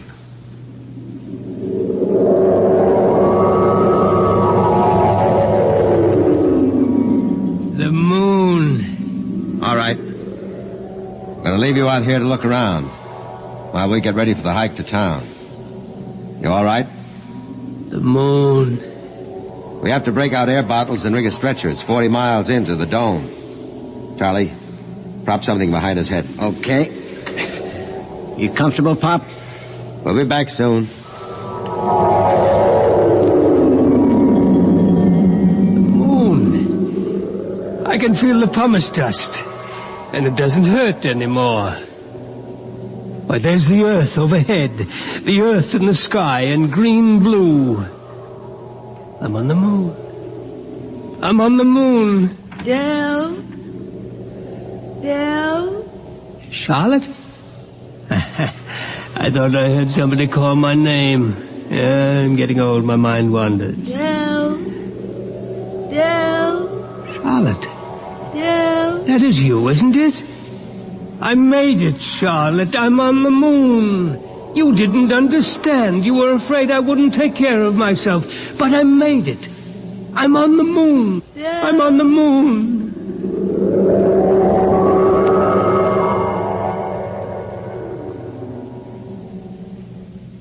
Come on, Charlie. We better get Pop going.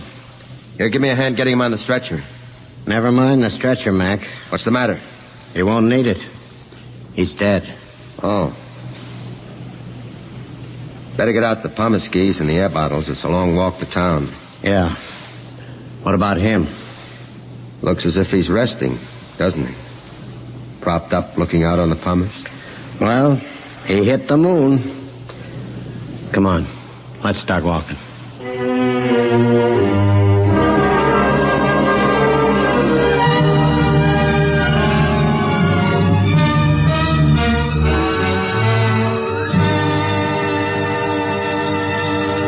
You have just heard X-1, presented by the National Broadcasting Company in cooperation with Street and Smith, publishers of astounding science fiction. Your announcer, Fred Collins. X-1 was an NBC Radio Network production.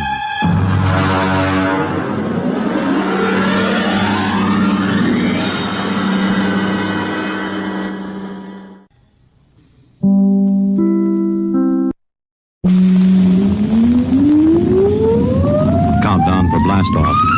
X-5, 4, 3, 2, X-1, fire.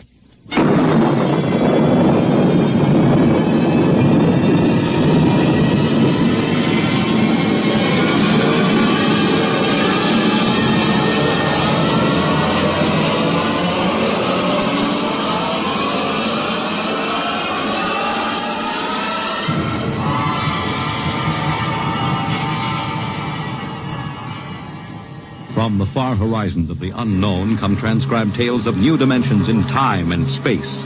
These are stories of the future, adventures in which you'll live in a million could-be years on 1,000 maybe worlds. The National Broadcasting Company, in cooperation with Street and Smith, publishers of astounding science fiction, presents X minus 1.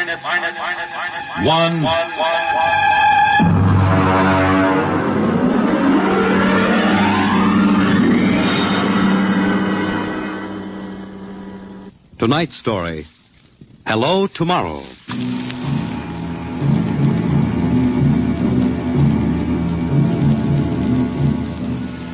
After the third atomic war, when the Earth was a mass of red radioactive dust, a handful of men and women went deep underground in the struggle for survival.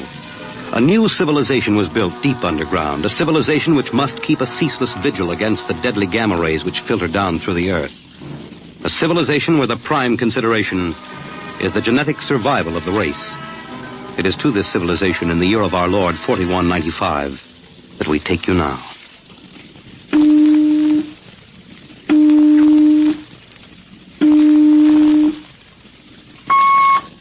Professor Lois Burton? Yes. I have a call from the Director of Emotional Stability for the Third Oblong. Go ahead, sir.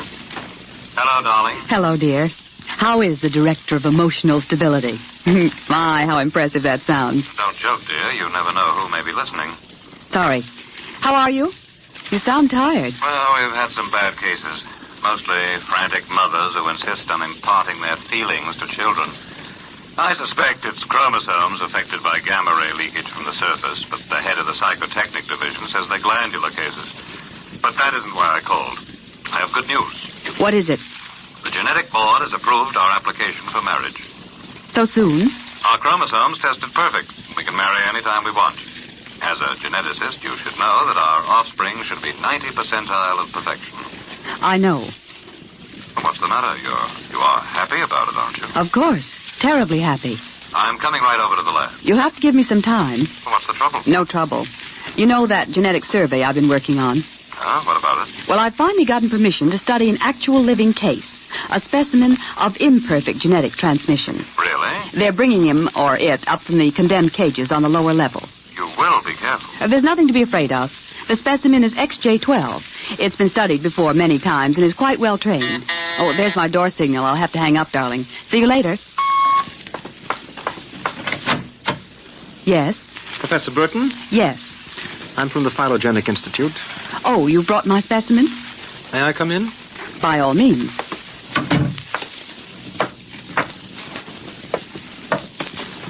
Oh, how... Horrible? It all depends on your viewpoint. I happen to have a twisted leg. My parents were genetically unsound.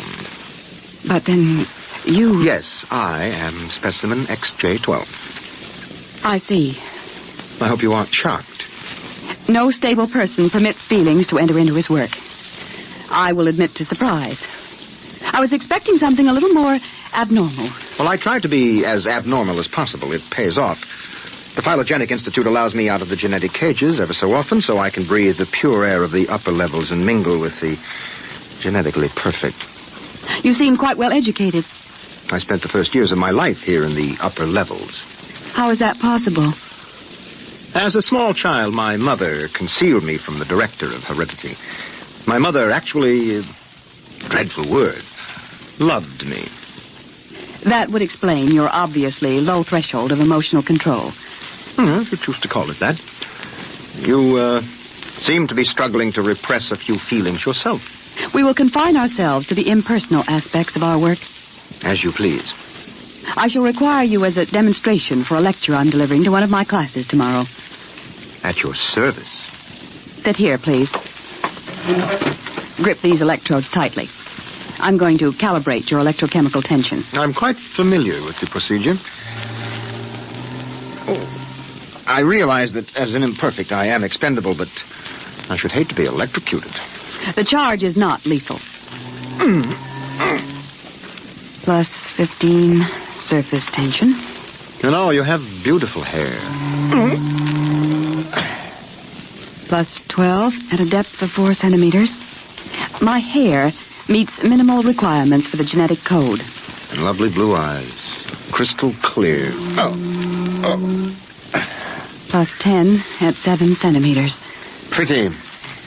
A perfect woman. Lovely expressive hands.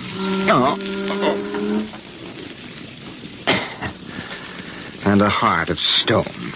Like all the rest of you perfect survival types. Shut up. Oh, could it be you do have feelings? I seem to sense an air of emotional tension. It's nothing, dear. This is the specimen. You, specimen. Tell this dolt who I am, Lois. This is the Director of Emotional Stability for the Third Oblong. You will address him as Mr. Director. Mr. Director. This creature seems quite impertinent. He's only a specimen, darling. Well, use him and ship him back to the cages. He's probably radioactive.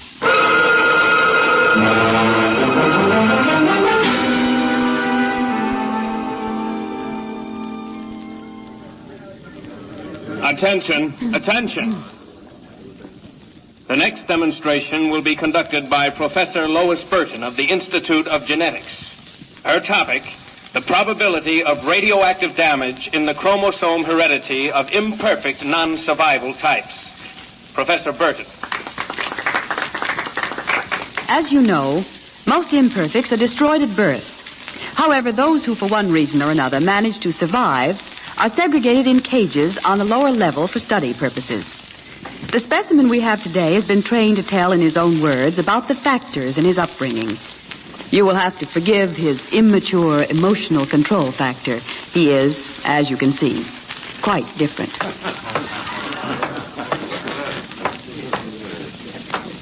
Specimen XJ12. You will proceed, please. Thank you. My mother was a psychotechnician in the Fifth Oblong. My father was an historian specializing in the records of pre-atomic surface culture. In the earthquake of 2170, apparently some hard radiation filtered down through the tunnels and penetrated the Fifth Oblong. The effect on my hereditary factors is quite apparent in this twisted leg.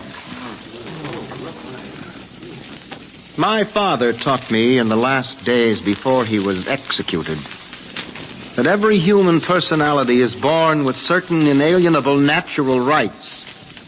The rights to have feelings, the right to mature, and above all, the right to be different from every other living organism. Because it cannot be otherwise, I submit to you, distinguished students, that the attempt by this society to abridge these rights is a violation of nature.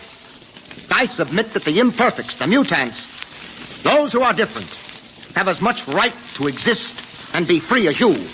And I say break open the cages. Stop him! Give us back the right to be individuals. Stop him! Oh! Perhaps that will teach you.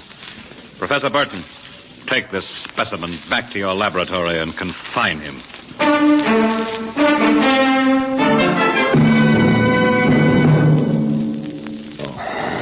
Hold still while I bandage your head. Oh. You'll be all right.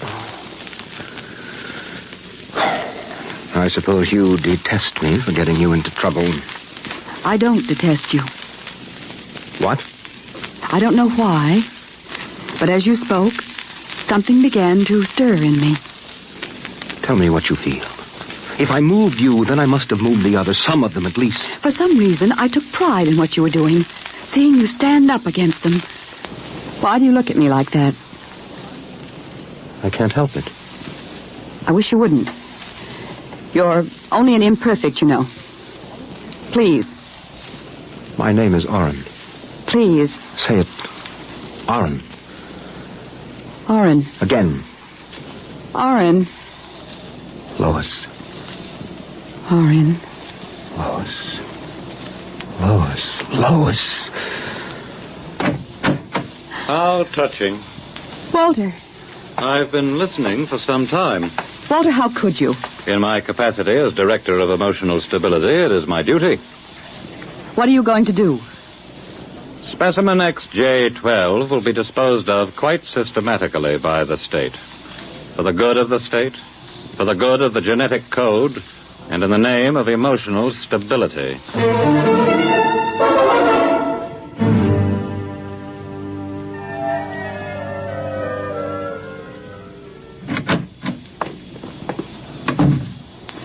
Walter, I have to talk to you. Go right ahead.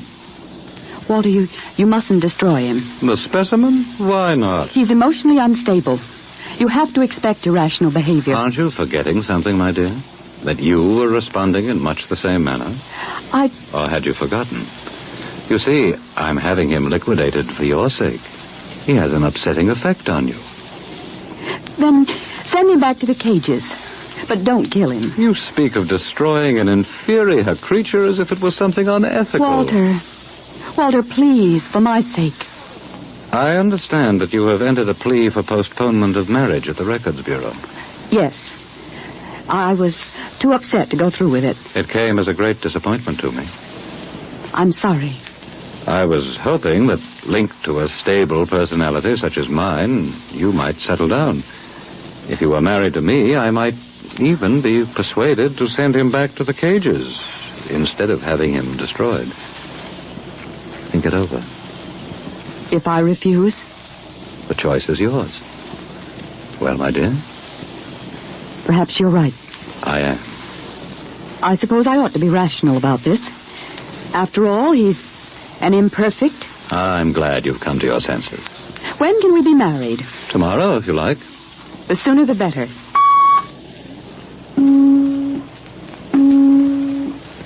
Let me talk to the custodian, please. Hello. This is the Director of Emotional Stability for the 3rd Oblong. I would like you to cancel the execution of specimen XJ-12. Turn him over to be remanded permanently to the genetic cages. You'd better go. I'll pick you up in, say, an hour, and we'll make plans. All right? Yes. Yes, of course.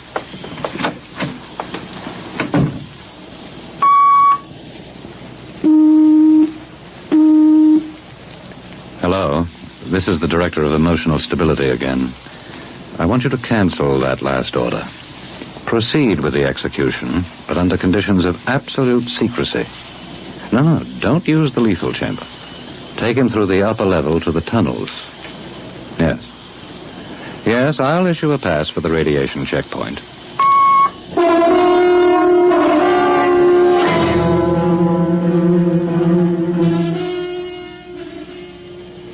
Into the elevator. Very well.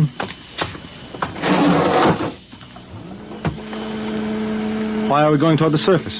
The cages are on the lower levels. Radiation check. I've never done that before. New procedure.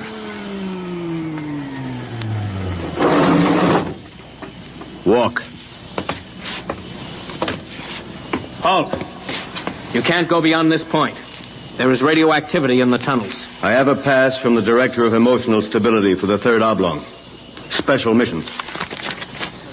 I'll open the airlock. March inside.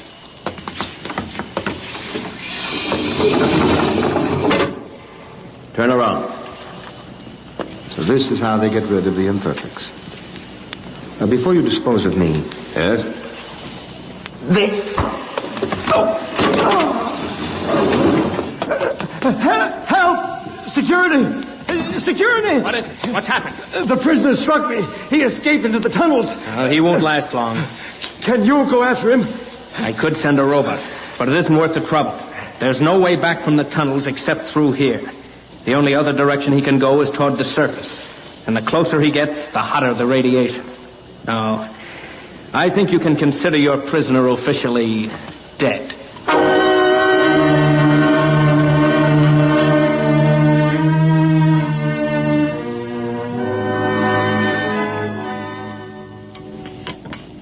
More wine? No, thank you, Walter. You look very beautiful, my dear. Very beautiful. Thank you. The wedding will be a small affair. The Director of Endocrine Control, the Chief of the Security Guard... Walter? Yes? Was he returned to the cages? Oh, now, why must you spoil it? Was he, Walter? Well, as a matter of fact, there was a little difficulty. Difficulty? Yes, you see, XJ-12 escaped. How? Where? He struck a guard and ran off into the tunnels. The tunnels? But that's sure death. He's free to return any time he chooses. Now, don't become upset, darling. You planned it, didn't you, Walter? Stability, darling, stability. Stability. Here's what I think of stability.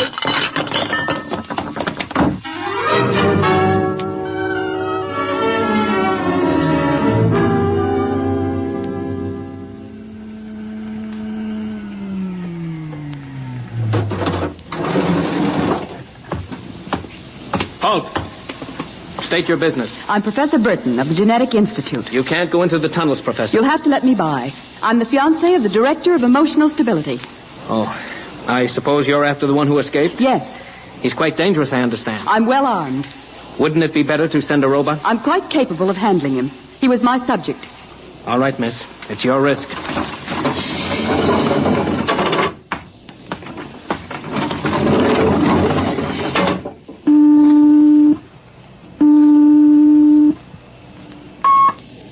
Checkpoint. This is the Director of Emotional Stability. Yes, sir. If Professor Burton tries to pass the checkpoint, I want her taken into custody. Professor Burton just passed, sir. She said that... idiot! But, sir, she said that I she don't had... care what she said. Stop her. Send robots after her. Get her back. Yes, sir. At once, sir. Robot control. Checkpoint to robot control. Order out all televocal robots into the tunnels. Have them bring back any humans. This is a first priority order.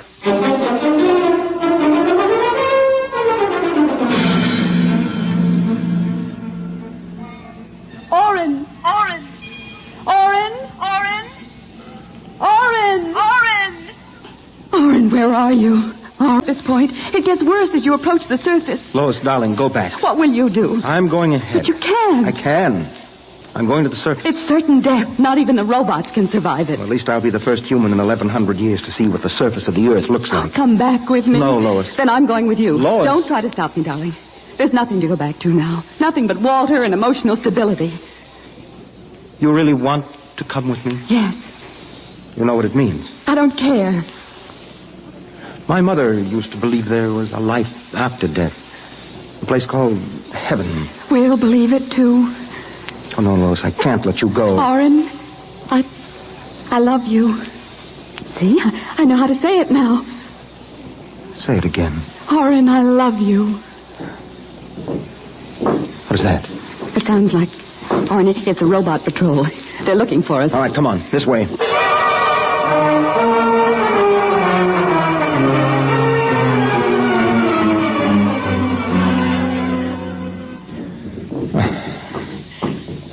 Oren, wait. It can't be much farther, darling. The robots.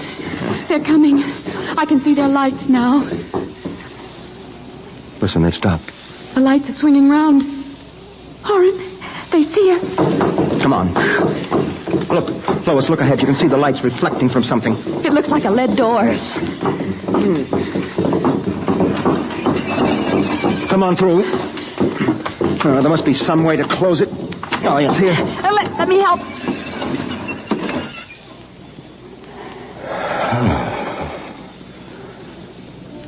Well, they won't get through that. It's solid lead.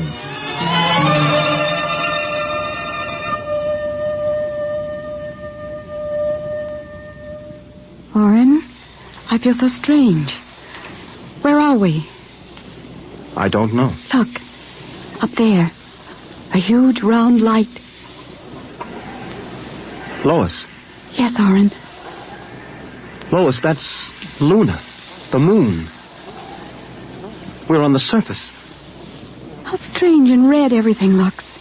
How it glows. It's the radioactivity.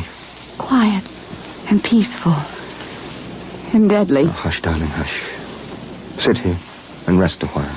Put your arm around me. Yes. Oren, I'm afraid. Oren, we're going to die. Don't think about that.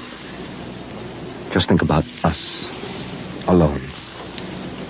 The first humans to stand on the surface of Earth in 1,100 years.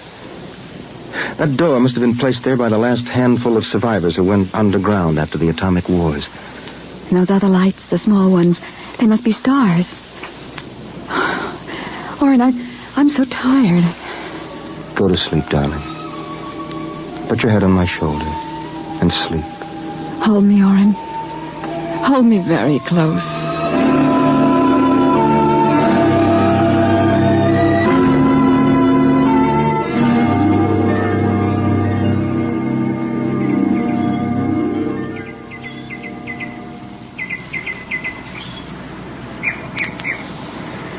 Oren. Oren, wake up. What? Look, it's light. The whole universe is light. Oh, Oren, how beautiful. Look. This must be the heaven my mother talked about. See the plants? All green and fresh. And the birds. How strange they look. Lois, this isn't heaven. But we must be dead, Orrin. We should be dead. The radiation. By all the laws of nature, yes. By all the laws of nature, Orrin. Orrin, we're not dead. This is Earth. And we're alive. We're not going to die. But Lois, the radiation, it's present. You can see its effect. Orrin, did you ever hear of geotropism? I'm not a geneticist. There is a natural law of adaptation by which an organism will try to adjust itself to its environment by changing. It's called geotropism, don't you see? No. All these generations we've been bombarded by radiation filtering down through the Earth. Each successive generation must have inherited some degree of immunity. But Orrin, it can't hurt us. Don't you see? We're immune. We're probably the first generation to inherit sufficient immunity. But, darling, if that's true, then we can transmit that immunity. We can pass it along to our children. And they to their children. Come on. We'll have to find food and water. The practical wife. Wait a minute. What are you doing with that rock? I want to scratch something on the outside of this lead door. Lois and Orrin. 4195 A.D. Hello, tomorrow.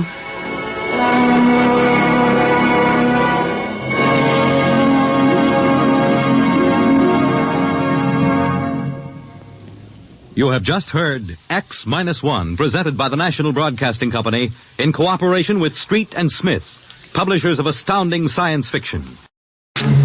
Your announcer, Fred Collins. X-1 was an NBC Radio Network production.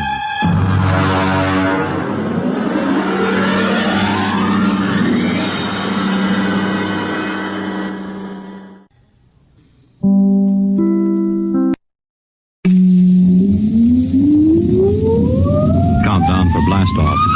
X-5, 4, 3, 2, X-1, fire.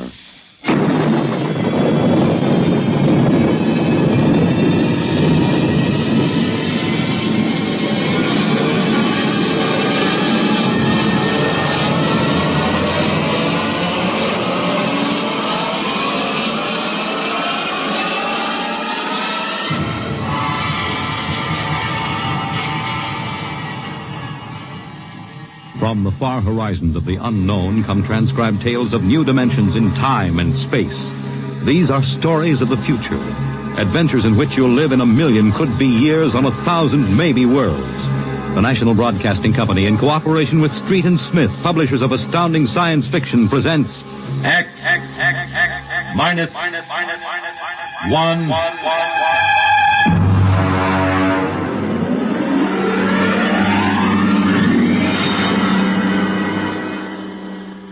Tonight's story, Ray Bradbury's Dwellers in Silence.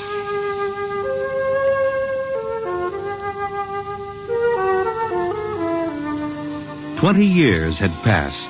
20 years since the last of the giant migration ships had crashed to the surface of Mars, bearing its pitiful handful of survivors of the Earth Wars. 20 years of longing, of turning eyes toward the green Earth as it hung on the horizon like a beckoning light. And now it was done. And the first new ship, built of shining Martian chromaton, had lifted bravely toward home with 3 men locked in its metal belly. There it is. You can barely see the top of the Atomic Trades building in the twilight. They never finished building it. Captain. What is it? Am I going out of my mind? Look, out that way, to the west. Could that be? Heaven, it is. Those are lights. Turn the ship. Full cruising speed. They are lights. Captain, it's a city, a whole blasted city lit up like a Christmas tree. What do you think of your dead planet now, Williams? Decelerate to -5. We're going to take her down.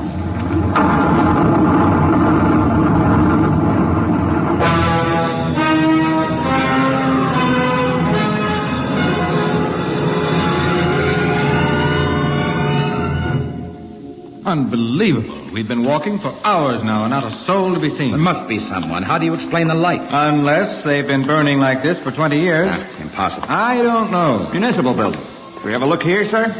Possibly the records might contain some. That's a good idea. Keep your weapons ready.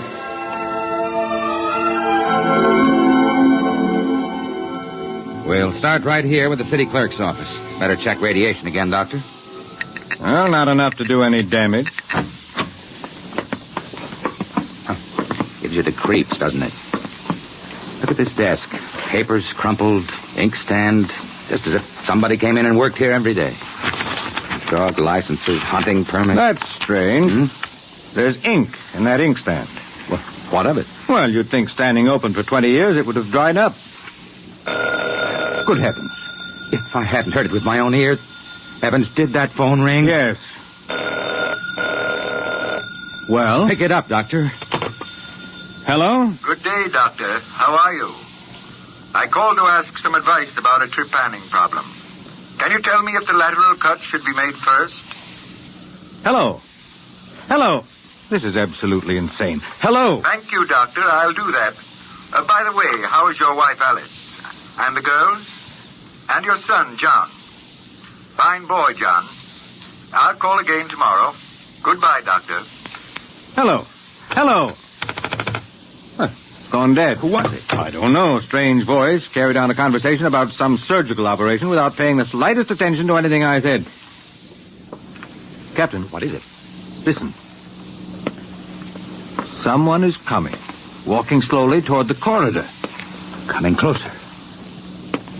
Jumping Jupiter. It's a man. An old man.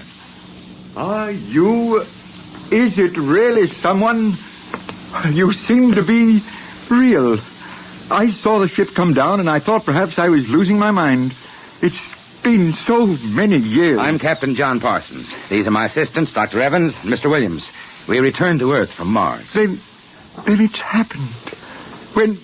We're not alone anymore. Forgive me, gentlemen, if I seem moved. I've waited and hoped for so long.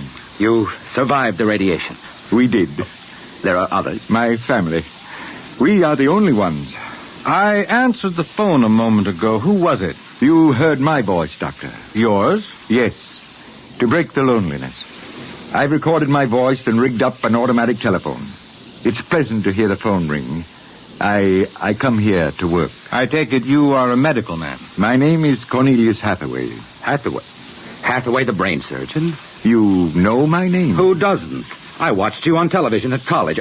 Why, I saw you 23 years ago. You performed a difficult surgery for a cerebral tumor. Thank you. I'd almost forgotten.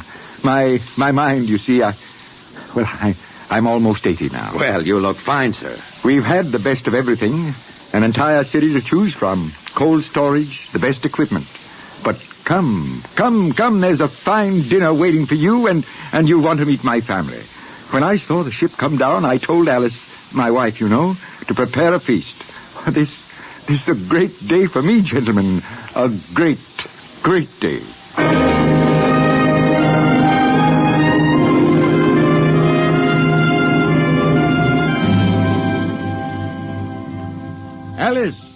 Alice, come out to the porch and see who we have here. Alice, you here? Come out. My wife, gentlemen. Alice, Captain Parsons, Dr. Evans, Mr. Williams. How do you do, Hathaway? How do you do? And now, if you will follow me in, gentlemen, we'll meet my children. Lord, what a beautiful woman. She looks no more than 35. Do you suppose the radiation could have done that to her?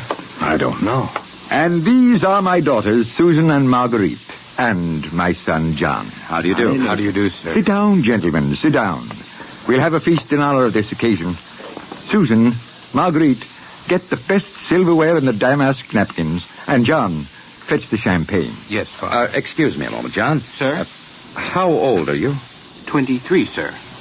Thank you. What is it, Captain? Something wrong? Nothing. Except that it's impossible. You see, Dr. Hathaway's son was already in college when I started. That would make him at least 45.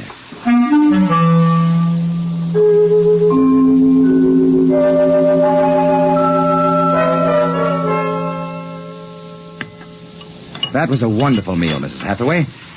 Doctor, your wife is an exceptional woman. Thank you, sir. How would you gentlemen like some fresh gingerbread with your coffee? I've baked it this morning. Oh, wonderful, wonderful. Smell that, Doctor? It's like coming home, Mrs. Hathaway. It's like home having you here. Mrs. Hathaway, may I compliment you on having preserved your youth and beauty so well? Thank you. We have no worries here. No competition. All the things we need for material comfort. Parsons and I were wondering, Dr. Hathaway, if the radioactivity had any effect in preserving tissue. Your children all look so young, too. It is possible, gentlemen, of course. Radiation does strange things to living tissue. Alice, could we have some champagne? Alice. Oh, I'm sorry. What, John? Some champagne, please. Champagne? Oh, yes, of course. An amazing woman. Did you ever see such grace, such complete relaxation? It doesn't seem quite natural. I beg your pardon, gentlemen? Captain Parsons was just about to ask how you and your family managed to escape, Dr. Hathaway. We were very fortunate. You see, my home was in the Sierra Mountains at the time. I had a lead-lined laboratory in the basement where I did X-ray research. My hobby, you know. I chose this house because it was on a hill where I could watch the sky. Oh, the loneliness of those first years. But at least you had your wife and children. Yes, I had my family. If it were not for them, gentlemen, I assure you I would long ago have put a bullet in my head. Champagne, Captain? Oh, thank you, Mrs. Hathaway. May I propose a toast? Oh, let me.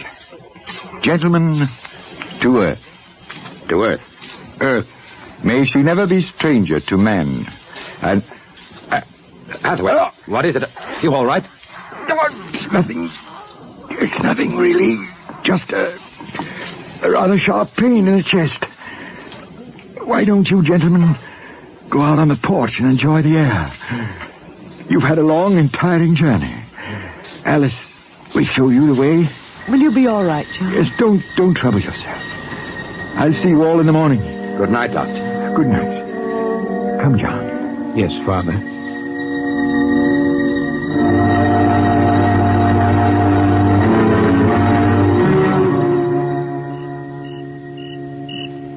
Well, what do you think of old Mother Earth now, Williams? Smell that summer breeze.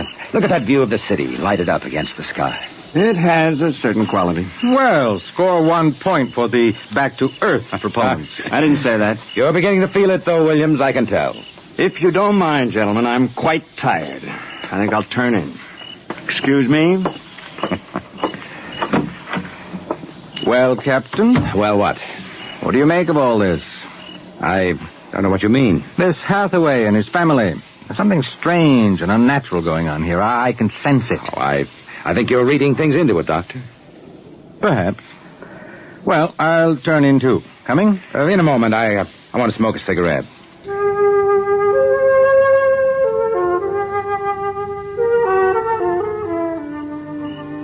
It's a very beautiful view, is it not? Oh, I didn't hear you come out.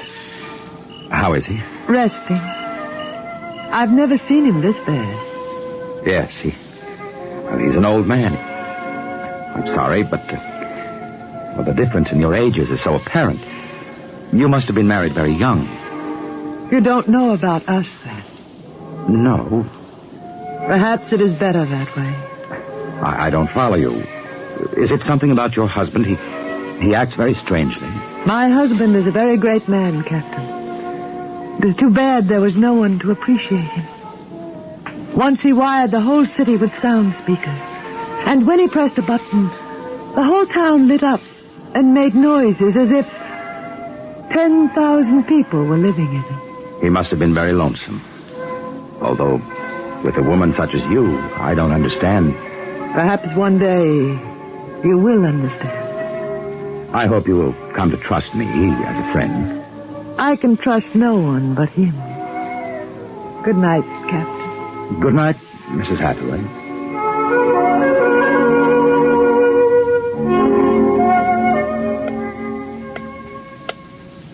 Captain. Captain Parsons. What are you doing? Who's there? Dr. Evans. Oh, what's wrong? What time is it anyway? 2 a.m. What's wrong? I couldn't sleep. A few minutes ago, I heard someone slip out the front door. In the moonlight, I saw it was the old man. He was headed toward the ship. What are you suggesting, Doctor? Nothing, except that it's fairly unnatural for an old man with a bad heart to go wandering off at 2 in the morning. Very well. We'll follow him.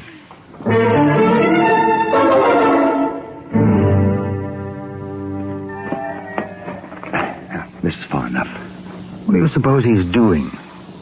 What are those on the ground? Good Lord, those are grave markers. 4 of them. You're right. He seems to be praying over them. Listen.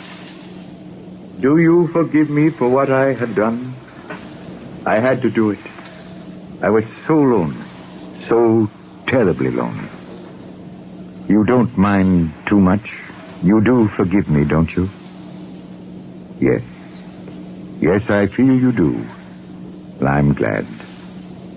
I think perhaps I can rest now. I think I... Oh. He's having another attack. Come on. Hathaway. Dr. Hathaway, can you hear me? Raise his head, Evans. Dr. Hathaway. His lips are moving. What is it, Doctor? Closer. Lean closer. I'm sorry I had to spoil all of this. I've expected it for some time. We'll fix you up. No, I'm an excellent diagnostician. It really doesn't matter. Except for them. What about them, Hathaway? You suspected, didn't you? Yes, I suspected. But I couldn't believe it until now. Do they know?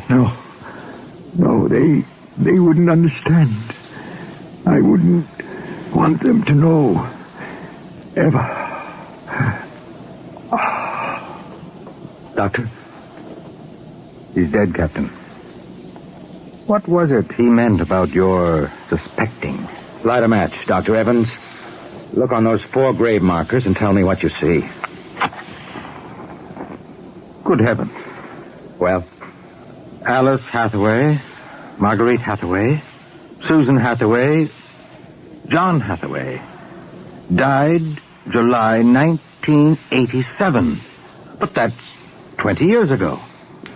It's impossible. If these markers are correct, then who are those others? Can't you guess, Doctor? Can't you guess?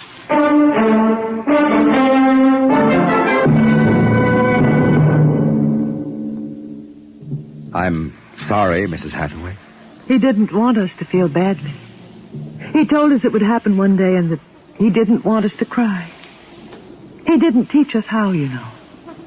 He said it was the worst thing that could happen, to know how to be lonely and unhappy.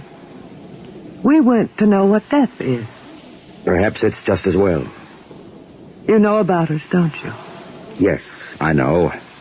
I didn't think you knew yourself. The children don't. I've been aware for a long while. No one would have guessed. You're so perfect. He would have liked to hear you say that. He was so very proud of us. After a while, he came to love us, and at the end he took us as his real wife and children. He even forgot sometimes that he had made us. You gave him a great deal of comfort. Yes. Over the years we sat and talked. He loved so much to talk. I was first, you know. Then he became lonesome for the children, and so he made them. There was only one thing. One flaw. And that? He couldn't make us grow old. And so he had to watch himself become an old man while we stayed young. It was a great blow to him. We'll bury him on the hillside where the other 4 crosses are. I think he would like that. Yes, he would. Mrs. Hathaway, Alice, I think that you are a very great and wonderful woman.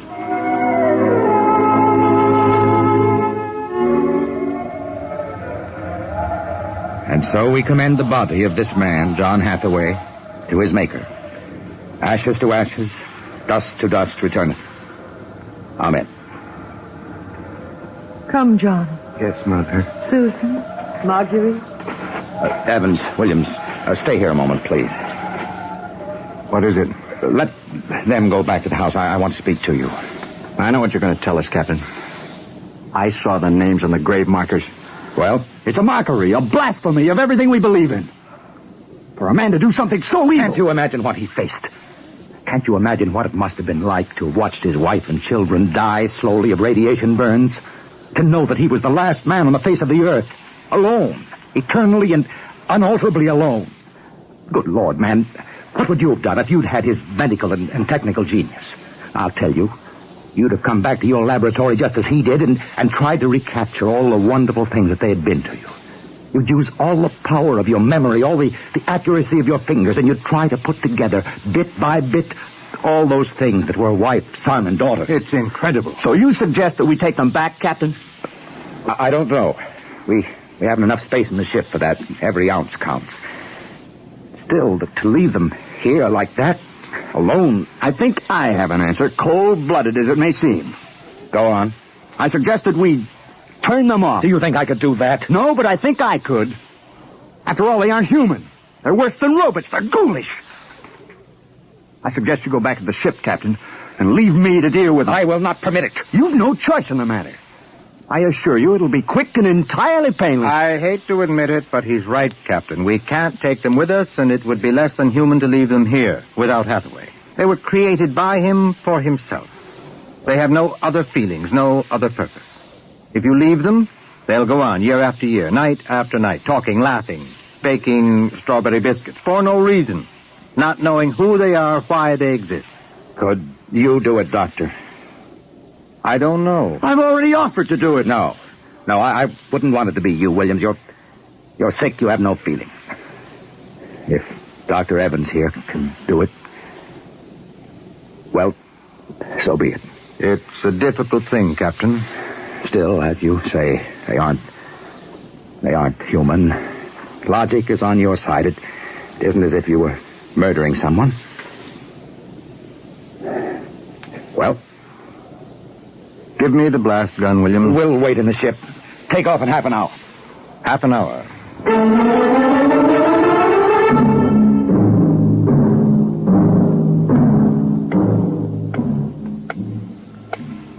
$6:25. He should be back soon. Yes. He's doing the only humane thing, Captain. They're less than human. Are they? Well, it's done now. No one will ever... That's the airlock. He's back.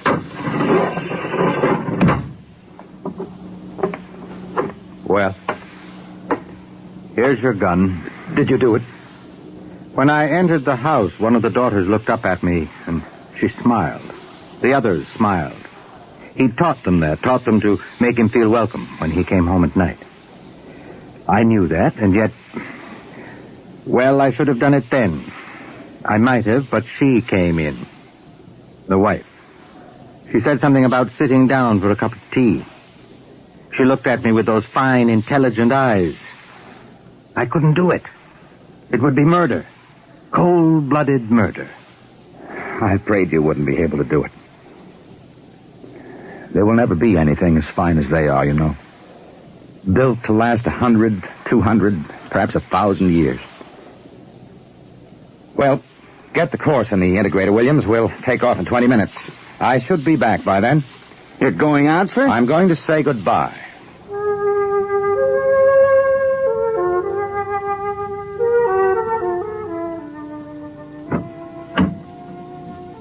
You've come back.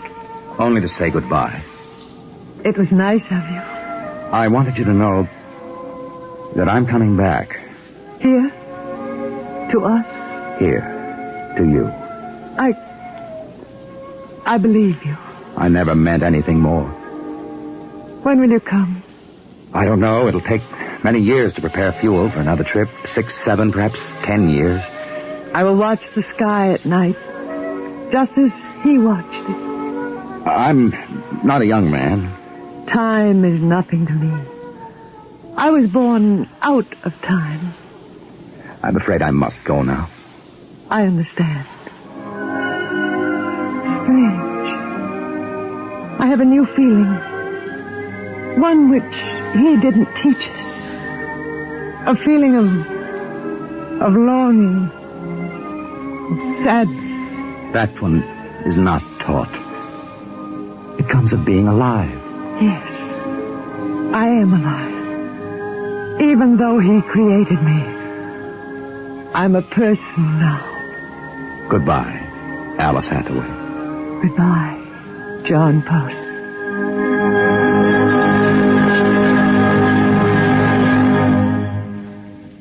You have just heard X-1, presented by the National Broadcasting Company in cooperation with Street and Smith, publishers of astounding science fiction.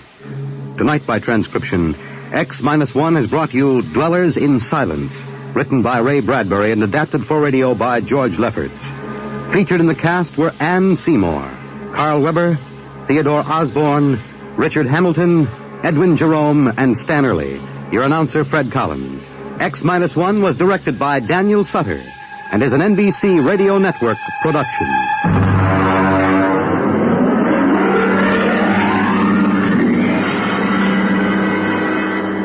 Don't forget, next week, X-1 will be heard on Wednesday at 8 p.m. Eastern Standard Time.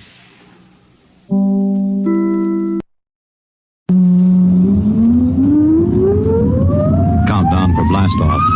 X-5, 4, 3, 2, X-1, fire.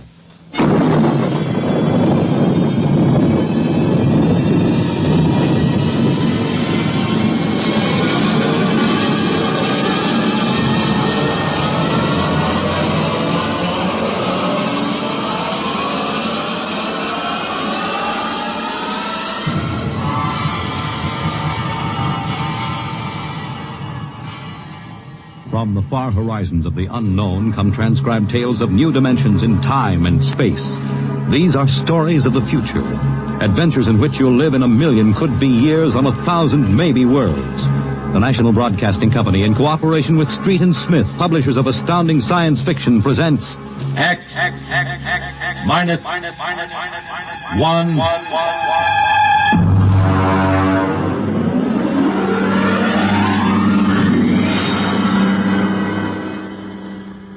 Tonight's story, The Outer Limit, by Graham Dorr.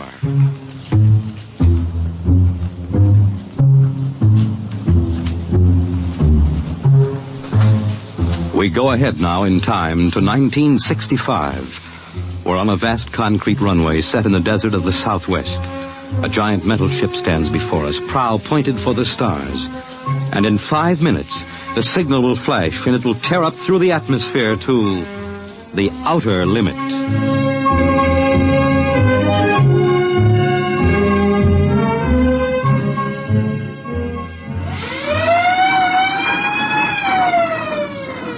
Attention! Attention! Clear field for takeoff! Clear field! 5 minutes, Steve. Right. Warm her up, Charlie. Hand her over! I want to go over procedure again, Steve. Don't worry, I got it straight. You'll just make sure. Okay, I take her up on jets to 50,000, then I cut in the rockets. No lower, or your tail blast will burn out 3 counties. I climb 4 minutes on rockets, then start maneuver tests. Remember that, no more than 4 minutes. This ship isn't like those strato rockets that you've been testing. She's the first one built for outer space. If she works, you can go clear to the moon. If I'd have known, I'd have brought my toothbrush. Not this trip. Now get this, Steve. You've got power there to clear the Earth's gravitational field, but remember, after you cut in the rockets, you've only got 10 minutes fuel. If you go beyond the outer limit and don't save fuel for the return, you won't get down again, ever. You'll drift out into space. Get that now. 10 minutes fuel. Okay.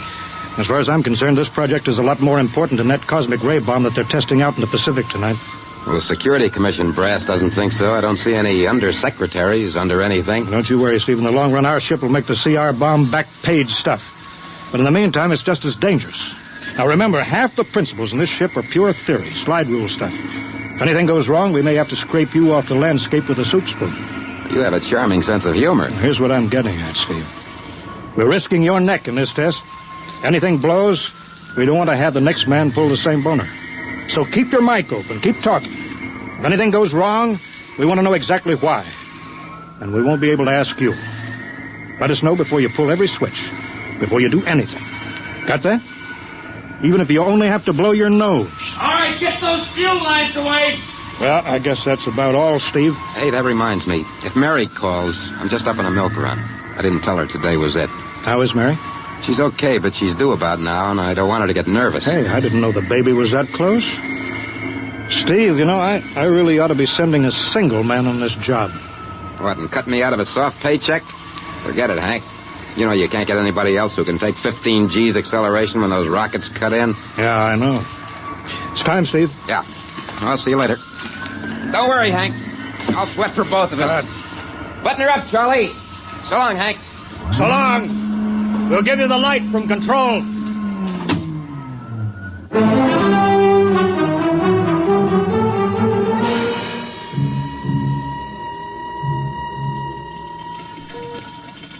X2 JTR to control. Are you there yet, Hank? Okay, Steve. I'm ready to go. Mr. Hanson. Ready on radar, Sergeant? Check. Mr. Hanson, you better see this. What is it, Elsie? Message sent for Steve. Mrs. Weston just left for the hospital. What? Hello, Steve. Yeah? Stand by a minute. Shall I hold it up, Mr. Hanson? Yes. No, wait just a minute. It's too late now. You going to tell him? Well, maybe he's got enough to worry about. Hey, what's holding us up, Hank? Something on your mind? No, there's nothing, Steve. I just wanted to say good luck. All right, Charlie. Give him the light.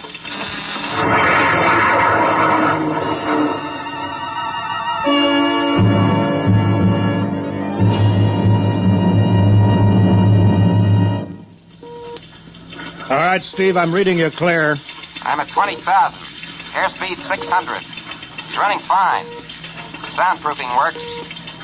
There's a 3-degree waiver in the AGY pressure. Got that, Charlie? Check. Dead center on radar, Mr. Hanson. 50,000 now.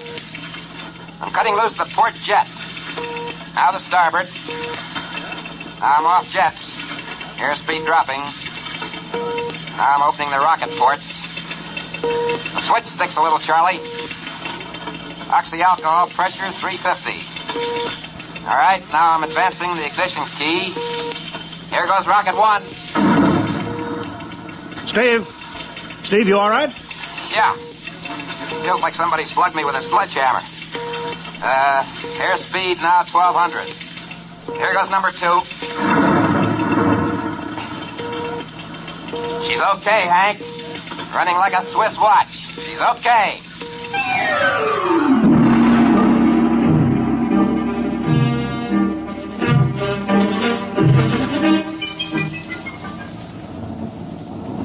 Hello, Steve. Elapsed rocket's time is now 4 minutes. What's your altitude? Over to you. The speed 4,400, still climbing. Altitude 297 miles. All right, you're at the outer limit. Level off for maneuver tests. You've got exactly 6 minutes fuel left. I'm starting a 3-degree left bank. She's a little sluggish. There, it's all right. There's a low vibration somewhere. Maybe the cockpit cover. My view screen's a little fogged. Now I'm straightening out. 5 minutes fuel left. Now I'm starting a 3-degree right. Hey, What's the matter? What's wrong? There's something up here. Something shining. What are you talking about? There's something above me, Hank. I'm going to chase it. Steve, you're at the outer limit now. I can see it plain now. Now, Steve, don't go any higher. You've only got 4 minutes left. I'm getting static. I can't hear you, Hank. It's dead ahead now. I'm going to make a pass at it and get a good look. Here goes. Hey, it's swerving to meet me. It's dead ahead now. Look out, it's dead ahead.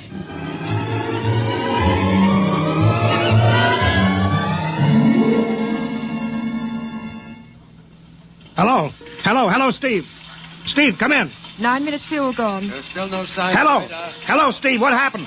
Charlie, get the crash squad out. Tell the Army squadron to alert their search plane. Right. 9.5 minutes gone. Hello, Steve. Steve, listen to me. What's happened? Where the devil is he? Hello.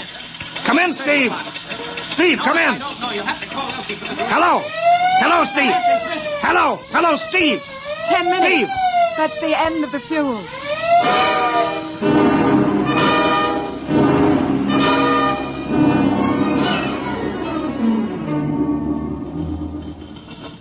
How long has it been now? 10 hours, Mr. Hanson. Nothing more on radar, Sergeant? Screen's blank. Colonel Carulli called in. The search planes are back. Couldn't find anything. Should be some trace. He couldn't have bailed out, could he? You don't hit the silk at 4,400 miles an hour. We either went past the outer limit and ran out of fuel, or something blew and we'll find the pieces scattered from here to the coast. Why does it have to be the best man? Always the best man. Charlie, we got to figure out what was wrong. Right. Something must have blown. All right, I'll call him. Goodbye. Mr. Hanson, there's a message from Northside Hospital for Steve. Well, what is it? Mrs. Weston is fine. It's a boy. No, thank you, Elsie. It's a boy, Charlie. Yeah. Fine. It's a boy. He didn't even know that she went to the hospital. How am I going to tell Mary that? No, it wasn't your fault, Mr. Hansen. The ship was tested. Yeah, we'll build another, and some other flying fool will shoot past the outer limit into space. Well, I'm getting old, Charlie. You can remember when I used to take them up myself. Now I've got to send other men. Look, it's a job, Mr. Hansen. Now I'm afraid. Every time I hear a jet go off, I jump. Every time I have to send somebody up in a new model, I start to sweat. Mr. Hansen. Yeah? I think I've got something on the radar. No flights scheduled in, are there, Elsie? No, the whole day's cleared. It's coming in behind us. Here he comes over the building. Yeah. What crazy jockey is buzzing the field like that? Is that an Army plane, Charlie? No, I can't see. Here he comes back again. I know that engine. Yes, it's Steve. That's impossible. Look, that's his ship. It can't be. It's circling back for landing. Charlie, clear the field. He's coming back in. Mr. Hansen, there's not another ship in the world that looks like that. I tell you, it's gotta be Steve. Thank God.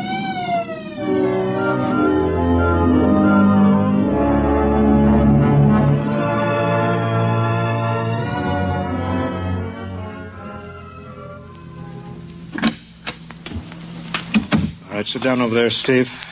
Quicker we get this done, the quicker you get over to see Mary and the baby. Elsie, give the order to check and refuel the rockets. I don't want anybody in here till I get Steve's reports. Bury any calls. All right, Steve, what's happened? What the devil happened to you?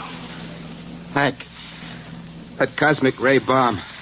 Does it still go off tonight? What are you talking about? Straighten out, Steve. Where have you been for the last 10 hours? Listen, Hank, there's something more important. Now, come on. I've got to get a report on the screen to Washington, so let's have it, will you? I've got to know how you stretched 10 minutes fuel to keep you in the air for 10 hours. One thing before I talk. Now, look, Steve. Will you have the Geiger men run over the ship before they refuel? What did you run into? So help me, Hank, I don't know. We better check and make sure it isn't radioactive. Elsie, add a Geiger report on the standard check. Steve, maybe we better have the medics look you over, too. No, I'm all right. They said I'd be all right. They? Look, son, I know you've had a tough time, but we've had this field on the alert for 10 hours, boy. One of the Army boys cracked up looking for you, and he's hurt bad. So let's have the story. Let's have it straight. I don't know how to tell you, Hank. Hank, I saw something up there. At 300 miles? I chased something up there, Hank, and I caught it. Now, don't hand me that, Steve. Listen!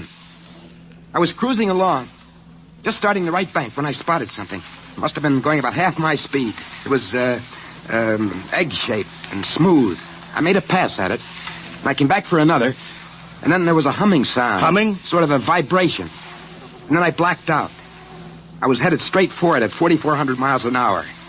I thought it was going to be the biggest smash since Hiroshima, and...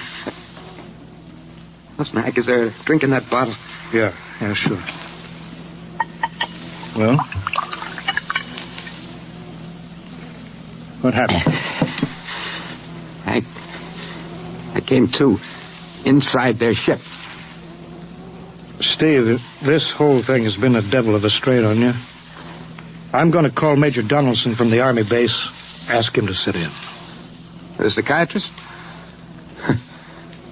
Yeah, that's a good idea.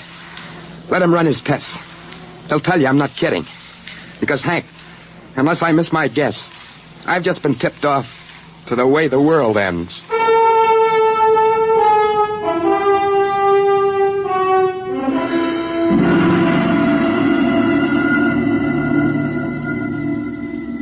You should be getting drowsy now. Count backwards from 10. 10, 9, 8, 7, 6, 5, 3. He's under. Now we attach the head plate electrodes and the cortical pickup. We'll look out for that wire, Mr. Hansen. 3.0 setting and 31.3. Now, throw that switch, Mr. Hansen. I have to start him off by suggestion. All right, Steve. You're in your ship now. You're in the rocket. Rocket? You're in the rocket. You're in the rocket and you've just sighted something strange. Now I'm starting at 3 degree right. What's that? Hey, there's something up there. Something shining. His memory pattern. We're picking it up electronically. Something above me, Hank. I'm going to chase it. It's piped through the audio circuits. Getting static. I can't hear you, Hank. This is where we lost contact with him. I'm going to make a pass at it. Hey, it's swerving to meet me. It's dead ahead now. Look out. It's dead ahead. Now what? This is where he blacked out. No telling how long. Minutes or hours. What's that noise? I don't know. Where? How did I get here? What? Who are you? Is he seeing things? Galactic Patrol. What's that? What are they saying, Steve? What are they saying? It's about nuclear fission. They know about it. They know the danger of it. Long ago, they had wars that almost destroyed them. But finally, they learned. Now they've outlawed war. Go on, Steve. They patrol space. When their detector picks up an atomic explosion, they send a patrol. They've been observing Earth, and they found wars and rumors of wars. What are they going to do? They've quarantined us. Quarantine? They've isolated all Earth because we're infected with a communicable disease. Because we don't know how to control ourselves yet. Until we learn, we'll be a menace to the whole universe. What is this nonsense? Quiet. How are they going to do it, Steve? Well, they've spread out a layer here of I don't know what to call it. It's all around the Earth.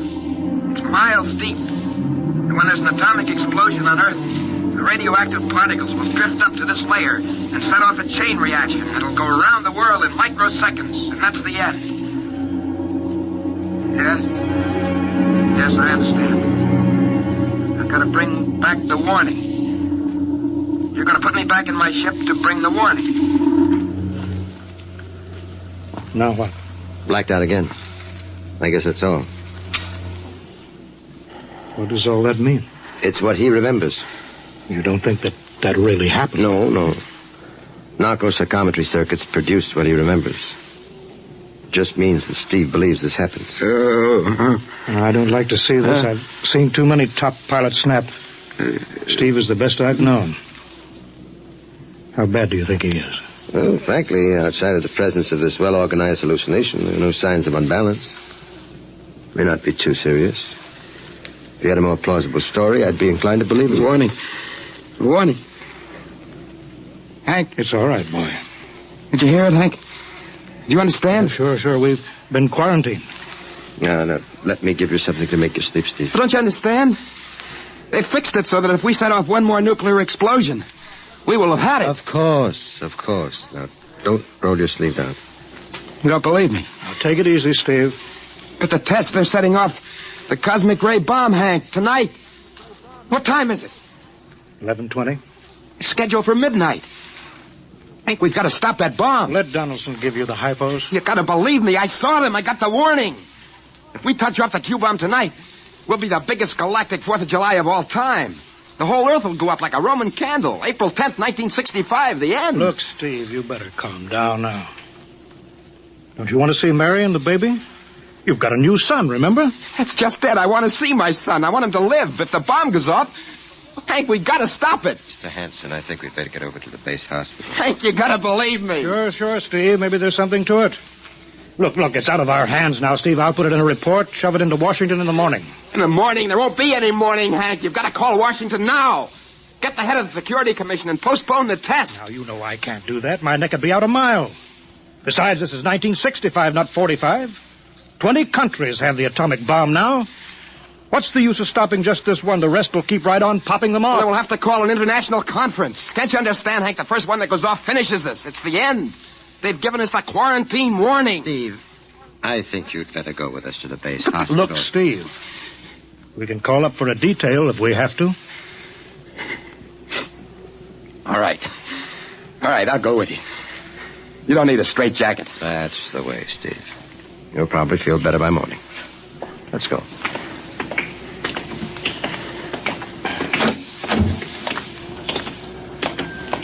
Tomorrow I'll drive you over to the hospital to see Mary and the kid. Yeah, sure.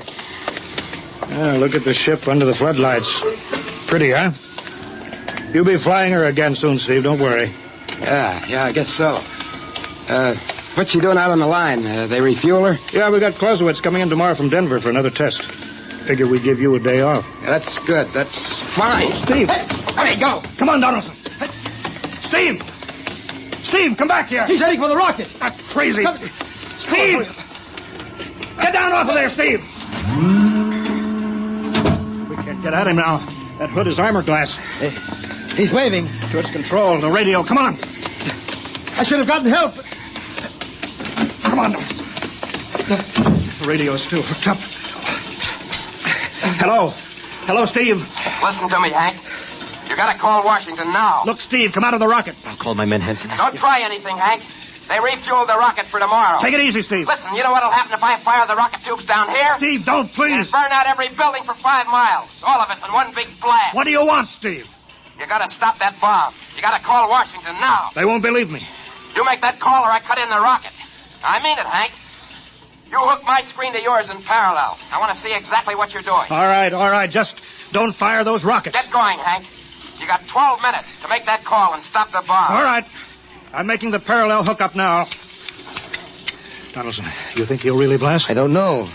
Up to now, I'd almost say it was normal, but this Hanson, he's liable to do anything. Steve, there, you getting it on your screen? Yeah. Now put that call through. All right. Operator. Visit screen to Washington. The visit screen circuits are busy, sir. If you'll try again in half an hour. This is a Security Commission priority. Break in. Get me a line. Just a moment, please. 10 minutes, Hank. Listen, Steve, I'm trying. Ready to take your call, sir. Washington Security Commission 3. Urgent. I want Undersecretary Herbert Ames. Washington 3. 1 moment, please. Hurry, will you, please? 1 moment, please. Chicago. San Marco calling Washington visit screen 3. Urgent. Washington 3. 1 moment, please. What time is it, Donaldson? 11:51. Do you think he'll fire those rockets? He might. Washington. Go ahead, San Marco. Visit screen 3, Mr. Herbert Ames. That is a coded exchange. I cannot accept your call without clearance. Listen, Washington, put this through. This is Mr. Hanson of Hanson Rockets Incorporated at San Marco Air Base. This is a priority call. I'm coded. 1 moment, please. I will check your code number. Get it through, Hank. That bomb goes off at 12. Will you be reasonable, Steve? Your call has cleared, San Marco. Washington visit screen 3, Herbert Ames. This is your call, sir. Security Commission, Ames. Oh, hello, Hanson. Listen, Ames. You've got to get me the chief. You kidding? He's at the test control room. Yes, I know, but get him for me. Hey, what's up? You look lousy. Or is it a bad circuit? There's no time, Ames. I've got to get him before the test. It's about the ray bomb. I can't take the responsibility. Get it through, Hank, or I blast. Hey, what's going on there? Ames, my project has a high enough rating. This is a priority A call. What? Well, it's your neck. Okay, I'll try to get him for you. He's in the control room, though. You'll have to switch off your screen and speaker and go on earphones. Too much going on in there. Security, you know. You hear that, Steve? I've got to cut the screen. All right. 8 minutes, Hank. Hello? Hello? Yes, sir. This is Hanson at San Marco. No, sir. Priority A request to cancel the bomb test. No, look, I'm serious. I'm deadly serious. We sent the X-2JTR up today to the outer limit, and we uncovered evidence. Yes, on the automatic instruments. What's that? No, this possible chain reaction. No, I can't tell you the whole story. There isn't time. Yes, I'll bring the readings into Washington in the morning. You've got to postpone the test till you see them. Yes, I understand that. I understand about the press. I'll take complete responsibility for this. What's that? Look, I've worked on contracts for the Commission for 10 years now. Yes, I have complete confidence in my information. You can record that. All right, I'll call you back immediately. Goodbye. Hank? He's agreed to cancel. The ray bomb won't go off. Thank God. All right, Steve. You can come down out of the ship.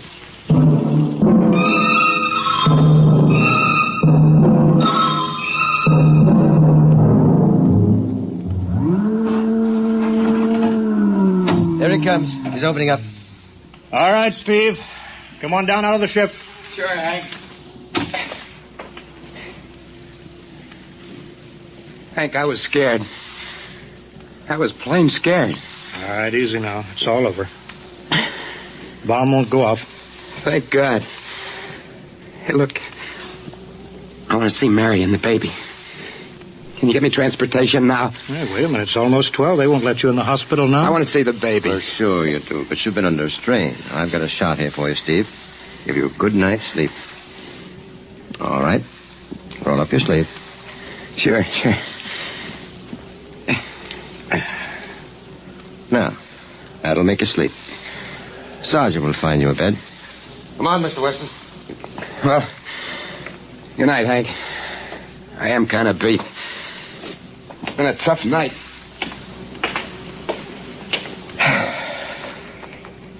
Sure has. Thought for a minute he was going to blast those rockets and send us all to Kingdom Come. Yeah. Quite a stunt getting the ray bomb test called off. It isn't called off. But the call. Ames couldn't get the chief. I was talking to a blank screen. Bomb goes off in a couple of minutes. Oh. Poor Steve. He's one of the best. He was the best. 1 in 10 million. Some story of his, poor guy. For a while, he almost had me believing that quarantine. That's a very common delusion. The end of the world. Last night, never saw the stars so bright. Better be getting in. That wind is cold. Bomb goes off in 30 seconds. Poor Steve. You know, Hanson, there's just one thing. Yeah? It's outside my field, but I'm curious. How did he keep that ship in the air for 10 hours with only 10 minutes fuel?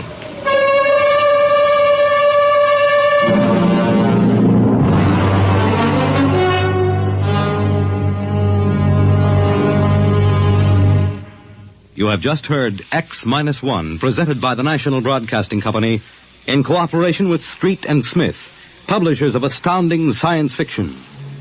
Tonight, by transcription, X-1 has brought you The Outer Limit by Graham Dorr, as adapted for radio by Ernest Kenoy. Featured in the cast were Joseph Julian, Wendell Holmes, Joe DeSantis, Bob Hastings, James Dukas, and Freddie Chandler. Your announcer, Fred Collins. X-1 was directed by Daniel Sutter and is an NBC Radio Network production.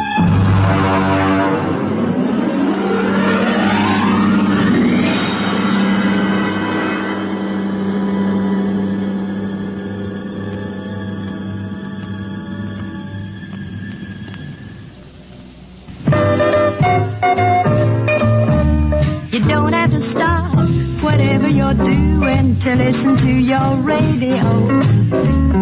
Though you may have a lot to do whatever you've got to do. NBC will still get through with music and drama, a life panorama. NBC's always got something brewing. Listen and you'll agree that there's always a smile from a twist of the dial to radio. NBC.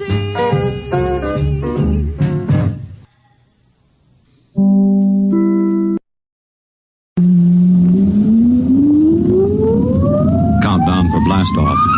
X-5, 4, 3, 2, X-1, fire.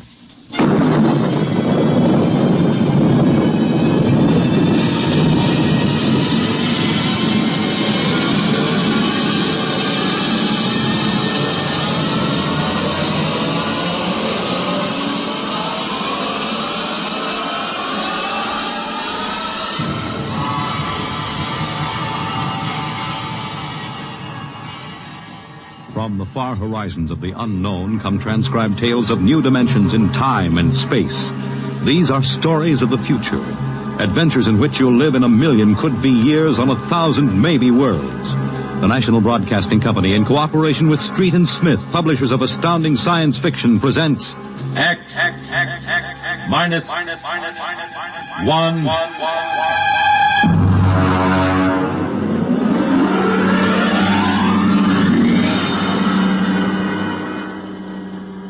Tonight's story, The Vital Factor by Nelson Bond.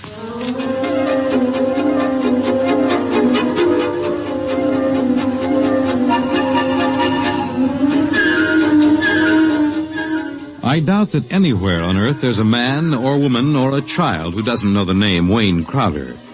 I doubt whether there's a human being who hasn't at one time or another used one of the Crowder products.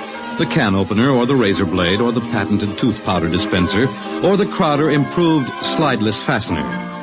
In the magazines which write about men of business, Crowder was described as a man of ice and stone and ink and steel. No warmth to his blood. And a heart to pump, not feel human emotion. And he built a battery of buttons into his desk so that when he wanted something, all he ever had to do was press a button. And like genies springing out of the bottle, the proper personnel would come running. Yes, Mr. Crowder. Get me my engineers. Yes, sir. Right away, Mr. Crowder.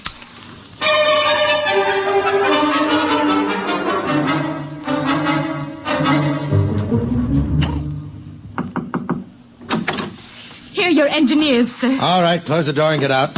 Now, gentlemen, sit down. Gentlemen, I want you to build me a spaceship. A spaceship, sir? That's right. I've decided that I'm going to be the man who gives space flight to mankind. Any questions?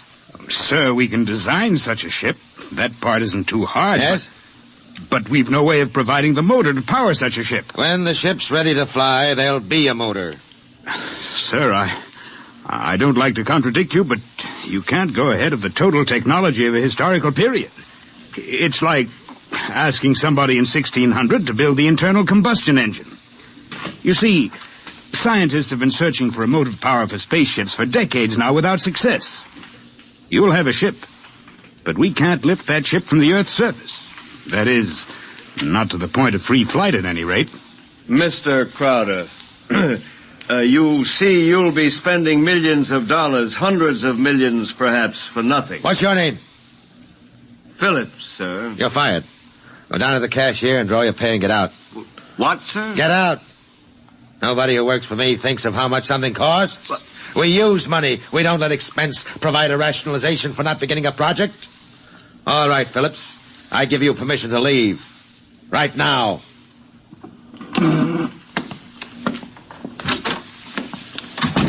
Any other comments? The ship will be built, of course, Mr. Crowder. The fact still remains, we can't power it. You design the ship, I'll find the motor for you. Where, sir? I don't know. But somewhere in the world there's a man who does know the secret. I want that motor, and I'll root out the man who has the theory which will let us build it. How quickly do you want this done, sir? Yesterday. Yes, sir. Is there anything you need? We'll need a construction yard, sir, and certain machinery and a great many materials, of course. Labor force. Get them. Send me the bills. I don't want to be bothered with minor details. Yes, sir. And, one more thing, sir. Phillips. Yes? We need him, sir. He's a top man on electronics. He's a vital cog in our team. I don't want Phillips working for me. That's clear, I hope. Who else in the country knows what he does? No one in this country, sir. There's a man in India, though. Get him. We've tried before, Mr. Crowder.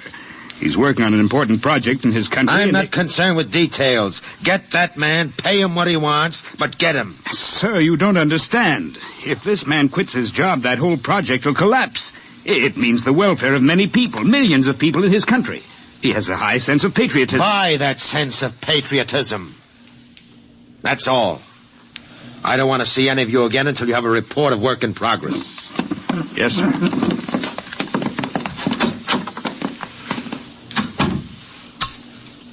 Miss Holmes, there's a man named Phillips going to draw his pay. I want 2 company policemen to meet him at the cashier's office and escort him from there directly off the premises, and I want them to be emphatic about it. Yes, Mr. Crowder. And notify the newspapers, the television, and the radio networks, the periodicals, and the scientific journals that I'll receive the press in my office this afternoon at 3:30. I have an important announcement to make. Anyone not here at 3:30 will be barred. and the publication or company he represents will not be given any further information.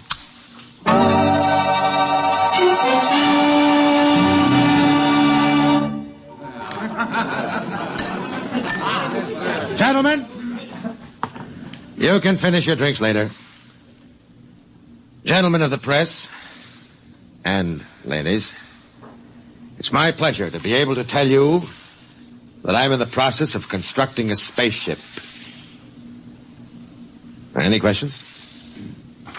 Did you say spaceship? That's right. That's what I thought you said. I knew the drinks weren't that strong. Mr. Crowder, is this spaceship under construction now? It is. You solved the problem of motive force, then? No, sir. Well, what sort of... You mean you have no means of propulsion for this spaceship? That problem is not solved as yet. Oh! It will be! That's why I called you in this afternoon. I want you to announce that I have $100,000 in cash, waiting for the man or woman who first brings me the basic idea for such a motor.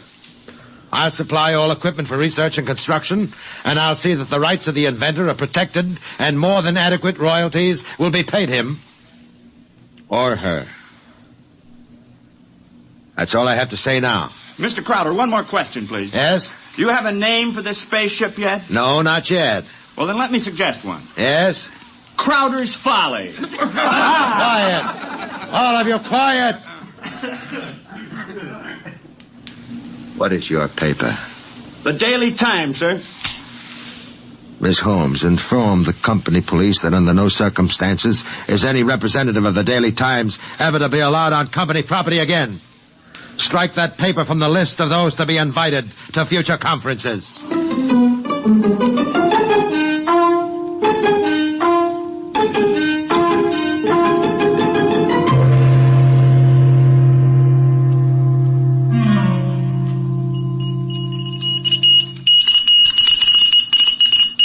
It was Crowder's Folly, but the word of what he wanted circulated to the far corners of the globe. It was known in the white ice block huts of the Eskimos and in the grass-thatched villages of Central Africa, as well as places less remote.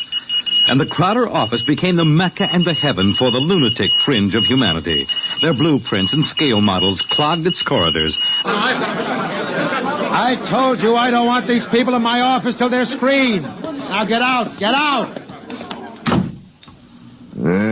Every time I open that door, they surge in like a tidal wave. I have a progress report for you, sir. The ship is finished as far as we can go, Mr. Crowder. Certain additional construction can't be done now because it depends on the shape and mass of the engine, on the type of fuel, on the weight of that fuel. I see, all right. Lay off everybody we don't need. I've ordered that. Mr. Crowder, is it possible that no one will turn up with a motor? That's the one thing that's not possible. He will come. Money and determination will buy anything. Close the door on your way out. Yes, sir. Miss Holmes, order the proper department to put a name on the forward end of the ship. I want letters in pure gold 1 foot high. The name of the ship is Crowder's Folly. Get it done today.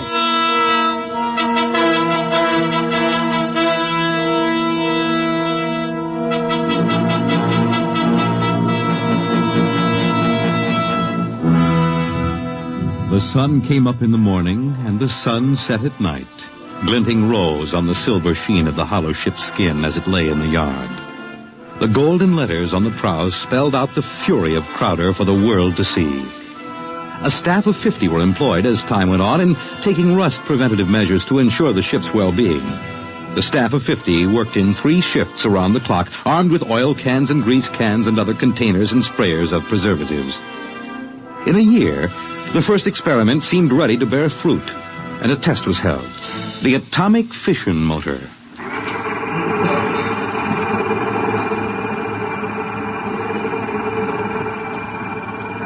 In exactly 45 seconds now, we'll hold the test, Mr. Crowder. The sound you hear is our generators here, building up power to supply the motor by remote control. If this needle goes round to the part of the dial marked in red, there'll be an explosion. Are there any questions, sir? Proceed with the tests.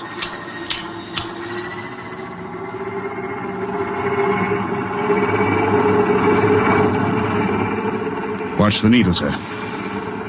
8,000. 8,500. 9,000. 10. 11. 12. 15. That's an overload now, sir. 18. 20. I don't know how much more it can... What happened? Your generator blew out. What kind of incompetency? I beg your pardon, sir. The motor blew up. What are you talking about? I would have heard...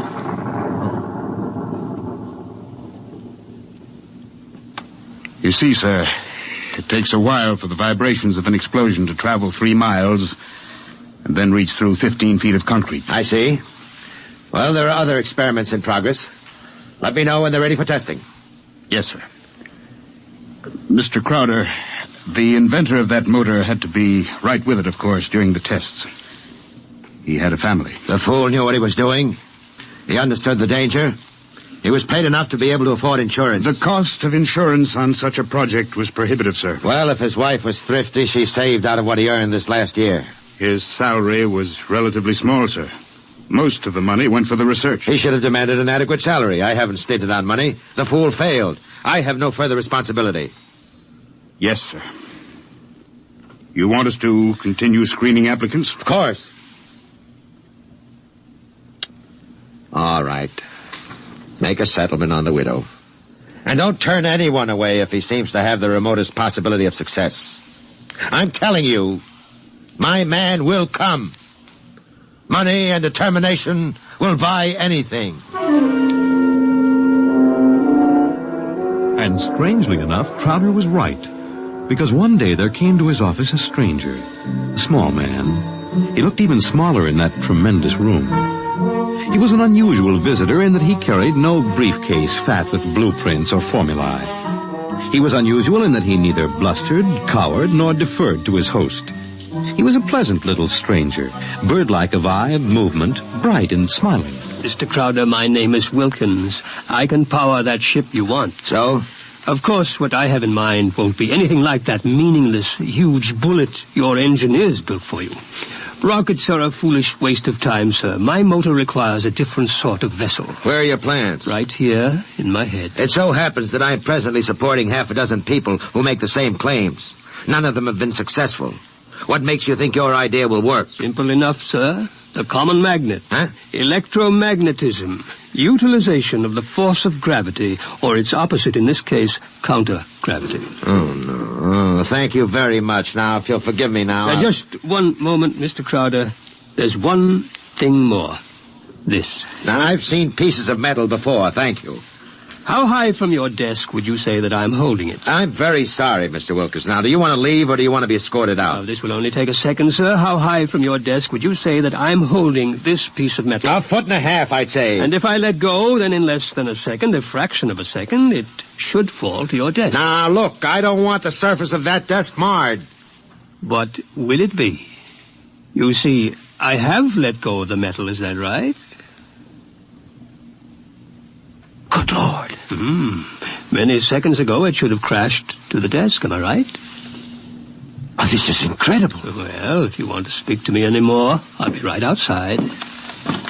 But it hasn't fallen. That's right, sir. It hasn't fallen. It floats in the air. That's right, sir. It floats in the air. How do you do it? Why don't you call your engineers and ask them?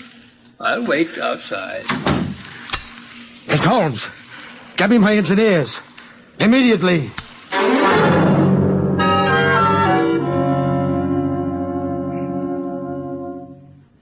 All right, Mr. Wilkins, you're quite right.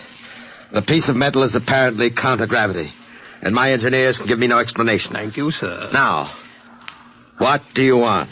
For my services? Yes. You've already set the price. To build a pilot model based on this sample, no great expenditure, 100th of the cost of your behemoth sitting out there in your building yard. 3 other things. A workshop, expert mechanical assistance, and an answer to one question. What is your question? Why do you want so much to build this ship? Frankly, because I love power. Because I'm ambitious. I want to be the first to conquer space, because if I can do it, it'll make me greater, richer, stronger than any man has ever been. I want to be the master, not only of one world, but of worlds. That's an honest answer. But is it the only one? You see those letters in gold on the prow of my ship? Crowder's Folly, that's what they named it. That's what they think of me. I want to cram those words down their petty little throats and let them eat mud. That's another answer. And that's all? That is as far as your thinking goes? What other answer is there to your question? There's my own answer. I want to leave this planet and go elsewhere, to Mars, perhaps, because there are strange wonders yet to be found. Because there will be scarlet sunsets over barren wastes. And in the star-strewn night, the thin, cold air of a dying world stirring in restless sighs across the valleys of the dry canals. Well, you may laugh out loud if you wish, Mr. Crowder. I would prefer that to the peculiar repressed smile you're now exhibiting. You're a very lucky man, Mr. Wilkins, in that you have scientific talent, because your talents as a poet are inferior and very sentimental. All right, you're a sentimentalist, and I'm a man of action. No matter. We can work together, you and I. Your workshop will be ready by morning. I don't need to hear from you again till you have something to show me. If you need to see me, call me day or night. I'll be available. But don't bother me with details, because I probably won't understand what you're talking about anyhow. If you need money or materials or personnel, just tell my engineers. You'll get it, or I'll know the reason why. Now, that's all. Thank you, sir. Miss Holmes, get me my engineers.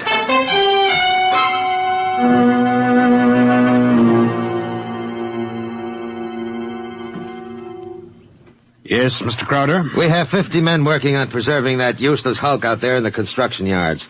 Lay them off. The ship will deteriorate if we do that, sir. Let it rot. Lay them off. Yes, sir. How many other employees are still working for us on the project? About 3,000, sir, including the people working on experimental motors. Get rid of them. Sir? Get rid of them. Mr. Crowder, I never thought you'd drop this project. You were so adamant I'm not dropping anything but deadwood. You saw what Wilkins had to offer. He's my man. And the rest is junk and nonsense. Mr. Crowder, he might fail. We ought to have a minimum of protection against... I say he won't fail. I know the goods when I see it. The rest is nonsense. Several of the experimenters were making much greater progress than I thought was possible. There are great opportunities there. I'm not interested. Not only in the field of spaceships, sir. One man has a motor no bigger than a football, which will drive an automobile 24 hours on 4 cents worth of fuel. It's almost finished, sir. Not interested. It will be of great benefit to mankind, sir. Your name will go down... My name will go down in history for this spaceship. The profits in such a motor, sir. I have more money now than I even know how to count. And when I make my space flight, I'll have more than that. Yes, sir. You just lay everybody off that isn't needed. Give them 2 weeks' pay and... my thanks for a thankless job well done. And that's all. Yes, sir. I'll get it done, sir. Oh, one more thing. There's no need to let the folly rot. Dismantle it. Sell the basic materials we don't need. Salvage whatever will be useful to us. That's all. A year's work. Yes. In 10 years or 20 years, and I do the same thing. That's why you're an engineer, and I'm an executive. That's why you work for me. Because when I have to... I can be ruthless with my own mistakes. When a thing has lost its usefulness to me, I get rid of it. Well? I was just thinking, Mr. Crowder. What would happen to me if my usefulness to you were over? I've worked for you 20 years now. Just don't give me any occasion to consider your usefulness terminated. That oughtn't to be too hard. What? Nothing, sir. I'll make the arrangements at once.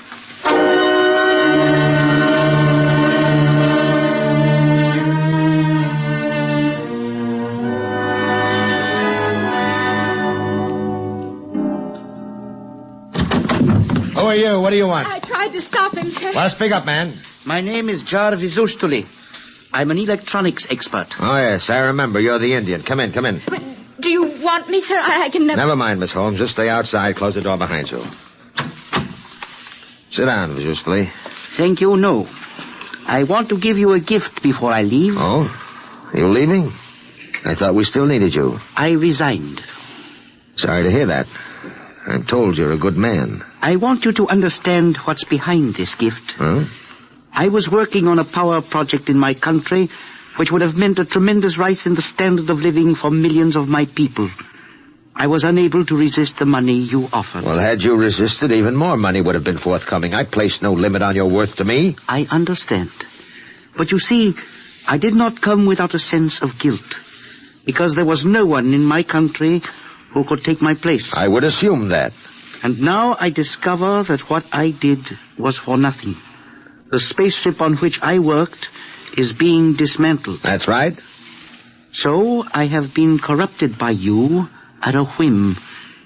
I think you have too much power, sir. I think you use your power for evil, selfish purposes. Selfish, yes. Evil, no. Only sentimentality is evil. I think otherwise. And so, in order that you shall not corrupt anyone else, I have this gift for you. Here you are, sir. And just one more shot for good measure to make sure you're really dead. Good.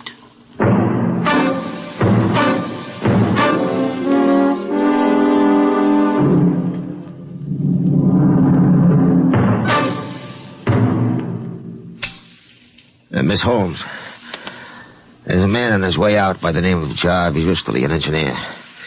He's not to be molested. He probably won't stop at the cashier, so I want a check for 6 months' salary in advance mailed to his home address.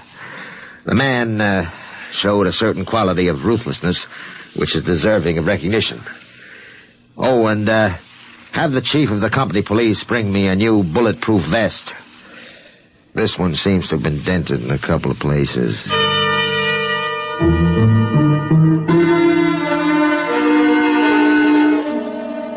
The new spaceship, according to Wilkins' plans, as executed by Crowder's engineers, was finished within 4 months. It was small, it was shaped like a disc.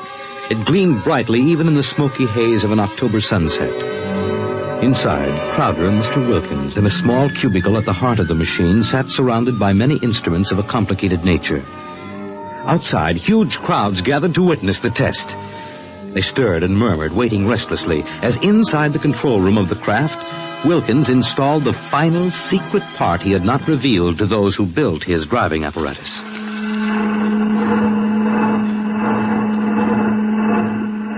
Well, Wilkins, what's holding us up? Nothing new. Oh, sentiment, perhaps? A wish to look once more on Earth's familiar scenes? Yeah. Now the screening is removed. Look at the people out there. Never mind looking out there. Let's leave that thing closed. You're a sentimental fool. Or are you afraid? Or did you decide at the last minute that your invention would work? It will work. Sit down, Mr. Crowder. Thank you. Do me a favor. When I press this button, will you please press the button on the arm of the chair in which you're seated? I'll tell you when. Turn on your motor. I want to hear its roar and feel its tug as we cut loose from Earth's gravity and fly outward into space. That might be a moment in which I'd share your sentimentality. Press your button now, sir. Thank you. Yeah. Wilkins, I'm beginning to distrust you. If this is all a hoax, when are we going to take off? You said at 5 sharp, and it's 2 minutes after 5 now. Well, do we move or don't we? Mr. Crowder, we're already moving. The button you pushed was to nullify the effects of acceleration. If you don't mind, sir, I'd like to open the screen again. Now, if you care to look, see for yourself. Wilkins, we're in space. Look down at the Earth. How far we've come. Why, it's no bigger than a toy balloon. No, a dime. No, a firefly. Man, Wilkins, you've done it. Yes. I swore to be the first man to conquer space, and I've done it. It's a triumph of power and ambition. And sentiment. Blast sentiment. Your maudlin dreaming would have died unborn except for me. I made this possible, Wilkins. Don't you ever forget that. My capital, my forcefulness, my will. Look out there. Space. Stars that never were seen from Earth. This is only the beginning. We'll build a larger model, one great enough to hold 100 men, 1,000, and cargo besides. Whoever wants to leave Earth this moment must come to me. I am the master of the planets.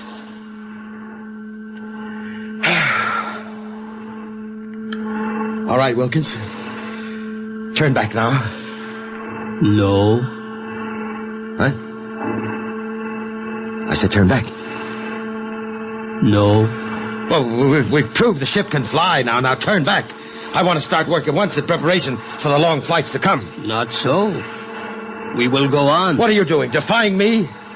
I'll break your puny little body into pieces. And you control this ship, Mr. Crowder? Would you like to be stranded out here in space, just adrift in space without control? Would you like that? Turn back. No.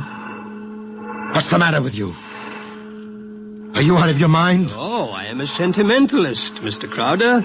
Your money and ambition paved the way, that's true, but sentiment was the vital factor that sent me to you. Sentiment, sir. You see, Mr. Crowder, I wanted to go home. Home? Home? You are out of your mind. You will forgive me if I remove these primitive clothes? Who are you? Oh, it's all right, Mr. Crowder. I hold no special malice toward you. There's no need to be so terrified because you've had your first close look at a Martian.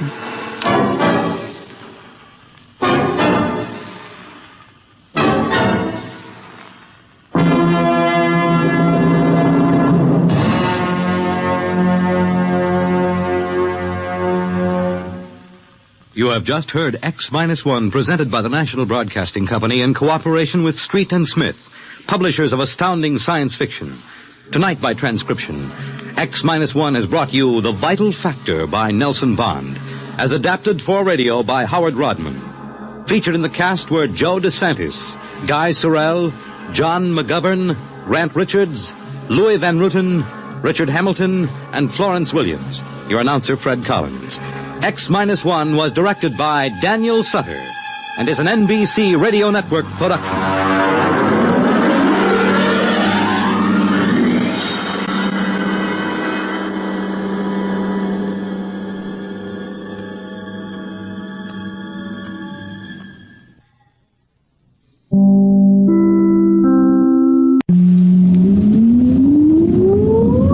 Countdown for blast off.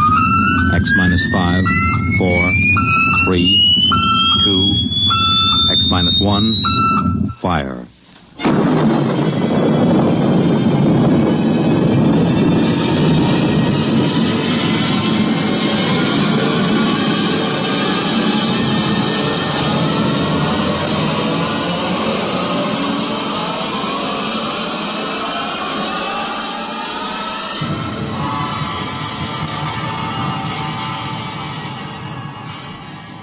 From the far horizons of the unknown come transcribed tales of new dimensions in time and space.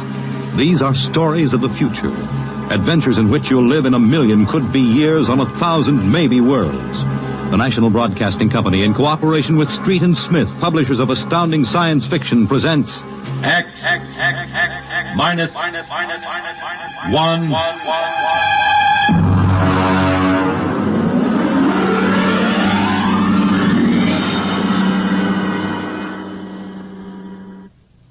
Tonight's story, Nightfall by Isaac Asimov.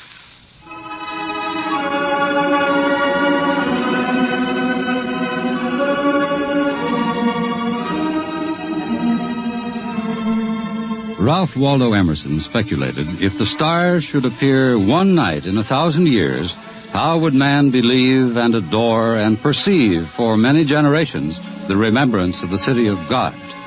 This was philosophically interesting. But on the edge of the galaxy, a planet swings on its orbit in a cluster of 6 suns. These suns hang in the sky above. Never less than 2 shine down through the entire 23.8 hours of the planet's day. The yellow light has burned down on the planet continuously, into the past, till the mind of man runneth not to the contrary.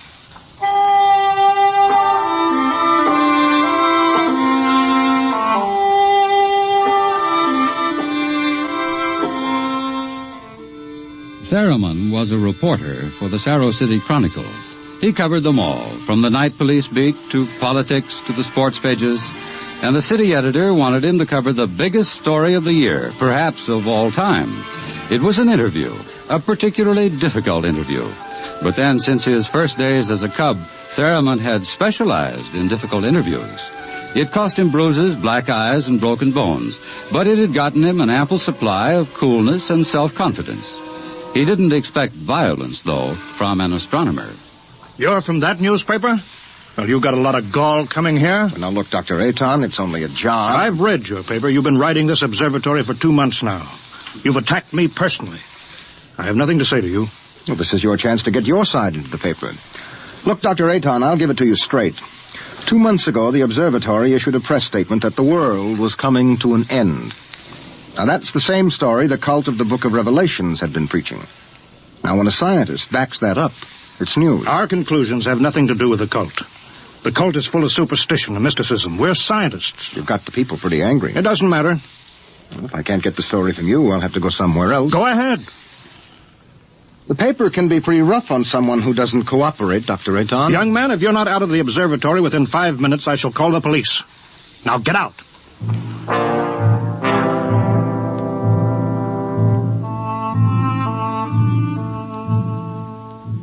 The reporter walks down the long hall from the observatory. The light filters through the high, clear-story windows. The yellow light of Gamma, the brightest of the 6 suns in the planet's sky. Beta is almost at zenith. Its red light floods the landscape to an unusual orange. The planet sun Alpha is at the antipodes, and now as Gamma sinks below the horizon, the red dwarf sun Beta is alone, grimly alone. It's a short drive from the observatory to Saro City, and the red light glares from the highway. The temple of the cult stands hewn from the solid rock of the Dormite Mountains outside the city, and in the inner courtyard stands Sor, the priest of the cult.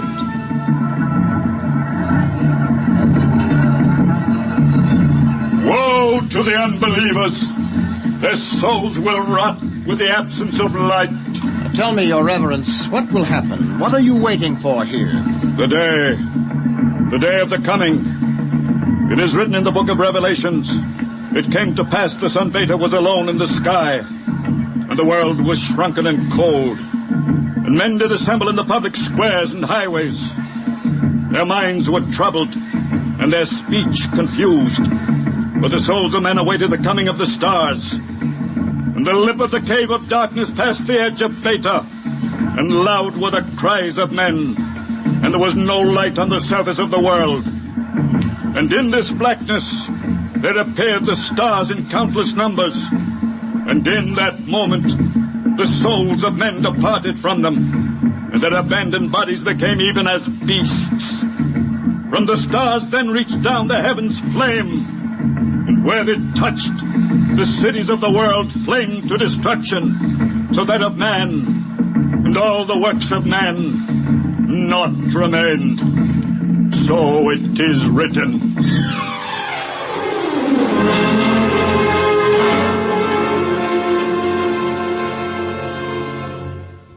Dr. Sharon, you're the only scientist I could find in the city. Where is everybody? In the hideout. The hideout? Yes, but the place bored me. I wanted to be out here where things are getting hot. I want to see the stars the cultists are talking about. Besides, they don't want me at the hideout. I'm too scrawny to survive.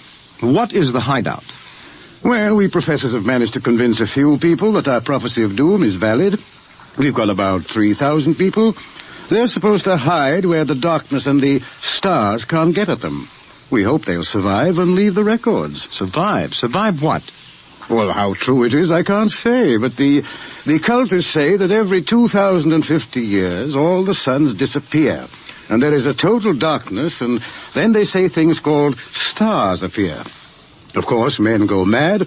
They mix all this up with a lot of religio-mystic notions, but that's the central idea. But that's impossible, isn't it? I mean, there are always at least 2 suns in the sky, most of the time 4 or 5. There aren't now. Only Beta.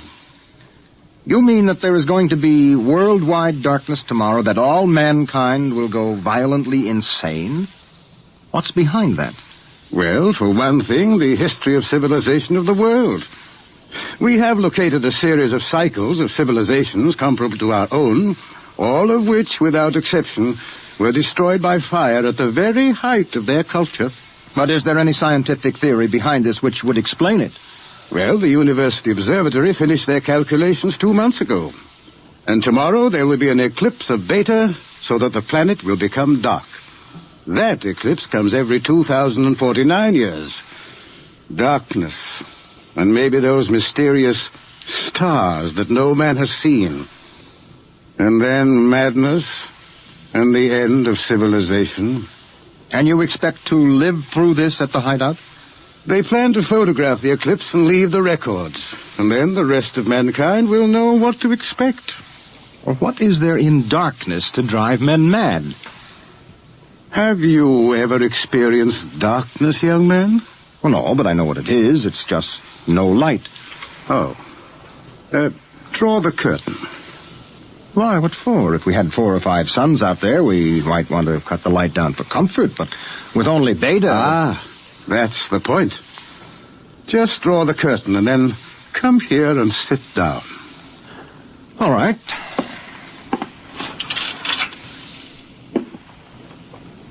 I can't see you. Feel your way. But I can't see you. I can't see anything.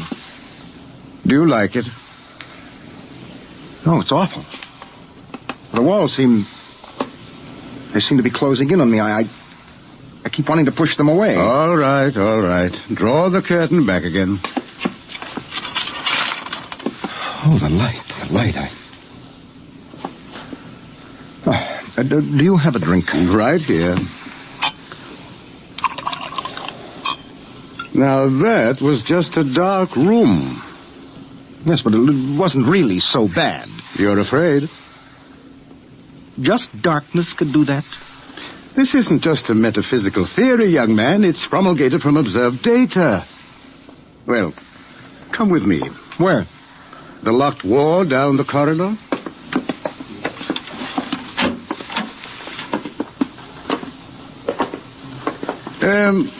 Were you at the Saro City Centennial Exposition 2 years ago? I was overseas on assignment. Well, you remember hearing about the tunnel of mystery that broke all records in the amusement area? Oh, yes. Wasn't there some fuss about that? The Anti-Vice Society had it shut down. Oh, it was shut down, all right. But the Blue Noses had nothing to do with it. That tunnel was nothing but a mile-long passage through darkness. You rode in a little car, and it took 15 minutes to get through. Oh, it was very popular while it lasted. Popular? Well, there's a fascination to be frightened when it's part of a game. Absence of light is one of the instinctive human fears. People came out of that 15 minutes of darkness shaking and half dead with fear. Weren't there some deaths?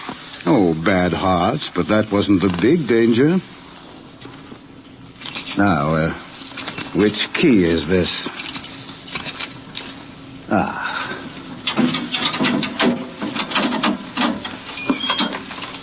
Where are we going?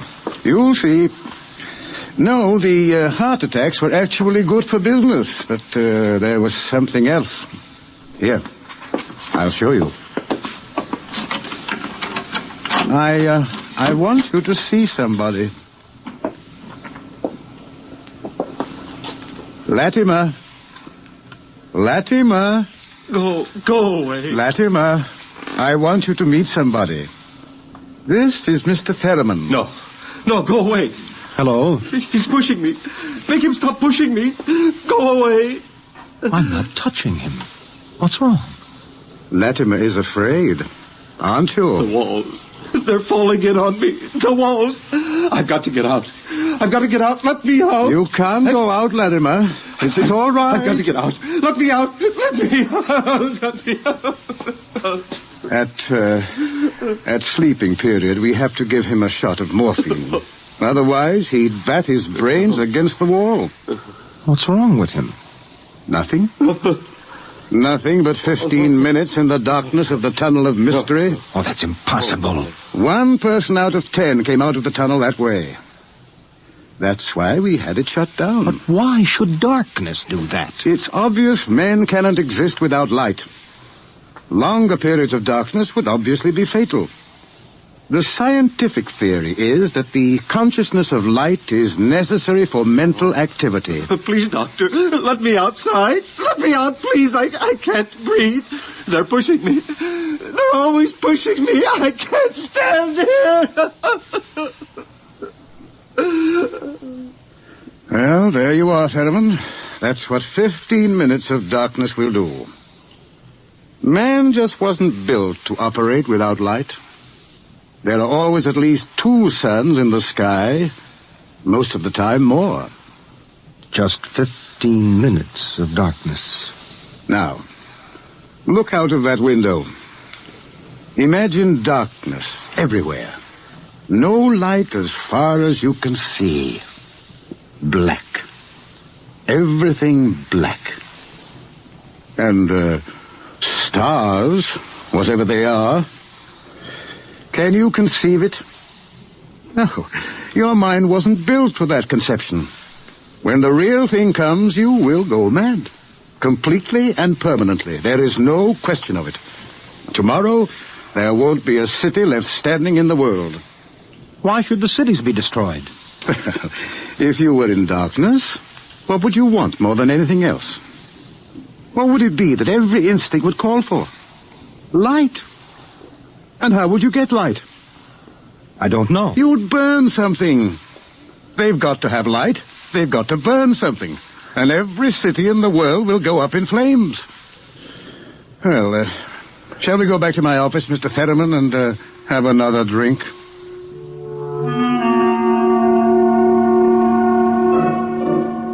Through the skies, the red sun Beta shines alone. The wind howls across the city. It is cold, colder than man can remember. And as the hour approaches, the reporter goes out and speaks to the man in the street. Excuse me, where are you going now? Home for supper. No, how about, what are you going to do tonight? Oh, you mean about this star stuff? Look, I'll tell you, mister, I got nothing against religion, see? But it don't stand to reason that the end of the world is going to come boom like that. It just don't stand to reason. Have you read what the scientists say? Nah, I don't read stuff like that, only the headlines. Well, how about the cult?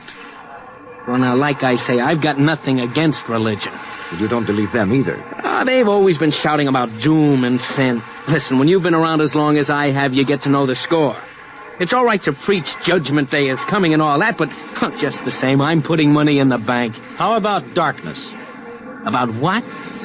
How would you feel if there were no light? You crazy. How could there be no light? Well, suppose all the suns went down at once. Suppose everything was black. That's crazy. What's the use of supposing something like that? It couldn't happen. It's crazy. That's all. Thank you. Sure. Oh, look, mister, remember, pallet with 2 L's?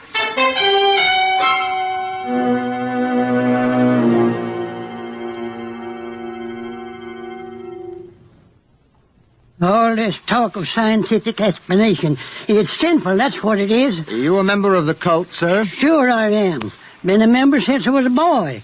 My daddy was a member, too. I've seen the books. It's all written down in the books. Don't you believe the scientists' explanation? Don't need it.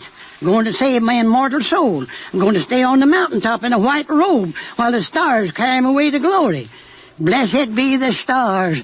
Amen. What are the stars? The glory, the breath of the heavens, the spirit of the ultimate.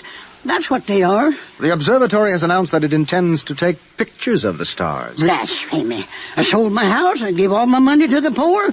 Won't need it anymore. I'm going to heaven with the stars. Glory, glory, going with the stars.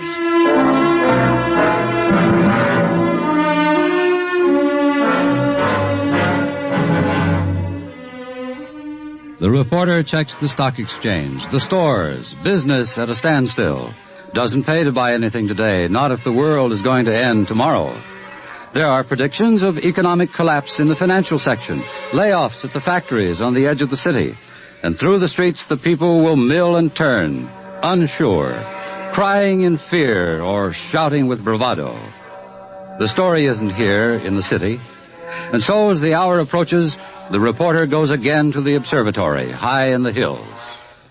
Look, Dr. Aton, if you are right, if the world is going to be destroyed, what is the difference if I stay here and observe and take notes? Nothing, I suppose. You will be in the way. We have work to do. If I stay out of the way. Hello.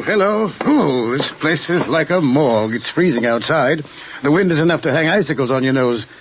Beta doesn't seem to give any heat at all, the distance it is. Why aren't you in the hideout, Sharon? Me? I'm part of the race that isn't worth perpetuating. Who's got a bottle? There'll be no alcohol today. It'd be too easy to get my men drunk. I can't afford to tempt them. All right, Thurman, you can stay. Time we took our positions, the observatory dome is up these stairs. After you. Ah! What is that? Up in the dome, quick! What is it? It's the plates. The photographic plates, they're all smashed. There he is. The Countess. He's going for the telescope. After him. All right, I've got him. Let go. No. Let go must be destroyed. It must be. It's all right. He didn't harm anything. Let him up.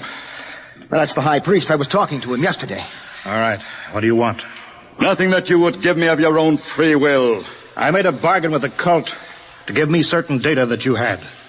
In return, I promised to prove the essential truth of the creed. There was no need to prove that. It stands proven by the Book of Revelations. I offered scientific backing for you believers. You made of the darkness and the stars a natural phenomenon and removed all its real significance. That was blasphemy. The facts exist. Your facts are a fraud and a delusion. How do you know? I know. I suppose you think in trying to warn the world against the menace of madness, we are placing souls in jeopardy, huh? Well, we haven't succeeded, if that makes you feel better. Your devilish instruments must be destroyed. We obey the will of the stars. Someone call the police in Cerro City. There's no time for that. Let me handle this. The eclipse is only a few minutes away.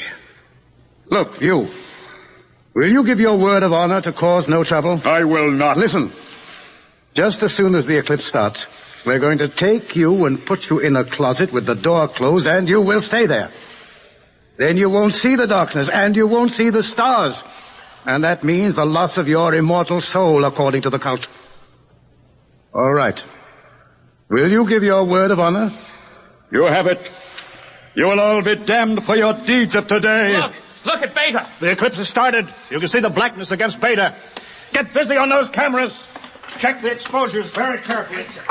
You're shaking, Mr. Ferriman. Yes, I don't feel very well. You're not losing your nerve. No, I'm just not used to it. You could probably make the hideout.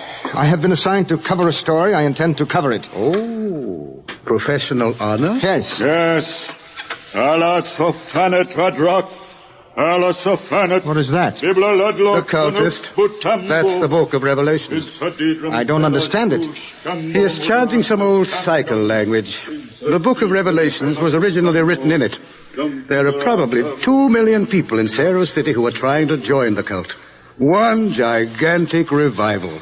How do the cultists manage to keep the Book of Revelations going from cycle to cycle if everyone goes mad? Who wrote the book? There are some people who don't see the stars. The blind, those who drink themselves into a stupor, and children, to whom the world as a whole is too new and too strange for them to be frightened at stars and darkness. They would have memories, and that, combined with the confused, incoherent babbling of the mad, formed the basis for the Book of Revelations. Oh, the cult will be riding high down there in the city. I hope they make the most of it. Dr. Sharon, I just heard from the hideout on the private line. Oh, they're in trouble? They are safe, but the city is a shambles. You have no idea. Well, it'll get worse. But what are you shaking about, Dr. Ayton? How do you feel? You don't understand. The cultists are rousing the people to storm the observatory, promising them immediate entrance into grace, promising them salvation, promising them anything. How long till the total eclipse? An hour. Well, it's a gamble. It will take time to get a mob out here. If the darkness comes first, we're all right. Oh, look at Beta. It's cut in half. Half of it is black. Yes, it's getting darker. An interesting phenomenon. Oh, my collar is suddenly tight. Are you having any difficulty in breathing? No, why? Difficulty in breathing is one of the first symptoms. We have experimented. I'm cold. Seems to be getting colder. Yes, well, we'd better keep our minds on something else. One of the astronomers has a theory about the stars far away to see in the light. He developed a fantasy about a planet revolving around one sun. It's a mathematical possibility.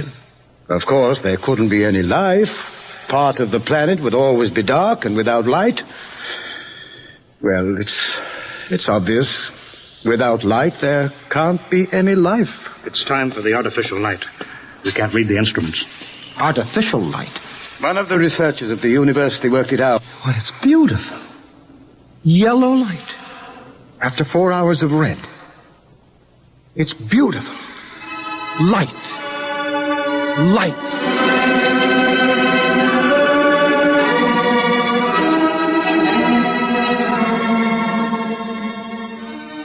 The dome is quiet. The priest in his yellow robe sways slowly as his lips move in the ancient tongue. Over and over, he whispers the invocation to the stars. The technicians hunch over the instruments, and the sky gradually turns a horrible deep purple red, and the air grows denser. Dusk, like a palpable entity, enters the room, and the dancing circle of yellow light about the torches etches itself into ever sharper distinction against the ever-gathering grayness beyond. Outside, Beta is a mere smoldering splendor, taking a last look at the world. The western horizon, in the direction of the city, is lost in darkness, and along the highway to the observatory surges a menacing, shadowy mass. The mob from the city, they're coming. How long till total eclipse? 15 minutes. But they'll be here in 5. We'll hold them off. Come on, Fetterman, downstairs. But there's no light down there. We have to block the door. Come on. I can't breathe. I can't go down there. Take a torch. We'll take light with us. Come on.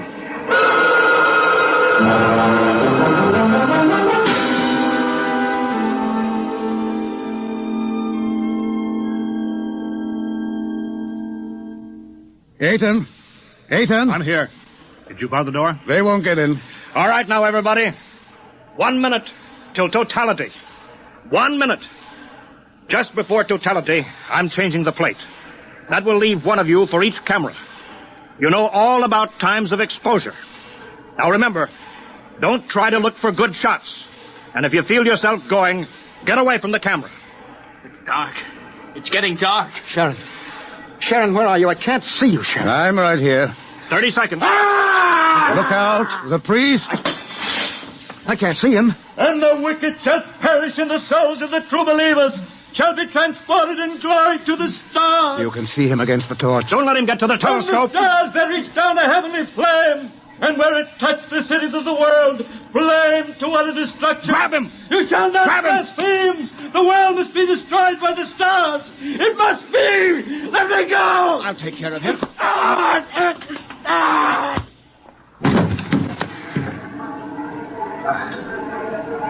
5 seconds to totality.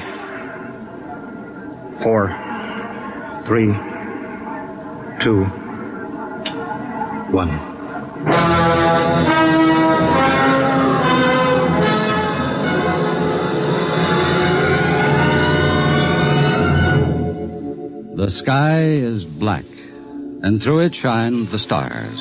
30,000 minute suns shine down in a soul-searing splendor. It is more frightening in its awful indifference than the bitter wind that shivers across the horrible, cold, bleak world. The stars. The stars. The stars. It's dark. Dark. Dark. The walls. The walls are coming in on me. They're coming in. Light. Light. Light. Darkness. Forever. Light. And ever. And ever. Light. And the walls are breaking in. We did not know. We did not know. We did not know.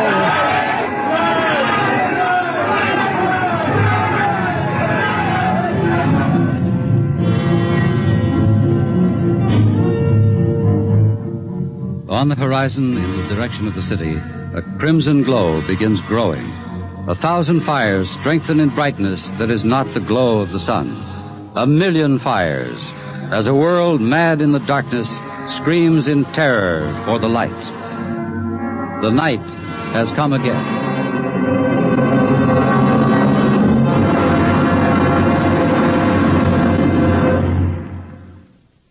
You have just heard X-1, presented by the National Broadcasting Company in cooperation with Street and Smith, publishers of astounding science fiction. Tonight by transcription, X-1 has brought you Nightfall by Isaac Asimov, adapted for radio by Ernest Kenoy. Featured in the cast were Wendell Holmes, John Larkin, Santos Ortega, Mercer McLeod, Alan Collins, Bob Hastings, and Roy Fent. Your narrator was Floyd Mack. Fred Collins speaking.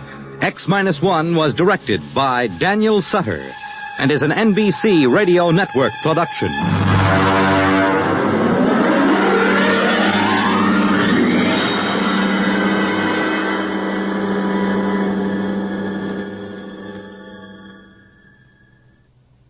It's groomed for your interests. Weekday NBC Radio.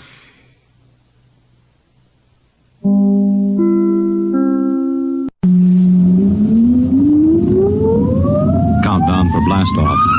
X-5, 4, 3, 2, X-1, fire.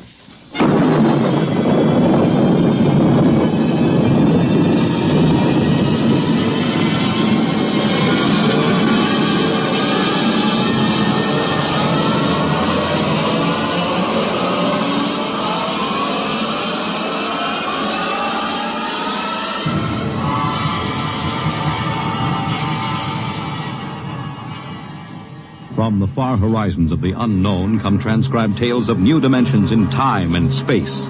These are stories of the future, adventures in which you'll live in 1,000,000 could-be years on 1,000 maybe worlds. The National Broadcasting Company, in cooperation with Street and Smith, publishers of astounding science fiction, presents X-1.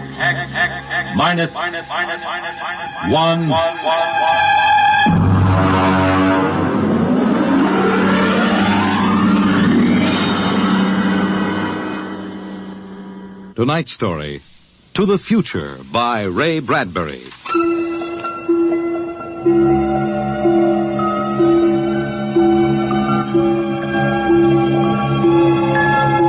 Time is an interesting phenomenon. A ticking clock, the running sands of an hourglass. All these have captured the imagination of men. But time is more. It exists now, and then, and in the future. Suppose we are in the year 1955. Coexistent in time may be worlds we have never seen, the worlds of the past and of the future. The year 1955. It was a spring night in Mexico, fiesta time. The fireworks shot up into the clear, dark sky, and a papier-mâché bull ran about the plaza chasing boys and laughing men. Mr. and Mrs. William Travis stood on the edge of the yelling crowd, smiling. Bill, what is it? What did they say? They're cheering for the bull. Here he comes. He's good, isn't he? Look how they rigged that fire breathing. Oh, Bill, it's wonderful. I've never enjoyed myself so much in my life. It's terrific. They caught the bull. Bravo, Toro! Bill, it will go on, won't it? I mean, our trip. Sue, don't worry. I've got enough traveler's checks for a lifetime. Relax. No, but suppose they find us. Forget it. They haven't a chance. Suppose they do. Suppose they take us back. They'll never find us. Oh, relax. Enjoy yourself. If it only lasts. Come on. Let's get out of the crowd, huh? You need a drink. Let's try something different this time. I want to try every drink there is in the world. Don't worry. There's no rush. We've got plenty of time now. In here. There's a table over there. Come on. Bill. What's the matter? Don't look right away. Huh? Over your left shoulder, right by the end of the bar. That man. What is it? I saw him this morning in the plaza. Oh, take it easy. The town's full of tourists. He was at Juarez and at Tasco. Bill, I'm afraid. Don't stare at him. Come on. I know it's the same man. He was wearing the same white suit. Sit down, Sue. Come on, dear. Smile. Act natural. Bill, he's been following us. He's a searcher. I know he is. Quiet. Here, boy. Si, senor. Benedictine and brandy, too. Si, senor. He's been watching us, Bill. Put yourself together, Susan. He can't take us back. Will you quit worrying? The chances are 1 in 1,000 that they found us. It's probably just a coincidence. I want to lie down. I think I'm going to be sick. Susan, hang on, will you? If he is looking for us, we can't run out. It'd attract attention. He must have slipped up when we checked out in New York. What's he doing now? Stopped our waiter. He's asking him something. Well, may just want a drink. Bill, I can't stand it. I've got to go upstairs and lie down. All right. As soon as we finish our drinks. What's he doing now? He's nodding at me. As if he knows me. He's smiling. Bill, he's coming over here. Watch yourself. We've got to go right on in front of him, so if he is what we think he is, he won't suspect. I can't. We've got to. Come on.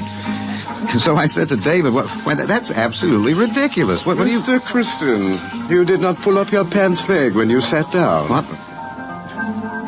I'm afraid you've got the wrong person. My name isn't Chrysler. Kristen. Oh. I'm William Travis. I don't see what my pants leg has to do with it. Mind if I sit down? See, everyone nowadays pulls up his pants leg when he sits down. Like this. See, it keeps the trouser from bagging at the knees. But of course, if you're not used to this style of clothing... Now, see here, we don't know you. You don't? I'm sorry. I thought I knew you. This is our table, if you don't mind. You see, I'm looking for 2 friends of mine. A man and his wife. Very much like you. The man is an atomic scientist. The wife, a bacteriologist. Very important people. They work on government business. What are you talking about? And when I find my friends, I'm going to take them home with me. Look here, Mr. Sims. That will do for now. Well, look, I understand you thought you knew us, but you see, you're mistaken. If you'll excuse us, my wife and I were just going up to our room. We have to make an early start in the morning. Oh, going for a trip? Acapulco, perhaps? Oh, a lovely spot. Never mind where we're going. Yes, of course. You don't like crowds, tourists. Probably like to get off the beaten path. You know, I have a vacation folder here that might interest you. Please, Bill, let's go. It's put out by an outfit that calls itself Travel in Time, Incorporated. Travel in time? Yes. They've come up with a rather intriguing idea. Here. Travel in Time, Incorporated can costume you, put you in the crowd at any place and time in history. We guarantee to teach you any language you need to move freely in any year without risk of detection. This summer, why not escape from the worries of our modern world? Take your vacation in time. That's impossible, of course. But think what it would mean. A chance to escape all the tensions of an unpleasant life. War, insecurity, fear. Suppose you were a scientist working on a dangerous bomb project. Or you, Mrs. Travis. Suppose you were a bacteriologist working on disease cultures, and you had a chance to escape all that, to take a vacation 200 years in the past. It would be wonderful, wouldn't it? To escape to a more peaceful world. A trip back to 1955. 1955? But you said a vacation in the past. So I did. But you see, 1955 is the past. If you come from the year 2155... 2155? Yes. Terrible times, most unpleasant. A war raging, an atomic, bacteriological war. Terrible times, with none of the little comforts we enjoy today. Like this fine Havana cigar. Well, I want to go upstairs. I want to lie down. If you were living then, think of how wonderful it would be to take a vacation in time. Back to now. Suppose a young couple like yourselves took a trip to 1955 and didn't want to come back. Do you know what would happen? The government sends a searcher back to look for them. This is all fantastic The nonsense. searcher finds them and brings them back. Back to that miserable, insane, stark, pleasureless world of 2155. A pity, isn't it? Look here, Sims. Well, do you think I shall find my two friends, Mr. Travis? Bill, please take me upstairs. I don't feel well. Oh, is the lady feeling a bit ill? How unfortunate. Here are the drinks, senor. Ah. Well, shall we drink a toast? To 2155. To the future.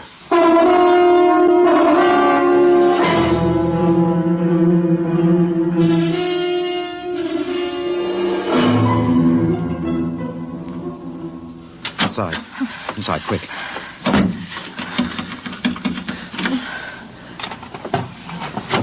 What are you doing? Shoving a chair onto the doorknob. He knows. He's been following us. He's a searcher. Look, keep quiet, Sue. I want to think. You're going to take us back. It isn't over yet. I've got a headache. I'll get you an aspirin. What will they do to us? I don't know. Something slipped. Something must have slipped. But we were so careful. The searchers are trained to watch for detail. Things like not pulling up my trousers. Started them thinking, there's a man who isn't used to ancient clothes. I could kill myself for giving it away. No, it was my walk with these high heels. Here. Thanks. The nerve of that Sim sitting there looking us up and down like animals, smoking those stinking cigarettes. No, that's how I first noticed him at Tasco. He had 4 bottles of liqueurs and a pile of chocolate. Yes, he still hasn't gotten over that first greedy hunger. Look, we've got to look out for that. It's the sure sign of somebody from the future. Trying to make up for a lifetime of shortages by stuffing yourself sick. Remember our first night? Phil, I can't stand it. We've got to get out of here. What are you doing? Packing. Get the suitcases out. Look, it's no use. What do you mean? We can get to Acapulco by morning. Don't you think he's watching? We could get away. No. You've got to sit tight. Maybe he isn't sure of us yet. Maybe we can still figure out some way to escape. Come on now. We'll need our strength. We'd better try to get some sleep.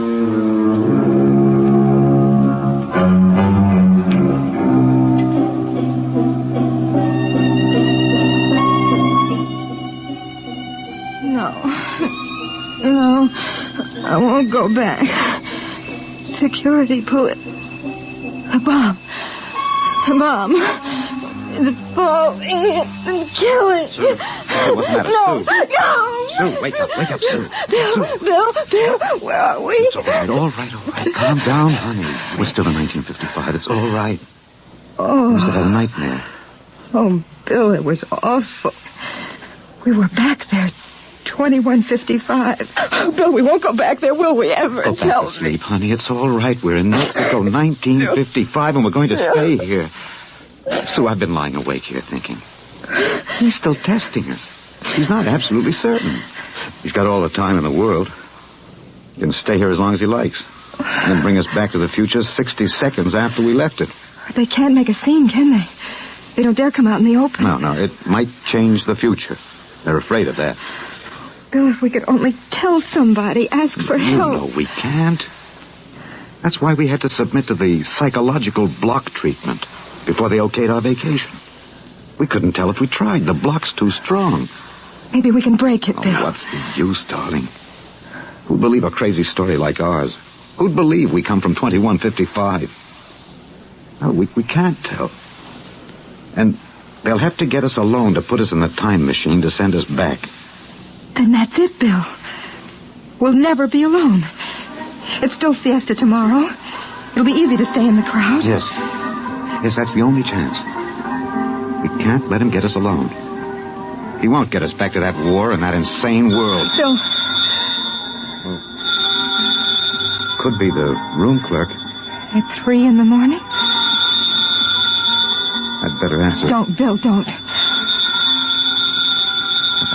I've got to. Hello? Hello? Mr. Travis? What's the idea? It's 3 in the morning. Yes. I just wanted to remind you. The rabbits may hide in the forest, but a fox can always find them.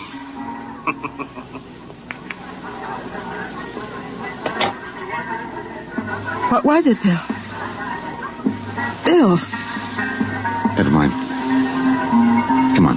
Let's get some sleep while we can.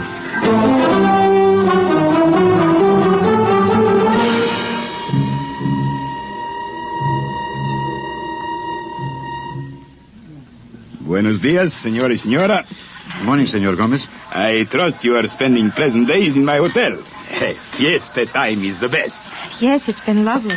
Your special table is all ready for breakfast. Hey, where in blazes the hotel? You, Buster, where's the hotel in this godforsaken sinkhole of a one-horse town? All the blighted deserts of the whole stinking country. I had to pick them up. Oh, great excitement. Very great. What is it? They come with 4 trucks and innumerable automobiles. Huh? A motion picture company from Hollywood. Oh, what are they doing down here? They make the pictures of our fiesta for the backgrounds. That fat man, the one with the most colorful shirt, he is the chief. Manager! Director. Manager! Where's the manager of this Adobe Fleabag? Coming, senor. You will excuse me, senor. I hope the table is satisfactory. Coming, senor.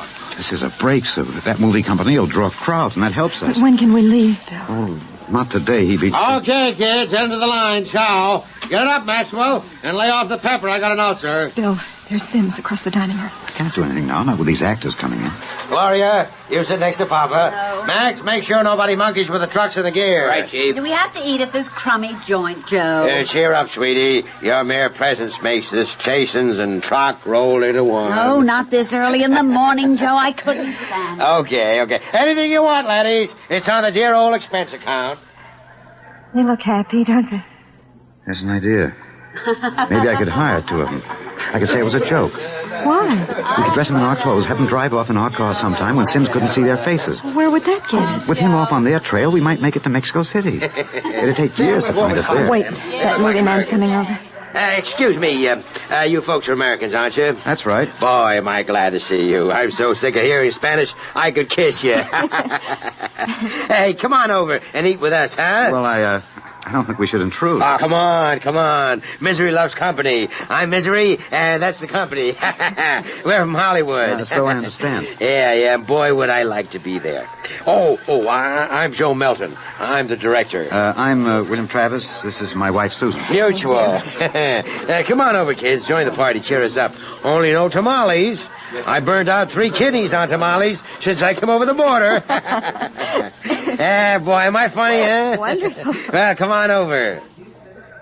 Hey, kiddies, I got new blood. Brother Yanks. Just a moment, Mr. Travis. I thought you might be breakfasting with me, alone. Sorry. I got him first, Mac. You want to join us? No, I've already ordered. Mr. Travis, I think you'd better talk with me. Say, now. Is this guy giving you trouble? It's all right. Then I'll say the word and I'll have Max pitch him out in his ear. No, it's all right. We'll be right over, Mr. Melton. Bill. We'll talk to Mr. Sims. Mr. Melton, you sort of keep an eye on us, huh? After all, you found us first. Yeah, sure. Well, come on over soon, kids. Sit down, Mr. Travis. I hope you slept well. Did you? Well, I'm not used to spring mattresses, but there are compensations. I stayed up half the night trying new cigarettes and foods. A whole new spectrum of sensation, these ancient vices. We miss something in our world, don't we? And when we get back here, we try to cram it all in a few short days. We don't know what you're talking about. Still acting, eh? But it's no use. You can't stay in crowds all the time. I'll get you alone soon enough. I'm immensely patient. However, let's come to the point. You know we can't let you get away with this escape. Other people in the year 2155 might get the same idea and do the same thing. And we need people to fight your wars. Bill. It's all right, Susan. We can talk on his terms now. He's got us. We can't escape. Oh, at last. Really, you've been incredibly romantic, running away from your responsibilities. Running away from horror. Oh, nonsense. Only a war. Only? With half the world dead and the other half dying? Yes, but we can't have you escaping here while we drop off a cliff. Dying people love to know that others died with them. Hey, kids, break it up. We're waiting on you. The longer you keep me waiting, the harder it will go on you. What do you mean? We need you on that bomb project. Return now, and no torture. Torture? Yes. You see, later we'll force you to work, and after you finish the bomb, we'll try a number of complicated new devices on you. Yeah. As you say, you can't escape. We have all the time in the world. Here. Sims, I'll make a deal with you. I'll come back now. If my wife stays here, alive, safe, away from that war. No, Bill, Keep no. quiet, Sue. Well, Sims, you need me for that bomb. You can duplicate her work. It exceeds my authority, but, all right. Meet me in the plaza in 10 minutes. All right. I'll pick you up in the car. Good. We'll drive out into the country to some deserted spot, and I'll have the time travel machine pick us up. Bill, I won't let you. Don't argue, dear. It's settled. Sims, there's one thing. Yes? Last night, instead of calling, you could have broken into our room and got us. Why didn't you? Shall we say that I was enjoying myself? Take this new fine cigar, for example. Wonderful. Wonderful. Do you know that I have 12 boxes up in my room? And liqueurs, creme de menthe, Benedictine, creme de coca, and so many others, and the wine. Oh, I've got the closets full of them. And I shall so hate to leave it all. Well, I'll meet you in the plaza in 10 minutes. Your wife may stay here as long as she wishes. All right, Sims, it's a deal. Don't try anything now, Travis. I know when I'm beat. We just want a few minutes to say goodbye. I shall be seeing you then. Bill, I won't let you do it. I won't let you. Oh, please, I'm going to Susan. tell the truth. I'm going to get help. You can't. The psychological We've block, got to dear. try. It's our last chance. Hey, say, aren't you two going to join us? I Mr. thought... Melton, I've got something to tell you, and you've got to believe me. won't work, I've Sue. got to try. Now, go ahead, kid. Spill it. You've got to understand. You see, we really... Bill. Bill, my head. Huh? I can't think. My head. Say, you need a bromo, honey. That works, Sue. The block's too strong. We better get the car. Bill, please. Someone's crying. Breakfast, no time for people to cry. Now, what in the world could a good-looking kid like you find to cry about?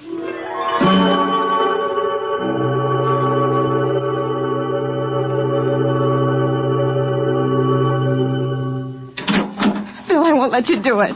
Don't make it hard, Susan. Let me go back with you. We'll get through some way. You think I'd let you go back to that war? Sue, please stop. You haven't got much But it time. was so wonderful here, Bill. Bill, please. There he is, smoking those Turkish cigarettes, waiting for us. There must be some way we can both stay here. Maybe there is. Bill, what are you going to do? Hang on, Sue, and duck when I tell No, you. Bill, you're heading right for him. He's not going to get either of us now. Down, Sue, down.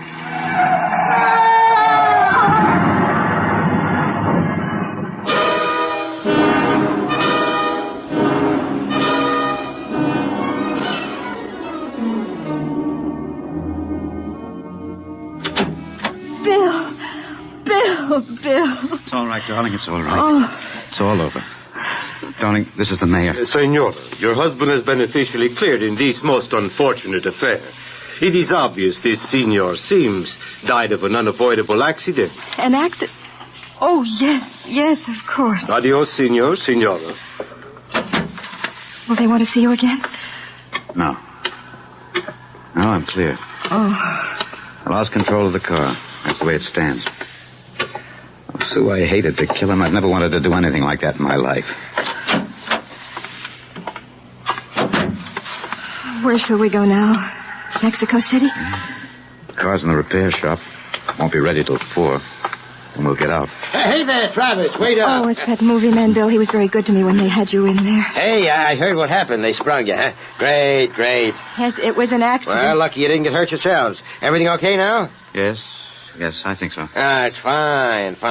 but you both look a little rocky. Say, you want to get your mind off your troubles. We're through for the day. Clouds foul up our shooting schedule. We're going to put a header on it up at the hotel. Gloria's cracking the ice now. Well, maybe we will join you.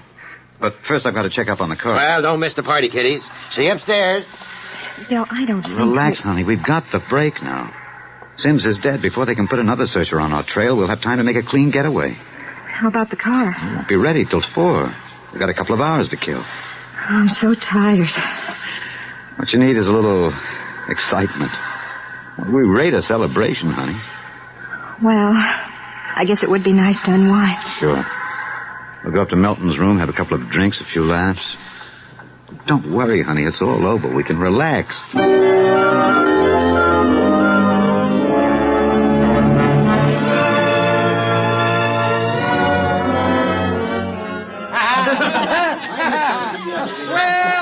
Well, Kitty. Well, we thought we'd join you, Mr. Melton.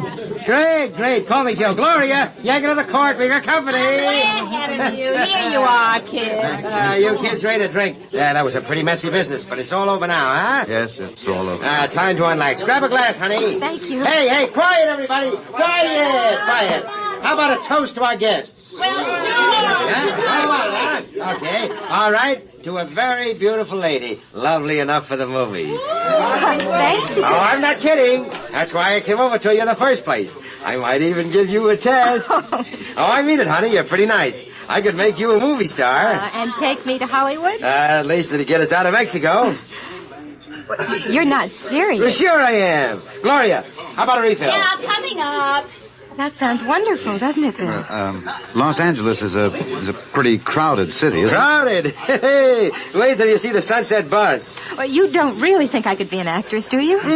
You don't have to cheer me up anymore. I'm feeling wonderful now. No, I'm serious. Really? Well, what kind of a film do you think my wife would be good for? Well, I want to do a suspense story. Sort of a war story, you know.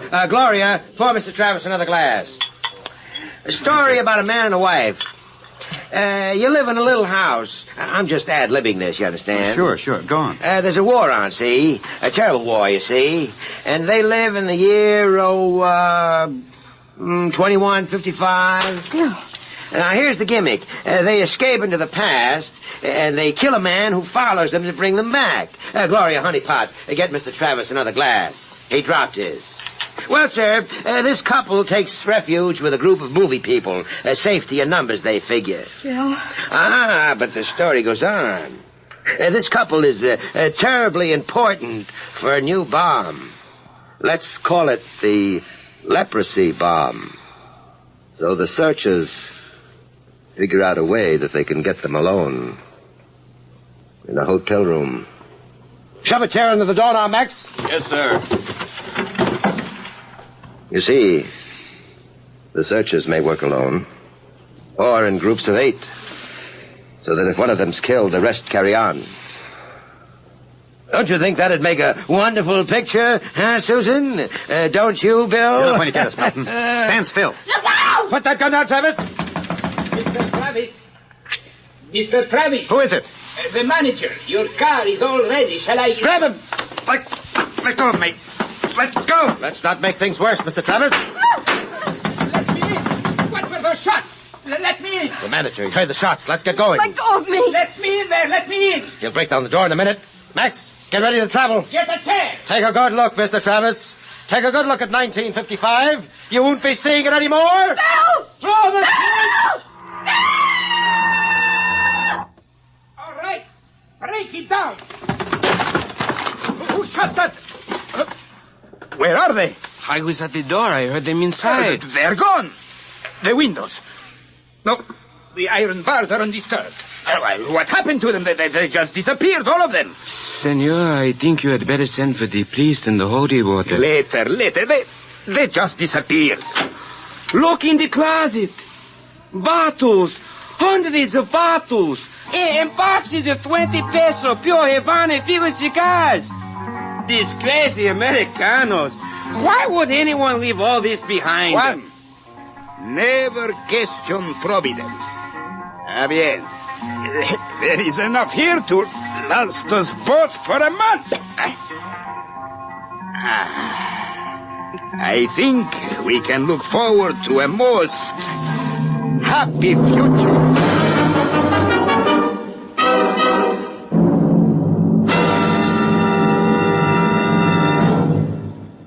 You have just heard X-1, presented by the National Broadcasting Company in cooperation with Street and Smith, publishers of astounding science fiction.